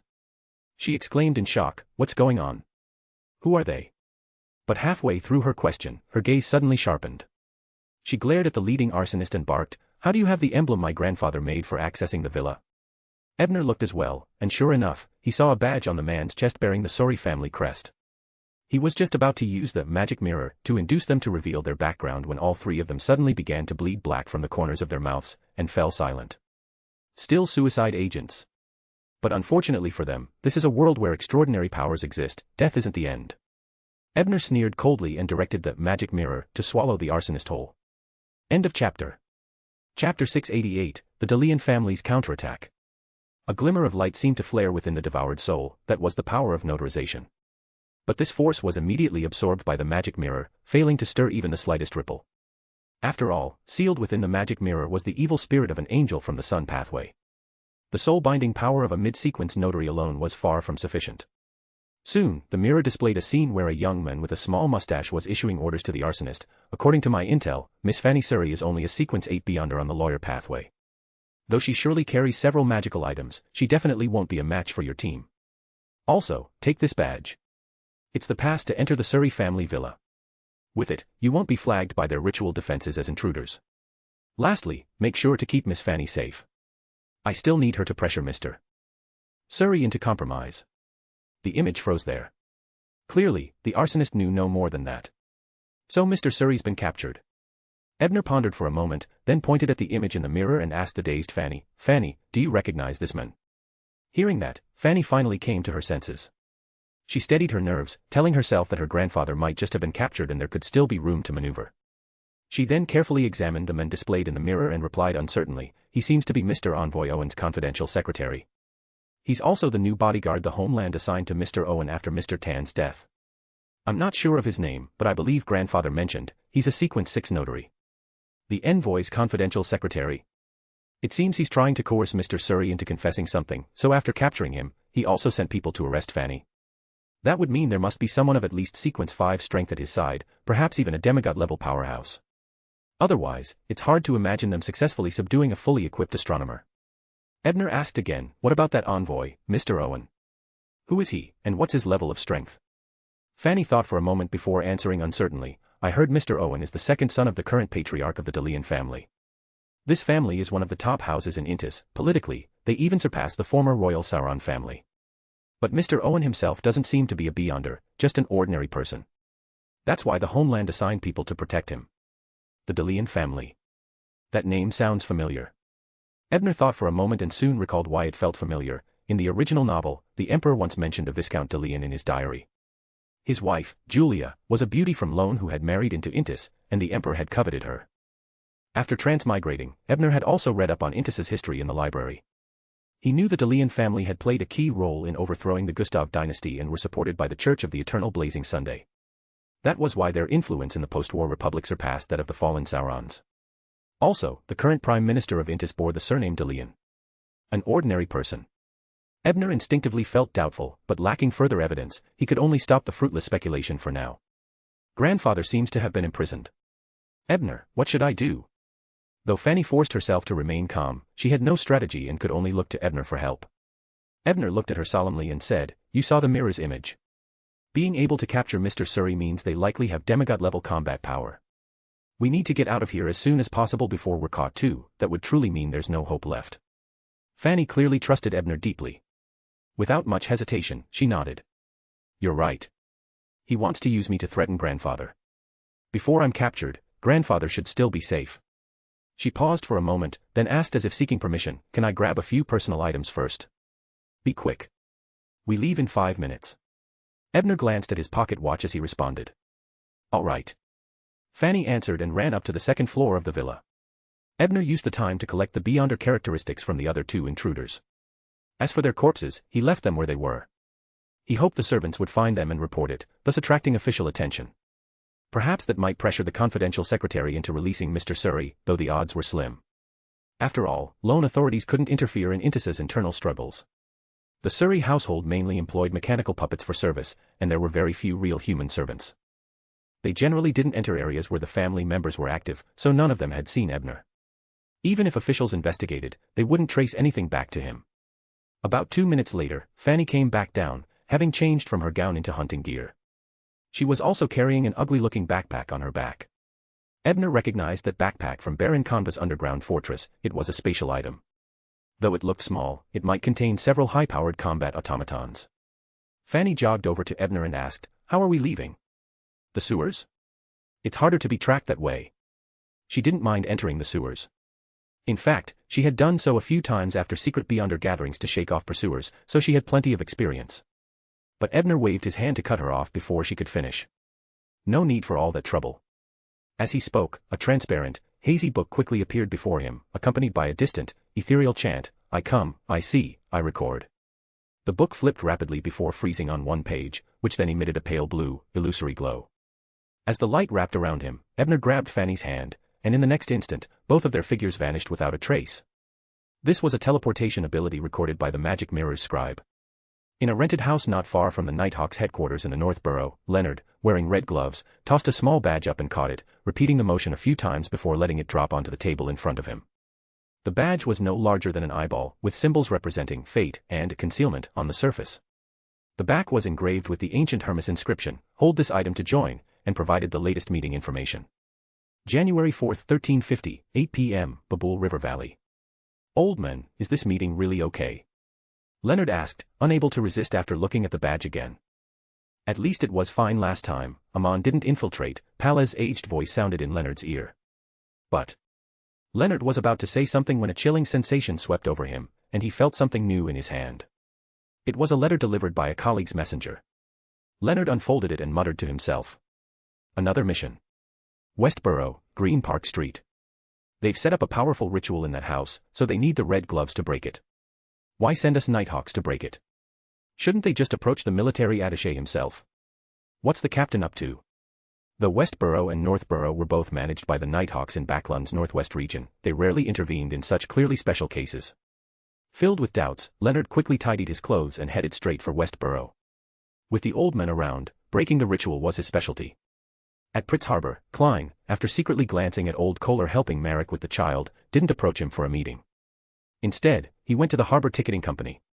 There, after listening to a warning from a middle-aged guard with bronze-colored skin about Wolf Fish canned goods, he asked him about the white agate. The guard immediately smiled when he heard the question. "Sir, you have a good eye. The white agate is a steamship, but it still retains the sails. Its top speed can reach 16 knots. And the captain is very experienced, having been a sailor on the Royal Navy ship, William V. No, he should have been with the Royal Navy, as the king claimed he got the Byron Empire's crown. So, he should have the emperor's title. Haha, in the Royal Navy, no matter how outstanding an ordinary person is, they can only become a sailor, never an officer, unless they can make their superior happy by any means. Only then can they be recommended to Pritz Navy Academy as a reserve officer. Alan was forced to leave the Navy because of this. And Captain Aranson of the glorious 10,000 City was the same. But recently, I heard he's gone missing, and that ship had to dock in Demir, unable to return since. Seeing how detailed the guard was, Klein grew suspicious. Noticing Klein's expression, the guard awkwardly chuckled and said, "Alan used to be my superior, and he often invited me for drinks. Aranson was my friend. As an adventurer, I hope you'll keep an eye out for his whereabouts, though I admit there's some selfishness in that. But I guarantee every word I've said is true. I'll keep an eye out." Klein nodded and replied coldly. But in his mind, he was reflecting on something else the guard had let slip. The king had always claimed he had received a legitimate emperor title from the Balam Empire. Was this claim just for easier colonization? In a villa at 28 Kingster Street, Cherwood Borough, Backlund. With a flash of pale blue light, Ebner and Fanny appeared directly in the living room. After releasing Fanny's hand, the pure white light in Ebner's eyes gradually faded. He had been multitasking, using his analysis ability to study the principles of the teleportation while simultaneously simulating the record ability to record this teleportation. Unfortunately, the simulated record is still inferior to the original. The recorded teleportation effect was further diminished. This teleportation probably didn't cover more than 20 kilometers. But it works, at least it's good enough as an escape method. Thinking this, Ebner called Mrs. Skade to arrange a guest room for Fanny, while he himself went upstairs to give the camera he had prepared to Helene. Meanwhile, Mrs. Skade was unfazed by the sudden appearance of the young lady in the villa, especially since she knew Fanny. After leading her to the guest room, Mrs. Skade heard the young lady ask in confusion, "Who is Helene?" End of chapter. Chapter 689, Katerina's Adventure. In the study, under Ebner's guidance, Helene fiddled with the mysticism camera for a while. After grasping its basic functions, she hesitated for a moment and then asked, "So how do we play back the footage that's been recorded?"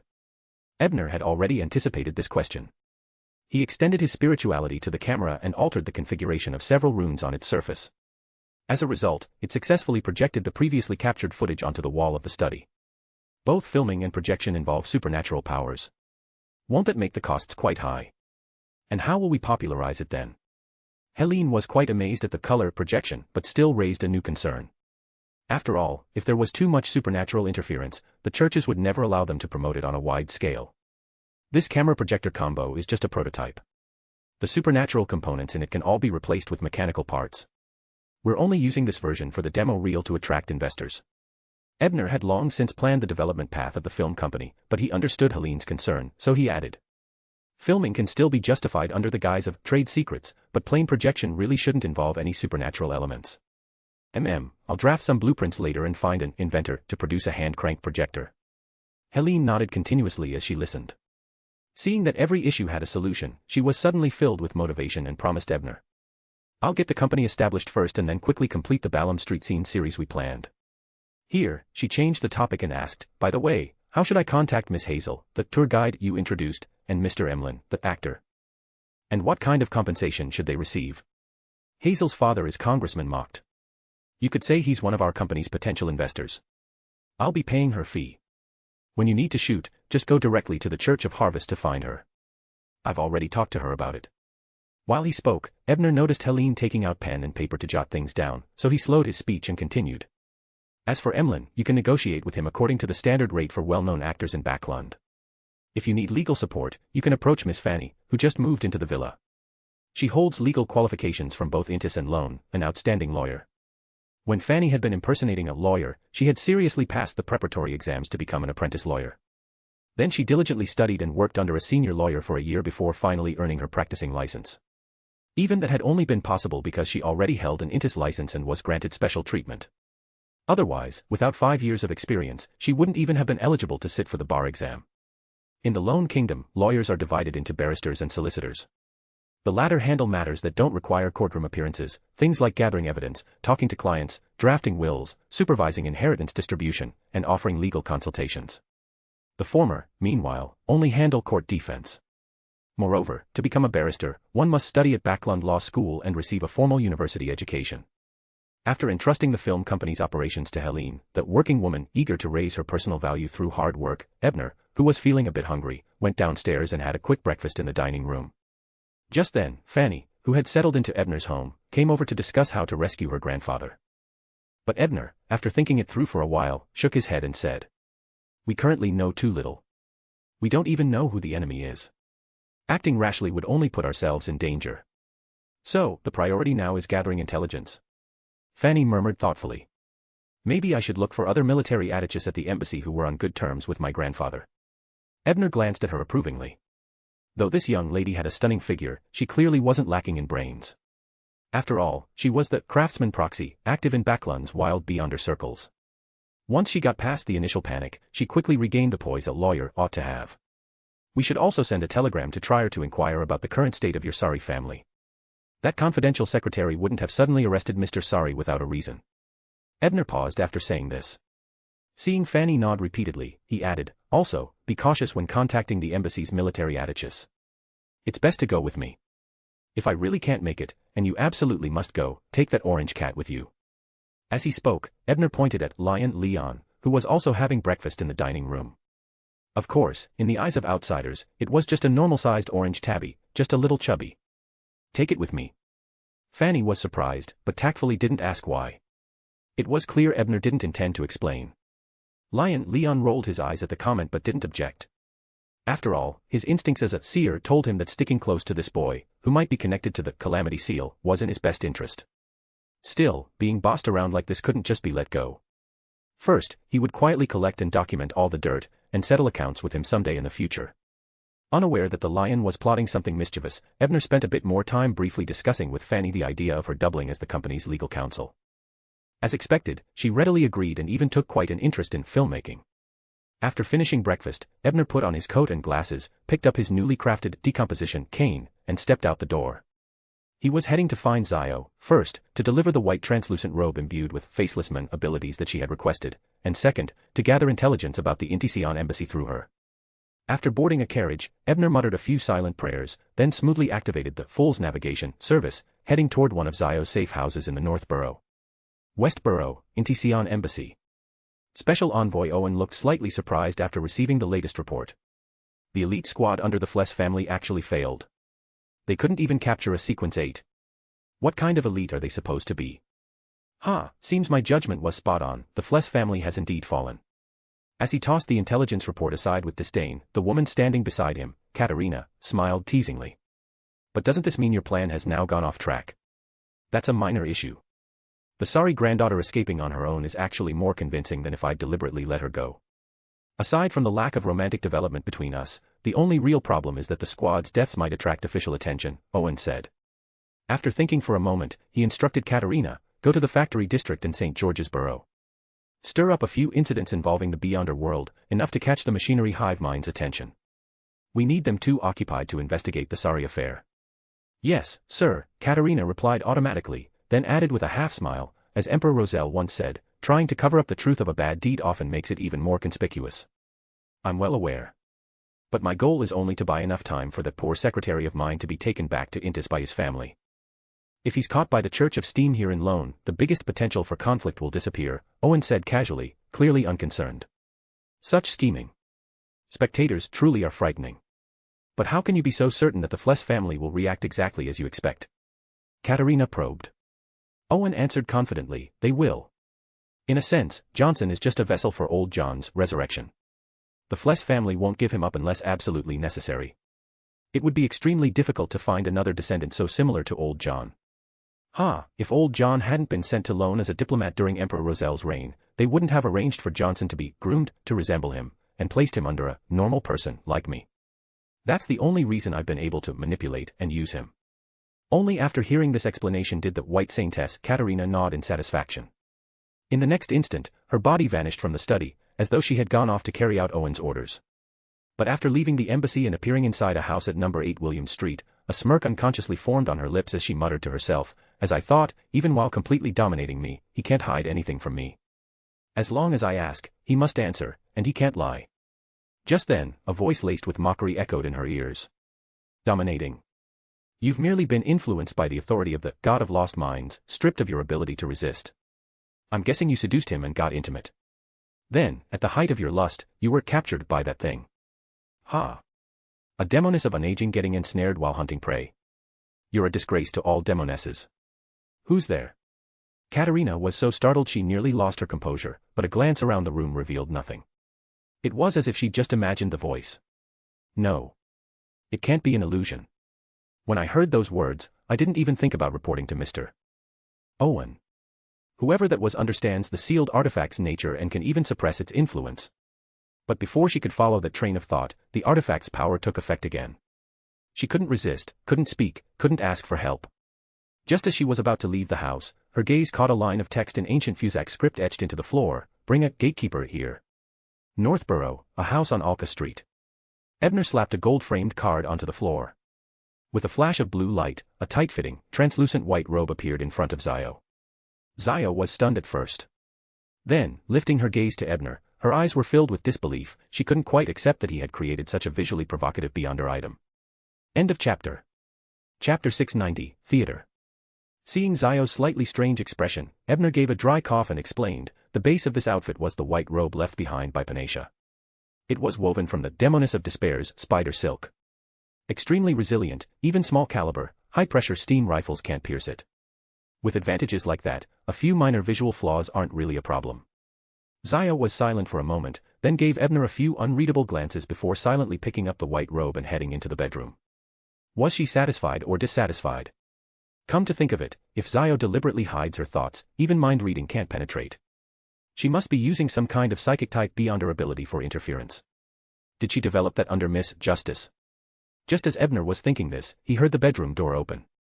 He looked over instinctively, and saw Audrey, dressed in an ornate formal gown, stepping out. Ebner had seen Audrey once at the ball hosted by Duke Negan, so he recognized her appearance. Zio. Huh, I have to admit, the resemblance is striking.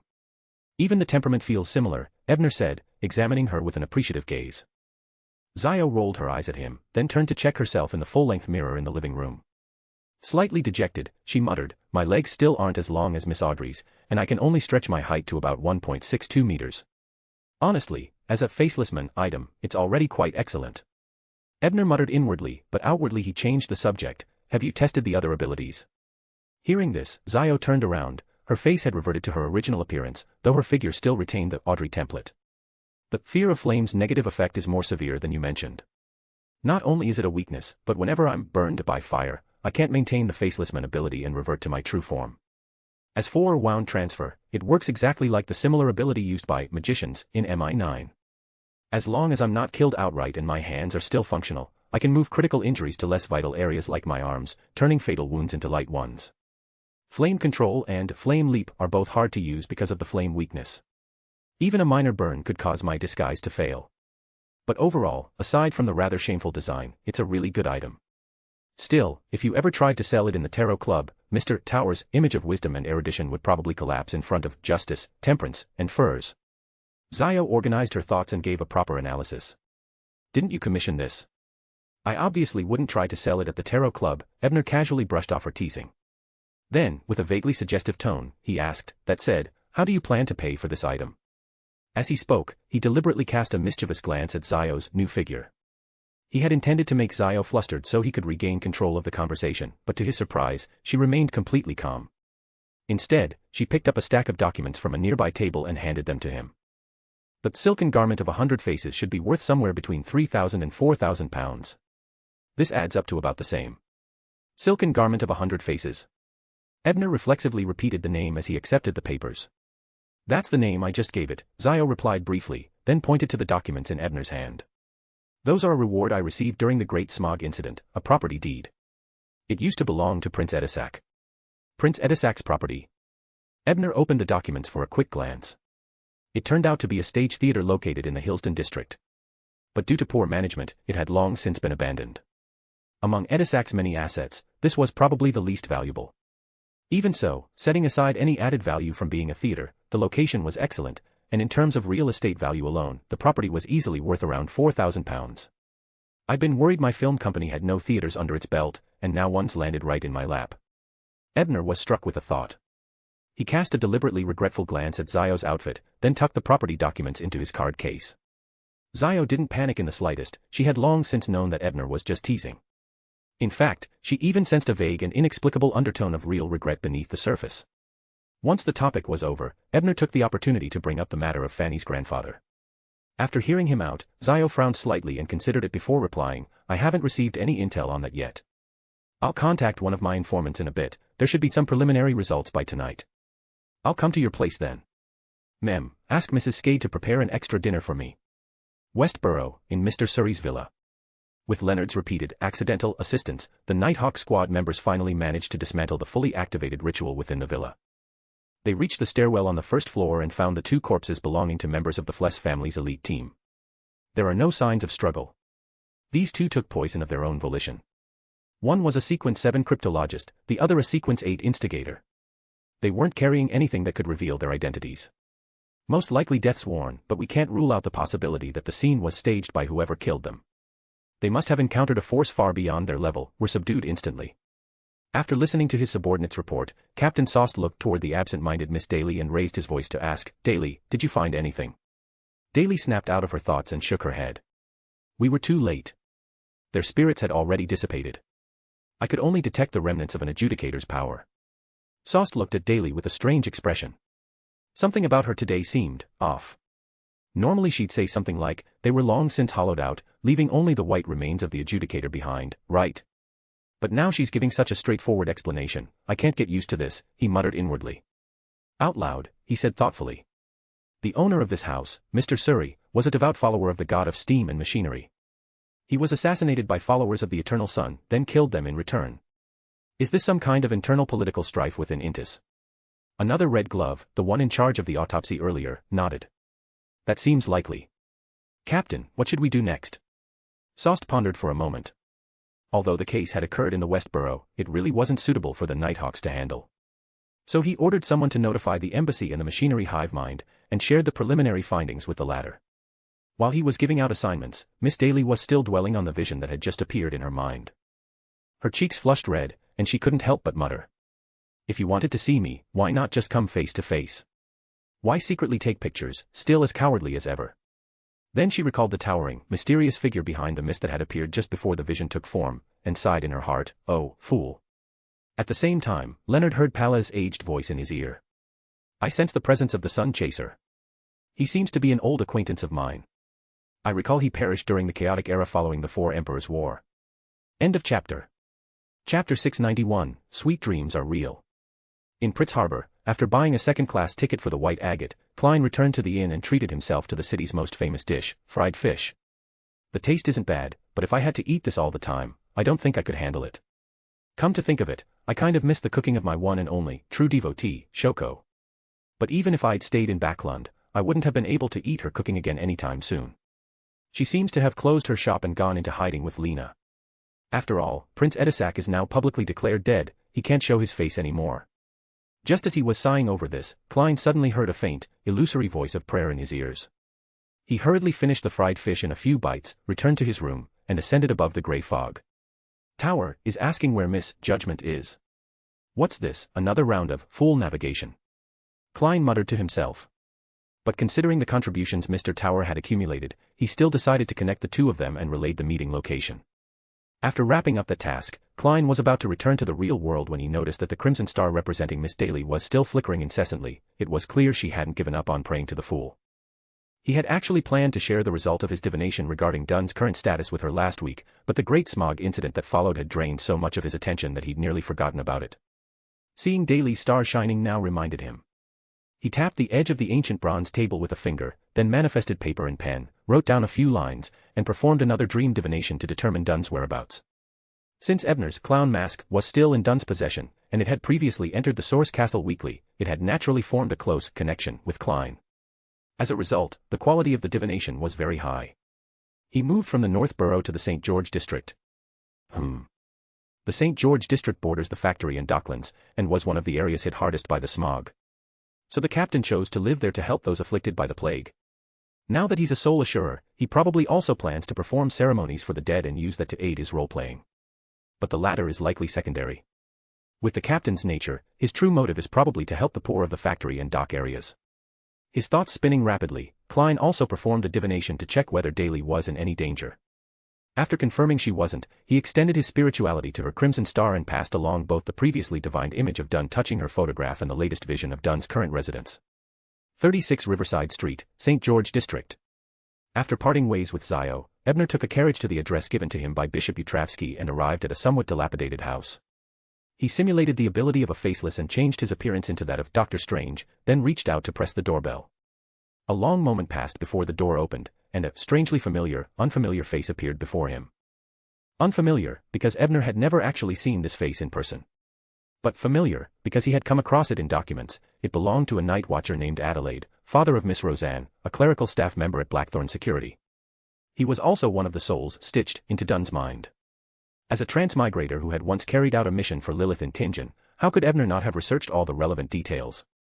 He recognized the men instantly. Mr. Adelaide. Ebner didn't call out Dunn's real name, instead posing a tentative question. Dunn also recognized the Dr. Strange face. Somewhat surprised, he said, "How did you find this place?" He didn't wait for Ebner to answer, but instead stepped aside to let him into the living room. "After all, you were resurrected by the Mother Goddess herself, finding you wasn't difficult." Ebner casually answered Dunn's earlier question as he sat down. Dunn poured a cup of tea for Ebner as he nodded, accepting the explanation. Clearly, he had already considered that possibility. After all, he had lived alongside a blessed of Mother Goddess Closphias for so long. From the scattered clues she'd let slip, Dunn had already guessed the true identity of the vampire who had bitten him in the Raphael cemetery back then. It was either an apostle of the Earth Mother, or her divine descent. Either way, it was a being fully capable of representing the Mother Goddess's will. Although he still didn't understand why the Earth Mother had personally crafted a stone of life to resurrect him, in a mysticism sense, he now had a connection to that true deity. If she wanted to locate him, it would be child's play. Why are you wearing your old subordinate's face? Won't that arouse the Church of the Evernight's suspicion? Ebner took a sip of tea and asked curiously. You're really familiar with the Tingen squad? Dunn sighed as he finally took a seat. If a spirit warlock can't even pacify the spirit within his own mind, how could he possibly soothe other souls? You still have spiritual instability. Klosvia didn't fix that. But that slothful lady, despite her usual laid-back style, was quite reliable when it came to actual work. Rubbing his temples, Dunn explained, even ordinary people can have mental issues. Miss Klosvia merely helped me patch up the hidden dangers caused by stitching souls together, at least enough so that I won't lose control upon advancing. But the risks are still higher than normal. That's unavoidable.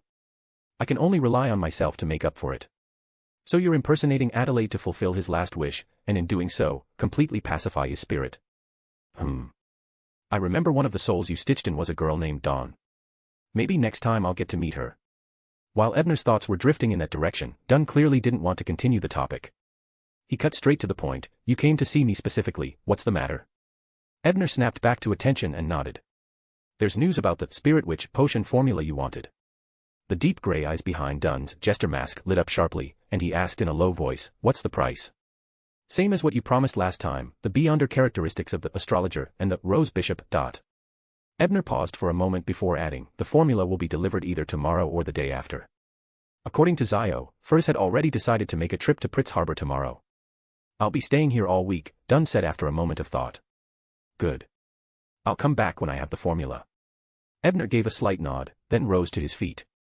The reason he'd come today to meet Dunn was precisely because he feared that in a couple days, Dunn might move again, and he'd end up with nothing but a locked door. Now that they had an arrangement, Ebner didn't linger.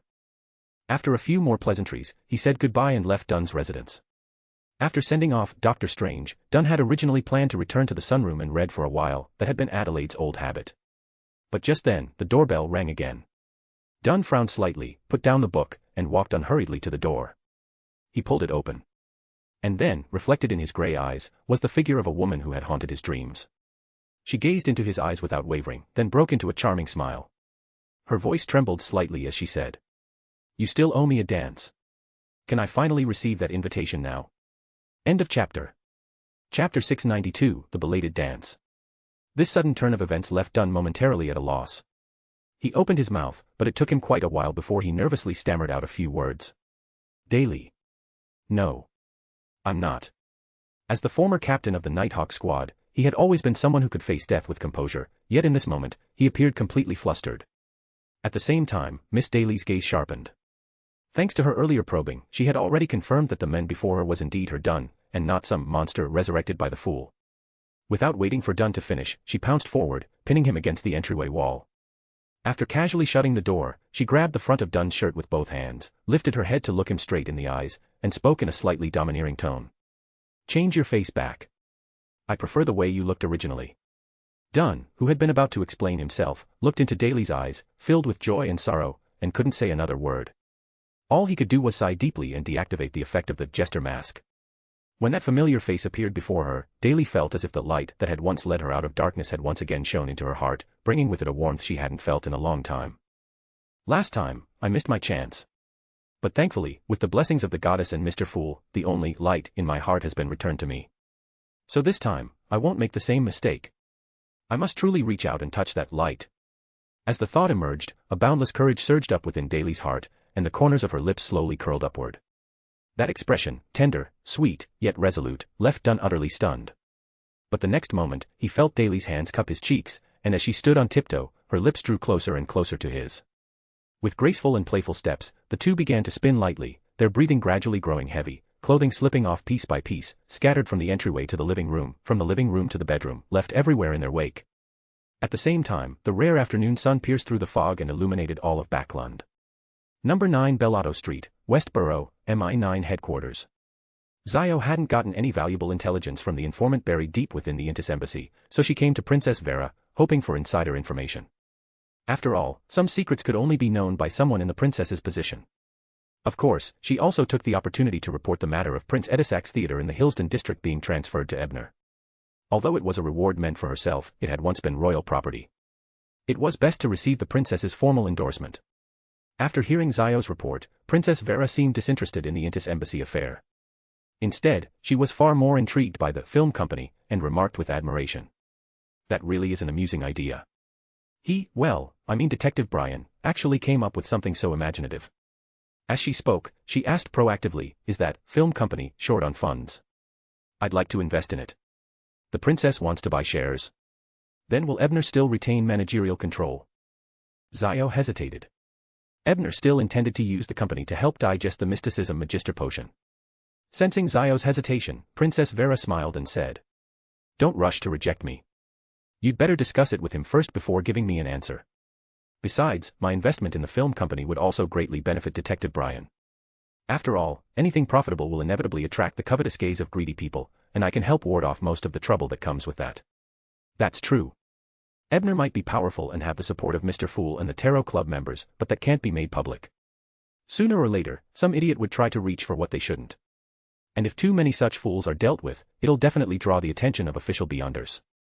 Also, I'm not asking for much. Vera added, her features exuding a heroic elegance.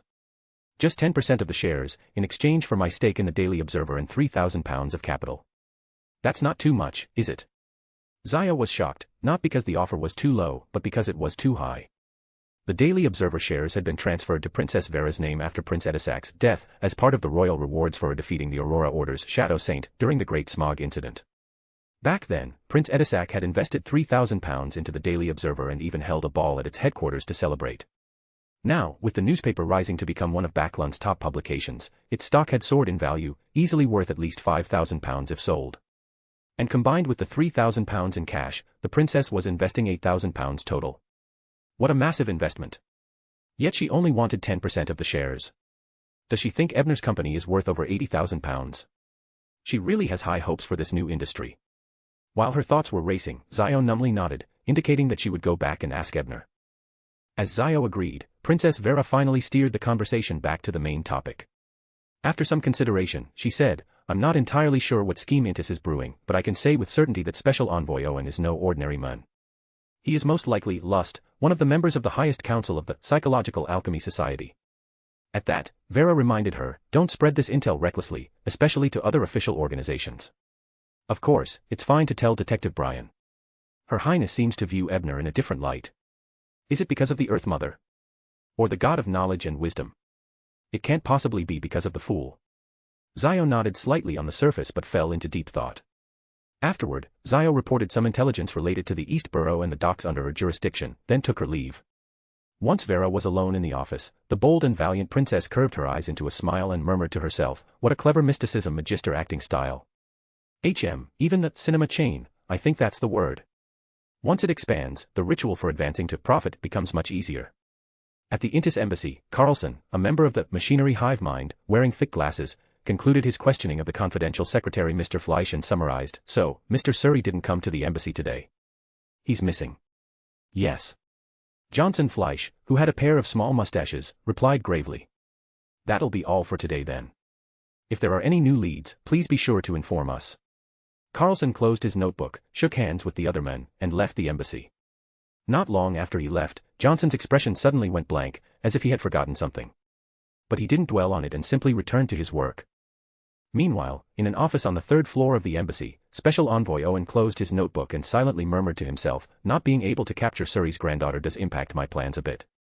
At the very least, I can't use the original script where the girl escapes, then, with my help, investigates with great effort and finally uncovers the truth. The Church of Steam's investigations aren't like a girl's detective game, I can't control them. So, news of Surrey's death must be kept secret for now. Otherwise, the machinery hive mind might immediately connect it to the death of that Surrey family archbishop. This kind of disappearance is much more misleading.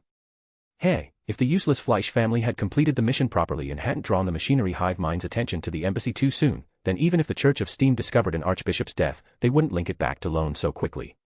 The death of a military attaché wouldn't have attracted an official squad's attention either, so there wouldn't have been any need for all this concealment before scapegoating Surrey. After all, the more I do, the more traces I leave, and the easier it is for the church's beyonders to spot flaws.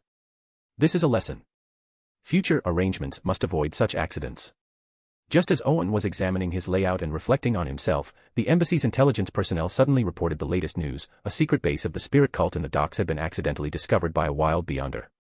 A conflict broke out between the two sides, resulting in considerable casualties, and a team from the machinery hive mind had already been dispatched to handle the situation. Seeing this, Owen smiled and praised the reliability of the White Saintess in his heart. It's just, why did she choose to target a base of the spirit cult? Weren't the primordial demoness and the god of death close allies? Or perhaps, with the fall of the death god, that alliance has long since ended. St. George Borough, a slightly dilapidated house on Riverside Street. As the setting sun's afterglow filtered into the bedroom through the window, a voice filled with shock, and even fear, suddenly rang out. The fool. What fool? I was blessed by a certain highness while patrolling the Raphael Cemetery. Then I was resurrected thanks to the stone of life bestowed by the Earth Mother. End of chapter. Chapter 693, Daly's composure and Melissa's shock. Just thinking about how Daly had made contact with the great being in order to find him left Dunn feeling both fearful and remorseful. He couldn't help but blame himself. If I had gone to find Daly the moment I returned to Backlund, she wouldn't have recited that holy name. In contrast to Dunn's panic, Miss Daly remained calm. She rolled over in bed, resting her head on her man's chest, and thoughtfully analyzed, but I was only able to find you thanks to the guidance of Mr. Fool, and I remember you saying earlier that you were resurrected by Dr. Strange, using the life stone, right? Yes. Dunn looked at Daly's face, so close to his own, and wrapped his arms tightly around her, afraid that she would face a terrible fate because of him. I confirmed through a secret technique from a deacon of the Church of Steam that the superhero from Roselle's writings is a follower of Mr. Fool. Perhaps when he resurrected you, it really was as part of a mission from the Earth Mother, but that doesn't mean Mr. Fool didn't have a hand in it. It's possible that they are secretly allied, or maybe even different aspects of the same being. To say Daly wasn't at all worried about the Fool would be a lie, but in her eyes, her Dunn had already become connected to that being. There was no way to break free. Since that was the case, she was willing to accompany him and face whatever unknown fate lay ahead, be it good or bad. Daly's composure helped Dunn calm down as well. As a former Nighthawks team captain, his memory might be poor, but his analytical ability was never lacking. After thinking seriously for a moment, he formed a rough hypothesis and said carefully. That highness who gave me a blessing at the cemetery did say it was to return a favor to a friend. And judging from what Klosvia casually let slip, that highness is likely the earthly avatar of the Earth Mother. Maybe the friend she mentioned was the Fool. But why would saving me be worth a favor from the Fool? I'm not anyone special. Daly gave him a strange look, her hand quietly moving downward as she teased, maybe you're actually an important hidden character. If this were a drama, your role might be that of the protagonist's close friend or mentor, like the old priest in prison from Roselle's The Count Returns. Think about it, if someone had saved that old priest, the Count, being the protagonist, would definitely remember the favor. Hearing his lover's jest, Dunn felt some of his worries melt away. He sighed, too bad I'm not the friend or student of any big shot. Leonard keeps calling himself the protagonist, but I don't think he's worthy yet of being called a true god's friend. Oh well. Dr. Strange already said he'd meet with me in a few days to trade formulas, I'll just ask him then. That's why you don't need to worry about me. Maybe you're the one who's more valued by that being. After all, he found you so easily, Daly said. Then, with a sudden movement of her hand below, she looked at Dunn's abruptly changing expression and said with a mischievous smile. Now then, let's talk about something else. Like, who is Klosvia? And while living with her, what sort of desires did you experience? At the garden villa at 28 Kingsford Street, Ebner had just returned from seeing Dunn when he dove straight into designing the schematics for the projector. Though its principles were simple, and he'd seen some structural diagrams online in his previous life, designing a refined, practical, and cost-effective version that integrated the unique STEAM technology of this world was quite a challenge. Just as he discarded yet another plan, Mr. Scard knocked on the parlor door and said that the new neighbors, the Moretti family from next door, had come to visit. Mr. and Miss Moretti. Benson and Melissa. They rented the long vacant house next door. And while it's normal etiquette to visit neighbors after moving in, usually you'd make an appointment first, not just drop by unannounced. Could it be that Melissa hasn't given up on trying to gather beyonder information from me? As a mind-reading detective, Ebner had already understood Melissa's intent the moment he first saw her at the steam train station. After thinking for a moment, Ebner said to Mr. Scard, bring them to the parlor, and prepare some refreshments and drinks as well. Then he asked, have Helene and Fanny returned yet? Helene had gone to prepare for the company's first photography job, and Fanny had gone to investigate her grandfather's whereabouts through her own channels. Neither had been home when Ebner returned earlier. If they were here, they could help receive Miss Moretti. Both young ladies have not returned yet, Mr. Scard replied simply before heading downstairs to escort Benson and Melissa to the parlor. At their reunion, Benson remained as enthusiastic as ever. He was quite well informed and could join in any topic Ebner brought up. Even when he didn't fully understand something, he could respond appropriately, never appearing ignorant or rude. His performance left a very positive impression on Ebner. If Benson wasn't aiming to become a civil servant, Ebner would have considered recruiting him as a manager for his film company. Meanwhile, as her brother and Detective Brian talked non-stop, Melissa, unable to join the conversation, turned her attention to the discarded blueprints on the table. She leaned over slightly, curious. Ebner noticed her movement immediately but didn't say anything. He was curious whether the protagonist's sister, someone described in the original story as having outstanding mechanical talent but no sense for art, would have any good suggestions. On the other side, the more Benson chatted, the more he realized how vast Brian's knowledge was. Eventually, he began asking questions from the civil service exam and was enlightened by each of Brian's answers. While he was still absorbing the insights, he happened to notice out of the corner of his eye that Melissa had leaned over to look at the documents on the table. He couldn't help but rebuke her. "Melissa, don't be rude." Realizing her behavior was indeed inappropriate, Melissa quickly sat up straight and began apologizing. Ebner, seeing Benson's scolding that was actually protective in nature, didn't mind. He smiled and asked, "Miss Moretti, you were looking quite attentively, can you understand what it's for?" Melissa glanced at her brother. Seeing him nod slightly, she composed herself and replied, "It's a very clever design. I believe it's meant to display a series of images in succession. However, some parts of the structure seem inefficient. If it were me, I could replace them with more suitable and cheaper materials." Ebner was a little surprised as he looked at the parts Melissa had pointed out. He hadn't expected her to really understand it, and even suggest immediate improvements. As expected of the protagonist's sister. She's a natural candidate for a savant pathway. After a moment's thought, Ebner suddenly smiled and said, "Miss Moretti, how about we make a deal? If you can build a prototype of this projector to my standards, I'll consider giving you a chance, the kind of opportunity you've been dreaming of." Of course, it would only be a chance. Whether or not she would truly step into the extraordinary would depend on Mr. Fool's permission. Melissa's expression changed subtly. She instinctively looked to her brother, only to be shocked to find that Benson seemed completely unaware, still trying hard to shift the conversation so that Detective Brian wouldn't take offense at her rudeness. Yet Brian was clearly looking right at her, waiting for her answer, while Benson remained oblivious. This is what it means to be extraordinary. How terrifying. Even scarier than the battle between Beyonders and the underground market. Now I believe Detective Brian really could infiltrate the mafia and rescue someone without a hitch. Melissa was deeply shaken and gained a new understanding of extraordinary powers. So, they're not just for fighting. End of chapter. Chapter 694, Ebner's Dinner Gathering. Melissa hesitated for a long time, but in the end, her thirst for Beyonder power and her love for machinery compelled her to accept Mr. Brian's proposal. However, she had just moved to Backlund with her brother and hadn't yet been admitted to Backlund Industrial and Technological University, so she couldn't borrow the school's materials and laboratories to work on her own projects. Ebner, however, had already considered this. He wrote a letter for Melissa to deliver to Bishop Linton of the Lever Church, who would arrange a suitable experimental environment for her. Bishop Linton was one of Detective Isengard's friends, and before leaving Backlund, her teacher had instructed her to look after Ebner. Earlier, before visiting Dunn, Ebner had also taken the initiative to stop by the Leverage Church to meet the bishop. After Melissa took the letter and the blueprints for the projector, she bid farewell to Detective Brian with her brother and left his villa. Only then did Benson carefully choose his words and tactfully say to his sister, "Mr. Brian is handsome, knowledgeable, has an excellent personality, and is quite well off financially, but he's better suited as just a friend." Benson emphasized the word just. Melissa knew what her brother was thinking, but since this involved the Beyonder, she didn't plan to discuss it further with Benson until she had a clearer understanding of the risks. So she only replied vaguely, "I know, don't worry." But sensing his sister's evasiveness, Benson grew even more concerned. At 8 o'clock in the evening, in the Bobber Valley along the Tussock River, more than a dozen people, each holding a badge and disguised to varying degrees, stood in different positions, seemingly waiting for something. Among them, only one young man with black hair, green eyes, and a poet's demeanor made no attempt to conceal himself, openly displaying his appearance. Yet none of those present believed this was his real face, assuming instead that he was using a Beyonder item to alter his appearance. Soon, the group, wary of one another, was enveloped in a faint glow, their figures blurring or fading as they vanished from the spot, entering a world shrouded in concealment. The hermits of fate gather here once more. What an embarrassing chant. The young man with the poet's air, Leonard, internally mocked the incantation required to enter the hidden gate. He glanced around and saw that the space was quite large, equivalent to 4 or 5 small city parks, completely isolated from reality and distinctly separated from the spirit world. This is a treasury created by a high-sequence beyonder of the apprentice pathway. After a certain saint of the Jacob family deciphered it, they then deceived the space's rules, which is why you can enter with that embarrassing chant. Palez's aged voice echoed in Leonard's ear.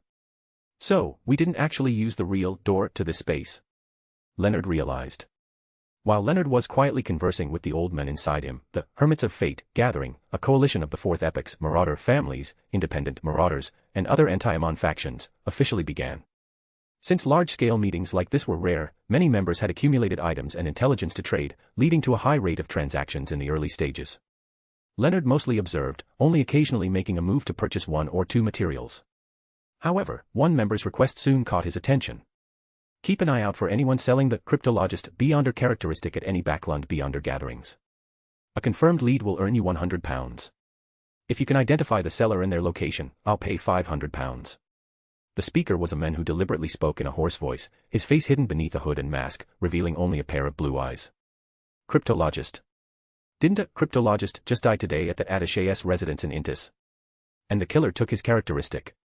Old man, do you think this heavily wrapped guy might be from the Intis embassy? Leonard muttered under his breath. Don't get involved in this. I've said before, this might be connected to a wraith from the Sun Chaser pathway.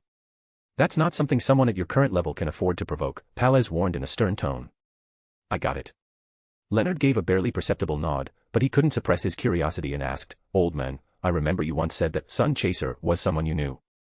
Can you tell me who they are? Palez was silent for half a minute before replying. It was Richelieu, the 3rd Pope of the Church of the Eternal Blazing Sunday. Pope. But I remember that out of the 7 major churches, only the Church of the Eternal Blazing Sun never established a papal seat. Leonard asked curiously. That's because 3 consecutive popes all died mysteriously. So after his fall, the Church of the Eternal Blazing Sun abolished the papacy and replaced it with the Round Table Council. Outwardly, they claimed it was to better reflect the deity's image and principles. At the same time, in the dining room of the villa at 28 Kingster Street, Ebner sat at the head of the table, watching Zio, Hazel, Helene, and Fanny discussing the details of the film company from both sides of the table. He couldn't help but feel a strange sense of déjà vu. Why does this feel like a fool's perspective from the Tarot Club? What is this supposed to be? Ebner's close friends gathering. In terms of quality, this group is a lot stronger than the early Tarot Club, but it still doesn't hold a candle to the mystique of that space above the grey fog. Ebner inwardly mocked a little, then joined the discussion himself, steering the topic back to the Intis embassy and the matter with Mr. Sari. After all, compared to the film company, Mr. Sari's safety was of greater importance. All the military officers close to my grandfather have been assigned out of town on various duties by the confidential secretary, Johansson. They won't be back for at least 3 or 4 days. I haven't been able to contact them yet. But from this alone, it's clear that Johansson's actions were premeditated. Fanny said this while biting her lip, then added, also, I found out that this confidential secretary Johansson is a direct descendant of the Fless family, one of the top 3 noble houses in Intis.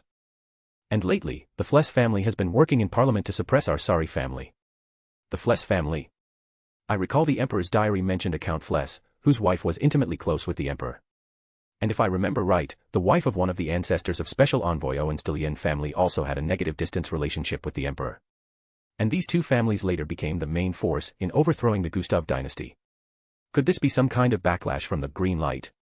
Of course, that's just idle mockery, but Ebner knew full well that couldn't possibly be the real reason.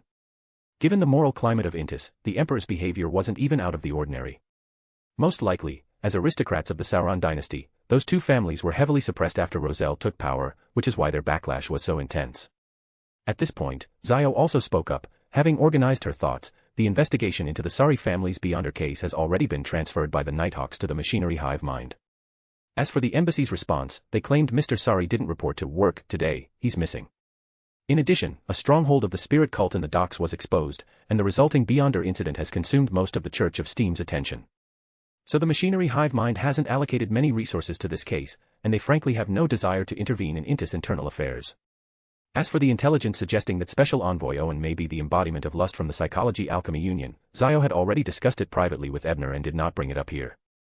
The spirit cult incident just happened to divert the Church of Steam's attention. That seems a little too coincidental. If they only wanted to force Mr. Sari to take the fall for conspiring with Prince Edisac, would they really need to go so far as to block the Church of Steam's investigation? There must be a deeper plot at play here. With a vague sense of unease rising in his chest, Ebner glanced at the clock. Confirming that 24 hours had passed since his last prophecy, he no longer hesitated. He directly activated the pure white eye and performed today's divination. Mr. Sari's location. Several seconds passed, but he received no revelation. His prophecy had failed. This result made Ebner's heart sink as well. End of chapter. Chapter 695, Ebner's Plan. The essence of prophecy was to peer into the river of fate. Although the fate being glimpsed could include the past, present, or future, with his current prophecy ability relying on the pure white eyes, Ebner could only see one side of it. If no time was specified, the pure white eyes defaulted to future fate. So, when he prophesied Mr. Sari's location, just now, what he actually wanted to know was where Mr. Sari would appear in the future. But the prophecy failed. That left two possibilities. First, if the prophecy involved a target of very high rank or level, then the question was too serious, exceeding the limits of what this trial version of the prophecy ability could foresee. Naturally, it would fail.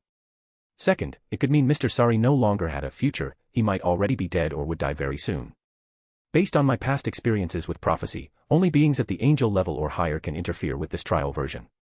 Otherwise, at most, the revelations would be unclear or vague due to insufficient known prerequisites. Could this matter really involve an angel? That seems unlikely. Compared to that, it's more likely that he's already dead or about to die. As his thoughts raced, Ebner hesitated for a moment, then made a new prophecy. Location of the Beyonder characteristic shed by Mr. Sari. If this could be prophesied, it would confirm that Mr. Sari was indeed dead. Ebner truly hoped it would fail again. Unfortunately, things didn't go as he wished. A revelation quickly appeared in his mind. Tosk. Tosk. I remember that's a border city between Intis and Lone. I'll have to pass through there on the way to Trier. Mr. Sari's characteristic will end up there in the future. Is this a convergence of fate? But the city of Tosk is about the same size as Tingen, with at least a few 100,000 people. This revelation narrows it down a bit, but trying to find it in a metropolis of that size is still like finding a needle in a haystack. Ebner had originally thought that if he could obtain Mr. Sari's remains, he could use them as a medium to make a more accurate prophecy, perhaps uncovering Secretary Johnson's or even Special Envoy Owen's true plot. Now it seemed there was little hope of that. At the same time, at the Hermit of Fate gathering in the secret space within the Bobber Valley, the hooded man whose face was hidden behind a mask, revealing only his eyes, issued a bounty task related to the cryptologist characteristic. Then, he took out an astronomer Beyonder characteristic and marked it with a high price of £12,000. In the end, a lady with a distinctly foreign accent bought it. Looks like Mr. Sari is dead. Leonard, who had been coldly observing from the side, made his judgment. He had suspected from the beginning that the masked man who only showed his eyes was someone from the Intis embassy, and now he was even more certain. Old man, what do you think? Leonard asked quietly, a hint of smugness in his expression. This situation runs even deeper than I expected. You'd best stay out of it, Palez warned again after a long silence. His tone was far graver than last time. In the dining room of the villa at 28 Kingster Street. After concluding his divination, Ebner briefly considered the matter and decided not to immediately share the prophecy's results with Fanny. After all, the outcome would be too cruel for her.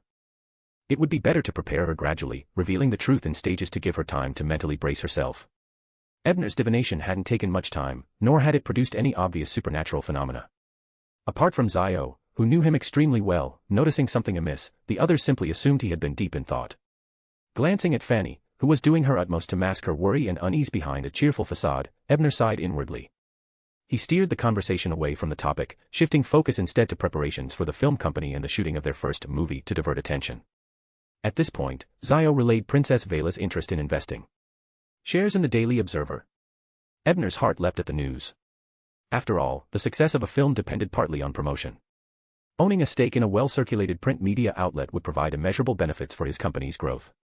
Originally, Ebner had planned to acquire an entertainment newspaper in Intis to publicize his films, killing two birds with one stone by also fulfilling his agreement with the Lion. In his blueprint, the film company's headquarters would be established in Trier, Intis capital, a more liberal society that would suffer minimal damage in the coming war, while branches would open in Lone, Fanepotter, Fasak, and Lenberg to handle distribution. But now, with shares in the Daily Observer and Zio's theater connections, if he could convince the board to launch a dedicated film review magazine or special column, he might prioritize developing the Backlund branch first. If our first series, Impressions of Backlund, proves successful, I believe I can persuade my father to invest as well. At the very least, he might agree to upgrade equipment at 2 theaters, Hazel added after some thought. Having spent the day planning shooting locations with Helene and examining the mystic camera, she had grown quite enthusiastic about the film company concept. Worth noting, since patients at the Harvest Church needed 2 more days to recover, Emlyn wouldn't finish his medicine brewing until Friday to begin his broadcasting work. Fanny, acting as legal counsel, had drafted a contract he could reluctantly accept. Synthesizing the 4 women's input, Ebner now had a clearer picture of preparations for both the film company and their debut production. The first rough cut would likely be ready by weekend. We can invite bishops from the 3 major churches and parliament members to a screening, then sneak in footage of me teaching at the free schools. Let the churches realize that widespread adoption of this technology could significantly alleviate teacher shortages at free schools. If schools nationwide used my instructional videos, the acting feedback would be substantial. To Ebner, arcane techniques permeated daily life and learning, the 9 times table, commutative/associative laws in arithmetic, spelling rules, all qualified as secret arts. Once these secrets spread via instructional videos to every free school student, truly mastering them would achieve his goal of demystifying the arcane. On Thursday afternoon, Furs finally obtained the Spirit Warlock potion formula from her mentor Dorian and relayed it to the tower via Mr. Fool.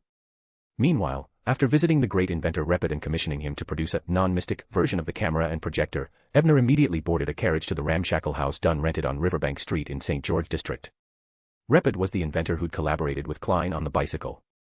Ebner approached him as backup, unwilling to put all eggs in Melissa's basket. Yet when the door opened to reveal Dunn, whom Ebner had transformed into Dr. Strange to meet, he got a shock. How has Dunn grown so frail in just 2 or 3 days? Has his mental condition relapsed, inflicting new trauma? End of chapter. Chapter 696, The Further Spread of a Certain Mystic Art. Ebner instinctively simulated a doctor's abilities to observe Dunn. Moments later, his expression turned peculiar. Has Dunn encountered some succubus? The sleepless pathway also enhances physical constitution, for a sequence 6 to be this drained. He must have been indulging non-stop for 2 or 3 days straight. Could a demoness of pleasure have latched onto him? Should I discreetly report this to Ms. Daly? As Ebner's thoughts ran wild, Dunn, clearly aware his poor condition had been noticed, cleared his throat. His voice, usually deep and mellow, now carried a dry rasp. Come in. Did you plan to stand at the doorstep all day? His mood has completely shifted from days ago, no longer repressed but buoyantly confident. When men undergo such changes, it's usually because of a woman. While these thoughts flashed through Ebner's mind, he maintained polite greetings. Behind the cover of his copper-framed glasses, he activated his pure white eyes to gather clues, extract traces, and initiate scene retrospection. Soon, vivid images unfolded before him. Over the past few days, Dunn and Daly had battled their way from the foyer to the bedroom, and back again. This made Ebner halt mid-step. What's wrong? Asked Dunn, who had reverted to his true appearance while leading the way. He turned back curiously. I know a pharmacist who concocts remarkably effective mummy powder tonics. Perhaps you'd find them helpful. Ebner gave Dunn a deeply meaningful look, his tone brimming with admiration. What are you implying? Dunn's profound gray eyes narrowed briefly before feigning confusion. To a magister, certain traces aren't erased by mere washing. Ebner remarked pointedly, then tapped his glasses with a smile. Forgotten. These eyes perceive all transgressions. Wasn't that just a scripted line Lady Closphia fabricated for your persona? Dunn deliberately chuckled before smoothly pivoting. Tea or coffee? TSK. Too afraid to even say Closphia's name out right now. Ebner glanced toward a corner of the parlor and shook his head. My point is, Ms. Daly may as well reveal herself. Being shrouded by spirits can't be comfortable. As a spirit guide, the spectral entities Daly commanded paled in quality compared to Jane's, making them impossible to hide from Ebner's perception. Indeed, my concealment could never fool the Dr. Strange. A voice laced with self-deprecating humor emerged as Daly stepped from the shadows in casual homeware. Absent her usual eccentric makeup, she appeared far younger, her mystique replaced by unvarnished charm. I had her hidden to avoid misunderstandings. Given her status as a Nighthawk, Dunn explained mildly upon her appearance. He wasn't surprised Dr. Strange recognized Daly, considering the man's prior familiarity with the Tingeon Nighthawks, ignorance would have been more startling. Meanwhile, Ebner seemed to accept this. After courteously greeting Daly, he smiled at the pair, so your relationship has finally progressed. Shall I offer congratulations? His gaze then slid back to Dunn, teasing, sure you won't reconsider visiting that pharmacist I mentioned. Speaking of which, back when Ebner and Dunn were completing the task set by Closphia in the Indo-Nightmare, their friendship had taken a significant leap forward after witnessing each other's most embarrassing sides. As a result, they became much more relaxed around each other in conversation. In the past, he would never have joked with Dunn like this. Just as Dunn was feeling awkward and unsure how to respond to Ebner's teasing, Miss Daly picked up the thread of the conversation and said meaningfully, "This is all thanks to the fool's grace." The fool. Ebner's eyes flickered as his thoughts raced. Klein knows Dunn has been resurrected. And he guided Daly to him as well. What butterfly effect caused this new development? In that case, Klein has most likely already guessed that it was me who revived Dunn. After all, the tower is Doctor Strange, and the latter first appeared around the same time Dunn came back to life. What will he think? Probably that I'm backed by the Earth Mother, and that I joined the Tarot Club with some mission in mind, right? But knowing Klein, even if he's aware that the Earth Mother has her own agenda, he wouldn't treat her with hostility based solely on that. On the contrary, just for the fact that she brought Dunn back to life, he'd likely try to accommodate her demands to repay the favor. Still, even if Daly has established contact with the fool, Klein probably wouldn't have introduced Doctor Strange to her on purpose. So either Daly is trying to fish information out of me, or she has some other source. Judging by her confident tone, the latter seems more likely. While mulling this over, Ebner maintained a surface-level pious expression and offered praise to Mr. Fool. Then he asked, "How did you know I was one of his believers?" Daly didn't hide it. She briefly explained a secret technique developed by Stewart that could communicate with the Church of Steam's sealed artifact, 2-111, then tentatively asked, "Does the fool have a relationship with the Orthodox gods?" Since this involved divinity, she didn't dare be too specific. But it was the matter she and Dunn were most concerned about, she had to ask. Sealed artifact, 2-111. Isn't that the bootlicker mirror? And there's actually a secret technique that can communicate with it. Stewart must be a real madman. Ebner mocked internally, then carefully considered before shaking his head at Daly. That's not information I can share for free. What do you want in return? Daly asked directly. I want to know the principles and structure behind the technique used to communicate with sealed artifact, 2-111, Ebner stated his condition. It wasn't that he was trying to socially ruin himself, rather, as a mysticism magister, learning secret arts was one of the rules of role-playing. He didn't want to miss any opportunity to deepen his persona. Besides, it's not like I'm going to use it on myself. Once I learn it, I'll pass it on to someone else. That's the best way to give back to society. Thinking of Stewart and Icancer's tragic fates, Daly gave Ebner a somewhat sympathetic look, then readily agreed to his terms. Roughly 10 minutes later, after Ebner had grasped the basics of the technique, he carefully chose his words and said to Dunn and Daly, "My lord is allied with the Earth Mother. She sent her followers to his banner." This referred to himself and Emlyn joining the Tarot Club. "My lord is on friendly terms with the goddess of the Evernight. They share dominion over night and secrecy." This referred to the fool himself being the goddess's favored one, and naturally enjoying the blessings of the night. End of chapter. Chapter 697, Incident. The Evernight goddess is on friendly terms with Mr. Fool. They even share authority. Are you sure that's not blasphemy? Wait a minute, the Evernight goddess is the Empress of Calamity and Fear, and Mr. Fool is the King of Yellow and Black who wields good fortune. Although they appear to be opposites, both are symbols of the domain of fate. Could it be that they share authority in that aspect? Also, the Earth Mother sent her blessed to serve under Mr. Fool. Considering Closphia's attitude toward Doctor Strange, could he be referring to himself? Just those two short statements left Daly and Dunn deeply shaken, even a bit regretful for having Doctor Strange reveal such information to them. These were secrets involving gods, just knowing them made them feel as if they'd been plunged into immense danger. Especially Daly. She hadn't expected that such a seemingly simple mystical ritual leveraging a Grade 2 sealed artifact could be exchanged for such high-level, insider knowledge. She'd originally thought it would be good enough if Doctor Strange could vaguely hint at the attitudes of a few deities. They didn't doubt that Doctor Strange was telling the truth. After all, he was both the blessed of the Earth Mother and a follower of the Fool. He wouldn't speak recklessly about divine matters. On the other side, Ebner had initially intended to throw in another line like, "My lord is a friend of the Lord of Storms and acts in his stead with the authority of thunder," but after some thought, he decided against it. The Lord of Storms, unlike the Evernight goddess or Lilith, hadn't shown any obvious goodwill toward transmigrators like himself with the pure white eye. If he ran his mouth too much and a bolt of lightning really came down from the sky, that'd be a real problem. The reason he'd revealed the connections between some of the deities and the Fool was to ease Daly and Dunn's concerns. That way, they wouldn't end up making any irreparable mistakes out of fear or wariness toward the Fool. After some hesitation, Ebner finally refrained from continuing to sing Mr. Fool's praises and only added calmly, "The fallen creator is the enemy of my lord." That much didn't surprise Dunn and Daly. The hero bandit Black Emperor under the Fool had disrupted the Aurora Order's plans, and the Aurora Order was one of the earliest organizations searching for the Fool who does not belong to this era. For a moment, neither side spoke again, and the atmosphere grew somewhat heavy. It wasn't until a steam whistle sounded from the nearby docks that the silence in the room was broken. Dunn rubbed his temple and took the initiative to change the subject, asking something that had been weighing on his mind. What's so special about me, that I could attract the attention of a god? That's not something I can know, no matter how I phrase it, it'll arouse Klein's suspicions. Revealing that I'm a transmigrator to Klein isn't a big deal, but if he starts thinking I know too much about him, and then begins questioning the very nature of this world, Mr. Fool in his current state probably wouldn't be able to handle that. In the original story, he couldn't even accept that this was Earth's future, which led to a mental breakdown. As these thoughts raced through his mind, Ebner simply shook his head and indicated he had no idea what the gods were thinking. Whether they believed him or not wasn't his concern. He had already paid the price for that mystical ritual. Afterward, Ebner and Dunn finally returned to the main topic, trading the astrologer and rose bishop characteristics in exchange for the spirit warlock formula. Once the transaction was complete, Ebner didn't linger. He promptly took his leave. As he stepped out of the house Dunn was renting, he muttered inwardly. Looks like the Evernight goddess's tolerance for me isn't any lower than Lilith's. Even after I spun things the way I did just now, there wasn't even a symbolic warning.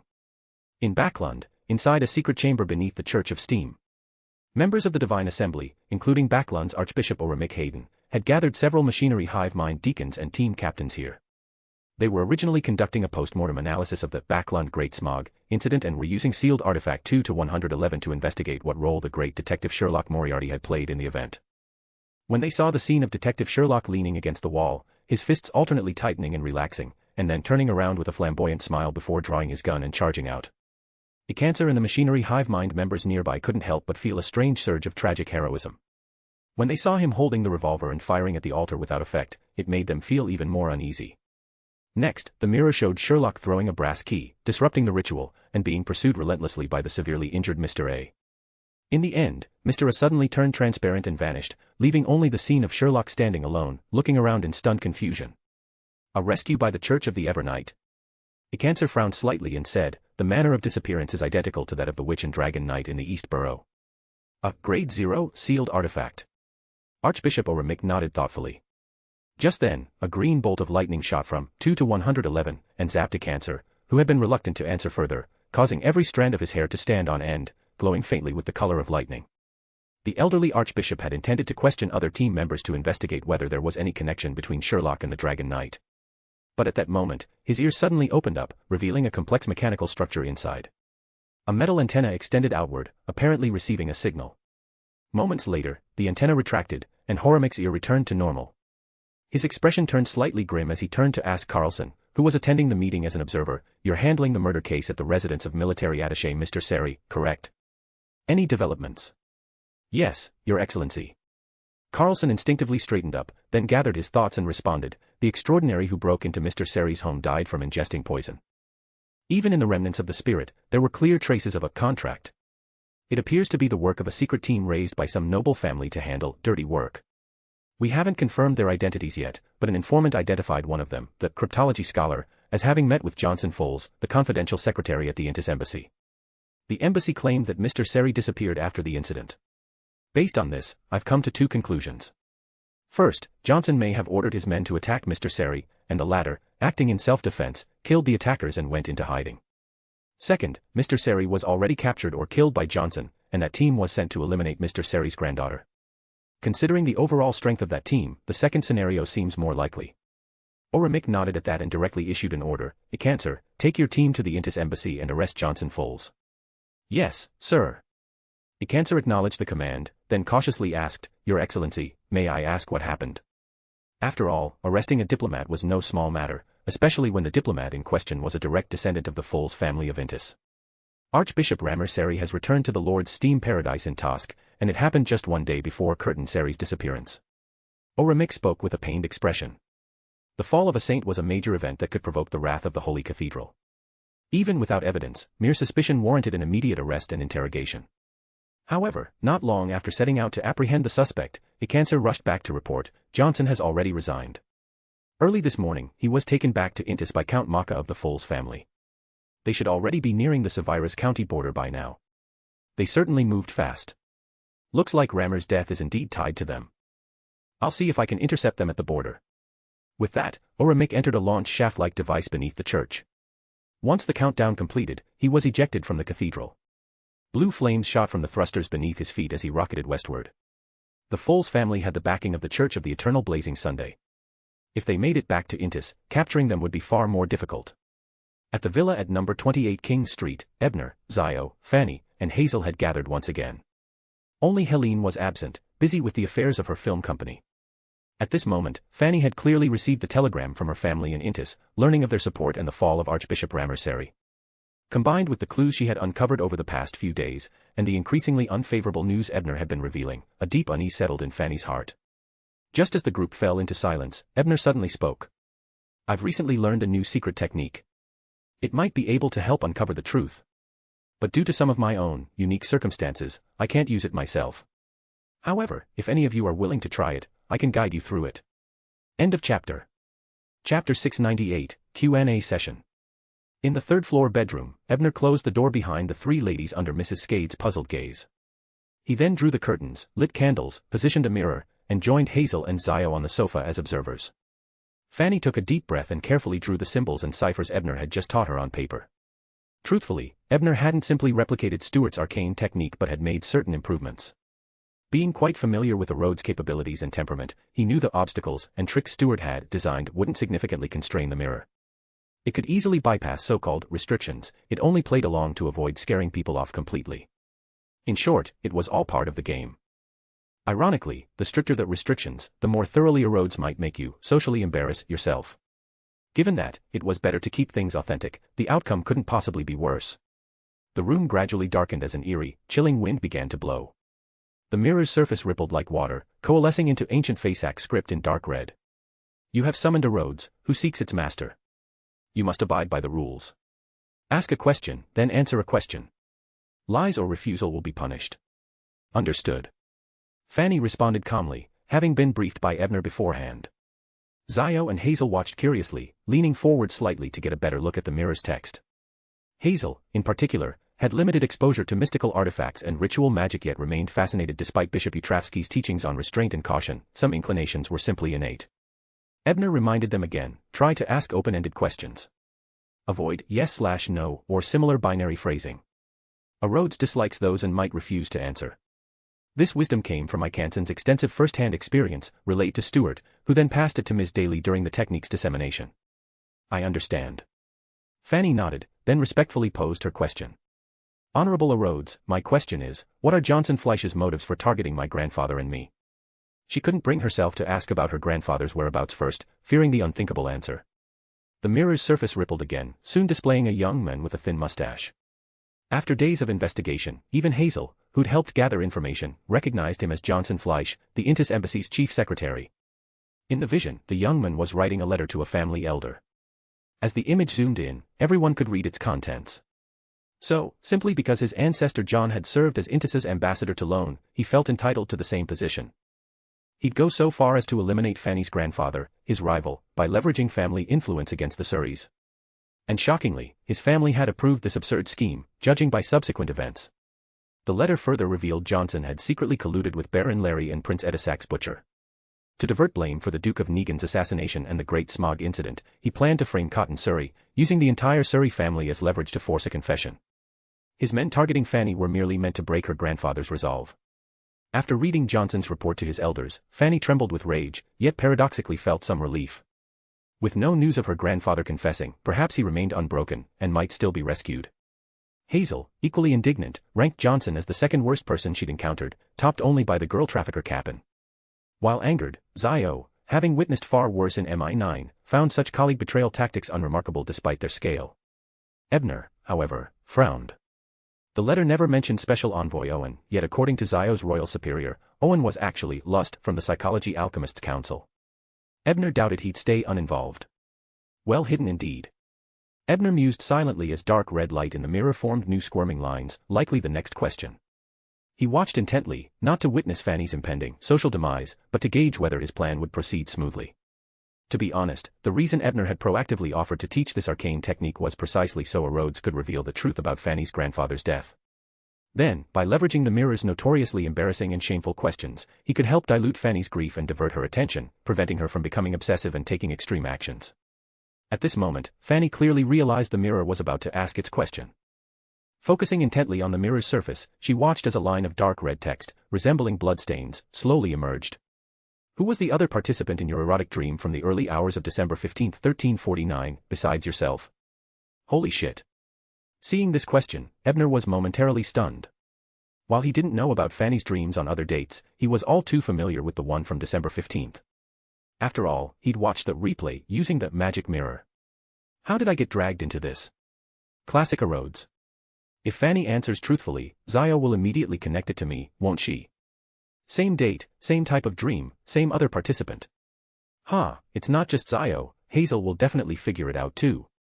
No matter how you look at it, I am the prime suspect. But I'm completely innocent here. While inwardly wailing, Ebner instinctively glanced at Zio and Hazel. Sure enough, he noticed their expressions had grown slightly unnatural, a mix of embarrassment and confusion. Phew. At least. On the other hand, Fanny actually breathed a sigh of relief. As an Intision girl, she wasn't particularly shy about discussing such topics. Still, she pretended to be shy as she glanced at Ebner before answering. It was Ebner Bryan. I'm done for. Ebner nearly facepalmed. He could clearly feel Zio's astonished gaze locking onto him, her eyes practically screaming, so it was you. Something Ebner didn't even need mind reading to discern. That night, when Zio had gotten up to shower and coincidentally ran into Furs doing the same, she'd suspected some evil force was at play.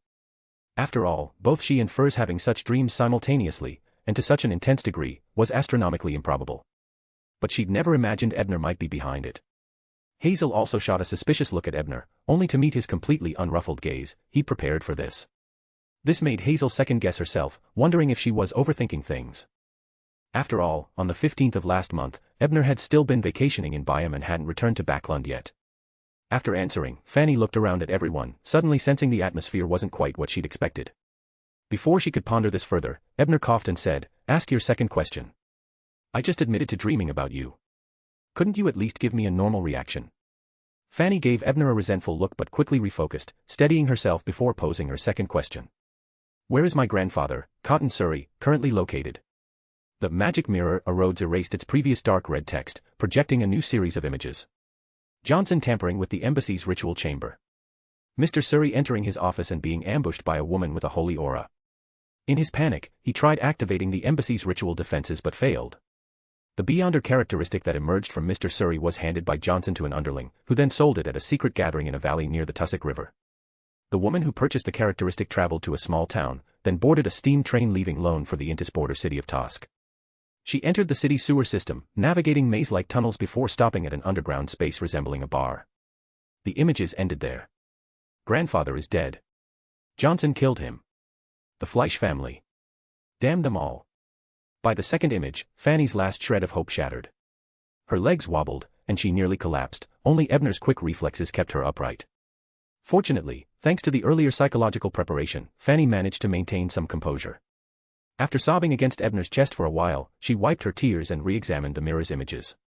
"Who was that woman who killed grandfather?" she asked hoarsely. "Likely a demoness, a high-sequence one," Ebner replied. Having faced a half-goddess demoness head-on before, he recognized the abilities used, they matched Katarina's. A demigod. Archbishop Rammer was also killed by a demigod-level demoness. Fanny murmured, her voice hollow with despair. Against Johnson alone, she might have mustered the strength for revenge, but a demoness capable of killing Archbishop Rammer was utterly beyond her capabilities. Reading her thoughts, Ebner patted her shoulder reassuringly. "Don't lose hope. While a demigod demoness is terrifying, she's not invincible. The Church of Steam certainly won't let her go unpunished." Fanny's eyes brightened slightly as she realized she'd been momentarily overwhelmed by the shocking news, foolishly considering direct retaliation alone.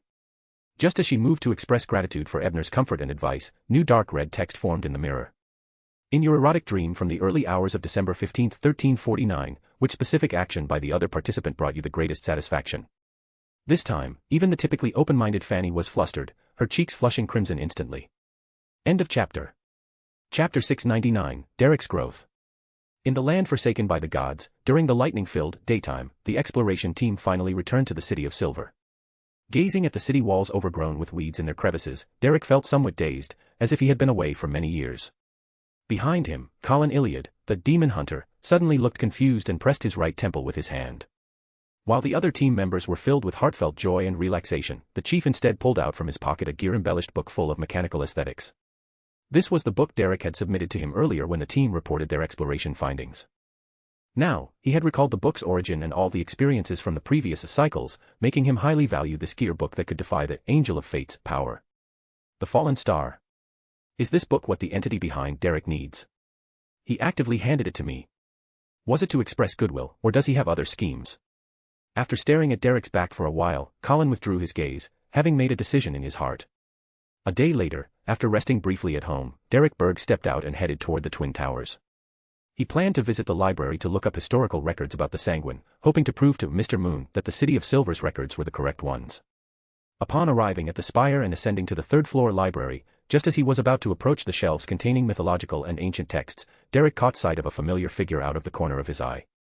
It was a fair-skinned, strikingly beautiful woman in her 30s, dressed in a black robe adorned with numerous mysterious purple patterns, her silver-gray hair slightly curled and cascading down.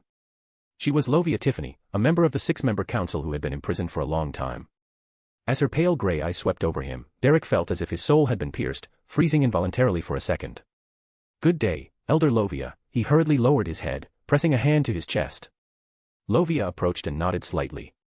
"My isolation has been lifted." She spoke calmly before turning away, as if making a declaration.